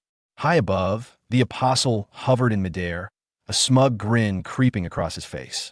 His golden eyes gleamed as he admired his own handiwork, reveling in Suho's agony. "Perfect," he murmured to himself, his voice dripping with twisted delight. One step closer. His fingers curled slightly, feeling the resonance of the stardust fragment now inside Suho, binding the young monarch to its influence. His grin widened, his pulse quickening with exhilaration. Below, Suho collapsed onto his knees, his body shaking uncontrollably as a shadow powers surged out of him, no longer responding to his control. His breath came in sharp, ragged gasps. His insides felt like they were being torn apart, a sharp, unbearable sensation piercing his mind, clawing at his consciousness. "It feels like something is invading my head, taking over." The moment the thought surfaced, system notifications appeared. Permanent effect, longevity active. Immunity to all diseases, poisons, and abnormal status effects active. But before relief could settle in, another notification followed, one that sent a cold shiver down his spine. Status effect dispel attempt failed. The system scrambled to analyze the unknown presence in his body. It classified it as mistburn infection, a database effect linked to foreign energy. The system attempted to purge it, analyzing, attempting to expel mistburn infection. Data dispel failed. The failures kept coming. Another notification flickered. System instability detected, caused by interference from otherworld substances. Longevity is attempting to heal using mist burn infection data. Failed. 3, 2, 1 failed. The apostle's smirk deepened. Yes, he whispered to himself, watching Suho struggle. With this, the authority of the darkness is within our grasp. But then, his expression twisted. The smug grin vanished. His golden eyes widened in shock. Something was wrong. Suho's body trembled violently. But instead of being consumed by the stardust power, something within him rejected it. Another system notification appeared. Status effect analysis succeeded. Status effect dispelled. System recovery in progress. The conversion had ended. Meanwhile, on the ground, Baru, Essel, and Gray gathered around Suho, panic evident on their faces.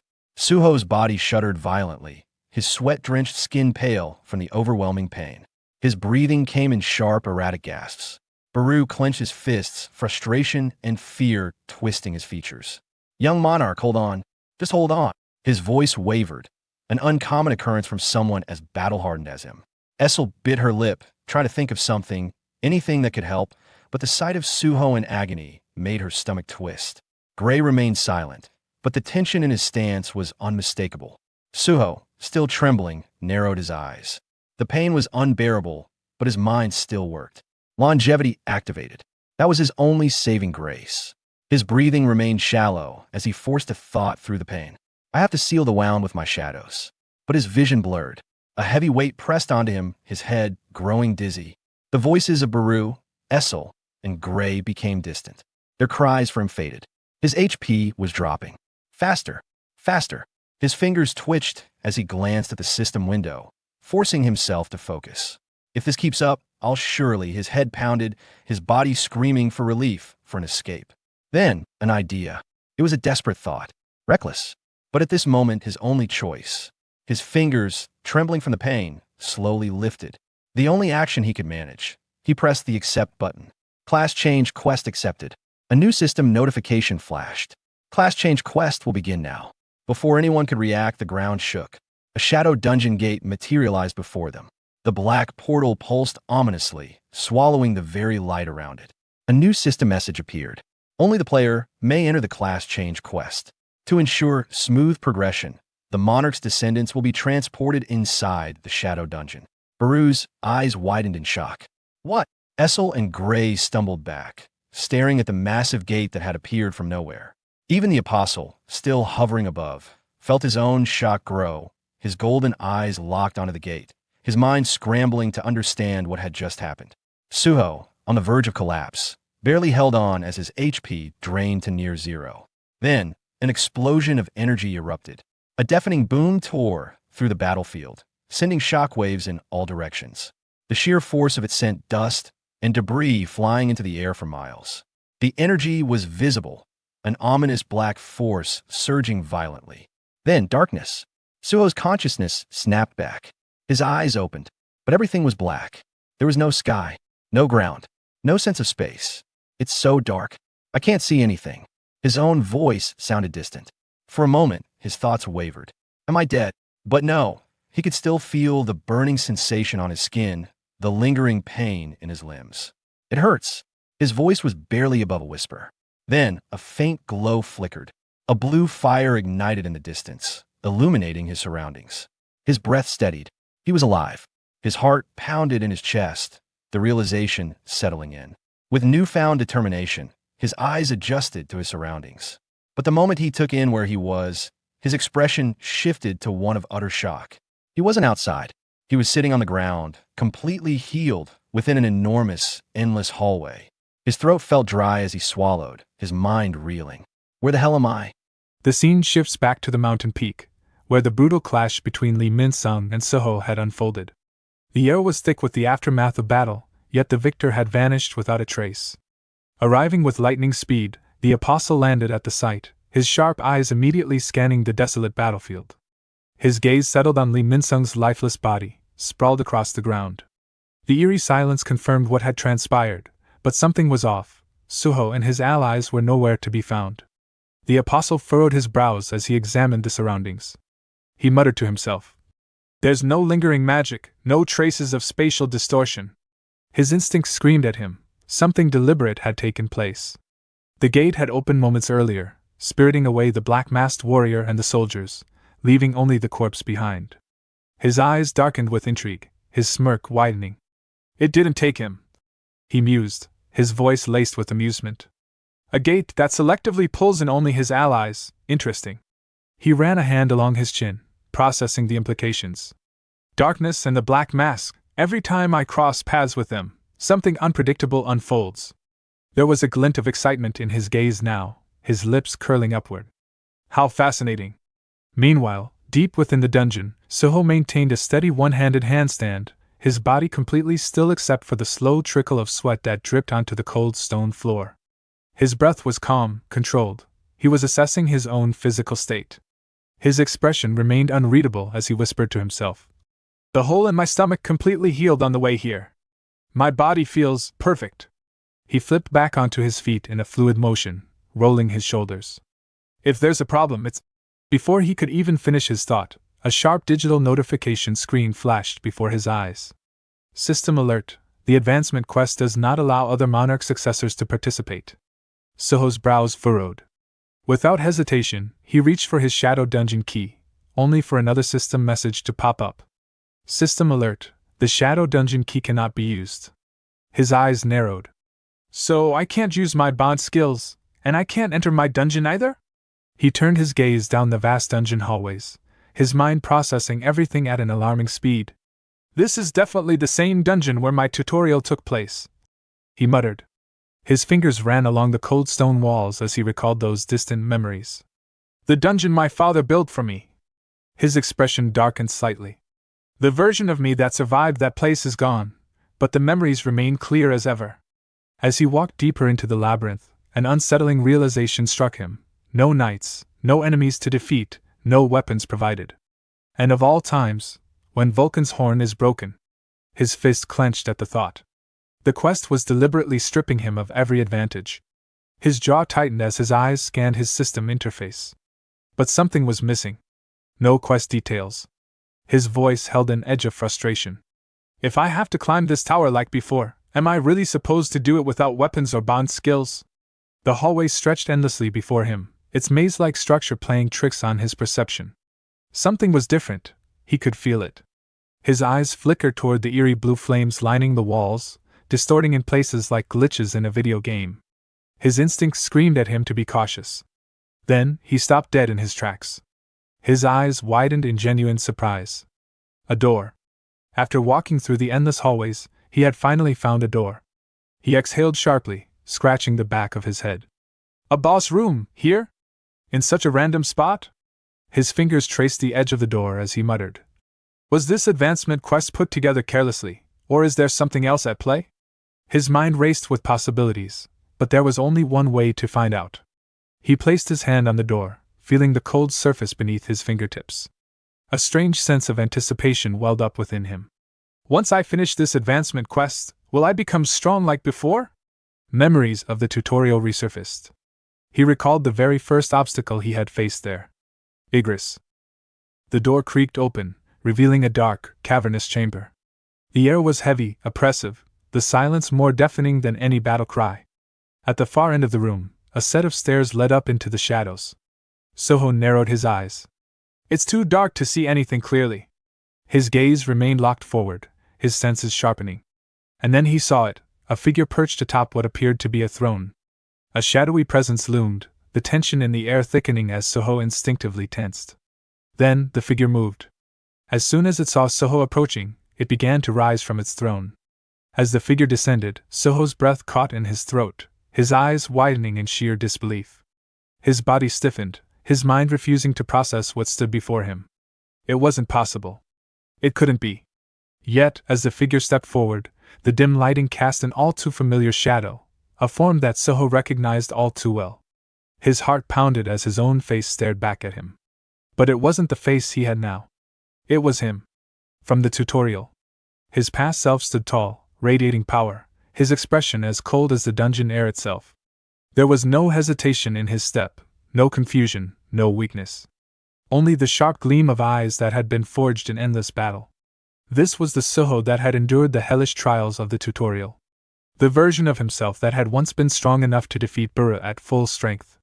Suho felt a lump form in his throat as his mind raced back to the sheer brutality Bura had once unleashed, the relentless massacre of the Mist Burns, the overwhelming presence that had made even veteran warriors tremble.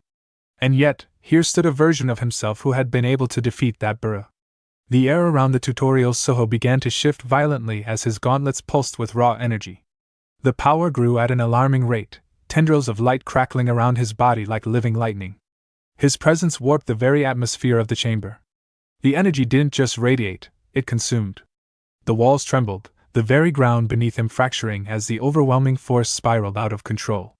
The entire space seemed on the verge of collapse, as if reality itself struggled to contain the sheer magnitude of his power. Suho took a step back instinctively, his breath shallow as he struggled to comprehend what he was about to face. But before he could even react, the past version of himself moved. The attack came at blinding speed.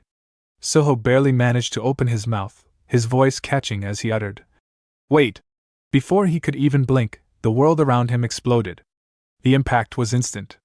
Absolute. Merciless. The sheer force of the blow didn't just strike him, it erased him. There was no resistance, no chance to counter. His entire body was obliterated in a split second, torn apart by an overwhelming power so vast that there wasn't even a trace left behind. Not a limb. Not a shred of clothing. Not a single sign that he had ever been standing there. The only thing left in the wake of the devastating strike was the splattered remnant of his own blood, staining the battlefield as a cruel testament to his complete and utter annihilation. And then, in the distance, something flickered. One of the 3 ethereal blue flames that had been burning earlier sputtered, then died out. Now only 2 remained. Suho gasped, his lungs burning as he suddenly respawned, his body materializing in the darkness. The pain lingered, not physical, but deep within his very soul. His knees wobbled as he stumbled forward, his breath ragged, his heart hammering against his ribcage like a war drum. His mind was still reeling, his body struggling to process what had just happened.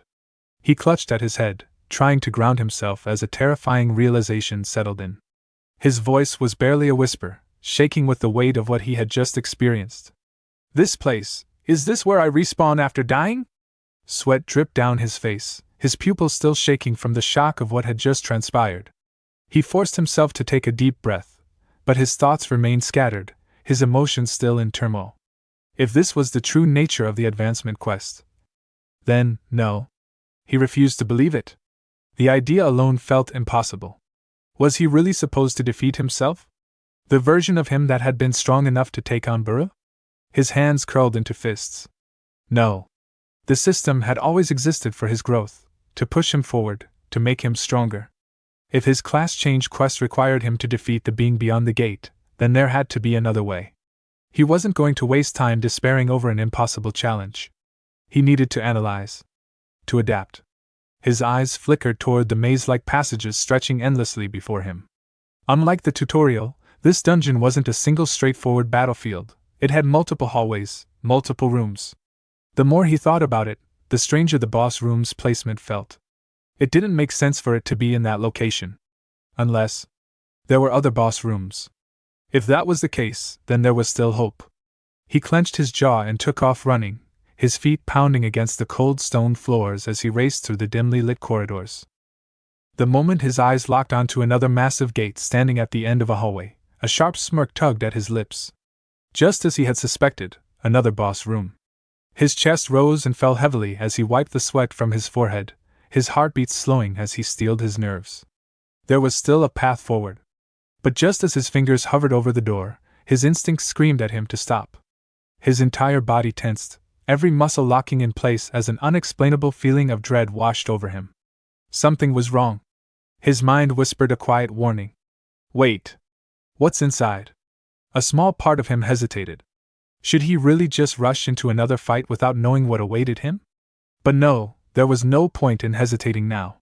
Whatever was behind this gate, it couldn't possibly be worse than what he had just faced. His grip tightened, his resolve hardening. Whatever it is, it's better than fighting my past self again. He pushed the massive doors open. The moment they creaked apart, his entire body froze in pure, unfiltered shock. The sight before him was nothing like what he had expected. Scattered all across the dark chamber were toys, wooden soldiers, stuffed animals, puzzle blocks.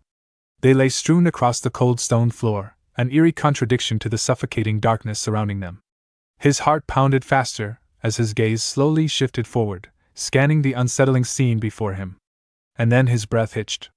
In the center of the room, amidst the scattered toys, a small child sat on the floor, playing quietly. The moment Suho took another step forward, the child's movements came to an abrupt halt. A sickening silence followed as the tiny figure slowly turned its head toward him. The moment their eyes met, Suho felt his blood run cold. The child's expression darkened, his once innocent face twisting into something entirely different, his eyes gleaming with an unnatural, terrifying power. Suho's mind reeled, his breath caught in his throat as the realization hit him like a tidal wave. That's me. His pulse thundered in his ears as he took an instinctive step back. That's me as a child. His world seemed to tilt as an overwhelming sense of dread clawed at the back of his mind. Just what kind of hell was this dungeon dragging him into? Suho's breath came in ragged gasps as he stood frozen, disbelief carved into his features.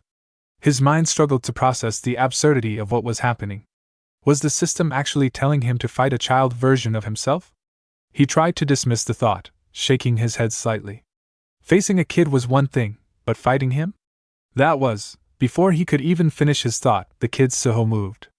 In an instant, every single toy in the room, from stuffed animals to wooden soldiers, levitated into the air. The sheer unnaturalness of the sight sent a cold shiver down Suho's spine. But what truly made his blood run cold was the fact that the child himself was floating as well. A dark, suffocating energy wrapped around kid Suho's small frame, his aura expanding, twisting the very air around him. Suho instinctively tried to move, but his body wouldn't budge. A terrifying realization gripped him as he gritted his teeth in panic. No way, don't tell me this is ruler's authority. The crushing sensation locking his body in place only deepened his fear. The realization left Suho stunned. How could his childhood self be using something this powerful? Kid Suho, still levitating midair with eerie ease, raised a tiny hand and slowly, almost playfully, pointed a single finger at Suho. Then, with a small flick of his wrist, he changed the direction of his finger. At that moment, Suho's vision shattered. A wave of vertigo hit him like a truck, the entire room warping, his surroundings blurring into an indistinct mess. It was as if reality itself had begun to twist around him.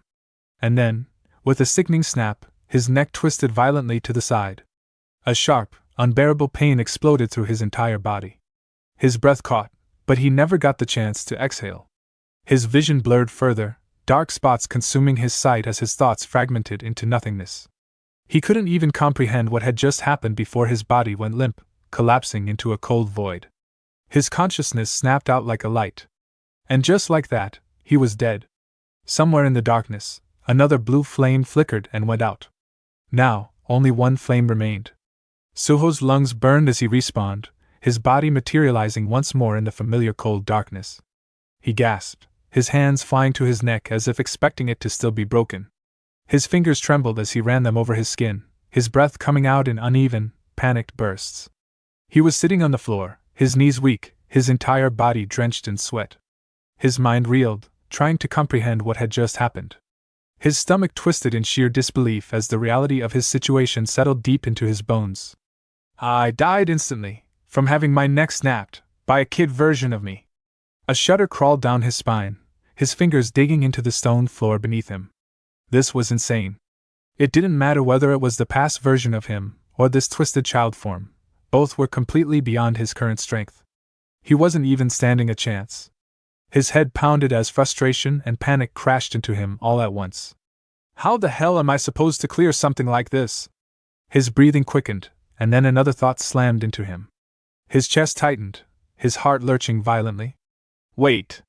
His voice cracked slightly as he forced himself to his feet, his movements frantic, his hands slightly trembling. His gaze snapped toward the last remaining blue flame burning faintly on the wall. His mind raced. In the tutorial, I was given 3 lives. If I've already died twice. His eyes widened in absolute panic. That means I only have 1 life left. A cold sweat dripped down his back as he stared at the final flickering flame. The weight of this realization crushed into him, pressing down on his shoulders with unbearable intensity. One more death, and it would all be over. But then, His breath hitched as something else caught his attention. His pulse skipped. His gaze darted across the room, and that was when he saw it. The flames. Not just a single flame that represented his life, but dozens, no, hundreds. His stomach twisted violently. Lifting his gaze higher, his breath stopped completely. The entire dungeon room, the place where he had respawned, was covered in countless burning blue flames. His body locked up, a deep, unnerving dread seeping into his bones. What the hell is this? As he stared at the flickering lights, a strange realization gnawed at the edges of his mind. The flames weren't normal. Some of them weren't behaving correctly. He narrowed his eyes, and that's when he noticed it. Some of the flames were glitching. They flickered and distorted unnaturally, as if something was wrong with the very fabric of the system itself. The air felt warped, reality shifting in unstable waves. His breath grew unsteady, his instincts screaming that something was terribly off. And then, a system notification abruptly popped up in front of him. System alert. An error has occurred in the system due to the invasion of external world substances. Suho's fingers curled into fists, his jaw clenched, his mind barely keeping up with the sheer absurdity of what was happening. An invasion? What the hell does that even mean? The system itself was breaking down. Before he could even react, another system notification flashed across his vision. Defeat the being beyond the gate before you run out of all the given lives. Suho's throat dried instantly. The words settled in his mind like a death sentence. The being beyond the gate. The thing that had obliterated him. Another notification popped up. You are unable to exit the dungeon until the class change is completed. Suho's breathing stopped altogether. His body remained still, frozen by the sheer, absolute weight of those words. There was no escape. Suho's breath came in short, uneven gasps as he stared at the countless flames flickering all around him, their eerie glow casting long, shifting shadows across the walls. His mind struggled to grasp the implications, and with a furrowed brow, he muttered under his breath, "Don't tell me, each one of these torches is a life?" His own words sent a shiver through him. Was that a good thing? Did that mean he had more than one chance? But then, as the thought settled, his expression darkened, and his chest tightened with dread. There was no way to confirm if these torches actually represented his extra lives, or worse, if they belonged to something else entirely. And even if they were his lives, what good were they if he had no way to level up? He clenched his fists, gritting his teeth in frustration. There's no way for me to grow stronger here. Then what the hell am I supposed to do? His gaze snapped toward the glitching system notifications still hovering in his vision. The message flashed again. An error has occurred in the system due to the invasion of substances from another world. His fingers twitched slightly as he processed those words. So that was it. That had to be why this quest was so impossibly unfair. His eyes darted to the other two messages. Defeat the being beyond the gate before you run out of all the given lives. You are unable to exit the dungeon until the class change is completed. Suho frowned deeply, his hands tightening into fists. If the system was glitched, then there was no guarantee these torches actually counted as extra lives. For all he knew, he could already be on his final chance. But no matter how much fear clawed at his gut, no matter how impossible the situation felt, he refused to give up. His body was still trembling from his last death, from the feeling of his neck being violently snapped, but he forced himself to move forward. His feet felt heavy, but he pushed forward anyway, his voice steady as he muttered, "I have to move forward, no matter what." His eyes flickered across the maze of twisting hallways, irregular passageways, and strangely placed boss room gates. Something about this entire dungeon felt off. It was designed in a way that made no logical sense. He narrowed his eyes deep in thought. If there are other boss rooms aside from the two I've seen, then how big is this maze? A sharp wave of unease crawled up his spine as he bit down on his lip. I do have time, so if I search carefully, maybe I can. His words cut off abruptly as a terrible sensation slammed into him. His entire body went stiff, and his breath hitched as he felt something. A presence. A deep, suffocating presence lurking in the darkness ahead. His hands clenched as he slowly turned his gaze toward the shadowy corridor in front of him. At first, he saw nothing. The silence stretched on, thick and unbearable. But then, something moved. A small object floated out from the pitch-black darkness, barely visible at first. It hovered eerily in midair, moving unnaturally, its shape flickering under the dim torchlight. His eyes focused, and his stomach twisted violently. It was a toy. The realization sent a bolt of terror shooting through his veins. And then, more began to emerge. One by one, more floating toys drifted out from the darkness, each one levitating effortlessly. And then, at the center of them all, the real nightmare appeared. Baby Suho. The small, child version of him floated silently, surrounded by the eerie swarm of toys, his face shadowed, his eyes glowing with an unnatural gleam of power. Suho's blood turned to ice as his body locked up in sheer terror. His breath came in short, panicked bursts, his pulse hammering in his ears. Why is he here? His voice cracked as he instinctively took a step back, his mind scrambling for an explanation. Did he? Did he leave the boss room? Did he come through the open gate? His gut screamed at him to run. Without wasting another second, Suho turned on his heel and bolted. His heart pounded as he sprinted through the maze-like corridors, his mind filled with nothing but a single desperate thought: I need to get away. But before he could even make it 5 steps, something ripped into him. A sickening, tearing sound filled the air. A sharp, excruciating pain erupted in his leg. His body collapsed violently onto the cold stone floor as a gaping wound tore through his calf, blood pouring freely from the severed flesh. He barely managed to catch himself before his face slammed into the ground, his breath coming out in ragged gasps as his vision blurred from the pain. His trembling hands clutched at his shredded leg, his teeth gritting as agony tore through him. His eyes darted toward the cause of his wound, and that's when he saw it. One of the floating toys had attacked him. Or rather, it had exploded on impact. His stomach churned in horror. Did his toy just blow my leg apart? He turned his gaze back to baby Suho, who still hovered calmly in midair. The amount of sheer power in his ruler's authority was monstrous. Suho's lips parted in shock, his pupils shaking. If he can generate this much speed and precision with just his ability alone, how am I supposed to clear this? But before he could even begin to formulate an answer, a new terror arrived. A second presence loomed behind him. Suho's blood froze. A shadow stretched over his fallen form. A slow, methodical footstep echoed against the dungeon floor, followed by an oppressive, suffocating aura of pure power.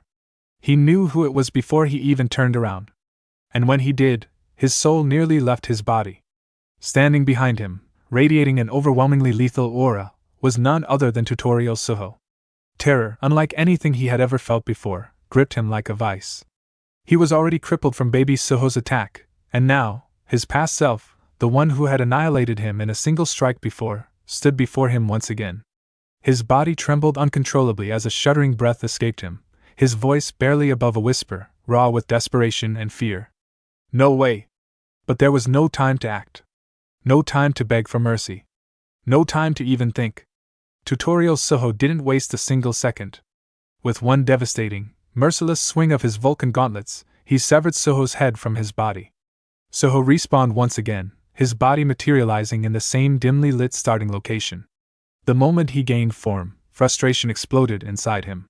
His fist clenched so tightly that his nails dug into his palm before he slammed his knuckles against the cold stone wall.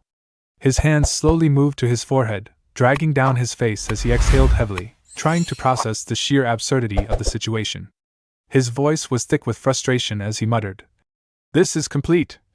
The bosses could just roam around freely. What kind of impossible difficulty is this?" He took another shaky breath before another thought slammed into him. His father. Did he go through this? Was this insane, hellish quest something that even his father had endured? But then, realization struck. His eyes widened for a brief moment before a sharp grin spread across his face. His frustration didn't disappear, but it was quickly replaced with something far more valuable. Determination. His fingers curled into a tight fist, a fire igniting in his gaze as he smirked. Wait, if I'm reviving every time, that means all those torches are actually my lives. He exhaled sharply through his nose. Then, as long as my clear condition is to defeat a being inside a boss room, there's no need for me to actually win against those two. I just have to keep trying until I find a different room. His newfound determination, however, didn't change the brutal reality of the situation. Yet again, he found himself face to face with Tutorial Suho. The cold, unforgiving gaze of his past self locked onto him like a predator fixated on prey. Before Suho could even blink, Tutorial Suho launched forward, his movement faster than a bullet. Suho barely had time to register the incoming attack before the impact obliterated him completely. No trace of his body remained. Again and again, he was revived, only to die moments later. Sometimes, it was baby Suho, floating eerily in the air, his small hand casually flicking his fingers to tear Suho's limbs apart with invisible force. Other times, it was tutorial Suho, ending him in a single, merciless strike. Blown apart. Decapitated. Crushed. Snapped like a twig. His deaths were brutal. Relentless. Ceaseless. But no matter how many times he was ripped apart, Suho gritted his teeth and kept going. It's fine. I can die as many times as I need to. That thought alone kept him moving. If his lives were infinite, then as long as he continued searching, he would eventually find another boss room. But then, another horrifying thought crept in. His breath faltered. His pulse skipped. What if, because of the system error, there are no other boss rooms? That single doubt lodged itself in his mind like a dagger. What if this wasn't just a battle of endurance? What if there was no escape at all? Suho found himself sitting on the floor, his back slumped against the cold stone wall. His breathing was heavy, his body still trembling slightly from the countless deaths he had endured. His fists were curled so tightly that his nails bit into his skin, drawing blood. His mind wasn't just tired, it was being crushed under the weight of a hopeless reality. Infinite lives. Enemies he couldn't defeat. His eyes narrowed, and for the first time, true despair crept into his expression. This is hell. His mind raced as he tried to piece together a way forward. He had faced many impossible situations before, had stared death in the face and survived. But this, a world where he could die endlessly, unable to grow, unable to escape. His teeth clenched as he bit his lip in frustration, hard enough that blood pooled in his mouth. He wiped the blood away with his thumb, staring at the crimson stain on his skin as a memory resurfaced. His own words he had spoken with absolute confidence. If I'm going to get stronger, then I want to be the strongest. His grip on reality tightened. Those words now bind me. A rough exhale escaped him as he ran a hand through his sweat-drenched hair. Damn it! He cursed himself, for feeling weak, for even letting despair crawl into his mind. No. That wasn't him. He wasn't someone who just gave up. If there was no way forward, then he would make one. He lowered his hand to the ground, pressing his bloodied finger against the cold stone. With slow, calculated movements, he began to draw on the floor, using his own blood. His voice was steady, controlled, yet held a dangerous edge of desperation. Fine then. I'll do what I can. I'll draw a path. Every time I die, I'll mark the places I've been. His eyes hardened with resolve. I won't give up. Meanwhile, in the outside world, breaking news spread like wildfire. The Hunters Association had officially prohibited the use of stardust. Reports surfaced revealing that numerous hunters had suffered severe memory loss after consuming the substance. An official investigation had been launched, with authorities tracking down those responsible for its distribution. Then, another shocking revelation. Breaking news: former Vice Guild Master of Reaper Guild, Lee Min-sung, found dead on a mountain. The news headline dominated every media outlet. A hiker had discovered the lifeless body of Lee Min-sung early that morning. The world was in shock. The once praised hero of the hunters, the former celebrity warrior, had been at the center of a massive drug operation. The betrayal cut deep, especially for those who had once admired him. The Reaper Guild released a public statement, pledging full cooperation with the Hunters Association in the investigation. The world was changing. Taijaya sat in the meeting room, his fingers pinching the bridge of his nose as he exhaled a long, frustrated sigh. His mind was drowning in what-ifs, his past failures looping like a broken record. Finally, he lowered his hand and leaned forward, his voice laced with regret as he muttered, "This is all my fault." He clenched his fists, his nails digging into his palm. If only I hadn't lost Lee Min-sung back then, none of this would have happened. Across from him, the chairman of the Hunters Association watched him carefully before speaking in a firm but supportive tone. "Don't be too hard on yourself, Hunter Taijaya." But Taijaya barely acknowledged the words. His thoughts were spiraling, and his frustration only grew sharper as he laced his fingers together in front of his lips. His voice was eerily calm, but his narrowed eyes revealed the storm of thoughts inside his mind. "There are strange details about Min-sung's death." The chairman's brows furrowed slightly. Taijaya continued, his tone low. "When they found his body, his appearance was unnatural. But the thing is, he never had any transformation skills. So how did it happen? Choi, who had been silent until now, finally spoke up, his gaze sharpening. Are you suggesting that Stardust created some kind of new skill? His voice was careful, but there was a noticeable weight behind the words. Taijai gritted his teeth. The pieces of this puzzle didn't fit together neatly, and that fact unsettled him. I can't say for sure, but it's possible. He hesitated for a moment before adding. And there's something else. The room tensed. There was another hunter involved, a man in a black mask. He was fighting Lee Min-sung before his death. Choi's eyes flickered with recognition as he turned his attention fully to him. His voice was steady, but there was a new edge to it. Then that person may have been the one to kill him. The room fell into a tense silence. The chairman remained deep in thought, his expression unreadable. A hunter in a black mask. That detail stuck out to him, like a glitch in the system. His mind raced through possibilities, but nothing concrete formed. Then, Choi reached into his pocket, pulling out a small photograph. His fingers tapped against the image for a moment before he finally placed it down on the table. His tone remained calm, but there was an unmistakable shift in the air. Speaking of which, one of the miners who joined the expedition is now reported missing. The photograph slid across the table. A single name was printed beneath it. Sung Suho. Taijaya and the chairman exchanged looks, their expressions darkening. Choi continued, his fingers tapping against the wood as he spoke, his voice growing more serious. Officially, he's listed as a low-level hunter. But given everything that's happened, there's a strong chance that he's a false ranker.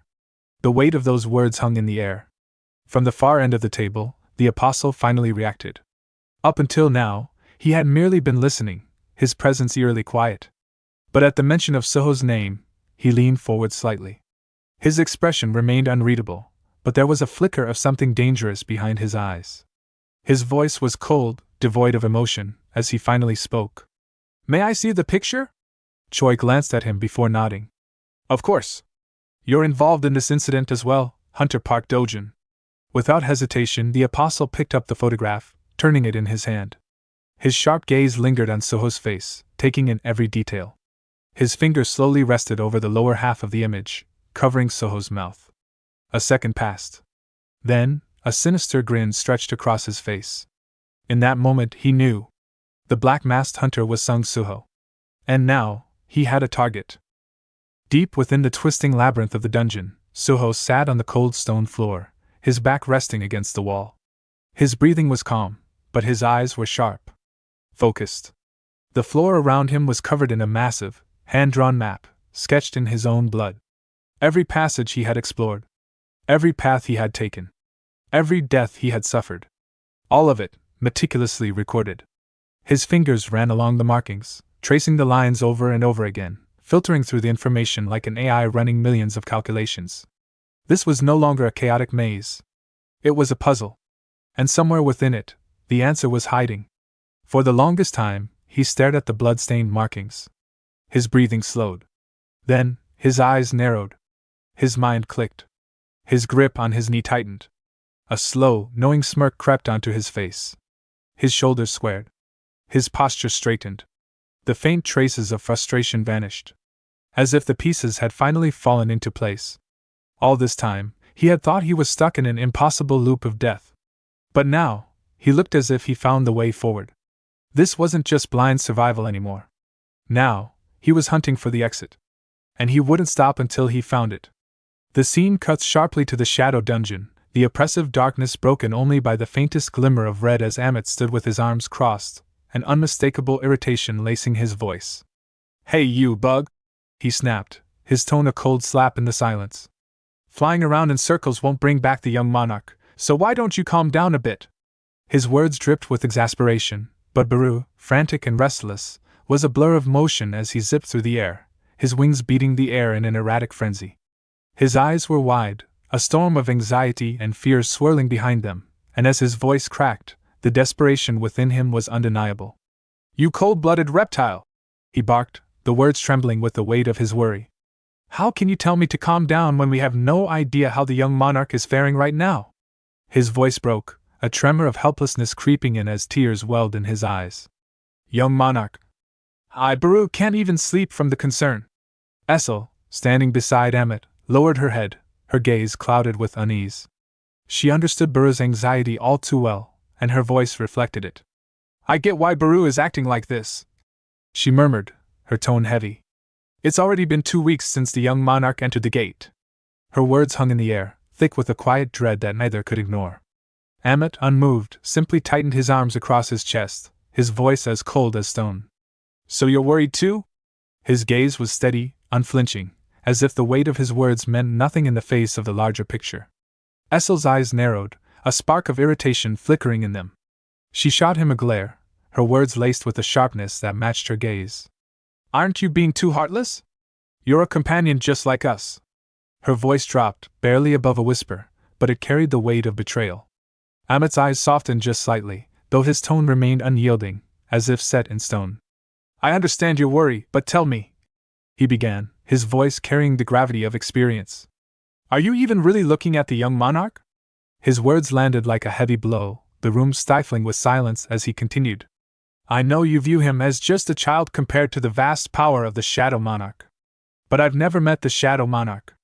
His gaze shifted upward, his thoughts briefly returning to the memories of Suho's relentless training, those grueling days that shaped the young monarch into what he was today. "I've only seen Suho," he said, his voice carrying a quiet pride. "The one who never once uttered a word of surrender, even when his bones were shattered, his flesh torn, and his mind pushed beyond its limits." Amit's eyes hardened with determination, the weight of his certainty in every word. "No matter what trials he faces, he will come out safe." Essel and Burra stood silent, a quiet understanding settling between them.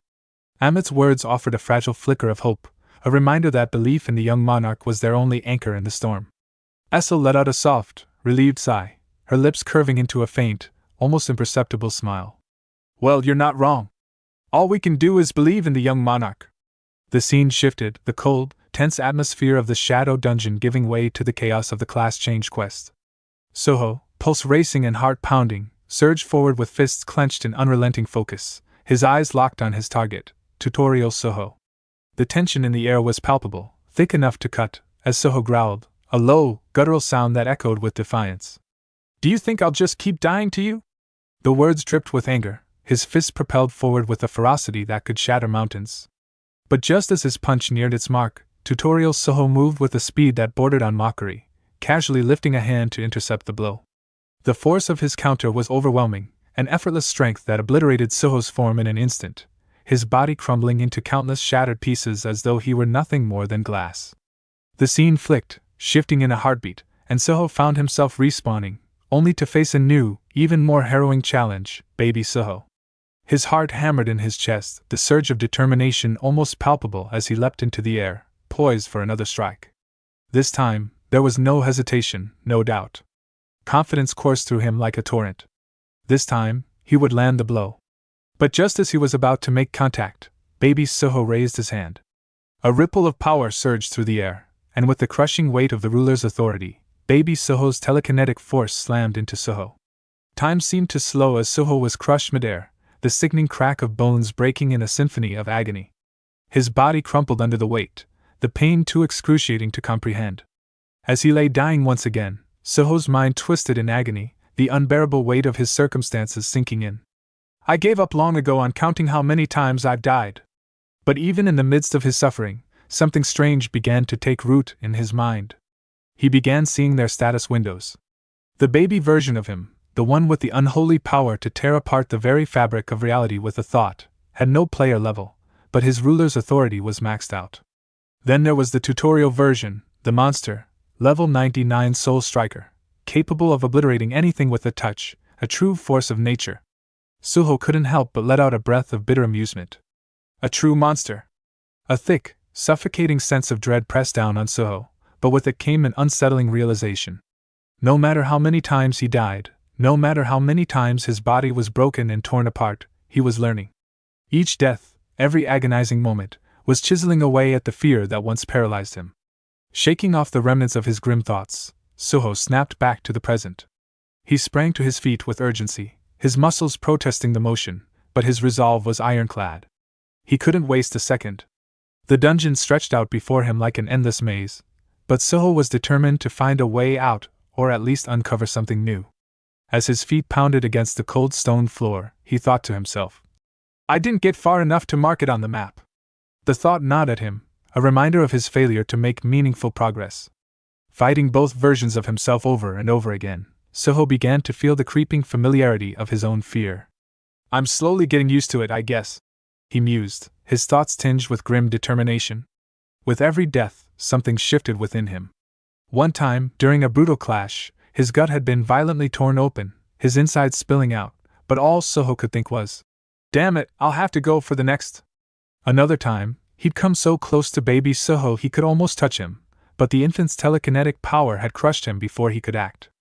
I got closer to you this time, you hear me? He thought, the defiance in his mind a flickering flame against the darkness. But no matter how many times he died, no matter how many ways he perished, something changed inside him. Something was progressing. This feeling should only matter in here. He realized, his thoughts clear despite the chaos of his surroundings. I know I can't take death lightly. I have to fight. I have to survive. No matter the cost. No matter how many deaths it takes. Each challenge was another step forward, another layer of resilience added to his soul. At the respawn point, Suho bent over the map, his blood staining it as he updated it with a grim focus. In the midst of all that, he thought inwardly, I felt myself starting to become more resilient. The map was filled with chaos and uncertainty, but there, in the middle, was a blank space, a part of the dungeon he hadn't yet explored. His finger hovered over it, and with a thoughtful tone, he muttered to himself. Seems like that's the only place I haven't gone so far. With a sharp inhale, Suho's voice hardened with determination. If there's no exit there, he muttered, it means there's no way of finishing the class change quest aside from defeating those two. His eyes burned with a new intensity, a fire stoked by his countless trials. Come to think of it, he thought with a frown. It's strange. I've been running into those two much faster than before. And then it happened. A smirk crept across Suho's face as his eyes narrowed. Just look at this, he thought, a dark amusement curling at the edges of his mind. Here he is again. The baby version of him appeared before him once more, floating serenely in the air, surrounded by his toys like an unsettling puppet master. Suho took in the sight, his eyes sharp, his mind working quickly. It looks like he's trying to stop me from going this way. But Suho had already made up his mind. He'd died too many times, suffered too much to give up now. The thought of retreating was nothing more than a fleeting notion. He charged forward, his body moving with the raw urgency of someone who had nothing left to lose. The ruler's authority uses an invisible hand, he thought quickly. If I surround myself with it as well, will it work as a shield? Drawing on every shred of his willpower, Suho summoned the ruler's authority, surrounding himself with the invisible power. As he closed the distance between him and baby Suho, he felt the clash. His ruler's authority met the baby's in a fierce confrontation. It was a clash of wills, an invisible battle for control. And in that brief moment, Suho saw the raw potential of his power against the infant's overwhelming force. Not wasting a second, Suho darted to the side, narrowly evading a deadly strike that whooshed past him by the thinnest margin. Seizing the opening, he launched himself into the air, soaring over the baby's head, avoiding a direct confrontation. Baby Suho, clearly annoyed by the move, pivoted quickly, his eyes narrowing in irritation. Before he could summon another attack, whether it be with his ruler's authority or his floating toys, Suho acted. With a swift motion, he threw his jacket at the baby. The fabric flew through the air, landing squarely on baby Suho's face, momentarily blinding him and giving Suho the precious seconds he needed to escape. Without hesitation, Suho tore off in the direction of his goal, his heart pounding with a mixture of fear and determination. As he raced through the hallways, his eyes suddenly widened in surprise. There, ahead of him, was the passage he had been searching for, the one place he hadn't yet explored. His heart surged with excitement as he thought. Yes, that's the left passage. The only place I haven't gone so far. Every step felt like a victory, a step closer to the end of this relentless nightmare. Suho sprinted toward the passage, his heart pounding in his chest with a fierce hope. Please let there be something different here. He silently prayed, his every step carrying the weight of his desperation. And as though the universe had heard his plea, there it was, a gate. A third gate, hidden deep within the dungeon, the very one he had been searching for all this time. For a moment, Suho was frozen in disbelief, his eyes widened, his breath caught in his throat as he stared at the gate, unable to comprehend what he was seeing. A smile tugged at the corners of his lips, a surge of victory rushing through him. Just as I thought, he thought. There was another being besides those two. But as the thrill of discovery flickered inside him, a sense of dread began to creep into his chest. Something wasn't right. He could feel it, a cold, foreboding presence that made the hairs on the back of his neck stand on end. The Soul Striker. He could sense him heading toward him with terrifying speed. Suho muttered under his breath, his voice tight with anxiety. Damn it, he's coming! The very air around him seemed to tremble as the Soul Striker raced toward him, his speed blinding, leaving a trail of destruction in his wake. The ground cracked and shattered with every step the Soul Striker took, each footfall sending vibrations through the walls of the dungeon. Suho reached the gate, and without hesitation, he threw himself at the doors, his hands grasping at the cold metal. I have to get through, he thought desperately. If those guys were really stopping me from reaching this gate, then once the Soul Striker arrives, it'll be over. His heart hammered in his chest, and the sound of his frantic breath echoed in his ears. Just as his fingers gripped the door handles, the Soul Striker's aura hit him like a physical force, the pressure suffocating. Suho glanced over his shoulder, meeting the bloodlust radiating from the Soul Striker's eyes. Damn it, he's here already! With a chilling, emotionless calm, the Soul Striker began to close the distance between them, each step deliberate, each movement calculated. Suho could feel the weight of the Soul Striker's presence bearing down on him. And then, with a flash of speed, the Soul Striker lunged toward him, an unstoppable force determined to keep him from entering the gate. Suho's mind raced, his every thought scrambling to find a way to escape. The Soul Striker stretched out his arm, his reach growing longer with each step. Suho's heart dropped as the distance between them closed. He could feel the cold fingers of fate reaching for him. But just as panic began to rise in his chest, an idea sparked in his mind. The Soul Striker can't get through the gate, right? With a surge of energy, Suho pushed the gates open with all his strength. His muscles screamed in protest, but he refused to stop. As the door creaked open, he gasped for air, his mind racing with a frantic plan. The gate will protect me, he thought. Just as the Soul Striker's hand reached the threshold, the cold aura of death almost tangible, in the final instant, Suho slammed the door shut with a force that echoed through the hallways. He stumbled back, breathless, his heart still racing from the near miss. Sweat dripped from his brow as exhaustion overtook him, but there was a flicker of triumph in his eyes. He lowered his head in disbelief, his voice barely a whisper as he said, Finally, I escaped from those bastards. But even as he exhaled in relief, doubt began to creep back into his mind. It's not over yet. His thought flickered to the other two versions of himself, considering them. It's highly likely that the being here is a past version of me. The possibilities flashed through his mind. Maybe it's when I first started the tutorial or when I carried all of the high-grade weapons. His brow furrowed in thought. But if it's either of those, then who could it be? Before he could settle his mind, a cold shiver ran down his spine. Suho instinctively turned, his eyes narrowing as he sensed a presence behind him. From the shadows, another figure emerged, slow but deliberate. His heart skipped a beat as he recognized the shape, a version of himself, yet different. This version of him was more terrifying, colder. His face was as hard and unyielding as the Soul Striker's, his eyes gleaming in unnatural blue, reflecting nothing but pure bloodlust. There was no flicker of emotion, no hints of humanity. Just the chilling, empty gaze of a killer. The figure stepped fully out of the shadows, revealing two high-grade swords clenched in its hands. Power radiated from this version of Suho, overwhelming and suffocating. This was no mere reflection. This was Suho's next challenge, a twisted mirror of his own self. And it was ready for battle. Suho stood face to face with his version from the light novel, an intense aura radiating from the novel's Suho's form. His eyes gleamed a piercing blue, a stark reminder of the strength this version wielded. Our Suho narrowed his eyes, tension mounting within him. It's a version of me using twin swords this time. His gaze traveled over the novel Suho, who stood there with an expression so serious it could freeze the air itself. The tutorial Sung Suho and the baby Sung Suho are versions of me that existed, but this one's holding Raken's fang. His focus shifted to the second sword, and the system notification flashed in front of him. Vulcan's sword, Suho's thoughts sharpened. His other sword is Vulcan's horn. The realization sent a cold shiver down his spine. Was he created due to an error? Suho's fingers twitched as he instinctively checked the status of the novel Suho. His eyes widened in disbelief as the stats appeared before him. What is this? He lowered his head slightly, his lips curling into a smile as he absorbed the information. This is it.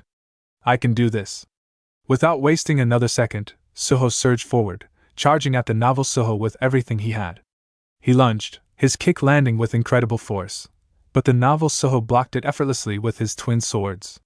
Finally, a worthy opponent, Suho said with a thrilled voice, the challenge igniting something deep inside him. The novel Suho was pushed back, but he didn't lose his footing. Suho grinned, feeling the rush of battle. My level and stats are way higher than his. The system displayed the novel Suho's stats: level 32, strength 75, health 41, agility 41, intelligence 41, sense 41 plus 5. Suho's confidence grew. My strength is especially higher than his, which gives me an advantage. The system then displayed Suho's stats: level 40, strength 128, health 60, agility 49, intelligence 49, sense 54 plus 5. Before he could act on his advantage, the novel Suho's eyes gleamed blue again, and his body shifted into a combat stance. In the blink of an eye, he activated several buffs, his power surging like an unstoppable wave.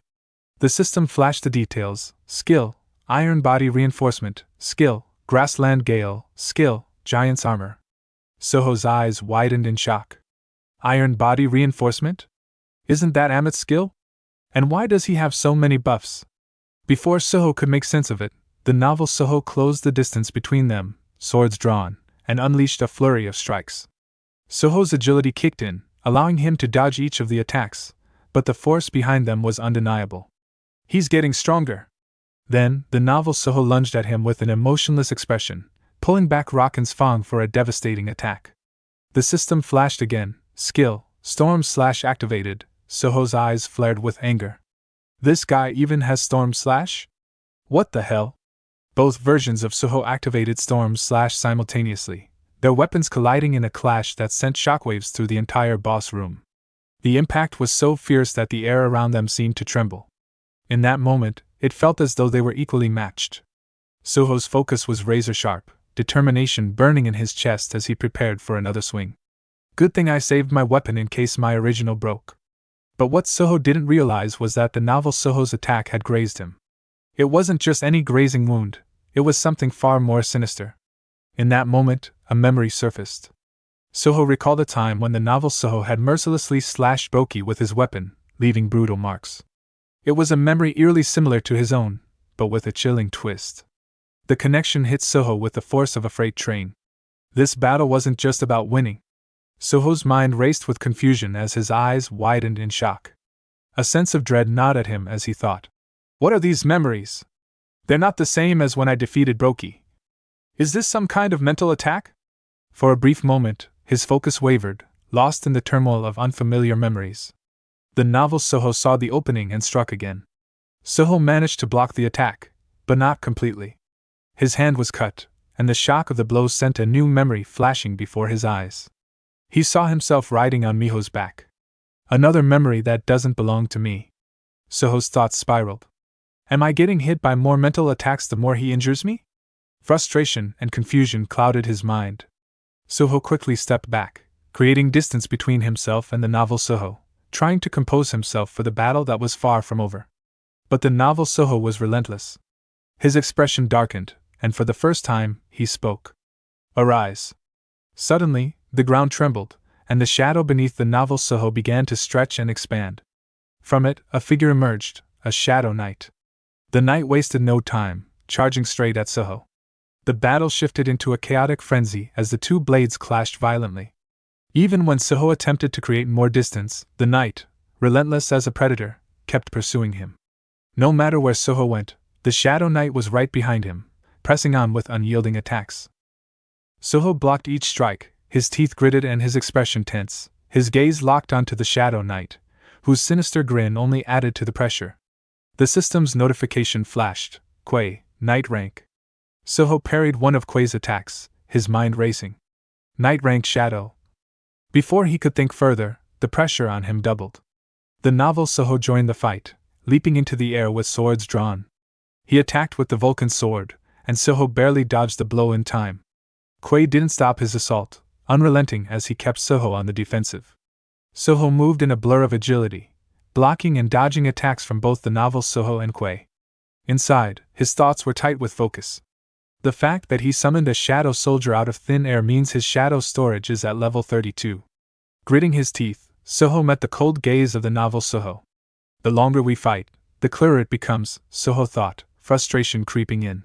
The memories I saw as I fought this version of me were the experiences of another me in a different world. In that world, there was even another version of Baru, and Essel, Gray and Amit. His thoughts rushed on, the weight of the realization pressing down on him. There was another me, managing things smoothly while the system gave me appropriate trials, and I grew stronger each time I passed them. I don't know what glitch caused this version of him to appear here. While Suho wrestled with these thoughts, the Shadow Knight found an opening. With a swift strike, it knocked Suho's weapon from his hands, sending it flying across the room. The knight, seeing his chance, charged at Suho with a sinister smile, blade aimed for his chest. But as the knight attacked, the grin on its face faltered. Suho had blocked the blade, with his bare hands. The edge pierced his palm.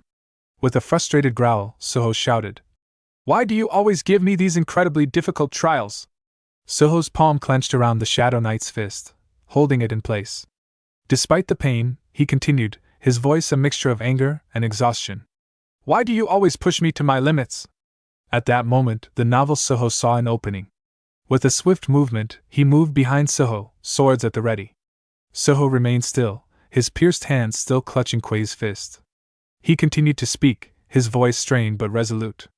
"You never give me trials I can easily clear, and now, you even make me face an inexplicable enemy, forcing me to die hundreds of times."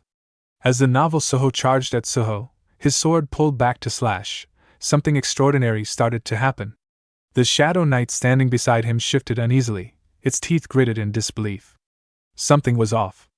The clash was felt throughout the entire boss room, a crackling energy filling the space as the novel Suho's blade met Suho's hand.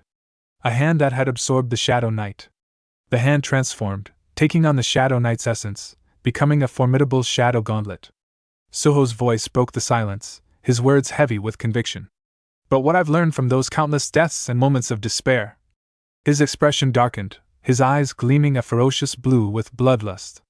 For the first time, a crack appeared in the novel Suho's cold demeanor. His eyes widened in shock. Suho continued, his voice unwavering. "Is that the situation won't improve if I sit down, complain, and give up?" With that, Suho launched a powerful punch, his shadow gauntlet cutting through the air toward the novel Suho. The impact collided with the novel Suho's swords, but Suho didn't stop. He pressed on, delivering a relentless barrage of punches that forced the novel Suho to block, unable to do anything else. It doesn't matter whether the system is glitched or not, Suho thought, adrenaline pumping as the novel Suho adjusted his stance, rotating his sword. Suho's thoughts sharpened. "In fact, I've been using the system all wrong. The system isn't training me, I'm using the system to train myself." Suddenly, the novel Suho swung his swords down in a devastating slash, the force behind it shattering the ground. But Suho was ready. With lightning reflexes, he performed a reverse handstand, narrowly avoiding the attack. Still in the same position, he shifted the shadow weapon from his hand to his leg and pulled it back, preparing for the next strike. "I won't blindly follow the path the system laid out for me anymore," Suho thought, his resolve hardening. The novel Suho's eyes widened as he saw Suho transferring the shadow from his hand to his leg. Suho's mind roared with determination. "I will change my future with my own choices." In a burst of power, Suho brought his leg down with all his might, crashing it into the novel Suho. The impact sent him flying backward, stumbling to regain his footing. But Suho was no longer playing defense. He had control of the fight now. Without hesitation, he charged in with speed unmatched, lunging straight at the novel Suho with everything he had. Suho punched the novel Suho square in the gut. The force of the punch rippled through the room, and a spray of blood shot from the novel Suho's mouth as his sword slipped from his hands. But Suho wasn't done. Without a second's hesitation, he pulled the shadow back into his hand, clenched his fist, and with a roar of raw power, punched the novel Suho again. This time, the force sent him crashing into the wall, the impact so violent that the wall shattered behind him, debris flying in all directions. Shockwaves from the blow rippled throughout the boss room, the air thick with dust and debris. When the chaos settled, the novel Suho lay defeated on the ground, motionless. Suho, panting heavily, held his shoulder, the shadow from his hand beginning to fade. Just then, a system notification flashed in front of him. You have defeated the being beyond the gate. Another system notification appeared before Suho, its words flashing across the screen. A title granted to one who splendidly overcame adversity. Your stats increase in proportion to the amount of health lost. Suho stood tall, staring at the fading form of the novel Suho, his body slowly dissolving into the air like some vanishing nightmare. He exhaled sharply, his chest rising and falling with relief. Finally, it's over, he muttered under his breath. His eyes shifted down to his hand, still covered with the fading shadow, the darkness lingering despite the battle being over. It's not gone yet, Suho thought. But before he could linger on it, another notification flashed before him. Analyzing the player's achievements to grant a suitable class, the player faced an extremely powerful opponent and did not yield. Suho's expression darkened, and he gritted his teeth. Another notification appeared. The player's mind did not break down despite dying hundreds of times. In a situation that did not allow for physical growth, the player achieved mental growth. A third notification followed. Your creativity leads to a positive solution in moments of crisis. No matter how bad it is, your straightforward heart that never gives up influences your surroundings, ensuring the goal is achieved. The final notification popped up. The player is granted the option to choose from 3 classes. Suddenly, 3 orbs appeared in front of him, each radiating a different aura of energy. The tension in the room thickened, and Suho narrowed his eyes as he studied the 3 orbs carefully, his mind racing with thoughts of what this could mean. 3 classes? He thought, his pulse quickening. Let's see what they have in store for me now. The first orb displayed the class, Successor of Shadows. Upon selecting this class, the system would guide him on the best path to become the Successor of Shadows, a solid path, one that would not change his course. The second orb revealed, Soul Striker. This would bestow a hidden class based on the player's past data. However, past stats would not be recovered, and the Shadow skill would disappear. Going back to the past, huh? Suho's mind flared with frustration. The third orb didn't have a name. Instead, it displayed, this is the recommended class based on your traits. It will change into a hidden class depending on your achievements in the class change quest, but the Shadow skill will disappear. Suho stared at the orbs, his emotions bubbling to the surface. The first one, it changes nothing. The second, it's about going back in time. The last one, it's about losing everything and wandering into the unknown. His expression grew darker. The weight of the moment hit him, and for a brief second, his eyes flashed with pure fury. Is this a joke? His anger flared, the tension radiating off him. Are you messing with me? Suho's voice shook with rage. You made me die hundreds of times, put me through hell, and this is the reward you give me, 3 choices. He gritted his teeth so hard it felt like his jaw would break. Suho could feel the heat of frustration burning in his chest. I'm done being pushed around. Without hesitation, he gathered all 3 orbs in one place, the energy swirling and crackling around them. I don't want just one. I want everything. His voice was like a roar as he slammed his hand down on the orbs, merging them into a singular, blinding flash of light. Give it all to me, now! Suho's command rang out as the orbs slowly fused, the light growing brighter and brighter with each passing second. The intensity of the flash became unbearable, filling the entire boss room with an explosive force. In an instant, the entire room was engulfed in a searing light, and Suho stood at its center, resolute. And rang through the air. The class change has been completed. The scene snapped back to the somber depths of the Shadow Dungeon, where Burrow was spiraling into a breakdown. He paced erratically, his wings twitching, sobs racking his body as his voice cracked with despair. My lord, where are you? He cried out, claws digging into the cold obsidian floor, his glowing eyes wild with dread. Nearby, Essel stood frozen, visibly shaken. Taking a tight breath, she crouched beside Burrow, placing a gentle but firm hand on his trembling shoulder. Her voice was soft yet laced with tension. It's been 3 weeks now, and still no trace of the young monarch. This silence is suffocating. Her words lingered in the air like a storm about to break. Burrow slowly turned his tear-streaked face toward Amit, desperation burning in his gaze. Crocodile, please, do you really think the young monarch is all right? Amit remained silent for a moment, rubbing his scaled chin in contemplation. His usual confidence wavered as he replied in a grim, thoughtful tone. Even I didn't expect this kind of disappearance. For him to be gone this long with no sign, no signal. It's unsettling. I have no idea where he is or what might have happened. Behind him, Gray let out a low, guttural growl. His head lowered slightly, his body tense. His expression turned to stone, heavy, unreadable. Then, like a spark cutting through thick fog, Gray's ears suddenly perked up. He straightened, his sharp gaze locking ahead. A portal, radiant and swirling, ripped open in the air right in front of them. From the glowing vortex, Suho stepped through, calm as ever, greeting them with a casual wave and a bright grin. "Yo," he said, his voice light-hearted. "Miss me? How's everyone holding up?" Silence.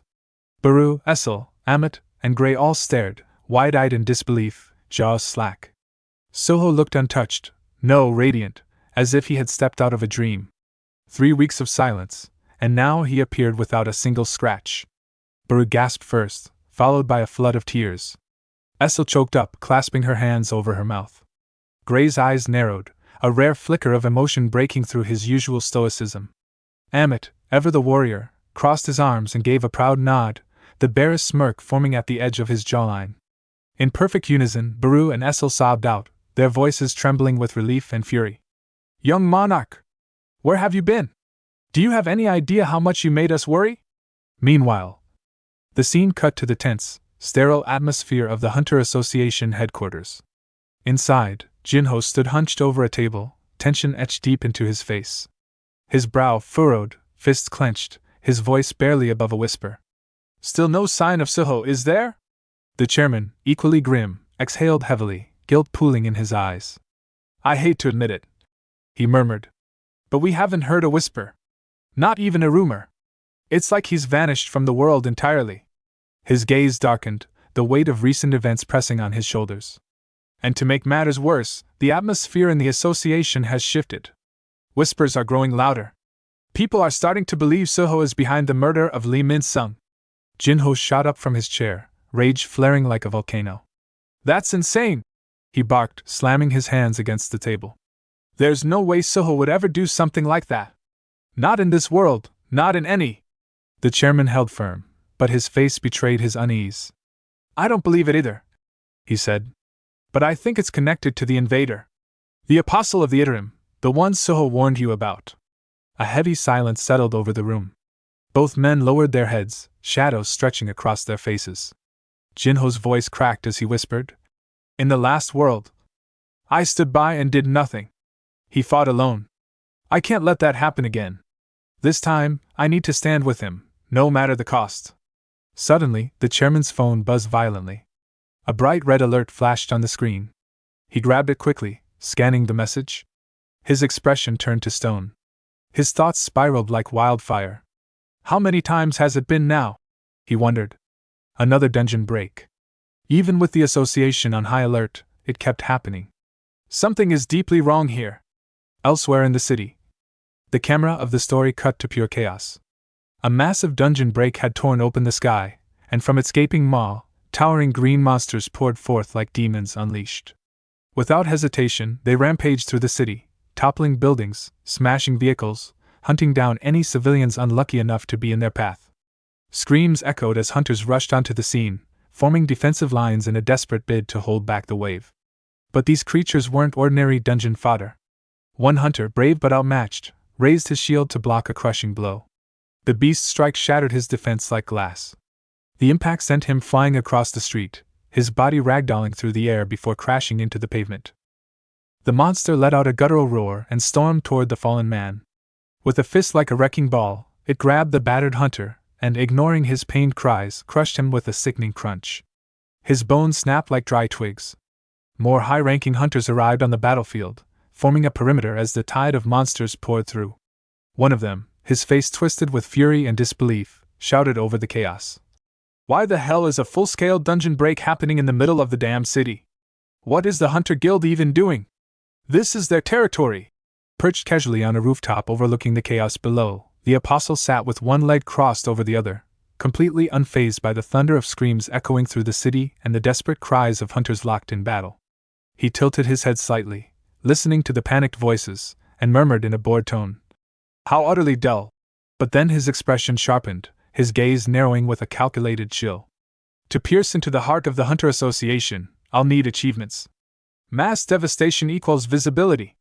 And visibility, that's what the world worships." He smirked, as if recalling an old lesson. "The more carnage, the louder it trends. Once it's trending, it becomes a legacy. I've seen it happen." As the hunters clashed with monsters below, the apostle remained still on his ledge, watching from the shadows like a director overseeing a play. "Humans are peculiar creatures," he mused. "They forget the first man who charges in and dies saving lives. But they'll never forget the name of the one who dominates the spotlight. That's the truth of it." Down in the streets, a high-ranking hunter made his move. With swift, fluid motion, he dashed toward the snarling beast and unleashed a precise slash across its jawline. The blade carved through flesh, and the monster shrieked, letting out a feral, ear-splitting roar that rattled nearby windows. Blood gushed from the wound, and the beast grew even more violent, thrashing in blind rage toward the attacking hunters. Landing gracefully, the hunter spun around and shouted to the others with fierce resolve, "Everyone, form up behind me!" The other hunters instantly recognized him, hope sparking in their eyes. "We're saved!" one of them exclaimed. "It's B-rank hunter Hwang Jae-hyung!" Back on the rooftop, the apostle opened his eyes slowly and brought both hands together, his fingers weaving into a sign. A thick yellow aura crackled to life around him like electricity. He muttered darkly, "A B-rank? How inconvenient! Looks like someone wants to hog the spotlight. But I can't have that. I'm the one writing this show's ending." As the yellow energy pulsed, the apostle extended his will. The monster's eyes flashed with the same yellow hue, total submission. Under the apostle's control, the creature's power spiked violently. In a flash, the monster whipped its massive tail forward like a battering ram. Hwang Jae-hyung's eyes widened just as the tail slammed into him. Blood exploded from his mouth as the sheer impact launched him across the street, his body crashing into a nearby building with a sound like thunder. Debris and smoke clouded the scene as rubble collapsed around him. When the dust finally settled, the B-rank hunter remained motionless at the point of impact. Slumped in the crater, his vision blurred and thoughts spiraled. "What the hell, that mana spike, it skyrocketed out of nowhere!" But the monster wasn't done. It let out another guttural roar and surged forward. With fists like wrecking balls, it pummeled the downed hunter relentlessly. Each blow sent shockwaves through the ground. The brutal barrage rained down from all sides. The hunter's body jerked lifelessly beneath the strikes, his blood splattering across the street like crimson ink on concrete. The surrounding hunters watched in horror, frozen. Just moments ago, they had cheered in relief. Now, they stood paralyzed by dread, unable to process what they were seeing. Their joy had turned to raw terror. One hunter began trembling violently, every muscle locked in fear. His heart pounded in his chest like a war drum. "Damn it," he thought. "I finally scraped enough money together to heal my busted leg. Bought myself a weapon. I thought I could be a real hunter again." But several monsters had already turned their gaze on him. They charged without mercy, closing the distance in seconds. The trembling hunter stood frozen, limbs too stiff with fear to move. "What was I thinking? I'm a D-rank, trying to play hero against magic beasts." He shut his eyes, raising his arms to shield himself from the inevitable death descending on him. But it never came. In a blinding streak of violet light, a figure blurred past him like a bolt of divine lightning. Suho. With an aerial burst, he twisted midair and launched a high-speed kick straight into the face of the charging monster, the impact strong enough to shatter its jaw clean off. The beast collapsed with a sickening thud. The D-rank hunter opened his eyes and blinked, struggling to register what had just happened. Before he could blink again, Suho moved, fast, lethal, like a storm cutting through silence. He darted between the remaining monsters, and with every precise, devastating strike, they dropped one after another. He ended the onslaught in seconds. When he finally landed, it was as if the entire city paused. Suho stood tall. His face was obscured by his signature shadow mask, and his presence radiated bloodlust so thick it made the air feel heavy. The moment the hunter saw him, a flood of memories crashed over him. His jaw dropped in disbelief. "That mask, that guy, isn't he the one who soloed an entire raid before? I thought he was just a D-rank. How did he tear through these monsters like paper?" Raising his hand, Suho summoned a dark energy that surged around him like storm clouds made of pure shadow. His eyes gleamed with an eerie intensity. "Perfect chance. he muttered. To test the skills I earned after the class change. Let's see how they hold up. He looked over the fallen monsters, then lowered his hand with purpose. Arise. A ripple of unnatural energy spread across the battlefield. The shadows beneath the corpses began to shift, pulling free and rising. But it wasn't just one, every monster in the area responded. One by one, their shadows slithered towards Suho like loyal beasts answering a call. He raised his other hand and directed the dark army outward, deploying them across the city like spectral soldiers. The D-rank hunter stumbled backward, unable to comprehend what was happening. What is this? But his words caught in his throat as the shadows suddenly changed course. Instead of spreading destruction, they surged around the fallen hunters, covering them. To his shock, the darkness didn't consume them, it transformed. The shadows morphed around their bodies like liquid armor, cloaking them in sleek, black battle gear. Even their weapons changed, evolving into obsidian blades, bows, and shields forged from shadow itself. Eyes wide, the D-rank hunter looked at the weapon in his hand, a sword now forged from midnight. How am I wearing black equipment? He whispered, his voice laced with awe and fear. From seemingly out of nowhere. Baru suddenly spoke up, his voice tinged with disbelief as he stared at Suho's handiwork. His insectoid eyes widened, and he asked breathlessly. Young monarch, oh wait, are you saying you can now bestow shadow form enhancements on others? Suho remained calm in the eye of the chaos. Turning to Baru with a composed yet serious gaze, he answered with unwavering certainty. No, this isn't a form transformation, he clarified. What you're seeing, these aren't forms. They're items. Categorized distinctly by the system. As if to confirm his words, a digital chime echoed. A holographic system notification materialized in front of them. Item acquired, Shadow Naga Warrior Polearm, grade common type, spear. The D-rank hunter, still gripping the newly formed weapon, glanced at the polearm in his hand with widened eyes. A strange energy flowed through him. His limbs felt faster, lighter, sharper. What is this sensation? My body, has it been enhanced too? One after another, more system pop-ups appeared, displaying the stats of various shadow-crafted gear. Baru's expression shifted from shock to awe. These aren't mere enhancements. His voice trembled with realization. The young monarch is creating items, actual combat gear, using his shadow soldiers. Even the original shadow monarch couldn't do something like this. His gaze softened with admiration as he looked at Suho. So this is the power of the class? The young monarch has awakened into the irregular white shadow. No wonder it defies every convention. Meanwhile, Suho had a sudden thought. His eyes narrowed slightly. Now that I think about it, there's no longer a need to hide my identity. Without hesitation, he reached up and removed his shadow mask. The hunter before him looked stunned as Suho's face was revealed. Calmly, with a slight smile on his lips and a radiant confidence in his stance, Suho turned to the hunter and said, If you're still able to fight. His eyes flicked toward the charging beasts in the distance. Then would you lend me your strength? Far above the battlefield, the apostle finally rose to his feet on the rooftop, a twisted grin stretching across his face as the chaos reached a fever pitch. He's here, he said, his voice laced with anticipation. But his smile quickly faded into a clenched grimace.